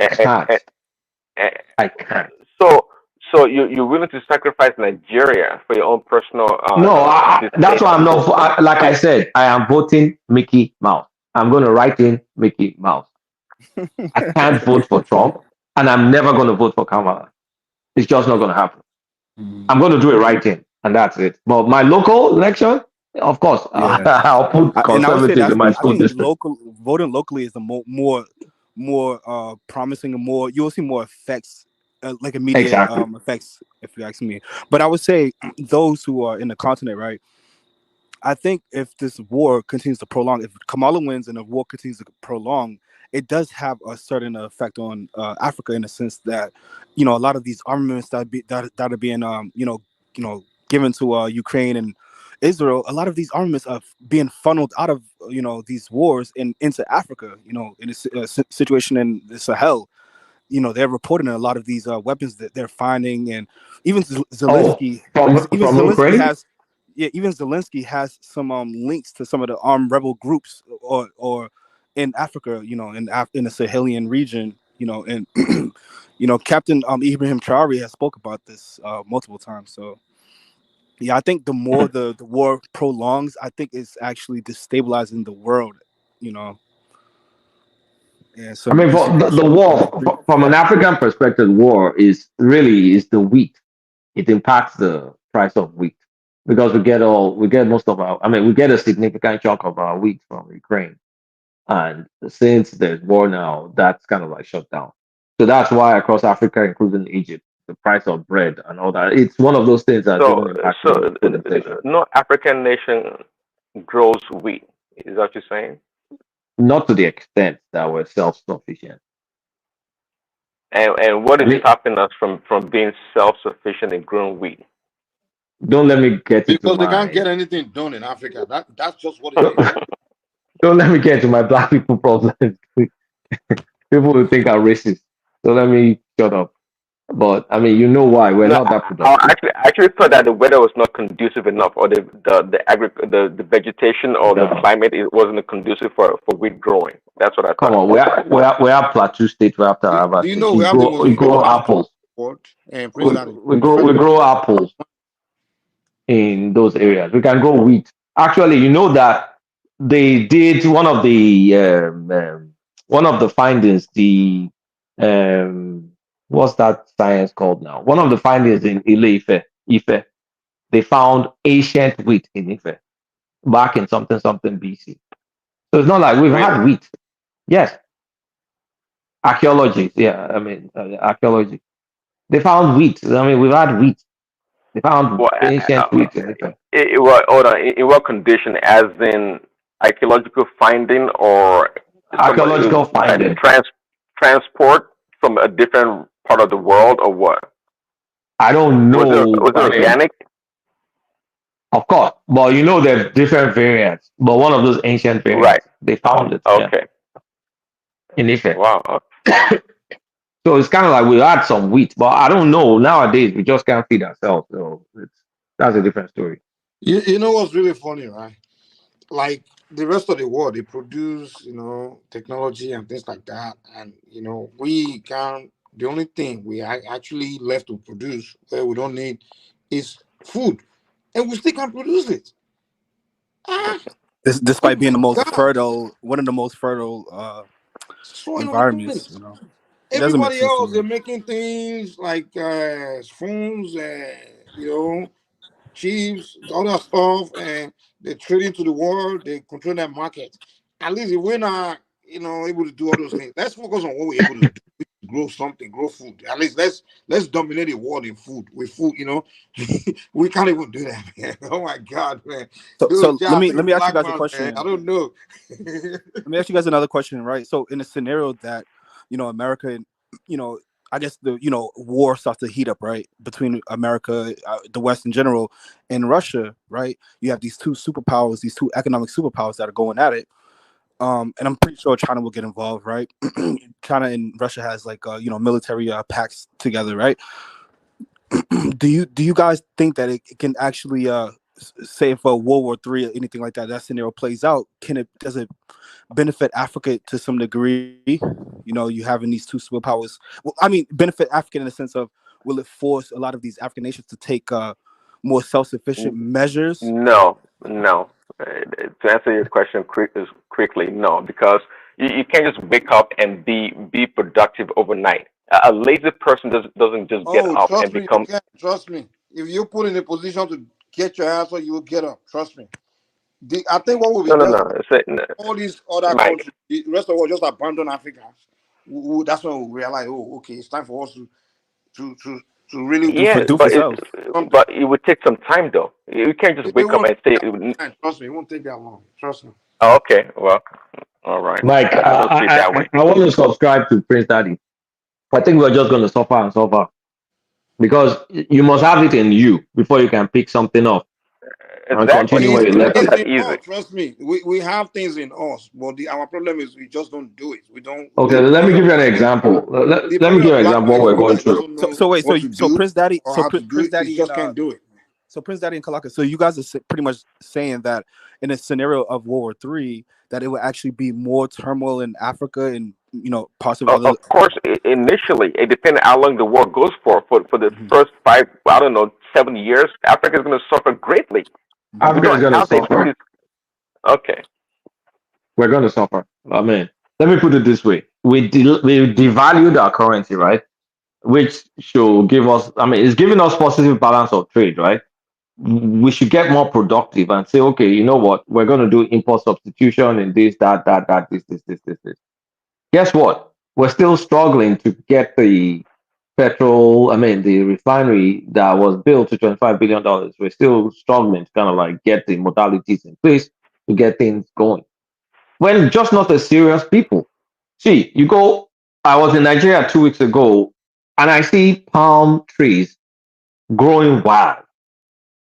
In Costa Rica, that I was in early in the year, they used to grow banana before. They switched to palm.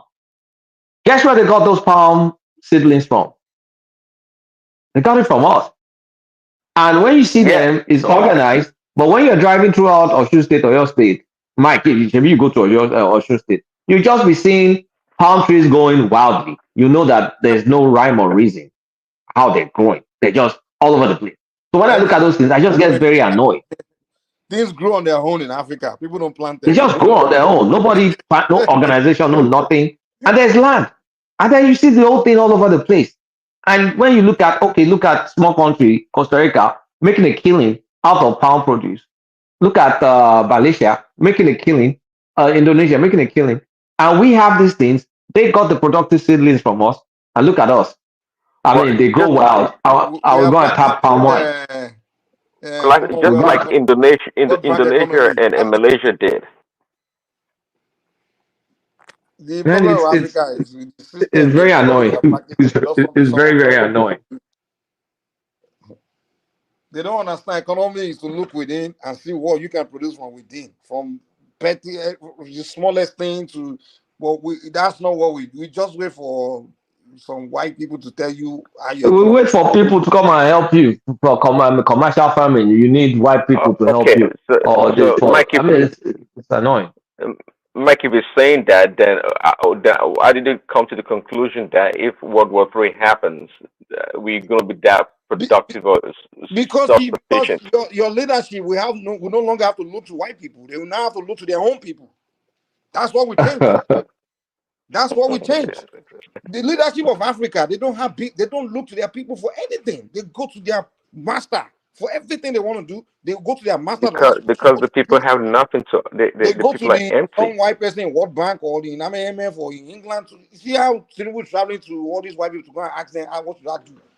We're supposed to be actually calling Nigerians like, hey, come and tell me what we can do from within. What can we do from within? Maybe some new ideas, some new system or whatever we need. Let's look from within. What do we have in within among ourselves? Who has what brain to do what and what? You have to focus within with your people. Let your people come together and decide how we can advance. They don't do that. They don't even Actually, associate with their people. Right. So They have actually, more meeting Kalata, with some foreign other race of people than they do with any of their people. They don't even know who among them have brain or have the. It may be a Nigerian out there that has some genius mind that probably can invent something no one has ever seen before. But guess what? They don't even want to know whether that person exists. That's our problem. But if these people cut us off, they have no choice because there's nothing they can. They have to look to their people. The leadership can't stand alone. They have to work with their people. Now, okay, Mike. When Abacha, I mean, I think, I mean, you were out and about during Abacha in the 90s. So when Abacha got all those sanctions and all that stuff, what did we do? What did we do? We were isolated, but did we look inward and start building stuff and doing stuff? No, we simply sat down and suffered. I was in we Nigeria, I don't. was in We don't. college. We are the only race of people that don't have research program. Wait, Even so Ukraine, Colada, are you talking about the time when Nigeria left bro. the Commonwealth of Nations? Are you talking about that? Yes, yes, Okay, yeah. We left the Commonwealth. We were isolated. To a large extent, we were isolated, and we just had 60-something% inflation, and we suffered. I mean, we were importing cheap petrol. I remember like one petrol we bought that I wanted to use it to drive my dad's car. That thing almost killed me.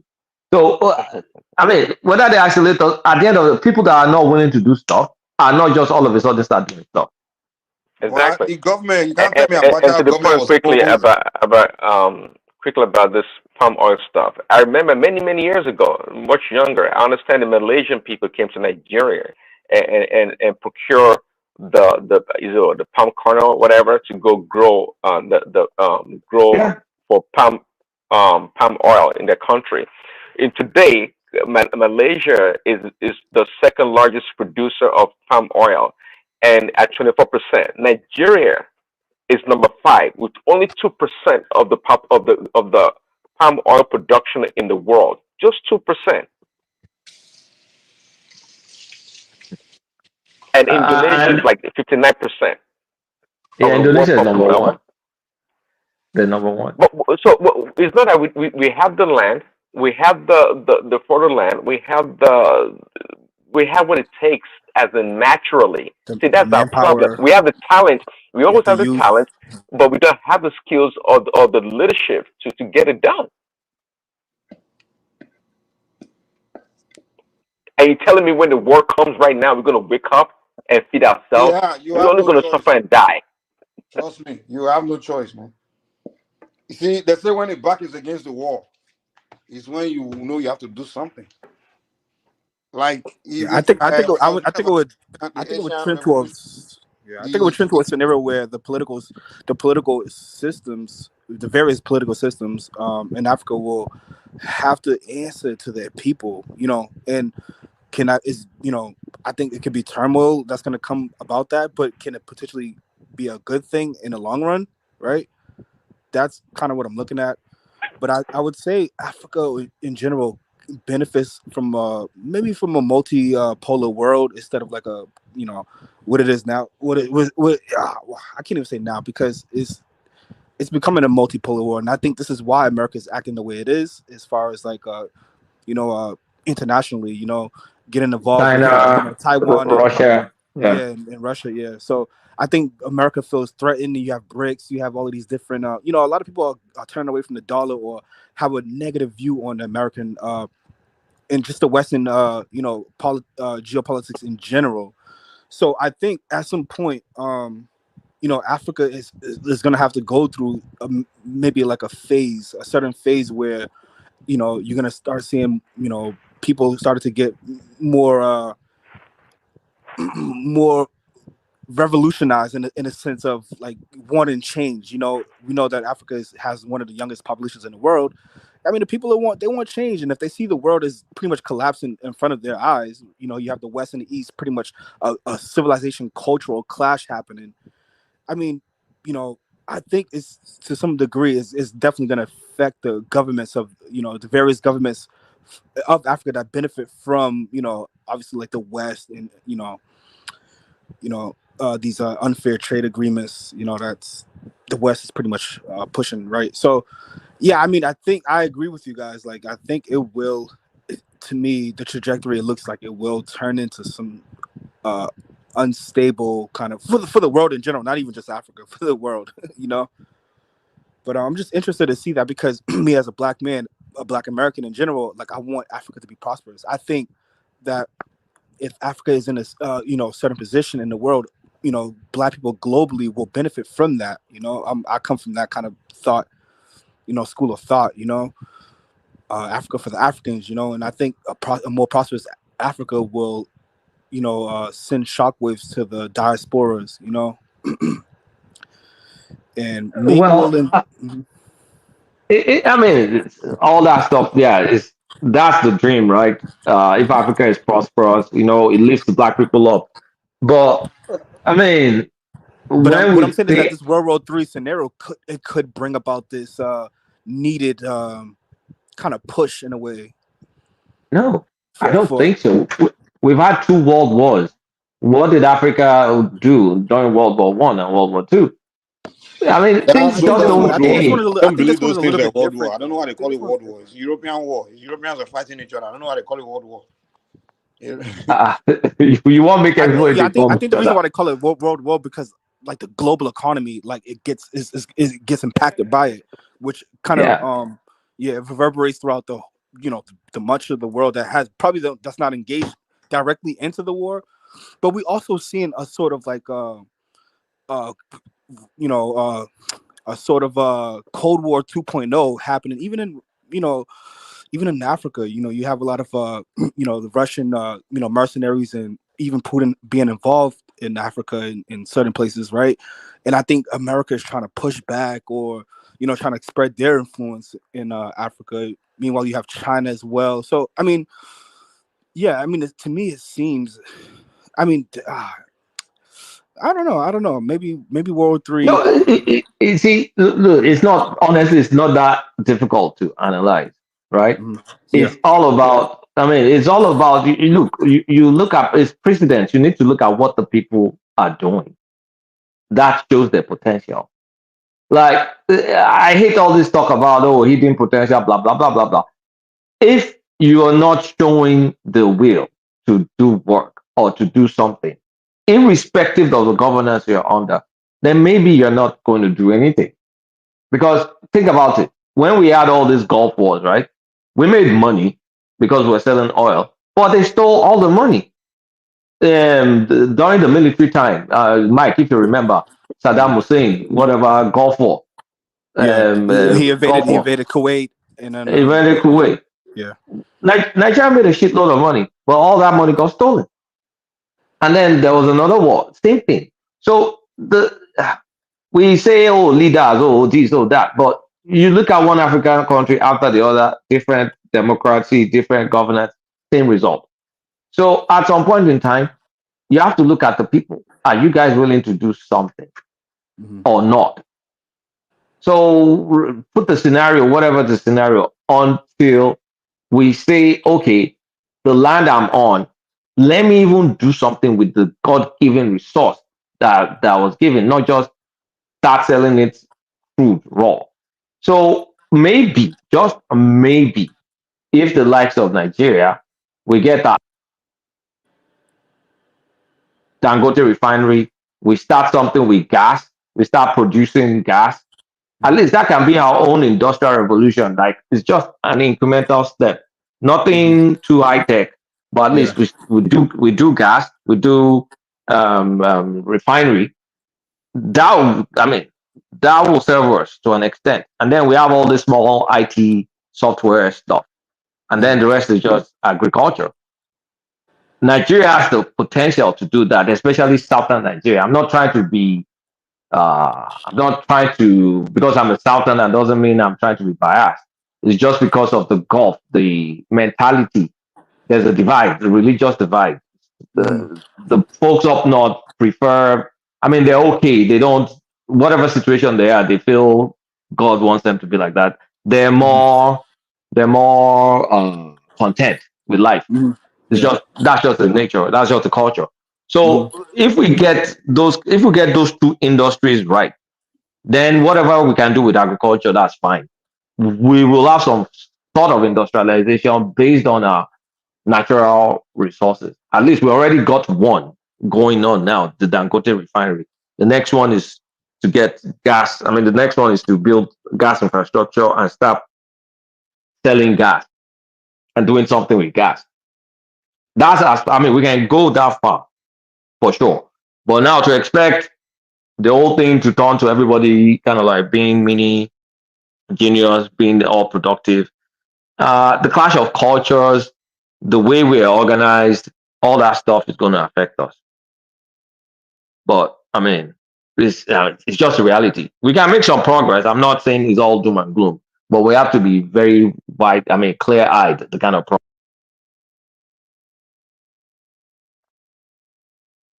oh, my battery is dead.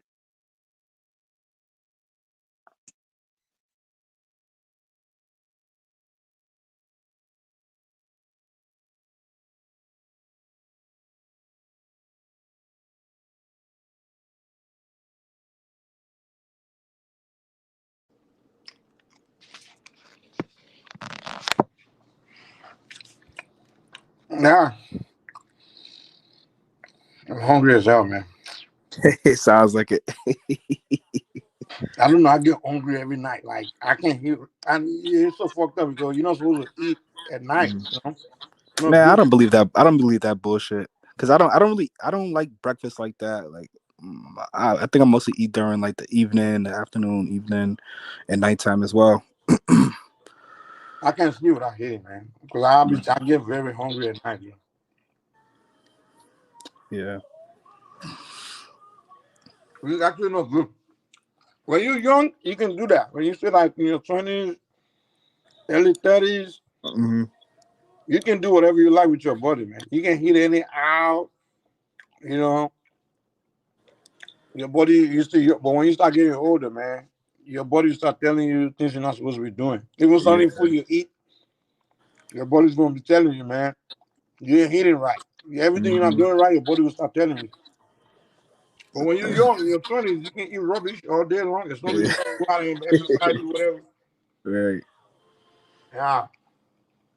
Oh, that's true. The older you eat at night, your stomach will start coming out. You got to do extra goddamn workout to get it, to reduce it. Yeah.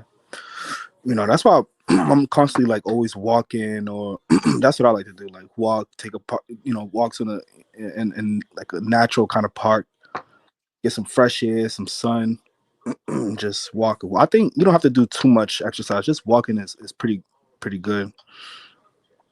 Well, when you're young, yeah, walking is good enough. But when you get older, man, you gotta But start. even when you're older, like I noticed, like in my last neighborhood that I used to live, it was predominantly like Asian, and a lot of the old like Asian people, they love to walk. Like that's just their thing. They and it seems like it's always in a particular time of the day, like during the evening, like around towards the evening, like 4, 5, 6.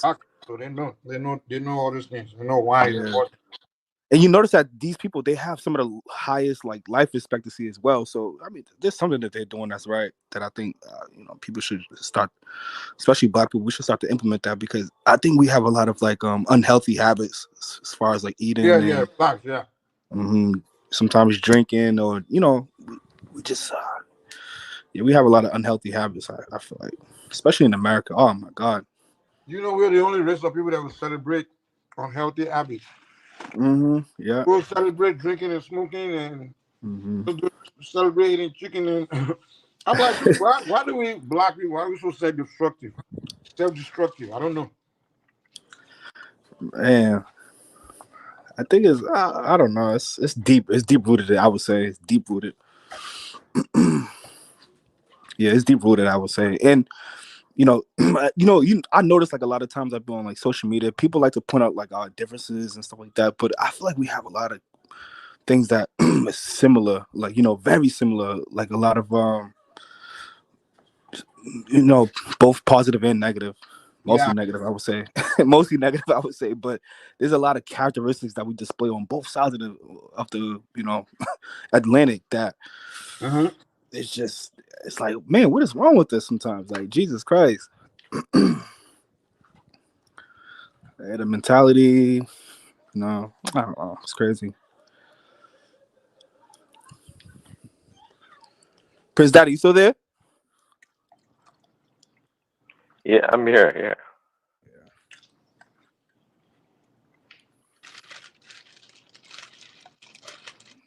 You want me to tell you the truth about Black man?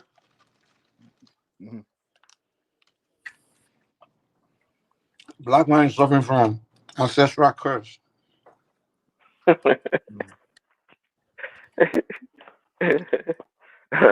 It's something. It's definitely something, bro. Why did you laugh, Prince? No, I not like I disagree with Mike, but which exact curse are you talking about, Mike?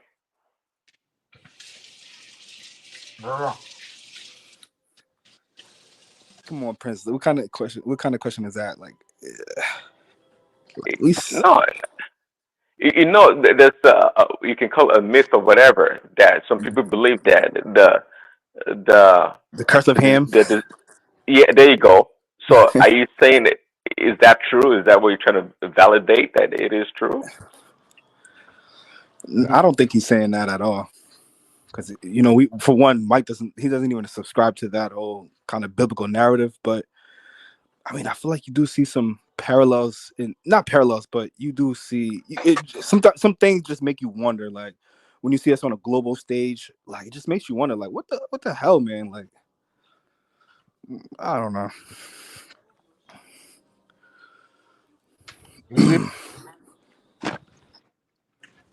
The Black man who he was created to be, like he's not being that person. So that's a misalignment. Yeah, definitely. He needs to figure it out. That's the problem. That's a misalignment in the way we live in our connection to the ancestral world. Until you get the alignment fixed, you're gonna be confused and keep making be backwards and be everything gonna be disarray. So are you saying the other ethnic groups or races, they have their destiny or their alignment all squared up, and it's only the Black people that's off? The mistake you're making is you comparing yourself with other race of people. You see the African man, you see the Africans, our path is different. You understand? You don't get, if you look at the way we were created, we were given so much. Facts. If you look at, let's use God for example. Let's just use sake of God. If you look at the people God gave the most blessings to, in terms of good looks, physicality, environment, even land, land. Look at the yeah. continent of Africa. Like the continent is like way richer than anywhere. Like literally gave you so much. He wouldn't have given you so much without giving you some type of responsibility. You have to also, And so you're saying that we're not assuming our responsibility as exactly. Yeah, I agree with that honestly, because I feel like Africa obviously is the cradle of civilization. Literally, the world should be eaten out of the palms. I remember reading this in a National Geographic a long time ago that the soil of Africa is so rich that if managed properly, that it can actually feed. It could end world hunger and like literally produce enough to feed the world. But obviously we're not operating in our I guess destiny, if you want to say that. I don't think we're operating in that. People can point to a specific ethnic group, but it just seems like just us. The African, they missed their way. That's what it is. They need to go dig back and go figure where they missed their way. They missed their way. That's what the problem is. And from there, you suffering from a curse. So they just need to. That's what they need to start asking themselves. Like, okay, what curse am I suffering from? How do I kill this curse? And honestly, Mike, I don't think it's anything external that's our problem, right? I think it's mostly like internal issues. It's internal, man. If it's external, then you'll be gone. Because why I say that, because a lot of people. It's other people, they would have wiped you out, man. Like they'll take you out of the way. They would have taken you out and taken your land. How about that? And listen, they have plans to do that. I don't know if you listen to like the World Economic Forum, people like Klaus Schwab and Yuval Harari. Man, these people, they have plans for us, man. Bill Gates and these people, they have plans for us, man. They call us the useless. They call us the useless class and things of that nature. This is where they come. The way they look at you, you know what pissed other races off? They look at you and like, how can these kind of useless people just be sitting on the land of gold? So rich. Yeah. You understand? Yeah. But they always, you don't think in their mind this occurring to them, like, how about we just kick them off the land and take the land from them? You know what I'm saying? And no black man is even thinking like that. Like, oh, these people here, maybe why they not just snatching the land away from us?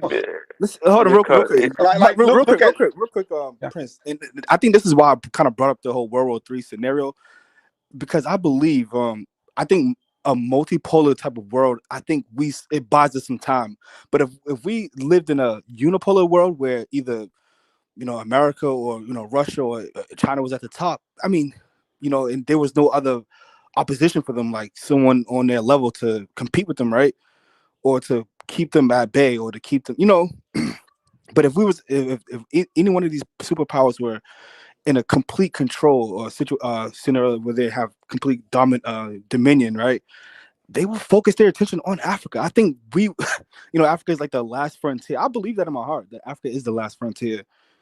And that if it wasn't for Russia and China, the West would be focusing on us and trying to recolonize Africa again.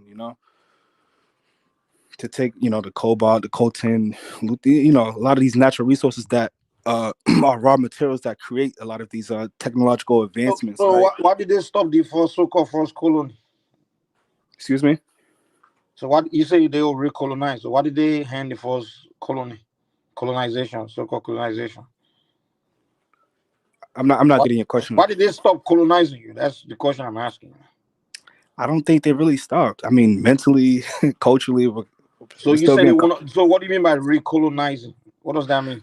I mean recolonizing in the sense of like just eradicating us or attempting to eradicate us, or just trying to just get the resources that's under our feet, without having to go through anything really. That's what they were doing before? I mean, sure. You don't think so? Why did they stop?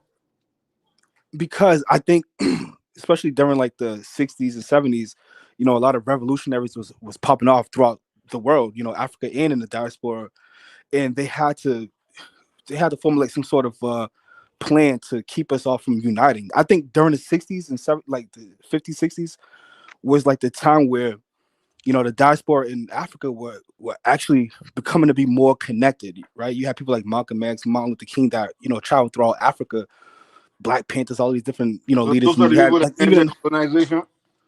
Huh? Those were the people that handled colonization. Not in that sense, right? Maybe they didn't end colonization, but I think they forced the West to have to resort to more submersive means to colonize, in a sense. By You know, what? By marching economically. and talking, by running their mouth. That's because all those guys did was run their mouth, man. All those, Nah, but like economically, like put certain leaders into position, to keep us kind of docile in a sense, right? Instead of, I guess, assuming our destiny in that sense, right? But you had like leaders like some of these great. I mean, you would say that they're just running their mouth, but I think with the things that they talked about lives on forever. Like people still talk about Patrice Lumumba. People still talk about people like Sankara, and they even didn't when you look fight, at, man. huh? None of those people fought anybody, man. I don't know why we keep those But it's people. not. I don't think it was a matter of fighting, but it was more so a sort of consciousness that was breeding. That was I don't think reason why people left Africa is because of some people's consciousness. Some people ways on what this movement thing people no. talk about. But I'm not saying that they Guys, left Africa. I'm not saying that they left Africa. They just had to change their kind of nah, plans. why people didn't change because some what black person became conscious or some crap. They didn't look. Ah, man, listen. I think they. And if we stop thinking like that and we stop Mhm. seeing things like that, maybe we'll begin to discover a new way to see things, and maybe that we can now realize how we need to free ourselves. Because this idea, because they're the one that telling you the stories too. Oh, we stopped this because this guy, Martin Luther King, this guy, they're lying, man. Because this guy stood up. This guy stood up. When have white men ever given anybody anything because someone stood up? The only way they give us something is you show them power. You show them like you literally have to show them bomb or something like some kind of real value. That's the only way they'll give up anything.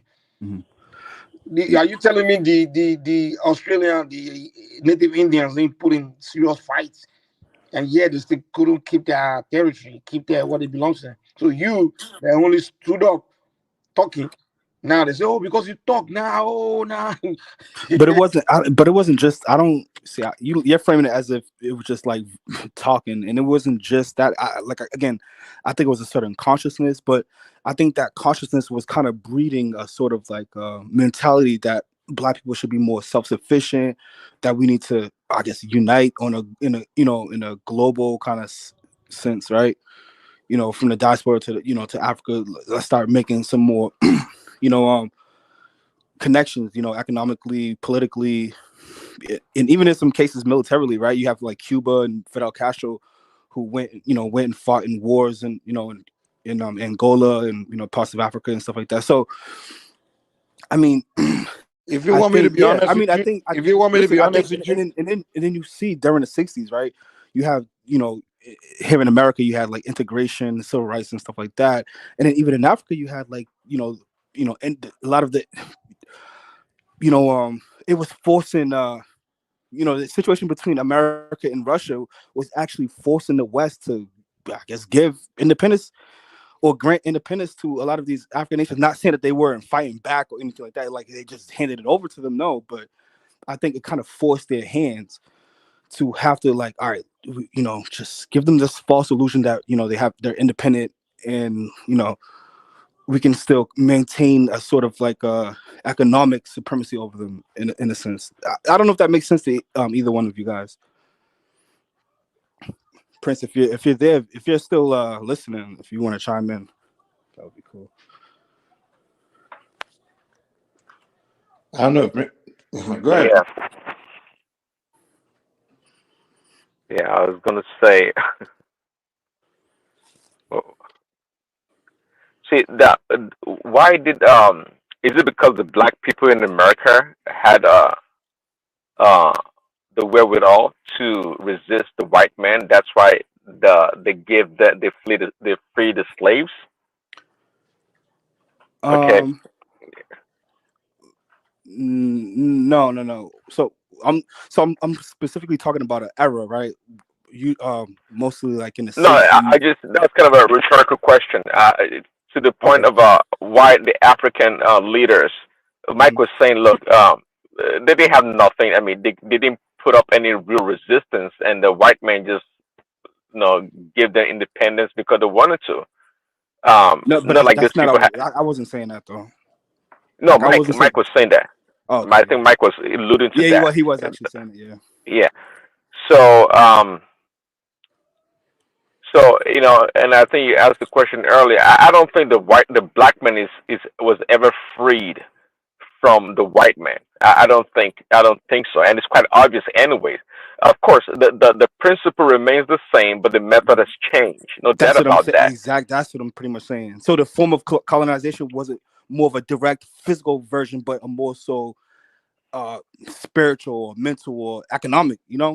Things more. Exactly. Yeah. It was more of a submersive form of colonization. Right. So they don't do And that I think it still barbaric happens. way, put you in chain and do all those things anymore. Mm-hmm. But at the end of the day, they still achieve their main objective. What is it? To make you subservient. Mm-hmm. To turn your economy into consumers of their product, and Mm-hmm. your nations become the raw materials for making this product. You Yep. guys have nothing. You don't have currency. Africa. So we're living at the behest of this white man or this Western nation, and I don't use white man in a derogatory way. I'm just Yeah. saying it's just Yeah. a stark difference.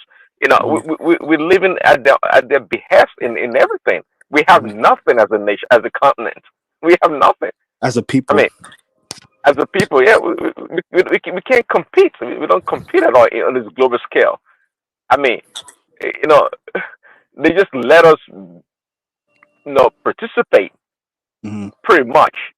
And if they want to shut us off tomorrow, they can easily do that, and we have no recourse. We can't do nothing about it. What do we have? Nuclear weapon? What do we have? Nothing. We can't feed ourselves. Listen, and Prince, I don't know if you was listening to me the whole time, but this is what I was saying about like the multipolar world that is kind of like starting to play out now with China and Russia, and I think it kind of prolongs us and benefits us to some degree, right? Obviously, trade agreements, we can leverage it, right? But it also preserves us in a sense of it stops a particular power, right? A particular power from just going all out, you know, towards us, or started to focus their attention more on towards us. Not that they're not doing it now, right? You see people like Bill Gates, and he has all these eugenics operations happening in Africa. They're introducing all these GMO, chemicals, and putting it inside the mosquitoes, and you see different different diseases and pestilence that are springing up forth. And come on now, like we know some of it. I just feel like some of it, we know about the gain and function research and all of that type of stuff. So I think it's good to just keep an open eye in that sense, keep an open mind when it comes to that, right? And not fall for the mainstream narrative that they try to play, give to us, But Yeah, well, see, the multipolar world. See, if you have a plan and you execute your plan, no matter what the outcome turns out to be, at least you can trace your mistakes, your error, or the variance from your expected outcome, right? But we Africans, we don't do that. We don't have such position or playbook. The multipolar world, on paper, yes, it gives us, the opportunity to maybe have multiple approach to globalization in terms of how we align with different parties, right? But if we don't plan and have concrete ideas on what we want to do as a people, it doesn't matter if you have multipolar world or double layer multipolar world or whatever. It doesn't matter. We Africans don't plan to that level to benefit from it. It's only the people that have plans in place But and know what they have. so my only confusion is why are they allowing you to still be occupying the richest, territories on the planet? because they're Like for preoccupied example, with let me give you one there's a example. multipolar. Okay, sorry. Like when Europeans, for example, always looking for land to conquer, and they will go. Like for example, went to Australia and they whatever they saw, they just pushed the Aborigines out of the land and took the best place and occupy it and turn it to their own. You know, so I'm wondering, you have places in Africa where the place is so rich in resources, like for example, Eastern Congo. Like that's why they have so much minerals, gold, cobalt, coltan. They have places like the South in Nigeria, Niger Delta, so much oil, billions of barrels of oil. And I'm wondering, why would a white man just come there and took the land from the people there? Is it why they took it or why they didn't take it? Yeah. And during what time period? And they are known to go take people's land, kick them off, and take their land. But Mike, you just answered the question. Yes, they've taken the land. If you go to the Niger Delta, which companies, which international companies? Hold on. I'm not talking about a company coming to operate. I'm talking about turning to your country, like create new country. No, Mike. Hold on. You see how they came to North America and just took the land, create new country, and make it a white-owned country because the land was better than England, right? Europe. The French went out and then they went to places like Australia because they felt like the place was better than Europe. Well, Yeah, I got your point. Create new country. But what I'm saying is, if they're going around creating new countries like that, why didn't they just create new country in this richest land on the planet? And why do they avoid that? Well, to be fair, they attempted to multiple times, right? I mean, you have South Africa, which is one scenario, and then I don't know if you guys know about like the part of South Africa they occupy. Hold on, those area. Actually, the blacks were not there. They it's the space where they came to occupy. It's still a kind of strategic position in Africa, right? But I will also look at the Balfour Declaration, whereas the UK, the British government granted Israel, was attempting to grant Israel. They were formulating ideas of where to put this state of Israel, and they, in a couple of occasions, they proposed, places in Africa, Uganda and somewhere else. Uganda, it was Uganda and I think South Africa actually. So they propose these ideas, right? But that's more like settlement. But I don't think. I mean, that's more like for settlement, I would say. But to Mike's question, the white man does not want any damn land in Africa. They don't really want it. I mean, come on, Mike. Look at North America. Why not? Well, those are the richest lands. But they have a new form of colonization. Is that there are corporations that go around the world and colonize. They don't need to live there. They don't need to live in Africa for what? Well, why did they need to live in? You just give example of Israel. Give example of Australia, Iceland, North America, United States, Canada. They took those land and created new countries. So why did they were able to push the owners of those countries, kick them off, and took it when you have richer countries where you could do the same? In fact, the richest. Somewhere like Congo, for example, part of Congo where the resources are like in abundance, trillions of dollars of resources. You skip those places to go to. Yeah, maybe you can answer that question because the white men they've been in Africa for a very long time. When they started colonizing the continent, if they wanted to poison the people, if they wanted to poison the people and I mean terminate those people, they could have done that, but they didn't do that. They do it though, but they did it elsewhere. That's a good question. I guess I don't know. You say they ate the Aborigine and the Red Indian one? No, they don't like us. Me personally, I would say why didn't they not do that? I think I would say that they attempted. Are you saying our ancestors were fighting for us? Is that what you're trying to say? No, maybe we start asking those questions too. Maybe something you don't know. Because we black, we don't ask questions like, why are these people so nice to us?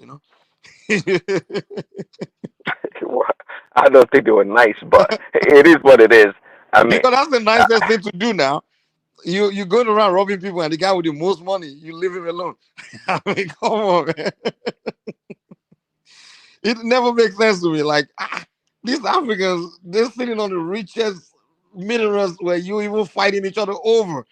Do you know that World War II between Germany and World War II was actually the battle over the resource in Africa? It was, in fact, Congo. Uh-huh.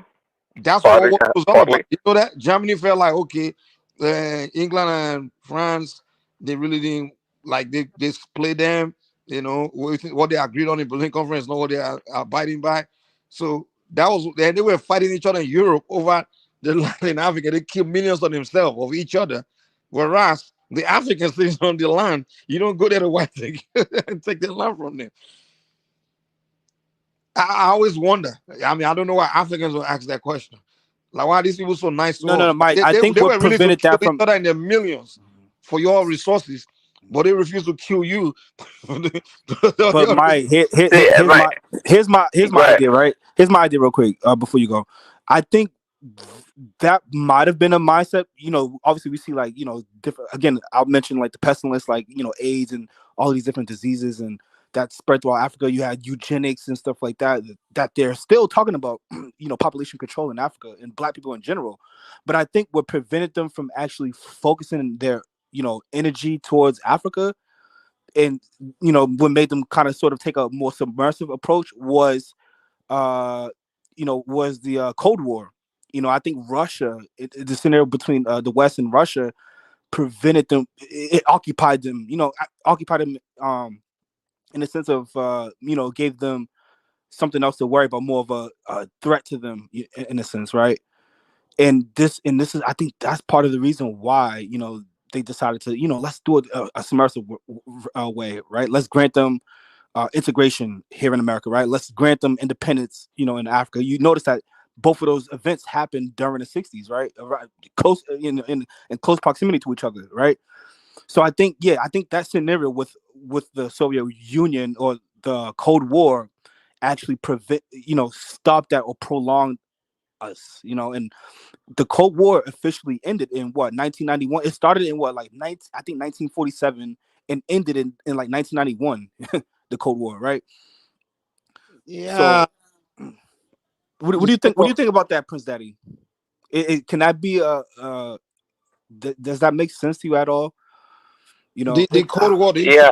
in terms of what I mean, them being engaging you, it's not like the Cold War kicked them out of the place or something, or stopped them from coming to invade you and take your stuff. Yeah, I mean it did because they had to focus, on fighting against the scenario that we're starting to see to play out Cold War now. was basically they want these Africans to either pick, or people all over the countries all over the world to pick who to associate with, whether with the West or with the East. You understand? And then what they would do is find within those territory, they will create their own army and group that's pro Soviet, and the West will create another group that's pro West. West, yeah. And those two groups be fighting each other, and whoever came on top now is allied of the West or allied of the East. That was what Cold War was about all over the world, Yeah. So but again, then the West had the advantage. Hold on, let me you see how in this. Listen, you see how in the Cold War, Africa played a kind of almost a foundational role in it. World War II, and you mentioned World War II as well. But I think Africa was always kind of like the focal point of these wars, specifically World War II and it's always been a focal Cold War. point, man. It's always I think so. I think so. Yeah. I Because mean, why are these two superpowers vying for support in Africa? Fight your wars in Europe. Why do Africa actually in a position of power, but they don't know? Yeah, I agree. Because what the America basically, it came on top in the Cold War because most of the African decided to pick the side with the West. That's how they won. It's not like they destroyed the Soviet on the battlefield. The Africans just chose, most of the leaders just finally side with the West. That's all. And the two reasons: one, language, because the West, the French, the English were already put their language on the continent, and then they were using the influence of propaganda, movies, and they used the black diasporas a lot to convince the Africans to side with the West. Yeah. They were using all the celebrities. If we go, they were promoting Black American celebrities, Caribbean celebrities in Africa. Yeah. And to a lot of the celebrities back then used to come meet the head of states in Africa. Example would be the fight between George Foreman and Muhammad Ali in Congo. So I mean, they're already gingering the Africans to see them as Jesus Christ. exactly. So eventually, the Africans just kind of lean more towards the West, and the Soviet was like, okay, well, both of us can't be here at the same time, you know. So the Soviet just left, and the only few countries that kept they understood better that were maybe Libya and Zimbabwe, and then South Africa almost fell to the Soviets, but they quickly brought Mandela out of prison to you know, propaganda to twist the whole thing. But Zimbabwe fell to the Soviet, Libya fell to the Soviet, probably another African country I can't think of.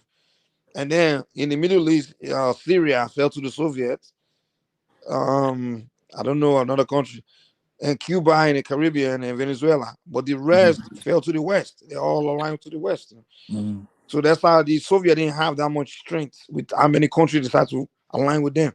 Even though the Soviet presented a better case to the Africans, like, listen, we never enslaved, we never really done anything to you before. I mean, we should deal with us. And whoever the African would have opened himself to would have become the one that control pretty much the resources. So that's how America became, and the Western Europe, they became the controller of, you know, the most influential people, and they control the wealth, you know. They bring their own currency, everything. You know? So that's the game they played, man. But the Africans are in more position of power, trust me. But they just don't know because they're not thinking.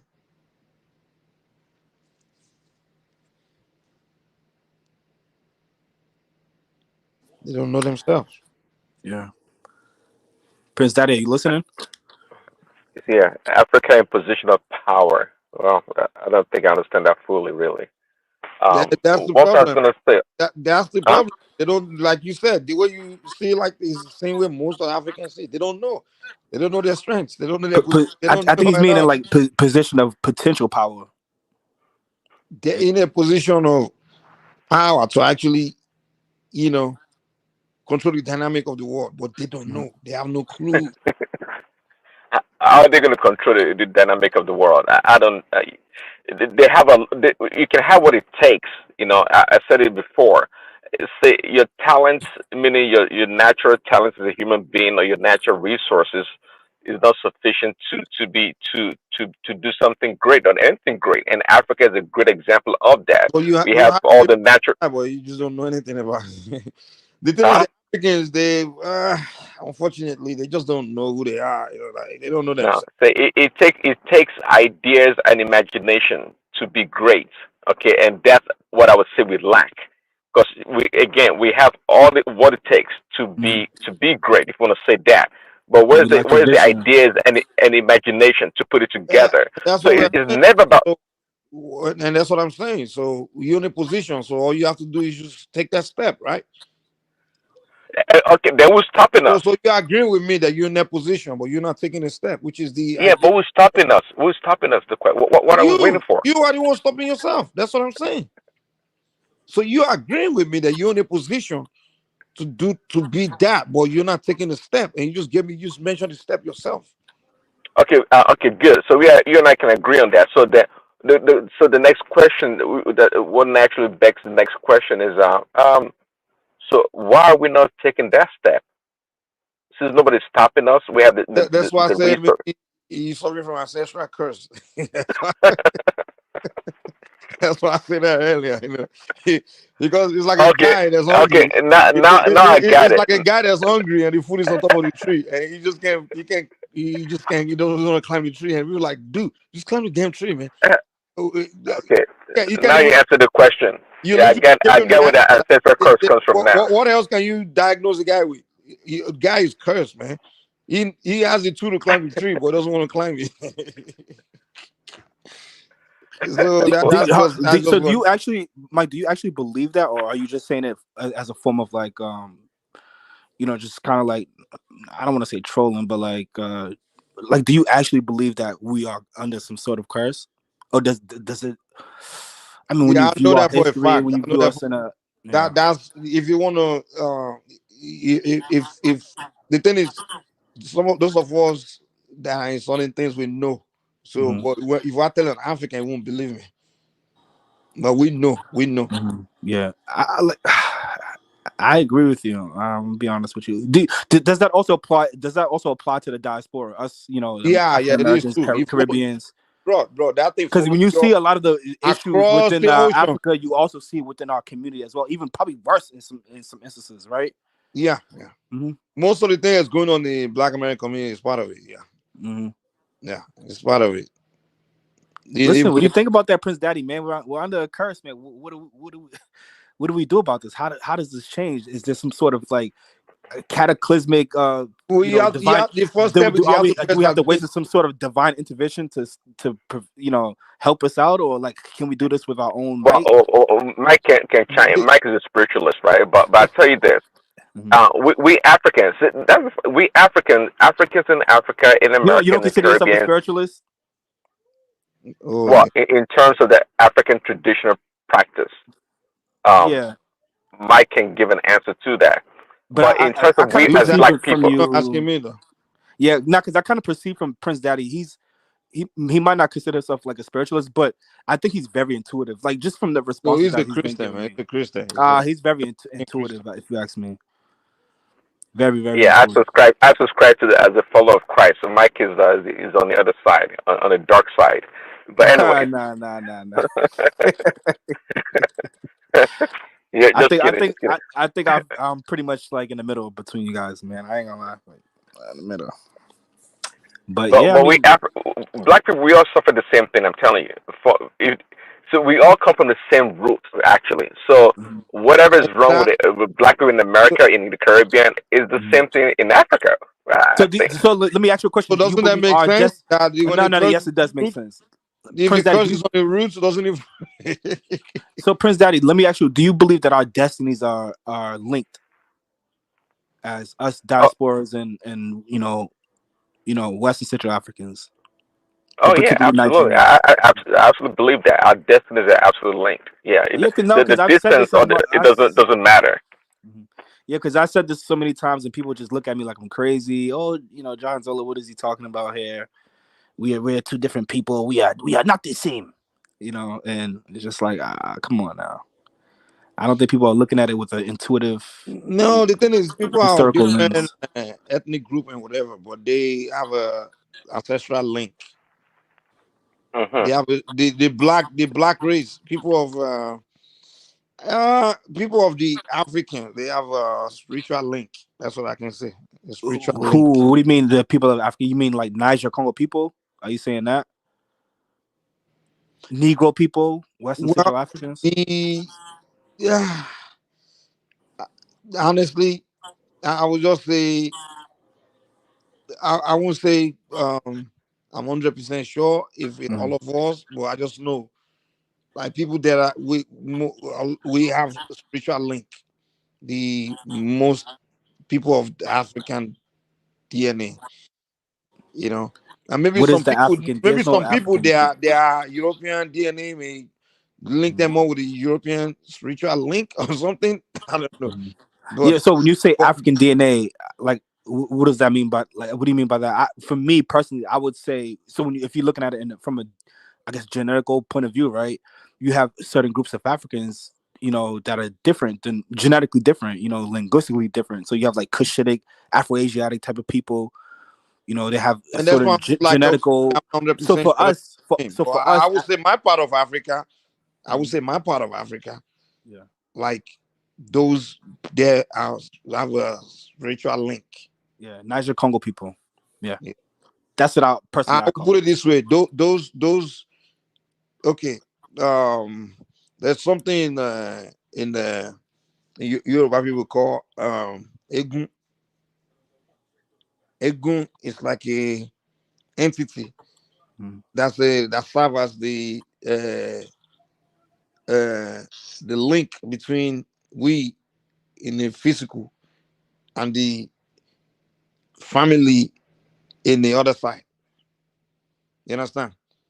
So anyone that's connected to that egun is is has the tie, has the spiritual connection to the other side. So most African villages or towns or tribes, they all have it.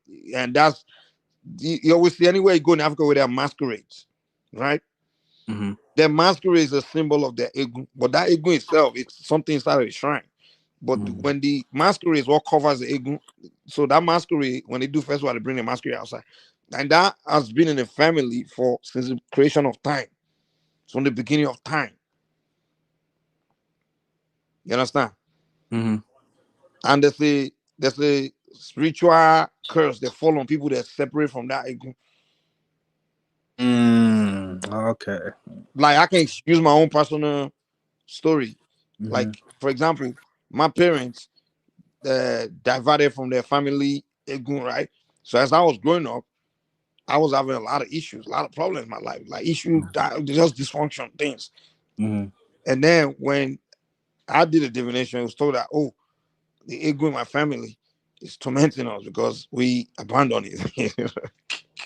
And then when I begin to learn more deep into spirituality, I begin to learn that ego, that's a link between me and my ancestors. And I have to do some ritual to call it back and have some connection with it. Or else I'm gonna be having problems. I may be behaving anyhow, or just doing things backward, or just having dysfunctional life. You understand? Yeah. African people with the way we were at one point, there's a path we had there's some people who call the Akodas. They were first, because we Yoruba, we know our story from the beginning of time. There's a festival we're doing Yoruba Ecological Festival when time began in Africa. And things that happened that took place, there was a pact between us and the first people that were created, So there's a link, there's an instruction, there's things we're supposed not to abandon, the things we have to be doing, there's certain things we're supposed to keep in touch with. When we cut ties with it, we have a misalignment and we start to have problems. So can I ask you a question? So where do you think this disconnection happened? Was it when the Europeans and Arabs came and brought us their religions and stuff, things of that nature? No, and it kind of diverted us away from our traditional past or our traditional beliefs and things like that. Here's the deal. When I go read some European books about their engagement, they say it took them for thousands of years. They're trying to penetrate to their continent because they saw it as a land of milk and honey, like kind of like the land where it's just a special place. And that's the reason why all the animals want to reside in Africa, right? They always want to figure a way. They know that even your Bible story, like the Africa is like the place where to become rich, you have to get to. You understand? So now, when you come there, and when you come there, you have to deal with the people, and for you to have your way in that place, you have to go through the people. So now you have to come with a strategy, like, okay, these people, how can I penetrate them? First of all, they have some power. There's their backbone. Spiritual, yeah. I have exactly. I have to. It's like which is your center of gravity. In warfare, they say if you want to defeat the enemy, aim for the center of gravity. So when they look at it, like, oh, this is their backbone, we have to go after it. They took away our spiritual powers. Yeah, exactly. So there's a saying that if one person doesn't fall, another person will not rise. So we have to go after their backbone, and the more they fall, the better we can have our way among them, So there's games they play with y'all for so long, So that's what it is. And we, due to our greediness and all those things, because of course, they work harder in trying to figure out what to do to entice you. It's like trying to catch a girl, right? You're gonna work hard to make money, show money to her, and things she will like, So they will go to where they come from and figure out what the Africans want, what they would like, and go trying to figure to make it and come back and show it to you.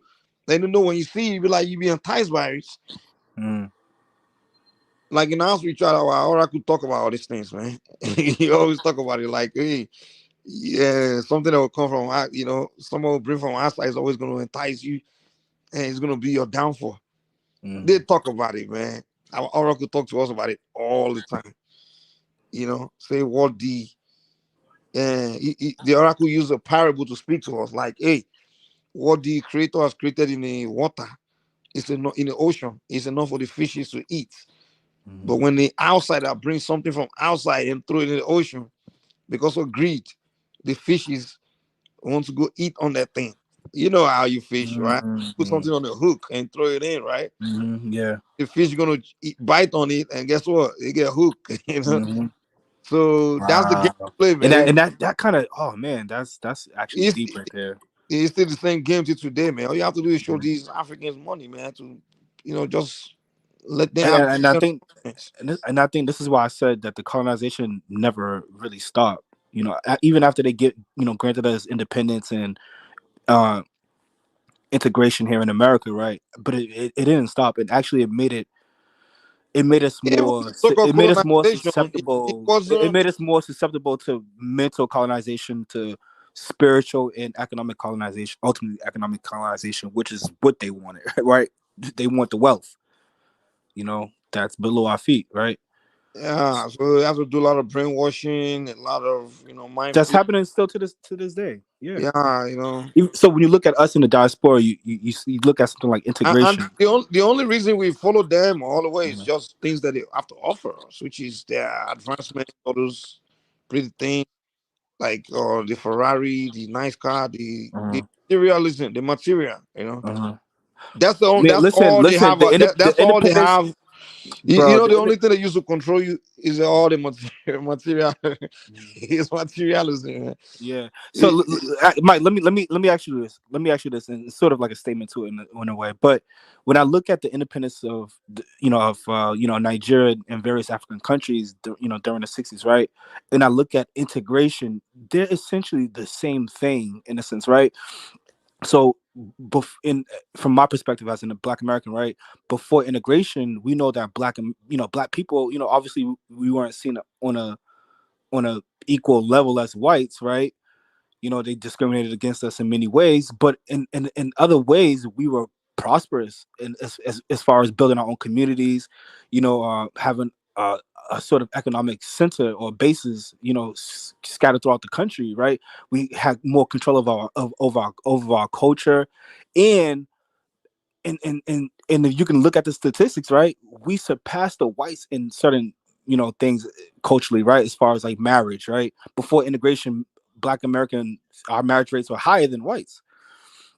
So I think when they brought about integration, right, and our ancestors were pretty much, we shall overcome, and wanted to integrate within this society, these white people, it actually destroyed our sense of self. It destroyed our sense of nationhood or independence from the white power structure, right? And integrated us within their system, which obviously they had a 300 400 year start. I mean 200 300 year start. A lot of our Black you know owned why you were businesses. prospering? Because you were forced to look within yourself. That's what I'm saying. Yeah, we had our own communities. We were separated. And I think this is why But the Malcolm moment X they said, allow you to come in, you become integrate. That's when we them. fucked up. That's what I'm saying. That's what I'm saying. That's the And thing with Africa too. Now it's the same. That's what I'm saying. It's the same thing. When I look at it on that level, it's the same thing. Integration and the independence. Because right after Africa was granted its independence, Nigeria and Ghana, Do you know? literally right after that, they all joined the Commonwealth of Nations, right? Commonwealth, and now they're not depending on England for loan for Come they on depend on now, Western country for aid money, free money, all that stuff. That's how they got them. Now, bro. I'm before telling you, bro. the Our destinies are tied together. I'm if telling you you, go man. listen to Africa and Nigeria when they're talking, they'll be telling you that before that so-called independent era, the African was self-sufficient agricultural. The Nigerian will tell you about the cocoa house, the granite pyramid in the north. They were agriculturally, they were self-sufficient. Mike, did you ever Everybody was look at it in doing. that? Did you ever look at it in that way? Now that we're talking about, did you ever look at it in that way? Kind of parallel, comparing like with the struggle in America, the integration, and also the independence struggle in Africa, West Africa, right? You ever look and see any similar? Like, you ever looked at it in that sense? Like, Yeah, he messed them up, man. These are similar. These are some similar things that's happening on the other side of the Atlantic Ocean, right? But I mean, yeah, I think part of the reason of them doing that, like again, a certain consciousness was being born around, during that time, right? Between the diasporas in Africa, in West Africa, particularly, there was connections that was being done. There was, cultural trade. There Yeah, was we're beginning to look within, and they're you know, beginning to look within to look at each other as, all right, you guys are in the continent and us in the diaspora. We need to work together because we have a common enemy. We have a common destiny. And this is why you have people like Malcolm X. He was going to the UN, General Assembly, and he was bringing his case there. And during those times, he repeatedly was telling the world powers that we are Africans, we are Africans, we are Africans. We are our cultures, our destiny. I mean, our destiny is linked. We are one people. And I mean, I think that's part of the reason why you have Patrice Lumumba and all these people. I think that was part of the reason why they was obviously taken out or undermined in many ways, and they would use our own to undermine us in many cases, right? I mean, in certain other cases, they were assassinating us, like Malcolm X and Patrice Lumumba, and then I mean, it's crazy. It's crazy when you think about it. But I don't know if Prince Dad, if you're still listening, it's just interesting to look at it in that sense. But I mean, yeah, I mean, common destiny. Just think we lack the vision, like Prince Daddy was saying. We lack the vision, really, imagination. Like it's almost like we're stagnant, stuck. Like, and I'm speaking mostly here in the diaspora in America. It almost looked like Black Americans are on a decline, cultural decline. I mean, I think it's pretty evident. because what I they think do it's is pretty evident. they help you to promote your dysfunctions on there through the media. But to me, I'm telling you, it doesn't look like it's getting better. Like it doesn't look like I feel it. You know what I mean? It's not getting better, bro. It's getting worse and worse. Yeah, it's getting worse. When we learn to accept right is wrong and wrong is right. Hey, that's a key recipe for disaster. When we see something wrong, we call it right. When it's something right, we call it wrong. Man, this is why me as a diaspora, this is why I look at Africa and say, man, that's our final frontier right there. This is our last, like Africa. This is why I subscribe to Pan Africanism. People look at it, oh, you a Pan Africanism? Like Pan Africanism is a dirty word nowadays, right? People look down upon because you have people like Dr. Umar. You have all these different people that maybe might give a bad name to Pan Africanism to a degree, right? But I mean, this is what my values are. I think Pan Africanism wouldn't be something bad if those that are pushing it actually act and not be talking. Because all they're doing is just creating more problems by just fighting and coming running their mouth all day. I'm like, dude, I believe in doing, not talking. Yeah. I think for me, Pan Africanism is more so. I would consider myself a Pan African in my actions, but not by,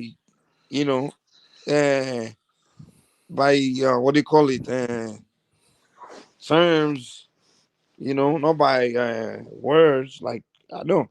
In my action, yeah, when I link up with the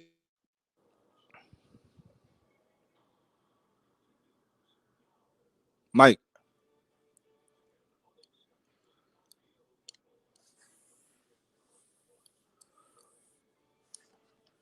Mike, can you hear me? Did you get a call? Prince, can you hear me? Mike.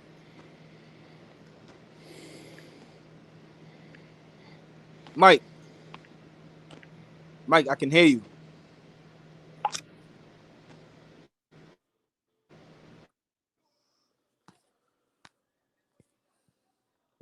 Mike.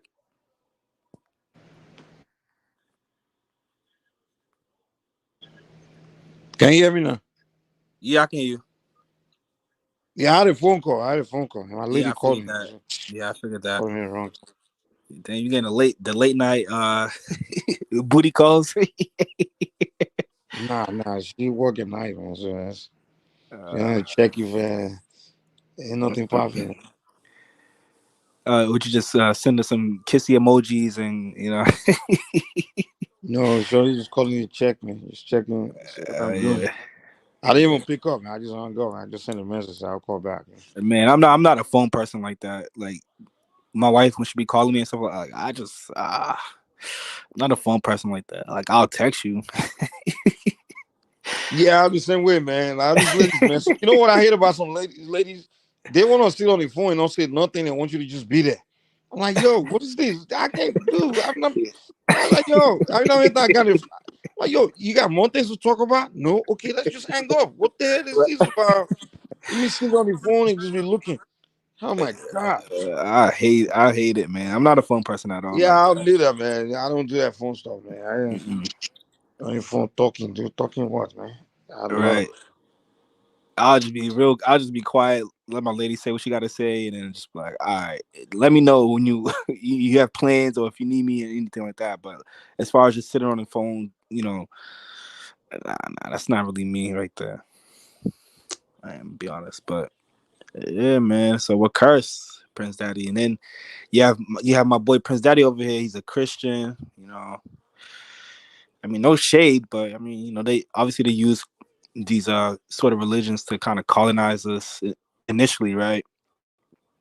And no, I'm not saying this. I mean, it's bad for him to. I mean, that's his prerogative if he wants to be a Christian or Muslim, yeah. But I mean, what I would love to see, right?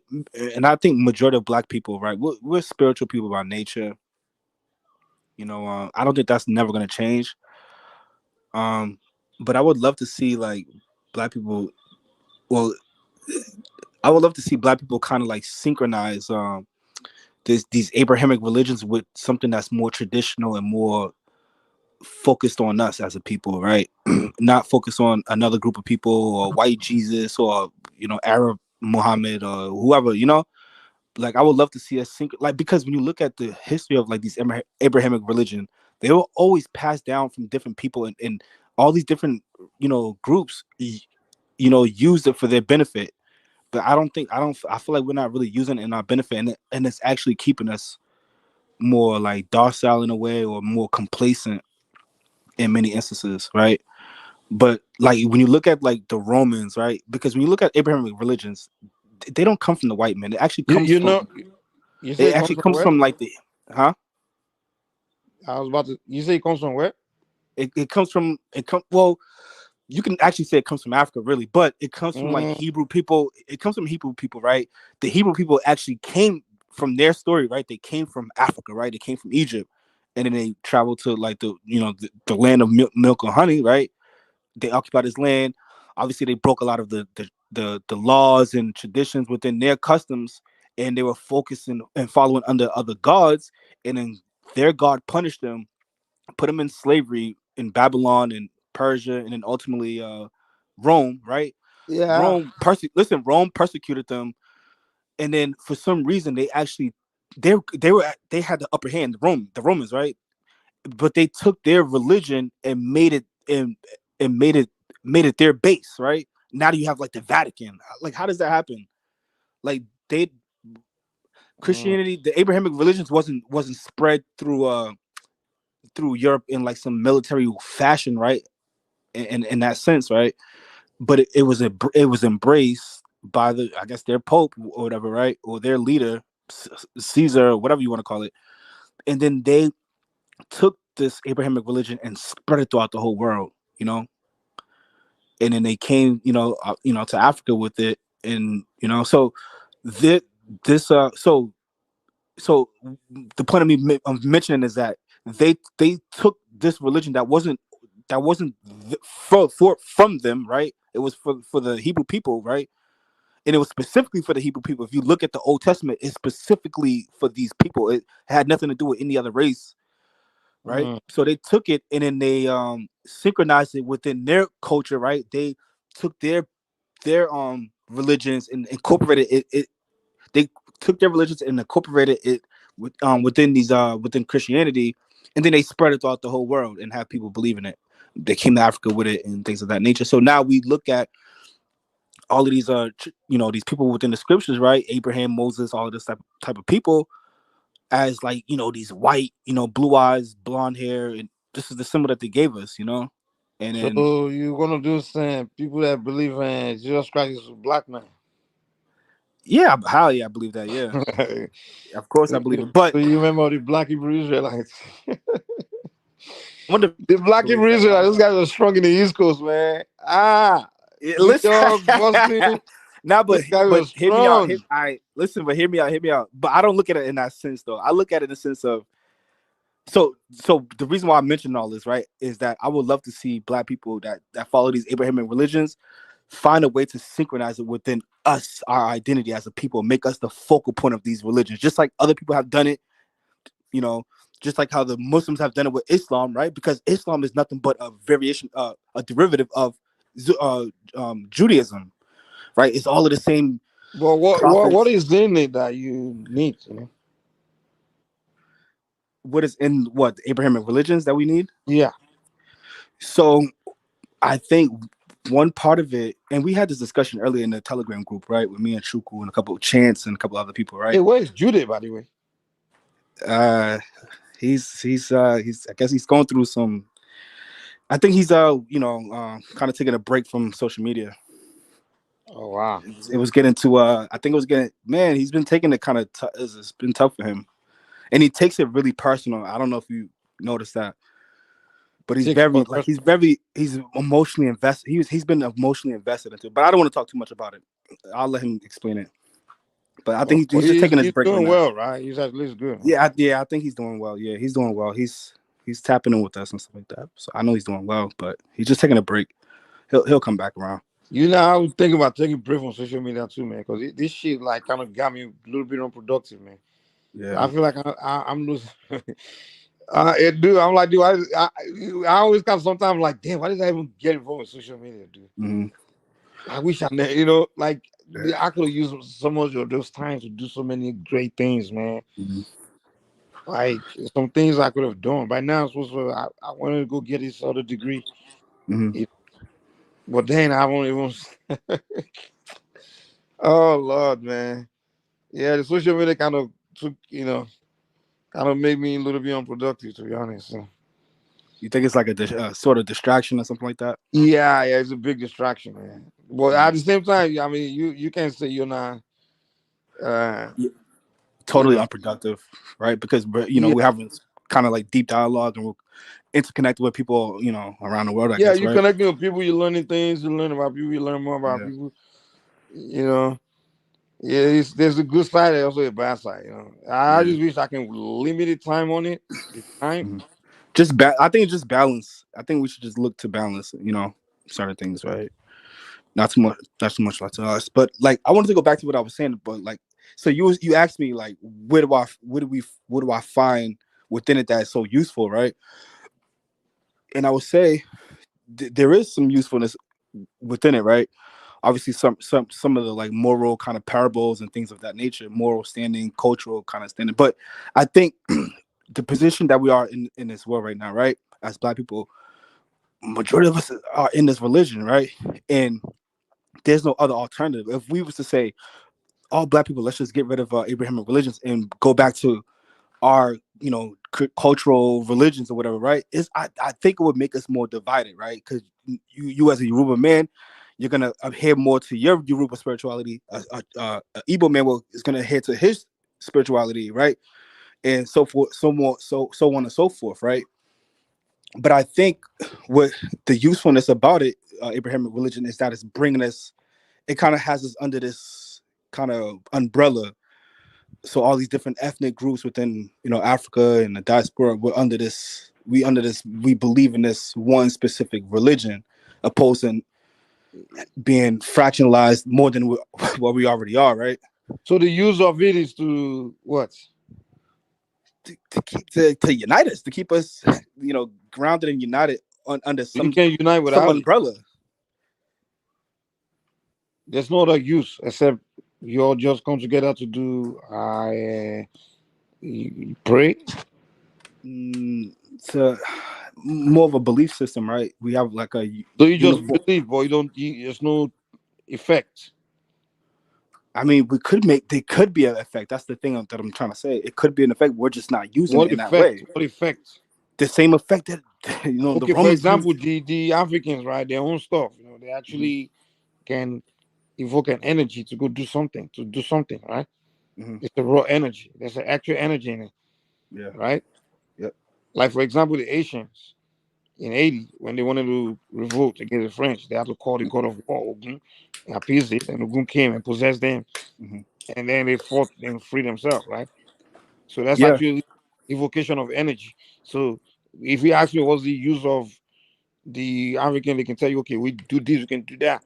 You know, like if you want to do some maybe contract, they would do something called hold staking with the deity. Okay, send the deities to Mhm. go do something for us. So we actually can evoke something, do something that's an effect. Yeah. But I'm asking you, what's the effect of this one you're telling me? Because all right, so you brought up Haiti, right? So what is Haiti? What is Haiti? What is Haitian? Haitians are amalgamated, you know, different African tribes, you know, that were, you know, brought to this island of Hispaniola, which is now called Haiti, you know, and they had various beliefs, various languages, various cultures and things of that nature. So, you know, they were, you know, Christianity was introduced to them, right? Majority of Haitians are all Catholic, mostly Catholic, right? But they were able to take this their African spirituality, their traditions, and they incorporated it within the Christian faith. And I would say it kind of brought them together and gave them a sort of power in a No, sense, no, right? They no, synchronized it. no. They didn't synchronize it. No, no. Oh, yes, they synchronized it, man. Are you You serious? cannot. Okay, you still have to do the ritual. You still Mhm. have to do the actual. I, they didn't And they synchronize. found, listen, They and they just found call it it. a name. They still have to. They still dealing with the deity, but they didn't. It's kind of like okay, Ja right now. I know Ja. Ja is a, let's say Ja is a doctor, right? Mhm. And the effect I use you for is for your to treat me or treat for treatment for your specialty, right? You're a Mhm. doctor, right? So now because I don't want people to know you as a doctor, and then I go to people and say, change your name and say, oh, uh, there's job, that's change your name to disguise people as something else, right? I Mhm. say, oh, that's Kelvin, uh, the carpenter, right? Or this something else that you're not. But then everybody see you as Kelvin the carpenter or whatever. Mhm. But when me and you not get together, I know that you're a doctor. I use you for your actual things you're special that your specialty in, right? Mhm. That's what it is. So these other dates, but then in front of white people they say, oh, It's we still, but it's still a Catholic. form of synchronization. That's what I'm trying to tell you. But it's not And when real. you look at, listen, when you look at this current form of Abrahamic religions, But you need to Christianity. understand, our spirituality is not just we just believing something or just saying, oh, they talking something. No, there's actually work done. There's some deep knowledge and some real connection stuff that we do. It's not like it's not a religion, you know. There's some mixing of things. There are things we do that we actually, you know, we dealing with energy. We're not Right. just doing, uh, you know, it's not a religion. You know, we Is this actually some? have some Is this kind of. some? Hold on, let me ask you a question. Is this something what you're talking about? Is this something like alchemy? It sounds like what you're saying is like some like alchemy in a way, like being able to manipulate the elements and things of that nature. Do you guys believe in that? That can be part of it, but the ultimate thing is we are. It's a connection to this other side of the war, other side of war, other war. There's Yeah. two sides. There's the physical reality and it's Mhm. a Spiritual one. world. Yeah, so Mhm. that is a connection. And we come from the spiritual world. We're just having a physical experience. Mhm. So some of us are able to communicate with the other side. You know, with those that are gone, those that are still yet to come, things. You know, so that's the difference. But with your Abrahamic thing you're talking about, you can't do any of that. It's just some artificial stuff that you just believe and roll with. You know?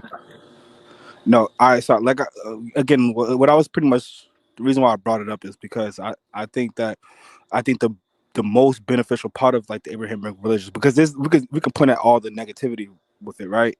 You know, it was used to colonize us mentally, spiritually, whatever.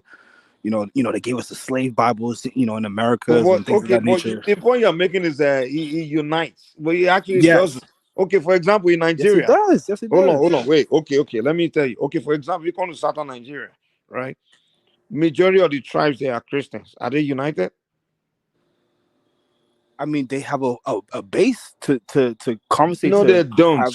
Ah, man, that's a base. That's sort of a base, right? Prince Daddy here is a Christian, but then he's a Yoruba guy.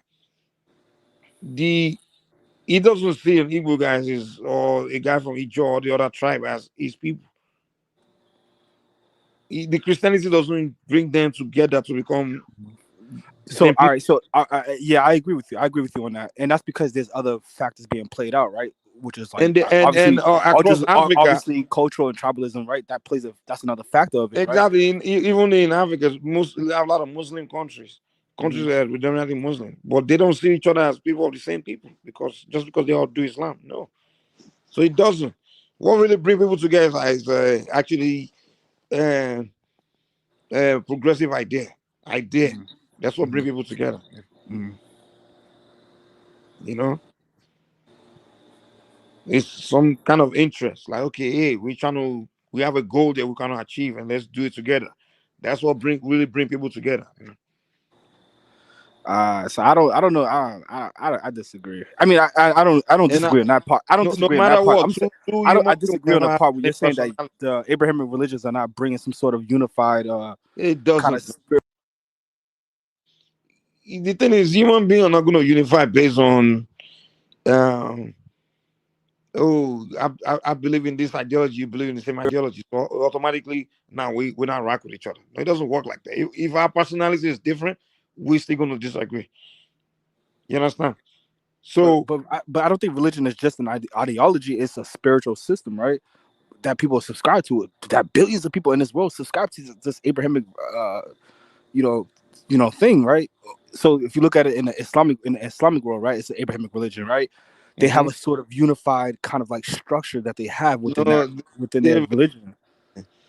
Saudi Arabia and Iran are just one enemy. Even right now, Saudi is more leaning towards Israel against Hamas. You know, so dude, don't let these things deceive you, man. No. So at the end of the day, what unite people is what bring people together is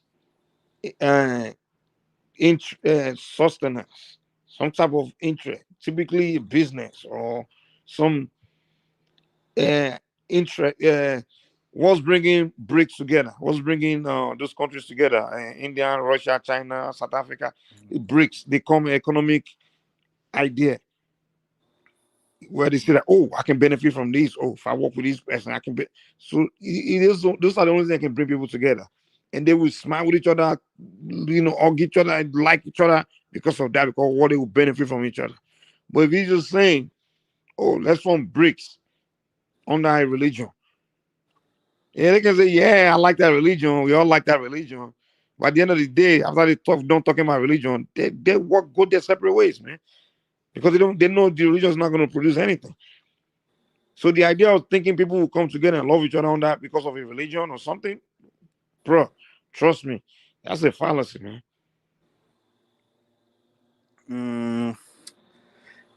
You can bring five. I partially agree. Let me even give you this.